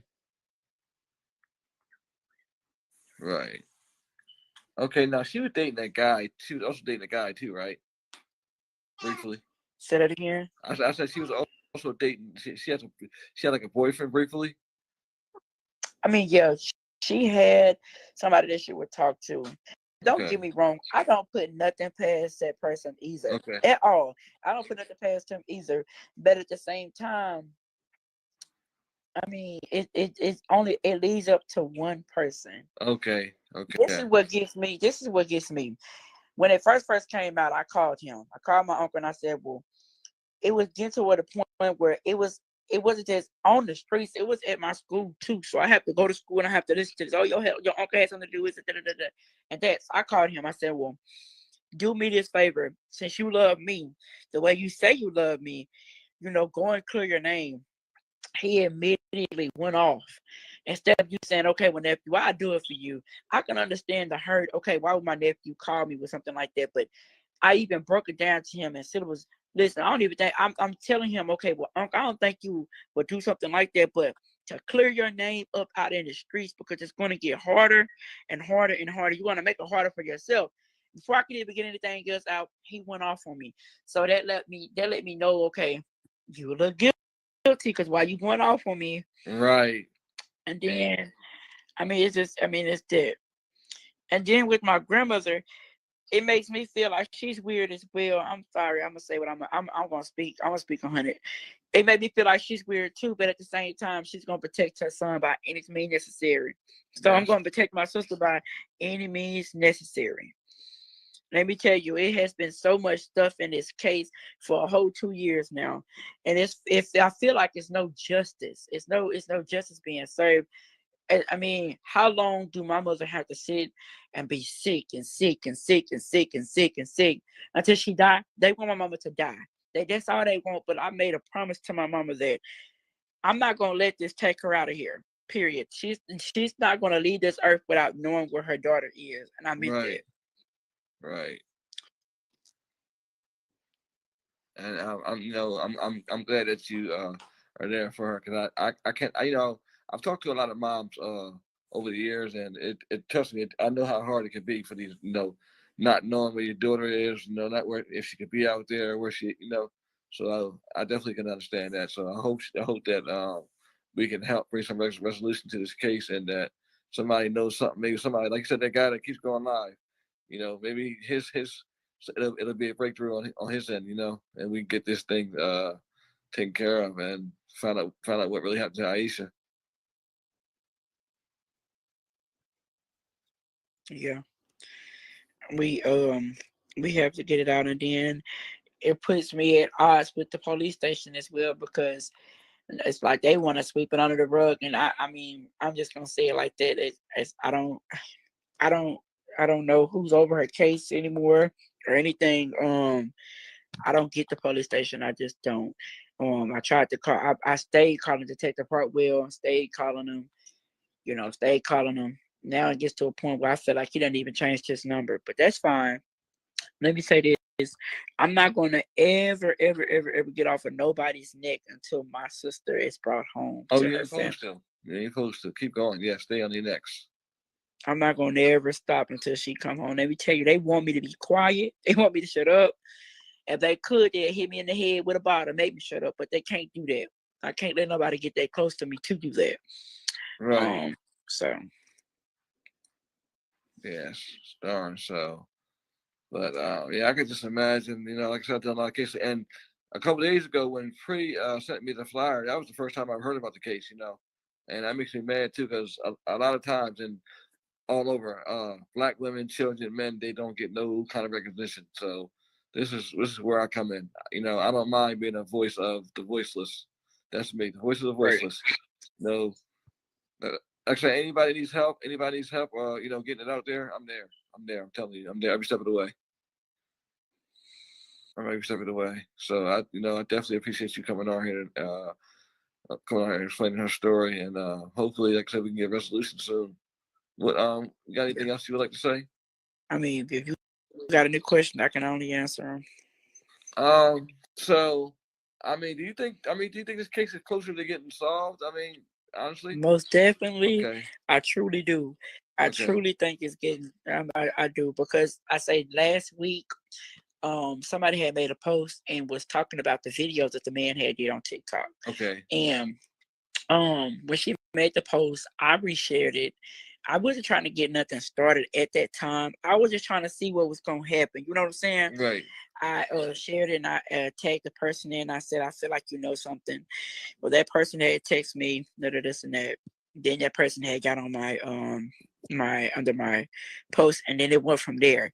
And it was so much stuff that was coming out. Come to find out, he done raped this person's daughter on top of that, and on top of that. And then in my head, I'm just like, okay, he done did this, and he still ain't been arrested. But there's so much stuff I can say on that one as well. But I mean, hey, it made me, in kind of a sense, it made me feel like the police is down here, they're cricket. But only thing, let me tell you, only thing my mama taught me to do, she taught me how to pray. And prayer done got me through a lot. Let me tell you, prayer done got me through a lot. It done got me through a lot. I know sometime I may get on here and I may be a little hot here, but let me tell you something, prayer has got me through a lot. And that's Prayer we has all kept me prayer. from prayer has kept me from putting my hands on a lot of people. I'm gonna be 100 with you. Prayer has kept me from a lot of things. So if I know he can keep me from losing my father and losing a lot of worlds of people, then I know he can keep me through this right here. So it's gonna be forever justice for Aisha. So Definitely. Only thing I want to just say in closing, because I don't have any more questions. Even though you explained everything, I just want to say, everybody, please share this video. Let's get this video everywhere. If you haven't heard of Aisha Jackson, you know about her now. We need to get this video everywhere. I mean, share it everywhere. Share it in every state. I don't care where it is. Somebody knows something. What do you want to say in closing? let me say this before we close. If you have a sister or a brother and y'all have a tendency to argue and fight, and y'all say things that you really truly don't mean, like after everything is over with, try to go back and try to fix it.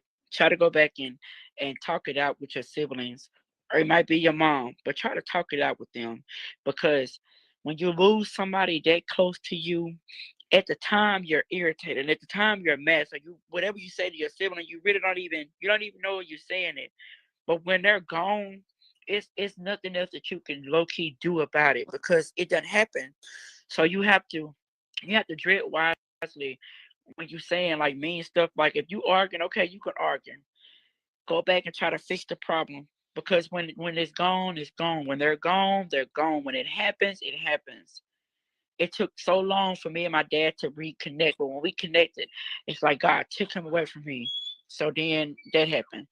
So, and me and my sister had reconnected. So when me and my sister reconnected, this happened. So try to cherish your sister, try to cherish your mama, try to cherish your daddy, because when they're gone, and it hurts. I'm trying to keep myself together from crying right now, because it hurts. It honestly hurts. They took one of my best friends. They took something from me, and I can't. If I feel like I can't get that back, but at the end of the day, God got me. But Yes, he does. That's all I got to say. Okay. All right, Jack Reeves. I want to thank you so much for coming on. Everybody, please share this video, and everyone have a good night. All right, Jack Reeves. I'll be texting you and reaching out to you, sir. Thank you so much for coming Alrighty, on. have a blessed day. Okay. These podcasts is for about a good 4 or 5 months, because I've been wanting to get the stories of the family. Like I said, I like to get the stories of the families, because a lot of time when you read stuff online, a lot of it is misinterpreted, or somebody saying this or somebody saying that. So what better way? Yeah. So what better way to get it from the family themselves, So we're gonna wait for a couple more people to come on. We're live now. Wait for a couple people to drop in on us. I had never heard of the podcast before this happened with Marissa. Okay. Yeah, you know what's crazy? I've been doing this Mr. Perfect things for almost 10 years. And the last year is when I really got into the podcasting, because I wanted to do more. I wanted to do more than just posting people's names. Yeah. Okay, we got 2 people. So good evening. Good afternoon, sorry. If you're watching this, we're here to discuss the case of Marissa K. Carmichael, who was 25 years old, and she went missing on January 14th, 2024, from Greensboro, North Carolina. She went missing under some suspicious circumstances. And here today We're here to talk to Sarah Carmichael, the mother of Marissa. Sarah, how you doing today? I'm okay. I've been reading a lot about your daughter's case online, and I've been very invested in it. But I think it's been like a lot of different stories online. So can you tell us exactly what happened with Marissa and the circumstances that led to her disappearance? Well, she was supposed to work third shift that night. Her friend, I use the term loosely, kept telling her, let's go to the club. So she finally went. Her and her friend left. And so she was going to get another ride. Somebody else pulled up to the club that she had only met once. They had a disagreement. He asked her to go into the Exxon. This is after they left the club. Then they sat at an Airbnb for an hour and a half or so. They go right around the block to the Exxon. He asked her to go in the store and buy something. She, isn't expecting it. She leaves with her phone, all her contacts. She threw her purse out, but kept her phone. And as soon as she's making that 911 call, the third person comes into the picture, which he had been in the picture all night. He had been following her from location to location that night. And you could hear in the background at the end of the 911 call where he's saying, do you need a ride? And she says, my house. And she got in the car with him. It's on the Exxon video. And that's it. She reached out from his phone to a few people. And me at about 5 a.m, I didn't hear my phone. And she reached out to her dad. He answered the phone, took the phone upstairs to the friend that left here with her to the club. They had a 2-minute conversation. She hung up the phone, went back to sleep. Later, I was told that phone call was her letting her friend know for the second time that night that she needed help getting home. So the friend was And that was it. so with the so this friend that she went to, so the friend that she went to the club with is the one who took the calls. Yes. And she didn't She took a call from Marissa right before 4:47 a.m. From the phone of the man who she was getting a ride with that had been following her around that night, and stated she needed help, she needed her phone. Could her friend contact the guy who took her phone, needed her contact to get home. Her friend, within 5 minutes, was still in Greensboro. I've got the screenshots from the Uber rides. So she left from Greensboro back here at 4:47 in the morning and left Marissa behind. Wow. Another question I have. Came and got Another question. Yeah. Were there 2 911 calls made or one? There was only one from Marissa. There was one right before she went to the Exxon. Another lady was calling saying there was things going in that Airbnb. There was a lot of drugs. There was young girls. There were men with guns. And when the police showed up, everybody scattered. And that's when they pulled off and went to the Exxon. Okay, so back to this friend that she went out with. So what's the deal with her? And you said this is one of her friends that took. This is the one that actually got her to go to the club, right? Yeah, and then left her. And she was so clingy with Marissa. She wouldn't have left her. That makes no sense. When she woke up later that day, and I woke up about 1 o'clock or so, I said, "Where's Marissa? Did she work a double?" "Oh no, she didn't go to work. We went out to the club." And this girl has been living with us for almost a year. We took care of her. Marissa helped her get a job. She moved out that day. She said, "I'm gonna go find Marissa." Moved out, left all her belongings, never came back. Now So she is hiding, she says, because she's scared. So you mean to tell me the same day that your daughter goes missing, she takes these phone calls? Well, she takes the phone calls first. Then she says she's going to look for her, moves out, and leaves all her things there? Yes, sir. If that ain't cause for suspicion right there, I mean, what are the police saying about that? Because that right there is strange by itself. I have sent the detective so many screenshots, and he'll ask questions about them, and then he just doesn't say much. I've got screenshots where she's telling me and my other daughter, keep my name out of this. I don't want to be involved. I don't want to be in danger. I said, what do you mean Marissa's in danger? You need to say something. She said, I know what I'm talking about. Deleted messages. When I went through Marissa's messenger trying to look for clues, every message was there, months and months.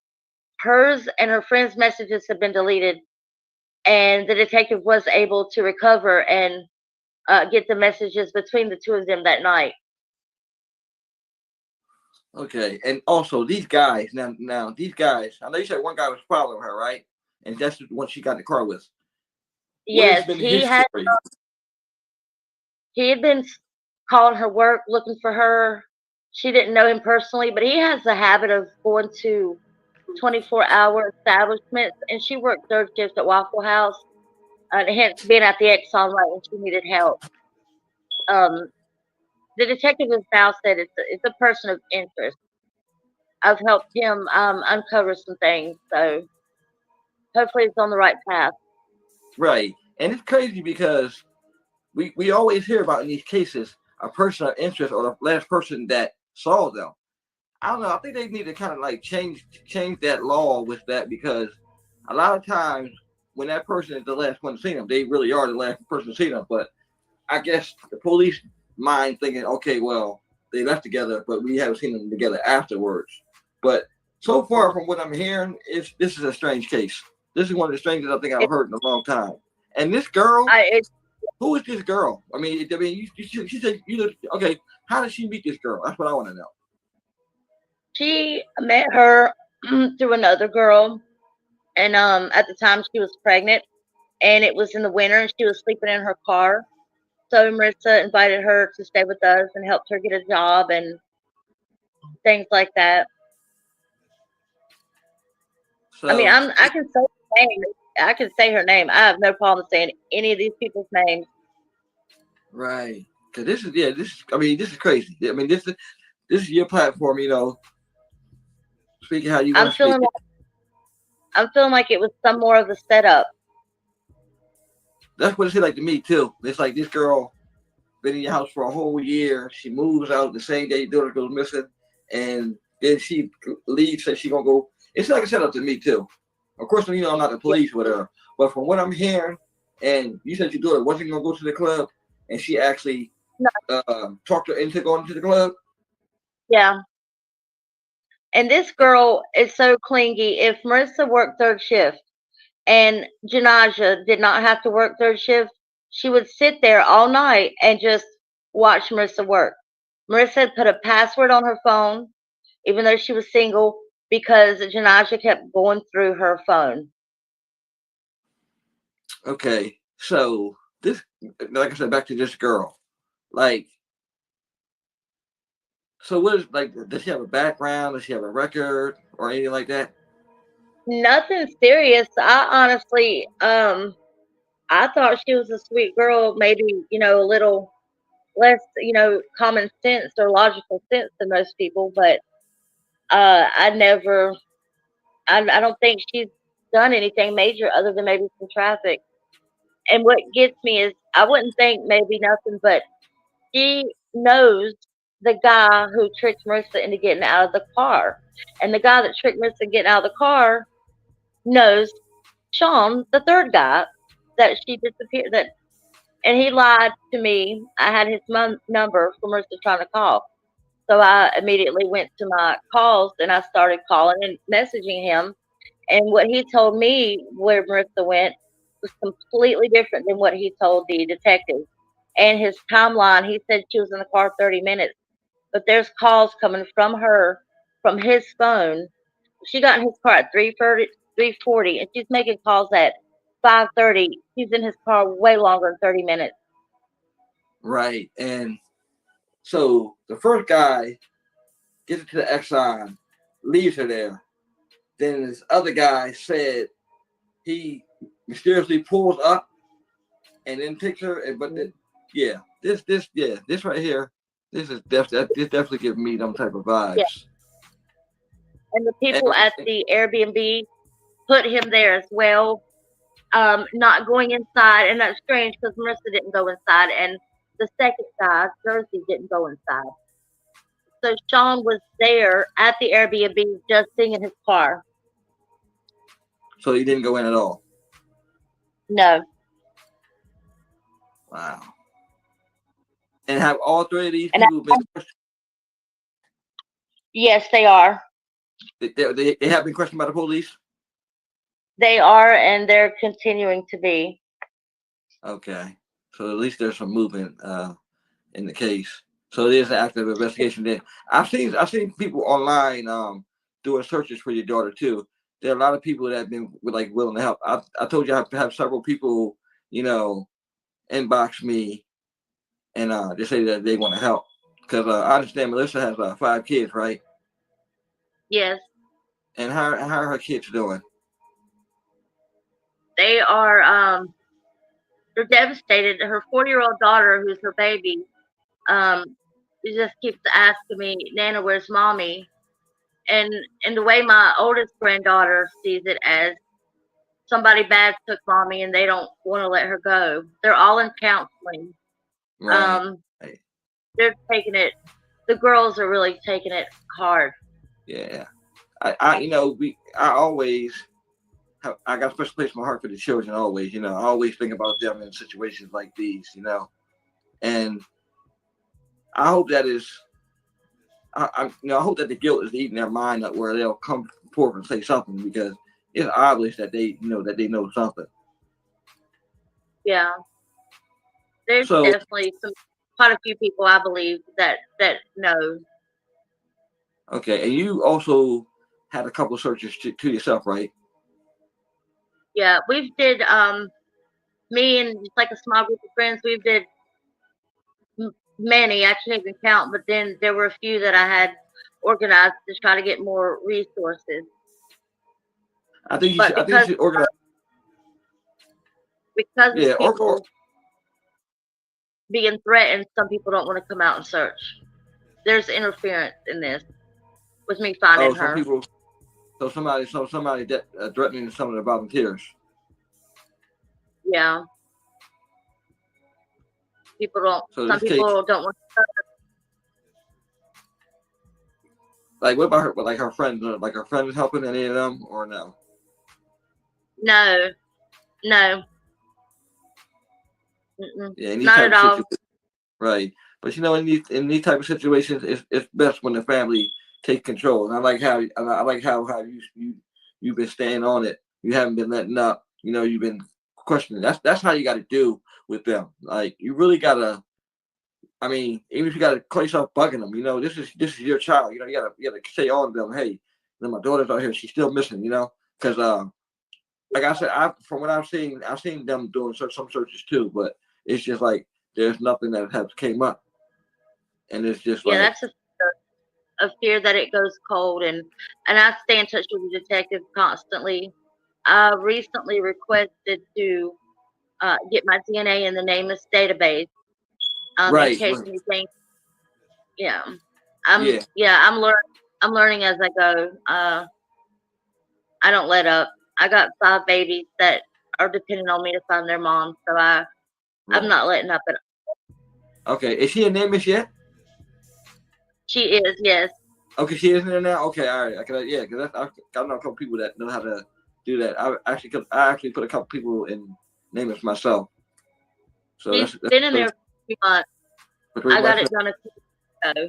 And how long has she been missing now? Since January the 14th. So right over 6 months. Right over. I really thought she would be found by now.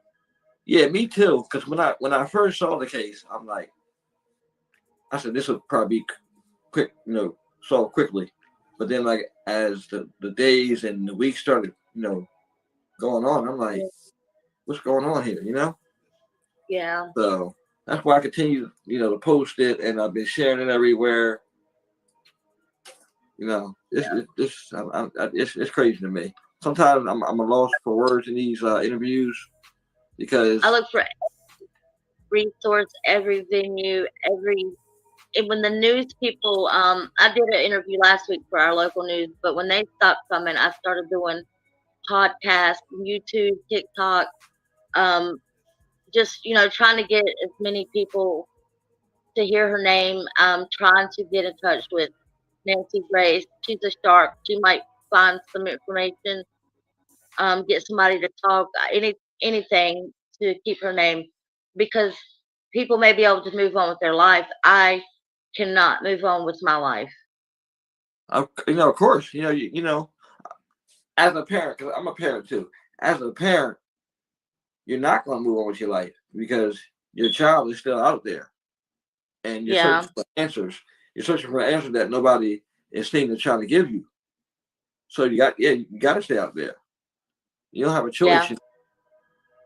And for justice, for whatever the situation is in the end, then it's not over. Then once she's found, it's not over. Then it's going after who is responsible.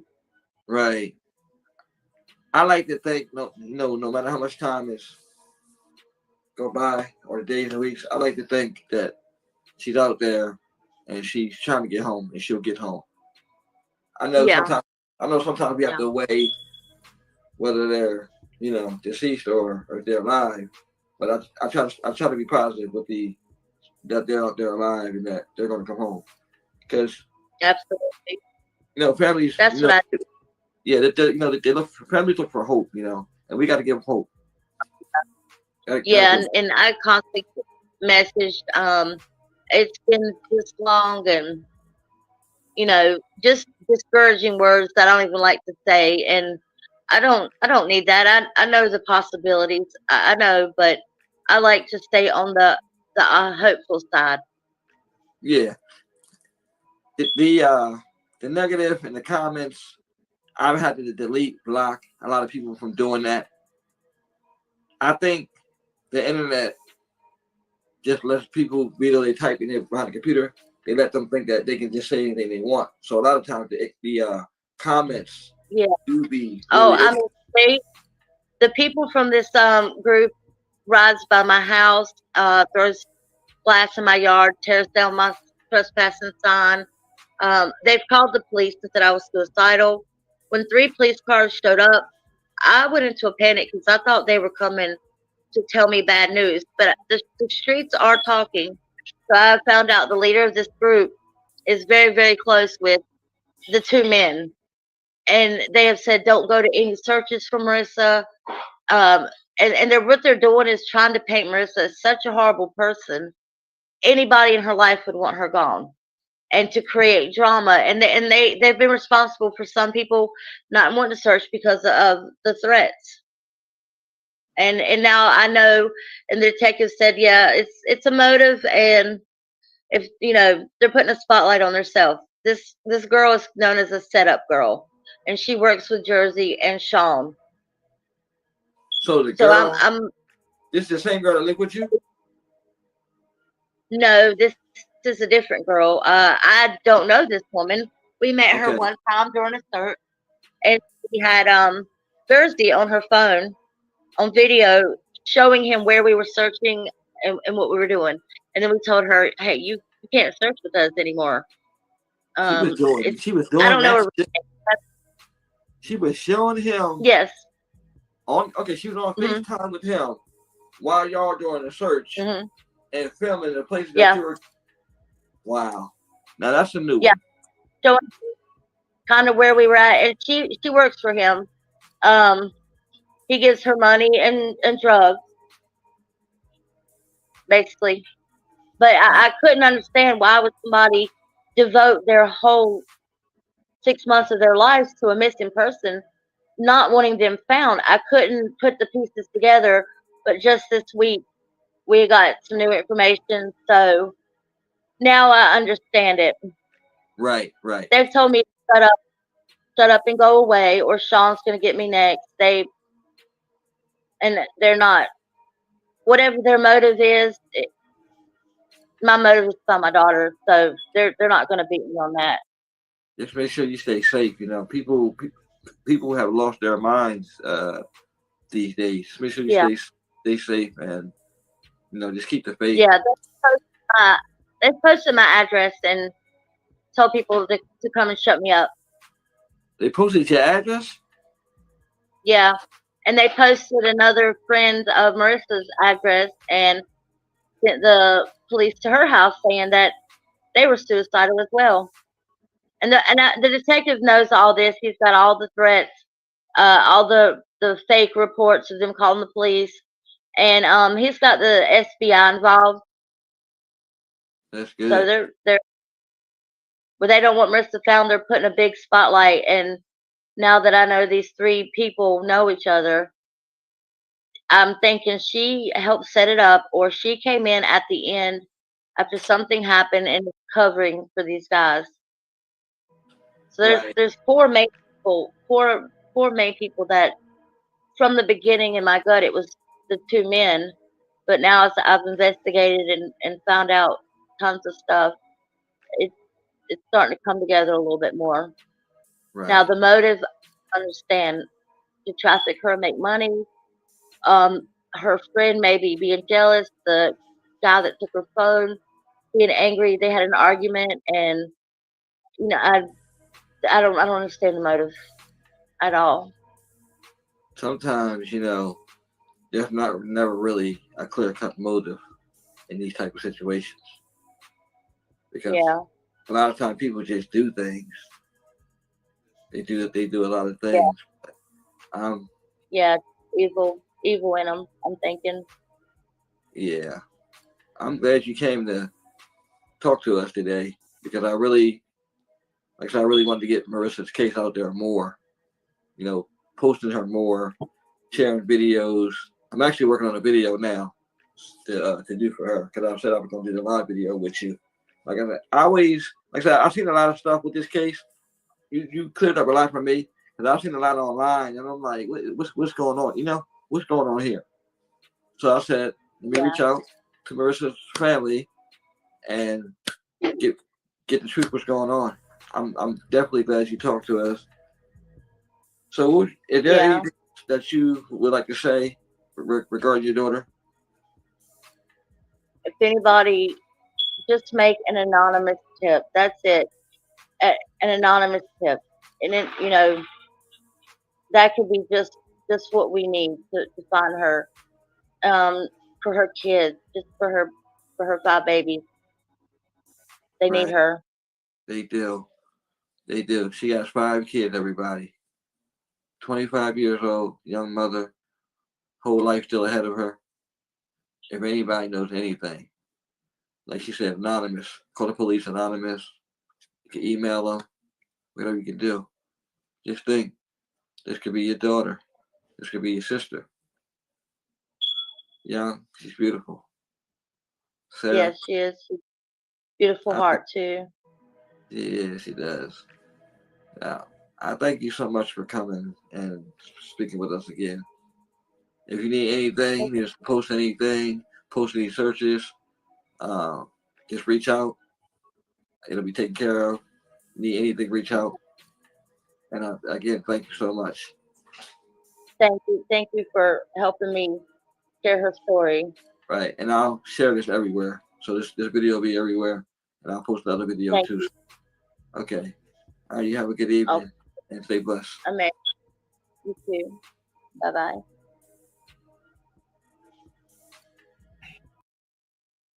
Person cases, and I'll be seeing them, and I came up across the case. I'm like, because there's so many African American cases that are people where people are missing that I see. It's like, okay, let me take like 3 or 4 or 5 a week, and let's do these cases, And what I've been doing lately is I've been bringing the family members on people who've been missing for years to put more attention on the case because this is in Selma, Alabama. It's like a couple more. There's a couple more cases down there that I've seen people are missing. It's like, and that town is small from what I hear. It is still small. Okay. Did you grow up in Selma too? Yes, sir. Okay. Yeah, we're waiting on a couple more people to come on. Yeah, we streaming this live on Facebook and on YouTube, so everybody gets to know your dad's story. Okay. Welcome everybody. Today I'm talking to who? Who am I talking to? I'm sorry. Jamaya. We're talking to Jemiah. Her father, Eric Dwayne Blivens, went missing on July 29th, 2005 in Selma, Alabama.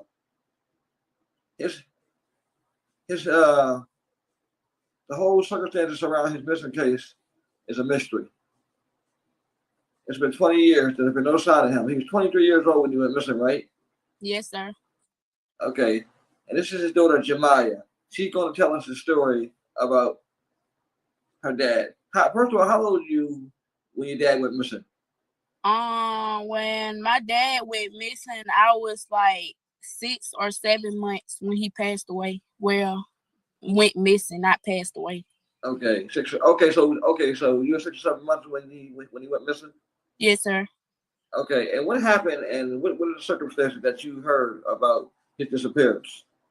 So basically, I've been really hearing like a lot of mixed stories about his disappearance. Like when I first heard about him, someone told me that when he came up missing, they fed him to the alligators, or he was in some type of drug or gang bang. I don't know what he was in, but they said that he owed whoever he was in tour with, and they did something with his body. But it's a lot of stories based on what really happened. But I really want to really know what happened to him, because it's like they just threw his case out, and I don't like that, because it's just not right for just to throw his case out. It's not right, and everybody act like they don't know what really going on. But I really feel like somebody know what happened. They just not saying anything.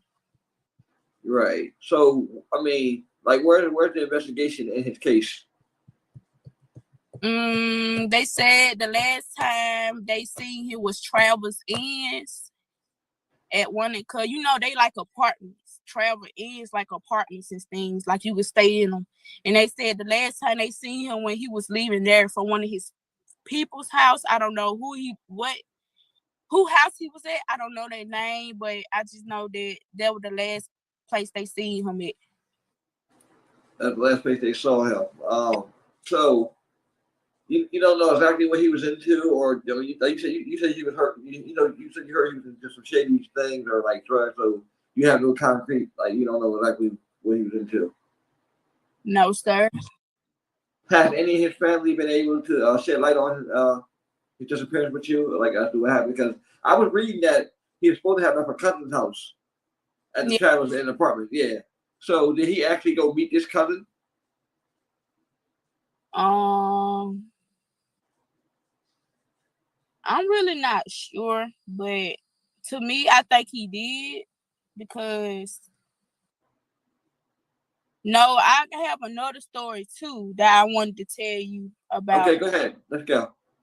So basically, before my mom had passed, she was basically telling me about what happened to him and stuff, and she was saying like how him and my uncle, which is my mama's brother, his name is Eric Winston, they had got into it because my dad had got mad and he threw a brick inside the window. But I was still like an orange baby when she had me, and he threw a brick inside the window.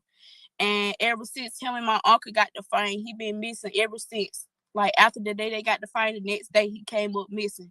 So that could be a story too. I ain't trying to say he did anything to my daddy or anything, but you never know what people's intentions is. Like you never know. Right. Has your uncle ever said anything? Have you ever asked him about that? I asked him about my dad, but when I asked him about it, we got into it, so I just left it alone. Like I never said anything else about it.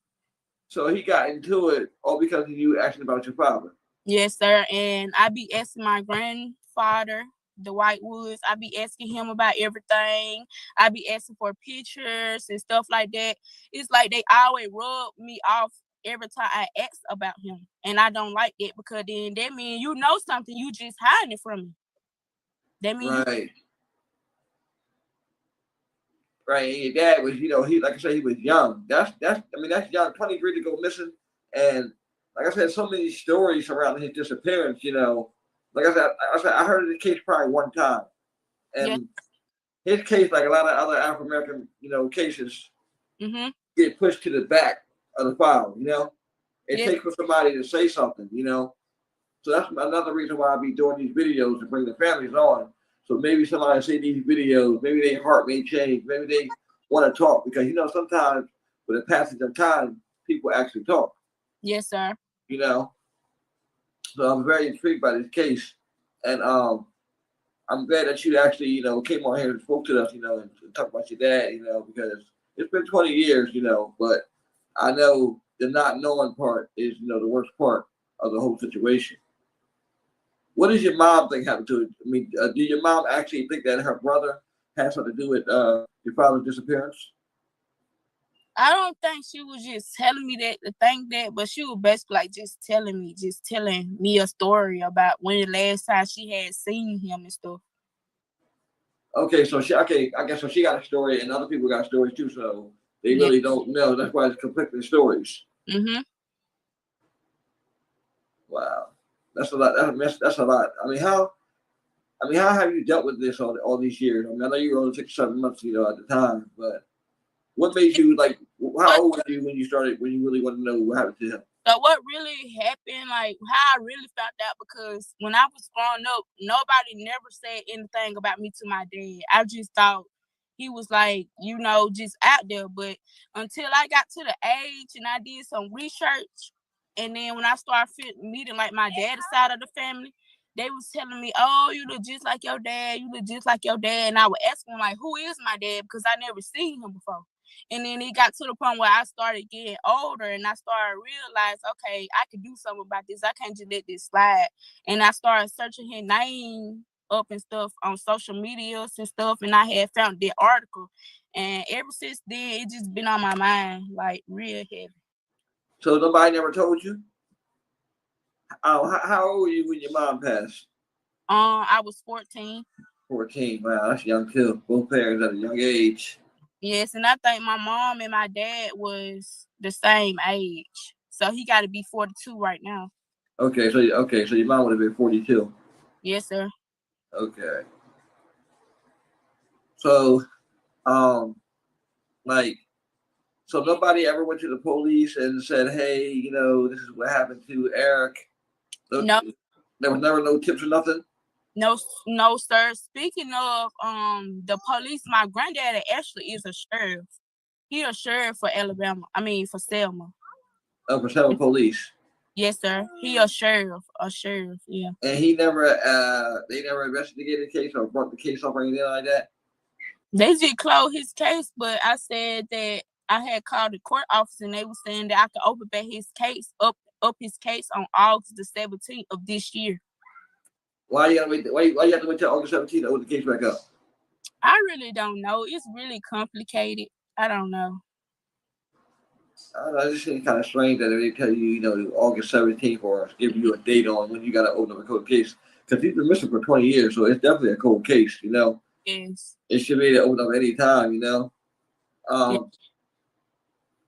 So now his side of the family, first of all, his mom, his dad didn't know anybody. Nobody, they didn't have a clue, or his mom, dad didn't know anything. Because I heard his father was a sheriff too. Right? Is that right? Yes, sir. His father was the police at the time, right? Mm-hmm. But his mom, I never knew her. I only met her when I got to in middle school, 7th grade type stuff. And I was 13 when I first met my grandma. And the last time, I only seen her one time because the next time I came around to see her, she had passed away. They were telling me she had passed away because she had cancer. So I couldn't really sit down and talk to her about the situation. Okay. So has anybody been able to shed any kind of light to you on what happened? Not at all. So you basically you have to just reach it out, trying to find out some answers. Yes, sir.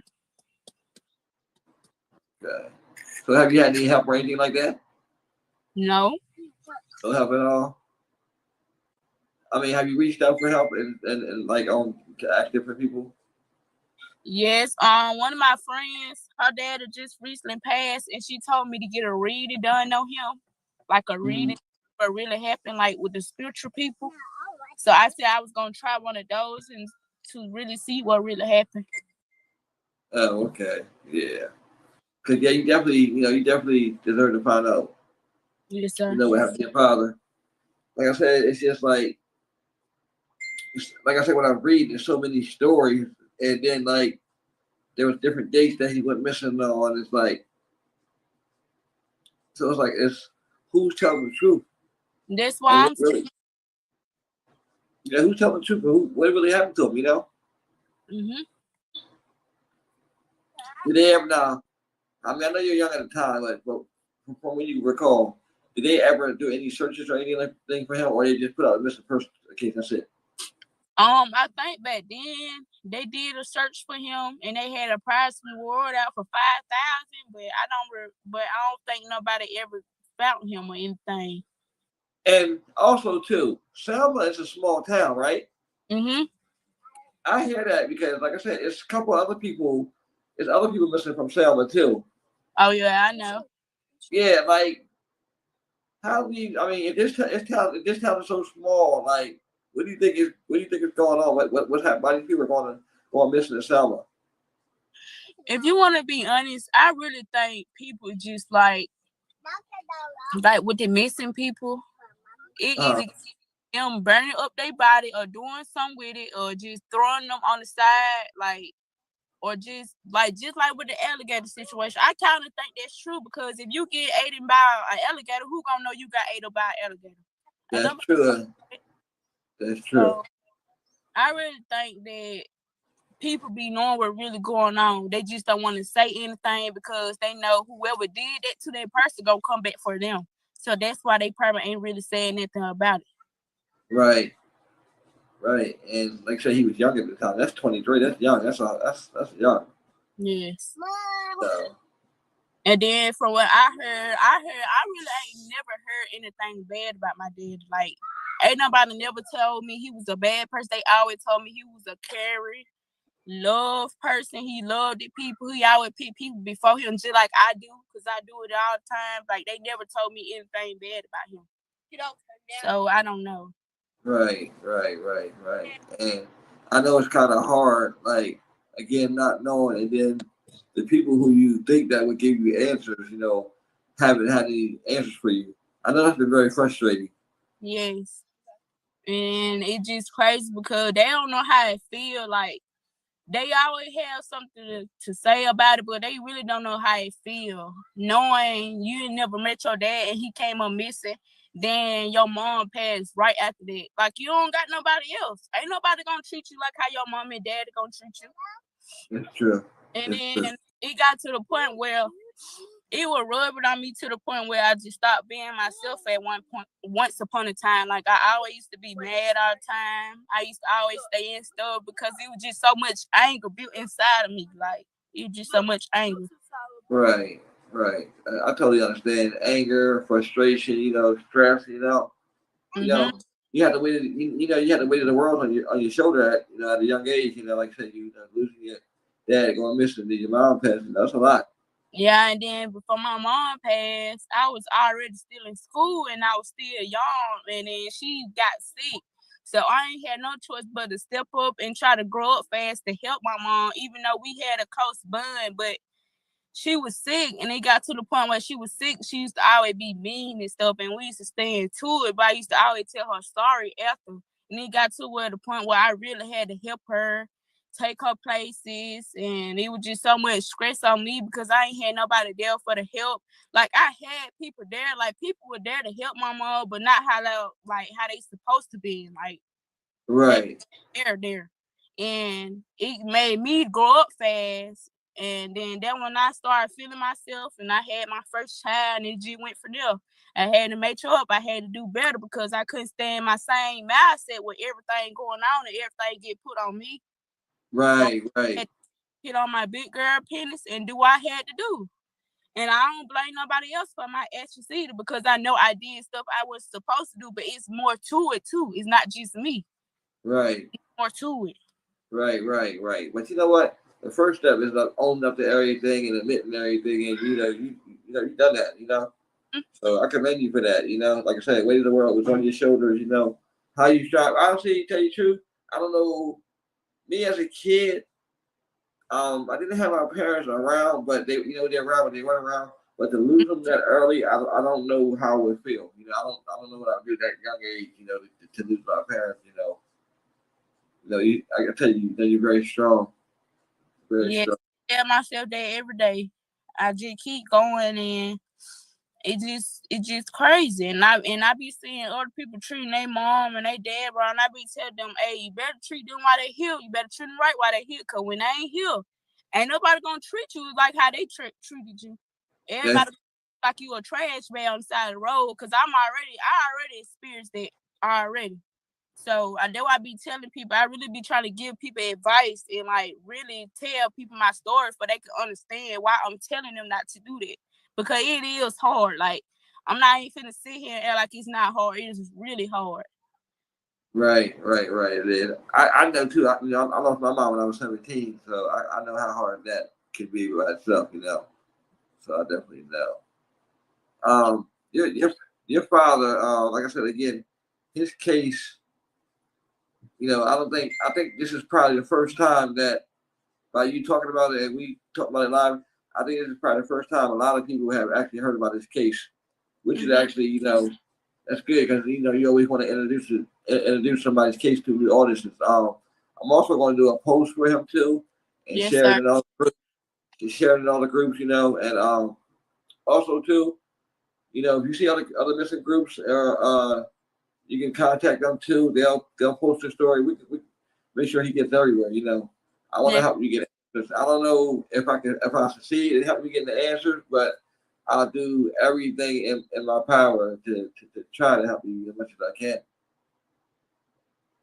Yes, sir. And I really, really appreciate that because ain't nobody else gonna take that time out of the day to help me really to see what's really going on. And people claim they love him so much, but ain't doing nothing about it. Like I just don't understand that part either.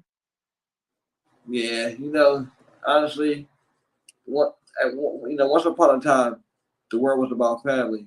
Now everybody kind of like about themselves. Yes, and then that is so true. That is so true. It was. But if you ain't doing nothing for nobody or you ain't there for nobody when they need you, they don't need you for nothing else. They don't check up on you or nothing, anything. It's just all about them. It ain't about family no more. No, it's a cold world out here. It's a cold Yes, world. Right, definitely a cold world. So did your brother? I mean, I'm sorry. Did your dad have brothers and sisters and stuff like that? yes. My dad have a brother and a sister on his mother's side. His older sister is called. I don't know if she the oldest or the second oldest, but my auntie on my dad and mom's side is Sente Blevins, and he have a brother. I forgot his name. His last name is Blevins, and on his dad's side, I have an auntie named Dwanisha Woods, Markeisha Woods, and Kendra Nicole. Yeah, Kendra So you Nicole. tell me, all these people around you, like, or that you know, and nobody never volunteered information, even when you asked for stuff like that. I used to just like ask for pictures and stuff, and they used to tell me like they ain't have nothing of him, like they ain't never had nothing of him, like they don't have one. This the only picture I really have of my dad. This blue picture that when he went to jail, that's the only picture I have. Yeah, and the one that I had was blurry, so I had somebody clear it up for me. And I like it because it looks so much better. Yeah, it does. It was like real blurry. I'm like, let me fix this before I go live. That's what I'm trying to do. This is the after picture. 23 years old. It'll actually be 20 years this year, right? Mm-hmm. Yeah, 20 years this year. This is Eric Dwayne Blevins, missing for 20 years from Selma, Alabama. Where he went and what happened that night is a complete mystery. His daughter, Jemiah, is trying to find out what happened to her father. Doesn't matter how long it takes. She's hoping that somebody out there gives her some answers. If you know anything about this case, please call the Selma, Alabama police. Let's get her some answers. It's been too long. I don't care how hurtful it be. I don't care how bad it sound. I just want to know to like get like a little more stress off of me, because it got to the point where I first started out, it was stressing me out so bad. Like it was just stressing me out. I understand. I totally understand. Do you want to say anything else? No. All I'm gonna say is before we get off, if you have your mom and your dad and they still living, they provided for you and doing everything they can for you, it don't matter if they just giving you one piece of bread on the table. Appreciate that, because when they gone, I'm telling you, nobody is gonna treat you how your parents treat you. I don't care if it be your sister, your auntie, your cousins. Everybody's true colors are going to show when your parents pass away. And I'm telling you this for a reason, because I already vouched this already. Soon my mama passed, I already know. I'm just telling y'all, please appreciate y'all parents while they here, because when they gone, it is going to get hard. It's gonna get hard. And most definitely, if you don't have a support system for it, it's gonna get hard. So appreciate them while they here, because it's not no joke. It's nothing to play with. It's definitely not. I want to thank you so much for coming, Jemiah. Jemiah is here again. She gives the story of her father, Eric Dwayne Blevins, missing for 20 years. He went missing on July 29th, 2005 in Selma, Alabama. And I want to thank you for taking your time out today to really sit down and talk to me about my dad. Oh, no problem. And if you need anything else, or you think about something else and you want to come back again and talk again, you're more than welcome. Yes, sir. Yeah. Thank you so much for coming on. And you have a good rest of the day. You too. Thank you so much. Yeah, you're welcome. All right.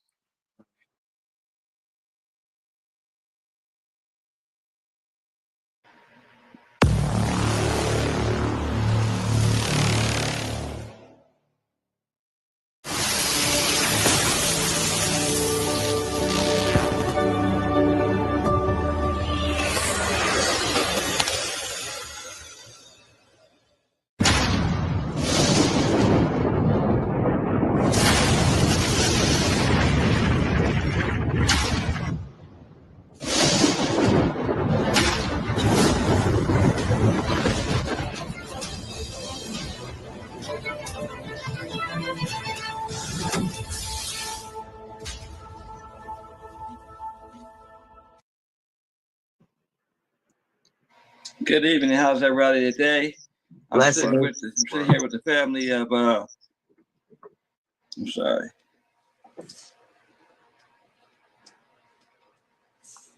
Okay, I'm ready. Sorry, that was my fault. Okay, I'm sitting here with I'm sorry. Can you say her name again? I'm sorry. Tasha Joy Haynes. I'm sorry. We're here with the family of Tasha Joy Haynes, and Tasha was last had contact with her family in 2016. And when they went to notify her about her mother's death, they couldn't get a hold of her. Tonight, I'm here to speak with her son, Joe, and her daughter, Sherelle, on her disappearance. So, Sherelle, I'll let you go ahead and start off about Tasha's case. Okay, my name is Sherelle Haynes. I'm Tasha's Joy Haynes' oldest sister.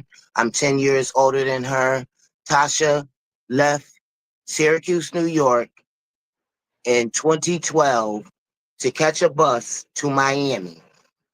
I tried to talk her out of it all night long. She's an endangered adult. She has schizophrenia. I'm talking about to the highest degree. And I tried to talk her out of it all night long. She already had her bus ticket and everything. To no avail. I could not talk her out of it. My little sister got on a bus from Syracuse, New York, going to Miami, Florida. She didn't get off at Miami. This is the thing. She didn't get off at Miami. She got off at the wrong stop. So upon getting off at the wrong stop, she did call Syracuse, New York, and notify us and told us she was off at the wrong stop. She couldn't tell us what town she was in. She didn't know what town she was in. Fast forward, somebody befriended her. Some lady befriended her. And that's going to be the first address that I think I want to say that I made a background check. I ran a background check of all Tasha addresses, and 2 addresses came up in Florida. So I want to say 870 English Court, Winter Park, Florida, July 2012. That's when she originally got to Florida. That's a house. I don't know who was in the house. She made contact with us and told us that some lady befriended her and brought her to her house. Upon this, I guess the lady told her, my sister told her about that she get benefits and this and that and the third. So the lady said she was going to help her get on her benefits. Okay, so we're going to fast forward to May 13th. She ends up in 3051 East 4th Ave, Hialeah, Florida. Well, I ran that, and that was an assisting living facility. We looked that up. That closed in 2017. So as of 2017, as of May 2013, there was no more public record addresses of Tasha Joy Haynes. And this is where we are at. My nephew filed a police report. Go ahead, nephew, and you can tell them the process that you did. Yeah, I called around in Florida to a few different cities, a few different towns and everything in Florida. I have the towns, and I have the numbers that he called. Yes. To basically see if there was anything that they could tell me about anything. Everybody's telling me I could hire a private investigator. Some people called me back and after they did some searching and said that they haven't seen her anything like any arrest records or anything like that. And that's pretty much all they've been telling me is that they haven't heard anything or they haven't seen anything. And some places said that they seen a missing person report a while back. Some places said that they haven't. There was just nothing that they could do. So in the process of me talking to these people, like the police department is literally telling me like I can hire a private investigator and they might be able to find somebody that'd be able to help me out. And someone called me back in a couple of days and told me that there was nothing that they could do and to also hire a private investigator. See, that's tricky sometimes with private investigators because a lot of times, when you hire them, you got a risk of losing your money and not getting no information at all. So I just with that. So you guys couldn't get no help at all? No help at all. And she was on SSI. She had an income. So she was on SSI. We tried to get information through SSI, but they would not give us that information because she got another son that was underage when she left. My older sister had custody of him. So we were trying to get through information through him, because for some reason my sister was getting child support for my little sister. We don't know if it was death benefit. We don't know what it was. So we called SSI again, and I think that was in 2020, 21, right in COVID, the area kind of thing like that. And we don't even know where that money came from. But they did tell us the only way that my sister could get that money was if somebody died or if Tasha had a job. Tasha not going to have no job. At all. She's not going to have no job. She know about money. She's conscious enough to know that she need her check. Right. She knows she need that. So she going to keep that on. So we was trying, if we just even know if she's getting her benefits, if her personally herself and not somebody else foul play getting her benefits for her, then we'll know that'll answer our question. Right. I'm surprised the police didn't do that. Like didn't look into her benefits because that's all really they have to do. Because if that stopped and it's a date and a time that stopped, then we know something wrong then too as well. Right. Because she need her benefits and she knows she's conscious to know about that money. Right. I know that's right. So I don't know if it's foul play. They done had storms, hurricanes, and this and that, and the third down in Florida. I know for a fact my little sister in Florida somewhere. And you can see by the addresses that she was at, she never got to Miami. You can tell by the addresses. And what part of Florida, what area was this? Because we have viewers all over. So somebody. Okay, she got 870 English. I've sent it to you in your thing, but 870 English Court, Winter Park, Florida, and that had a whole house on there. I screenshotted the house and everything. The house is tan and red. It's a house. It's right on the corner, and she was there in July 2012. And then somebody in Winter Park, Florida, recognizes Tasha. Please reach out to us because her family's been looking for her since 2016. And then she got to Helene, Florida in May 2013. 2013, so that's a year later, she got to Helene, Florida, but she ain't never getting to Miami yet. So she's on the outskirts of Miami somewhere. Cause Right. once she got to where she was going, I know my little sister, she said, okay, this look like this could be Miami, okay? I'm gonna make it Miami, okay? I know, she would have stayed, Okay. especially if she's getting her check. Especially if Right. she's getting her benefits, she gonna stay. And that last place was a living facility. I don't know if she left because they closed, because when my nephew called, there was no longer existence, and that was in 2017. So I don't know if she was there from 2013 to 2017. I don't know. And left when they closed. I don't know. Right. But there, I think still too, there should be some more public record of her addresses then. Absolutely. Because you could see she's mindful enough to get an address. So why is the addresses stopped? And we should still be seeing some more addresses.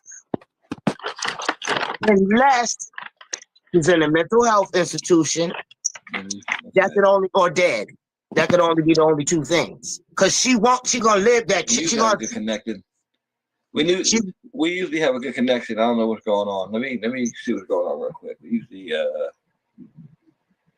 not good on this. Sorry about this. I apologize, folks.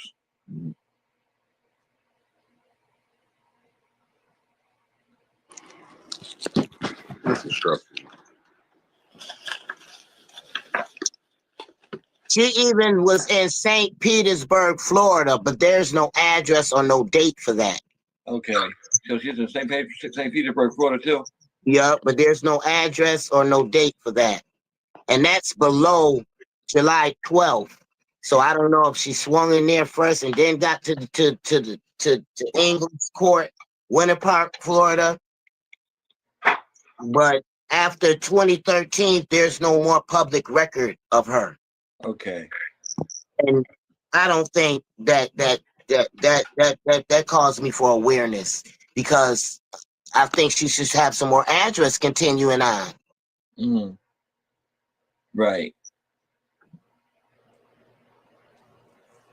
So, and my mother died. The insurance company, I don't know how much investigating they do to try to find somebody when they have inheritance, but so, I don't know. They said they couldn't find her because, and her money's still there. Yeah, that's strange. If she didn't come for the inheritance. No, her money is still there. So I'll tell you, the next step is, getting your DNA in the system, like we were talking about. My DNA is right? in the system, yes, from past life. Okay, so right, okay, so she was found or been found. It would have got a hit. Right. Okay. I need to get it down to Miami. It need to get down to Miami because I know she was in New York State. Yeah, it's usually worldwide, but I'm pretty sure Oh well, then they need to. My name need to be ran then for any bodies or any Jane Does or any unclaimed persons, because there's been a lot of storms down there. Right. All kinds of stuff.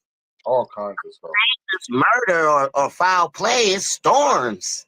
Gators. Oh, it's. Yeah, no, trust me, I totally understand missing a loved one, and then not hearing from them, not knowing what's going on. The not knowing part is the worst part about it all. It is. My mother died not knowing where her baby girl was, and I told my mother I will try my best to the end of the earth to see where my little sister. Find her. Right. She's very caring. She's very loving. She's a people person. She don't have no problem talking to people and strangers and shit. So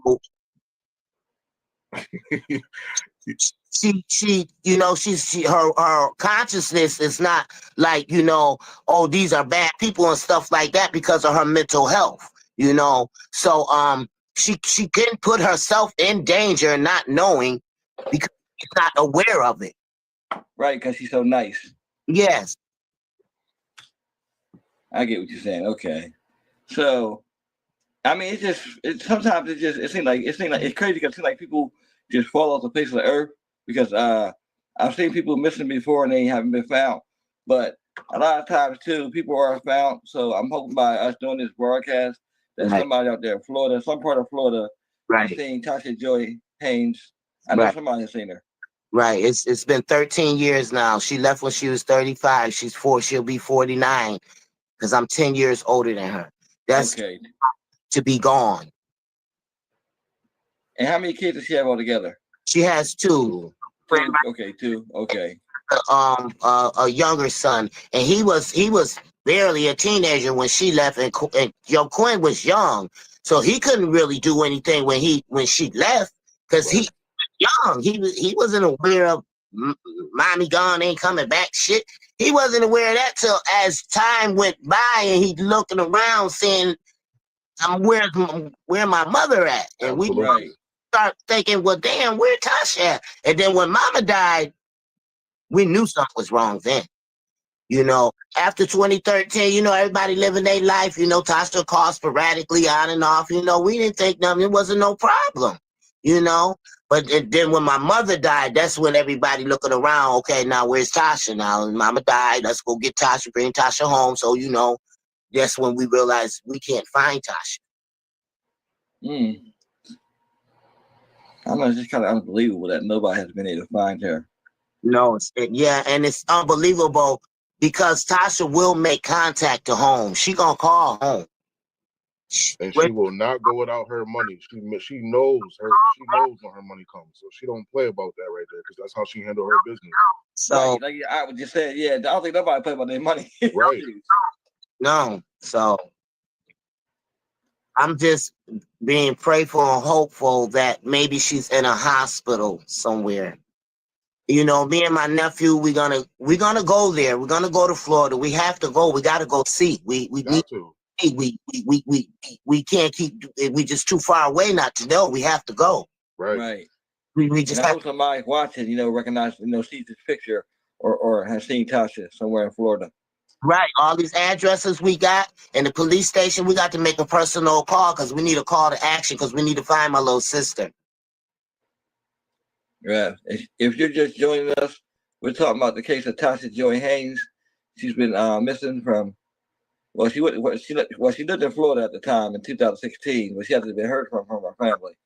They are desperately seeking her. It's been you said 13 years now. That's 13 years. It's been 13 years since her sons last heard from her, and 13 years since they knew her family. Her mother died not knowing where she was. If anybody out there seen Tasha Joy Haynes, please. These are pictures playing in the background. Somebody's seen her. She's out there. She's out there. Somebody seen my little sister, Tasha Joy Haynes. She's out there. Big as she is, she out there. Yes. Please help me bring my little sister home. Yeah, I'm so glad that y'all connected with me too. I'm really glad. I at first I was a little confused about the story, but then as you were telling me more, I got it. I didn't want you to think I didn't know what's going on. I was trying to get the pieces because you know I'm getting older, but I can't forget the memory. I can't forget them pieces. I understand. The only pieces that I have. Right. And I had to put them together. I had to put them together. But you came through on my Facebook, you know, and I'm like, nobody is really listening to my story. And when I watched your shows and I seen the people that you were posting and old cases, and I said that they might can help me. We generally gear towards the to the older cases, the cold cases. We post new cases too. Right. It's normally the cold cases that we run, but yeah. Right. We try to help out as much as we can. We like I said, the flyer will be done. I wanted to do the live video just to get her face out there. Right. And like I said, we have a huge following, so yeah, do a big platform. That's why I wanted to come on here too. Yes, if she's out there, trust me, one of these viewers or somebody out there in Florida, tag the state of Florida. Tag Winter Park, Florida. All over Florida. Okay, yeah. To find Tasha Joy Haynes. Okay, that's what I'll do. And she may be watching. She may be watching this broadcast, not knowing. Yeah. Somebody knows her out there. Now, do you remember the lady's name that she was staying with, or you don't know? No, I forgot it. I forgot it. Okay. Touch upon that though. That lady made her leave. Because Tasha called us and told us that the lady said that because she had a boyfriend. You know how that is. So the lady man was trying to hit on Tasha, and she thought Tasha was trying to hit on the man, and she made my little sister leave. So she made her leave. Okay. I don't know what circumstances and how she left, and I think that's that first house, that Hate 07 Winter Park.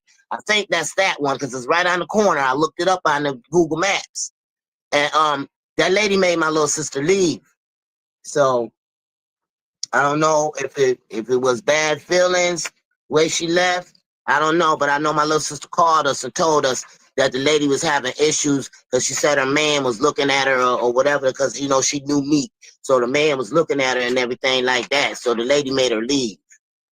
Yeah, it's usually typical how it is.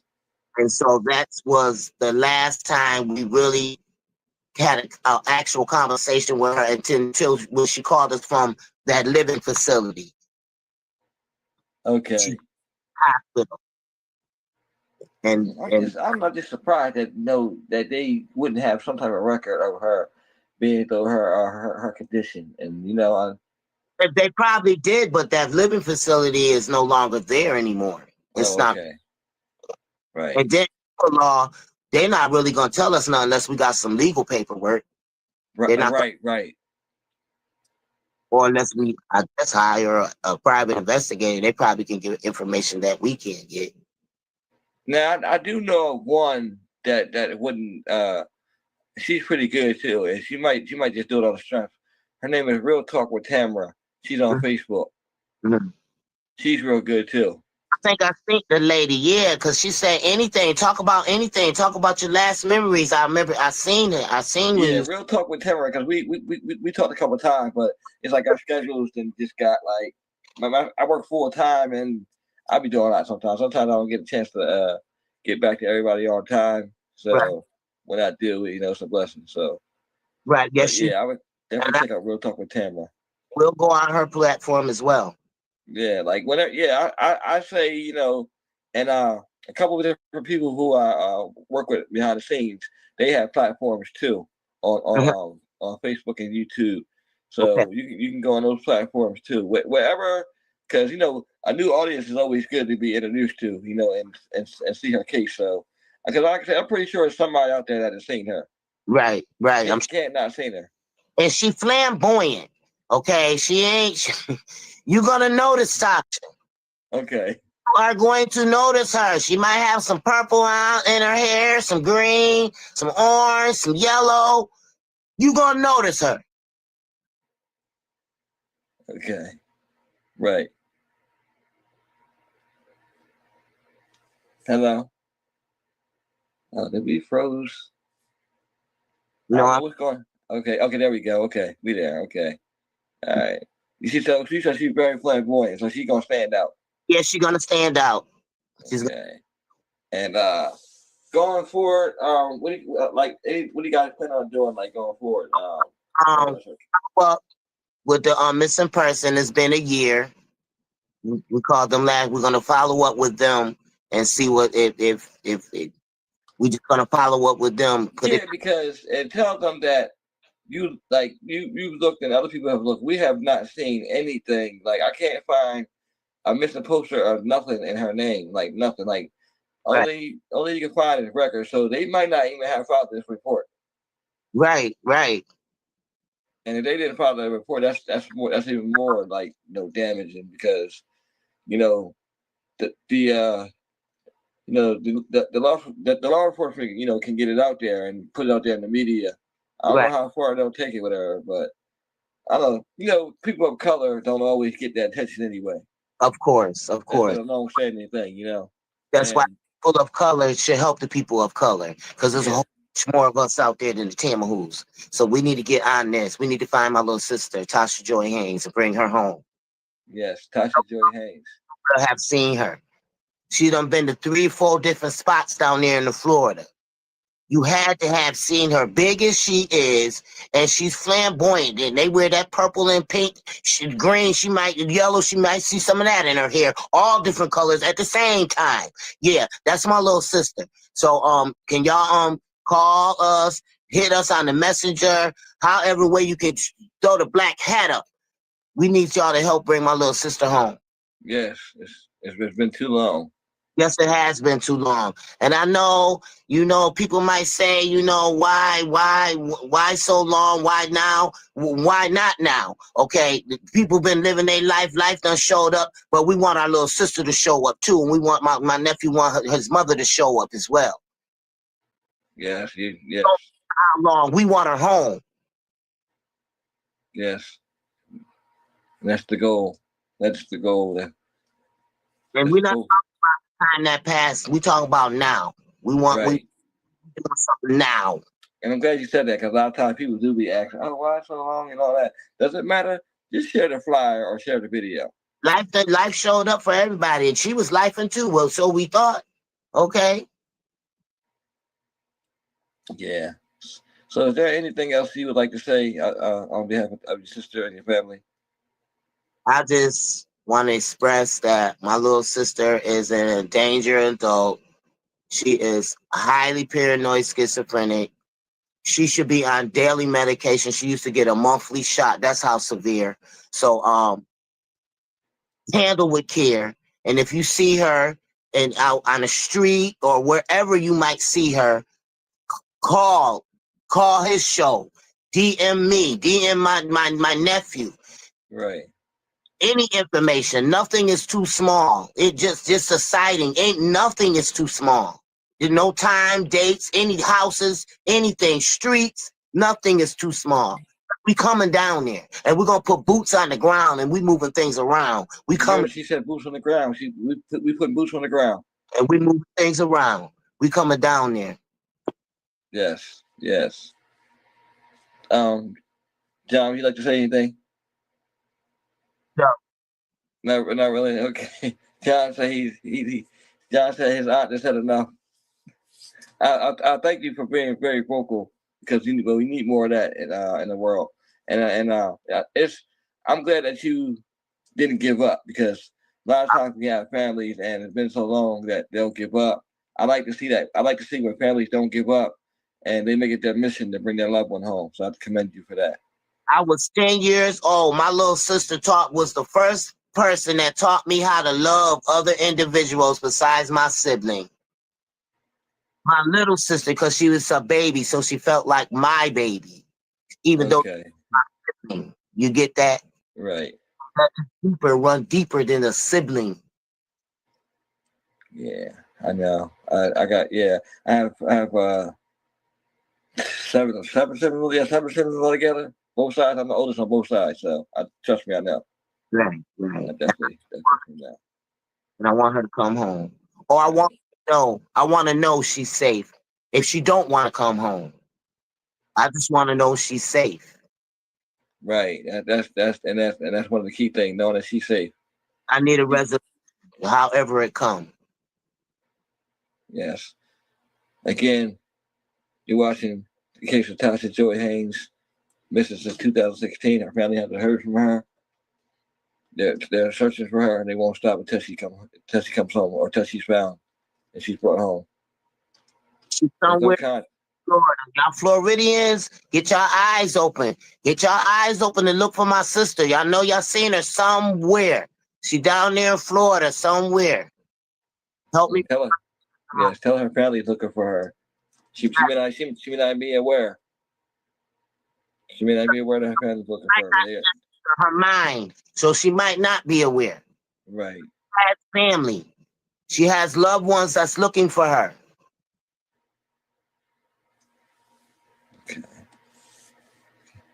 Okay. All right. I want to thank everybody for watching, as always. And again, like Sherelle said, if anybody out there in Florida is watching this broadcast and you see this woman on here, Tasha Joy Haynes, please reach out to her by DM, us DM. No, just reach out. They want her home. They want to know she's safe. Right. And I thank you guys again for watching. Bless. All right. Okay, y'all have a good night. And again, to everybody, thank you again. Thank you. Thank you again, Joe, and thank you for Sherelle for coming through. Blessings. Okay, you too. Good night.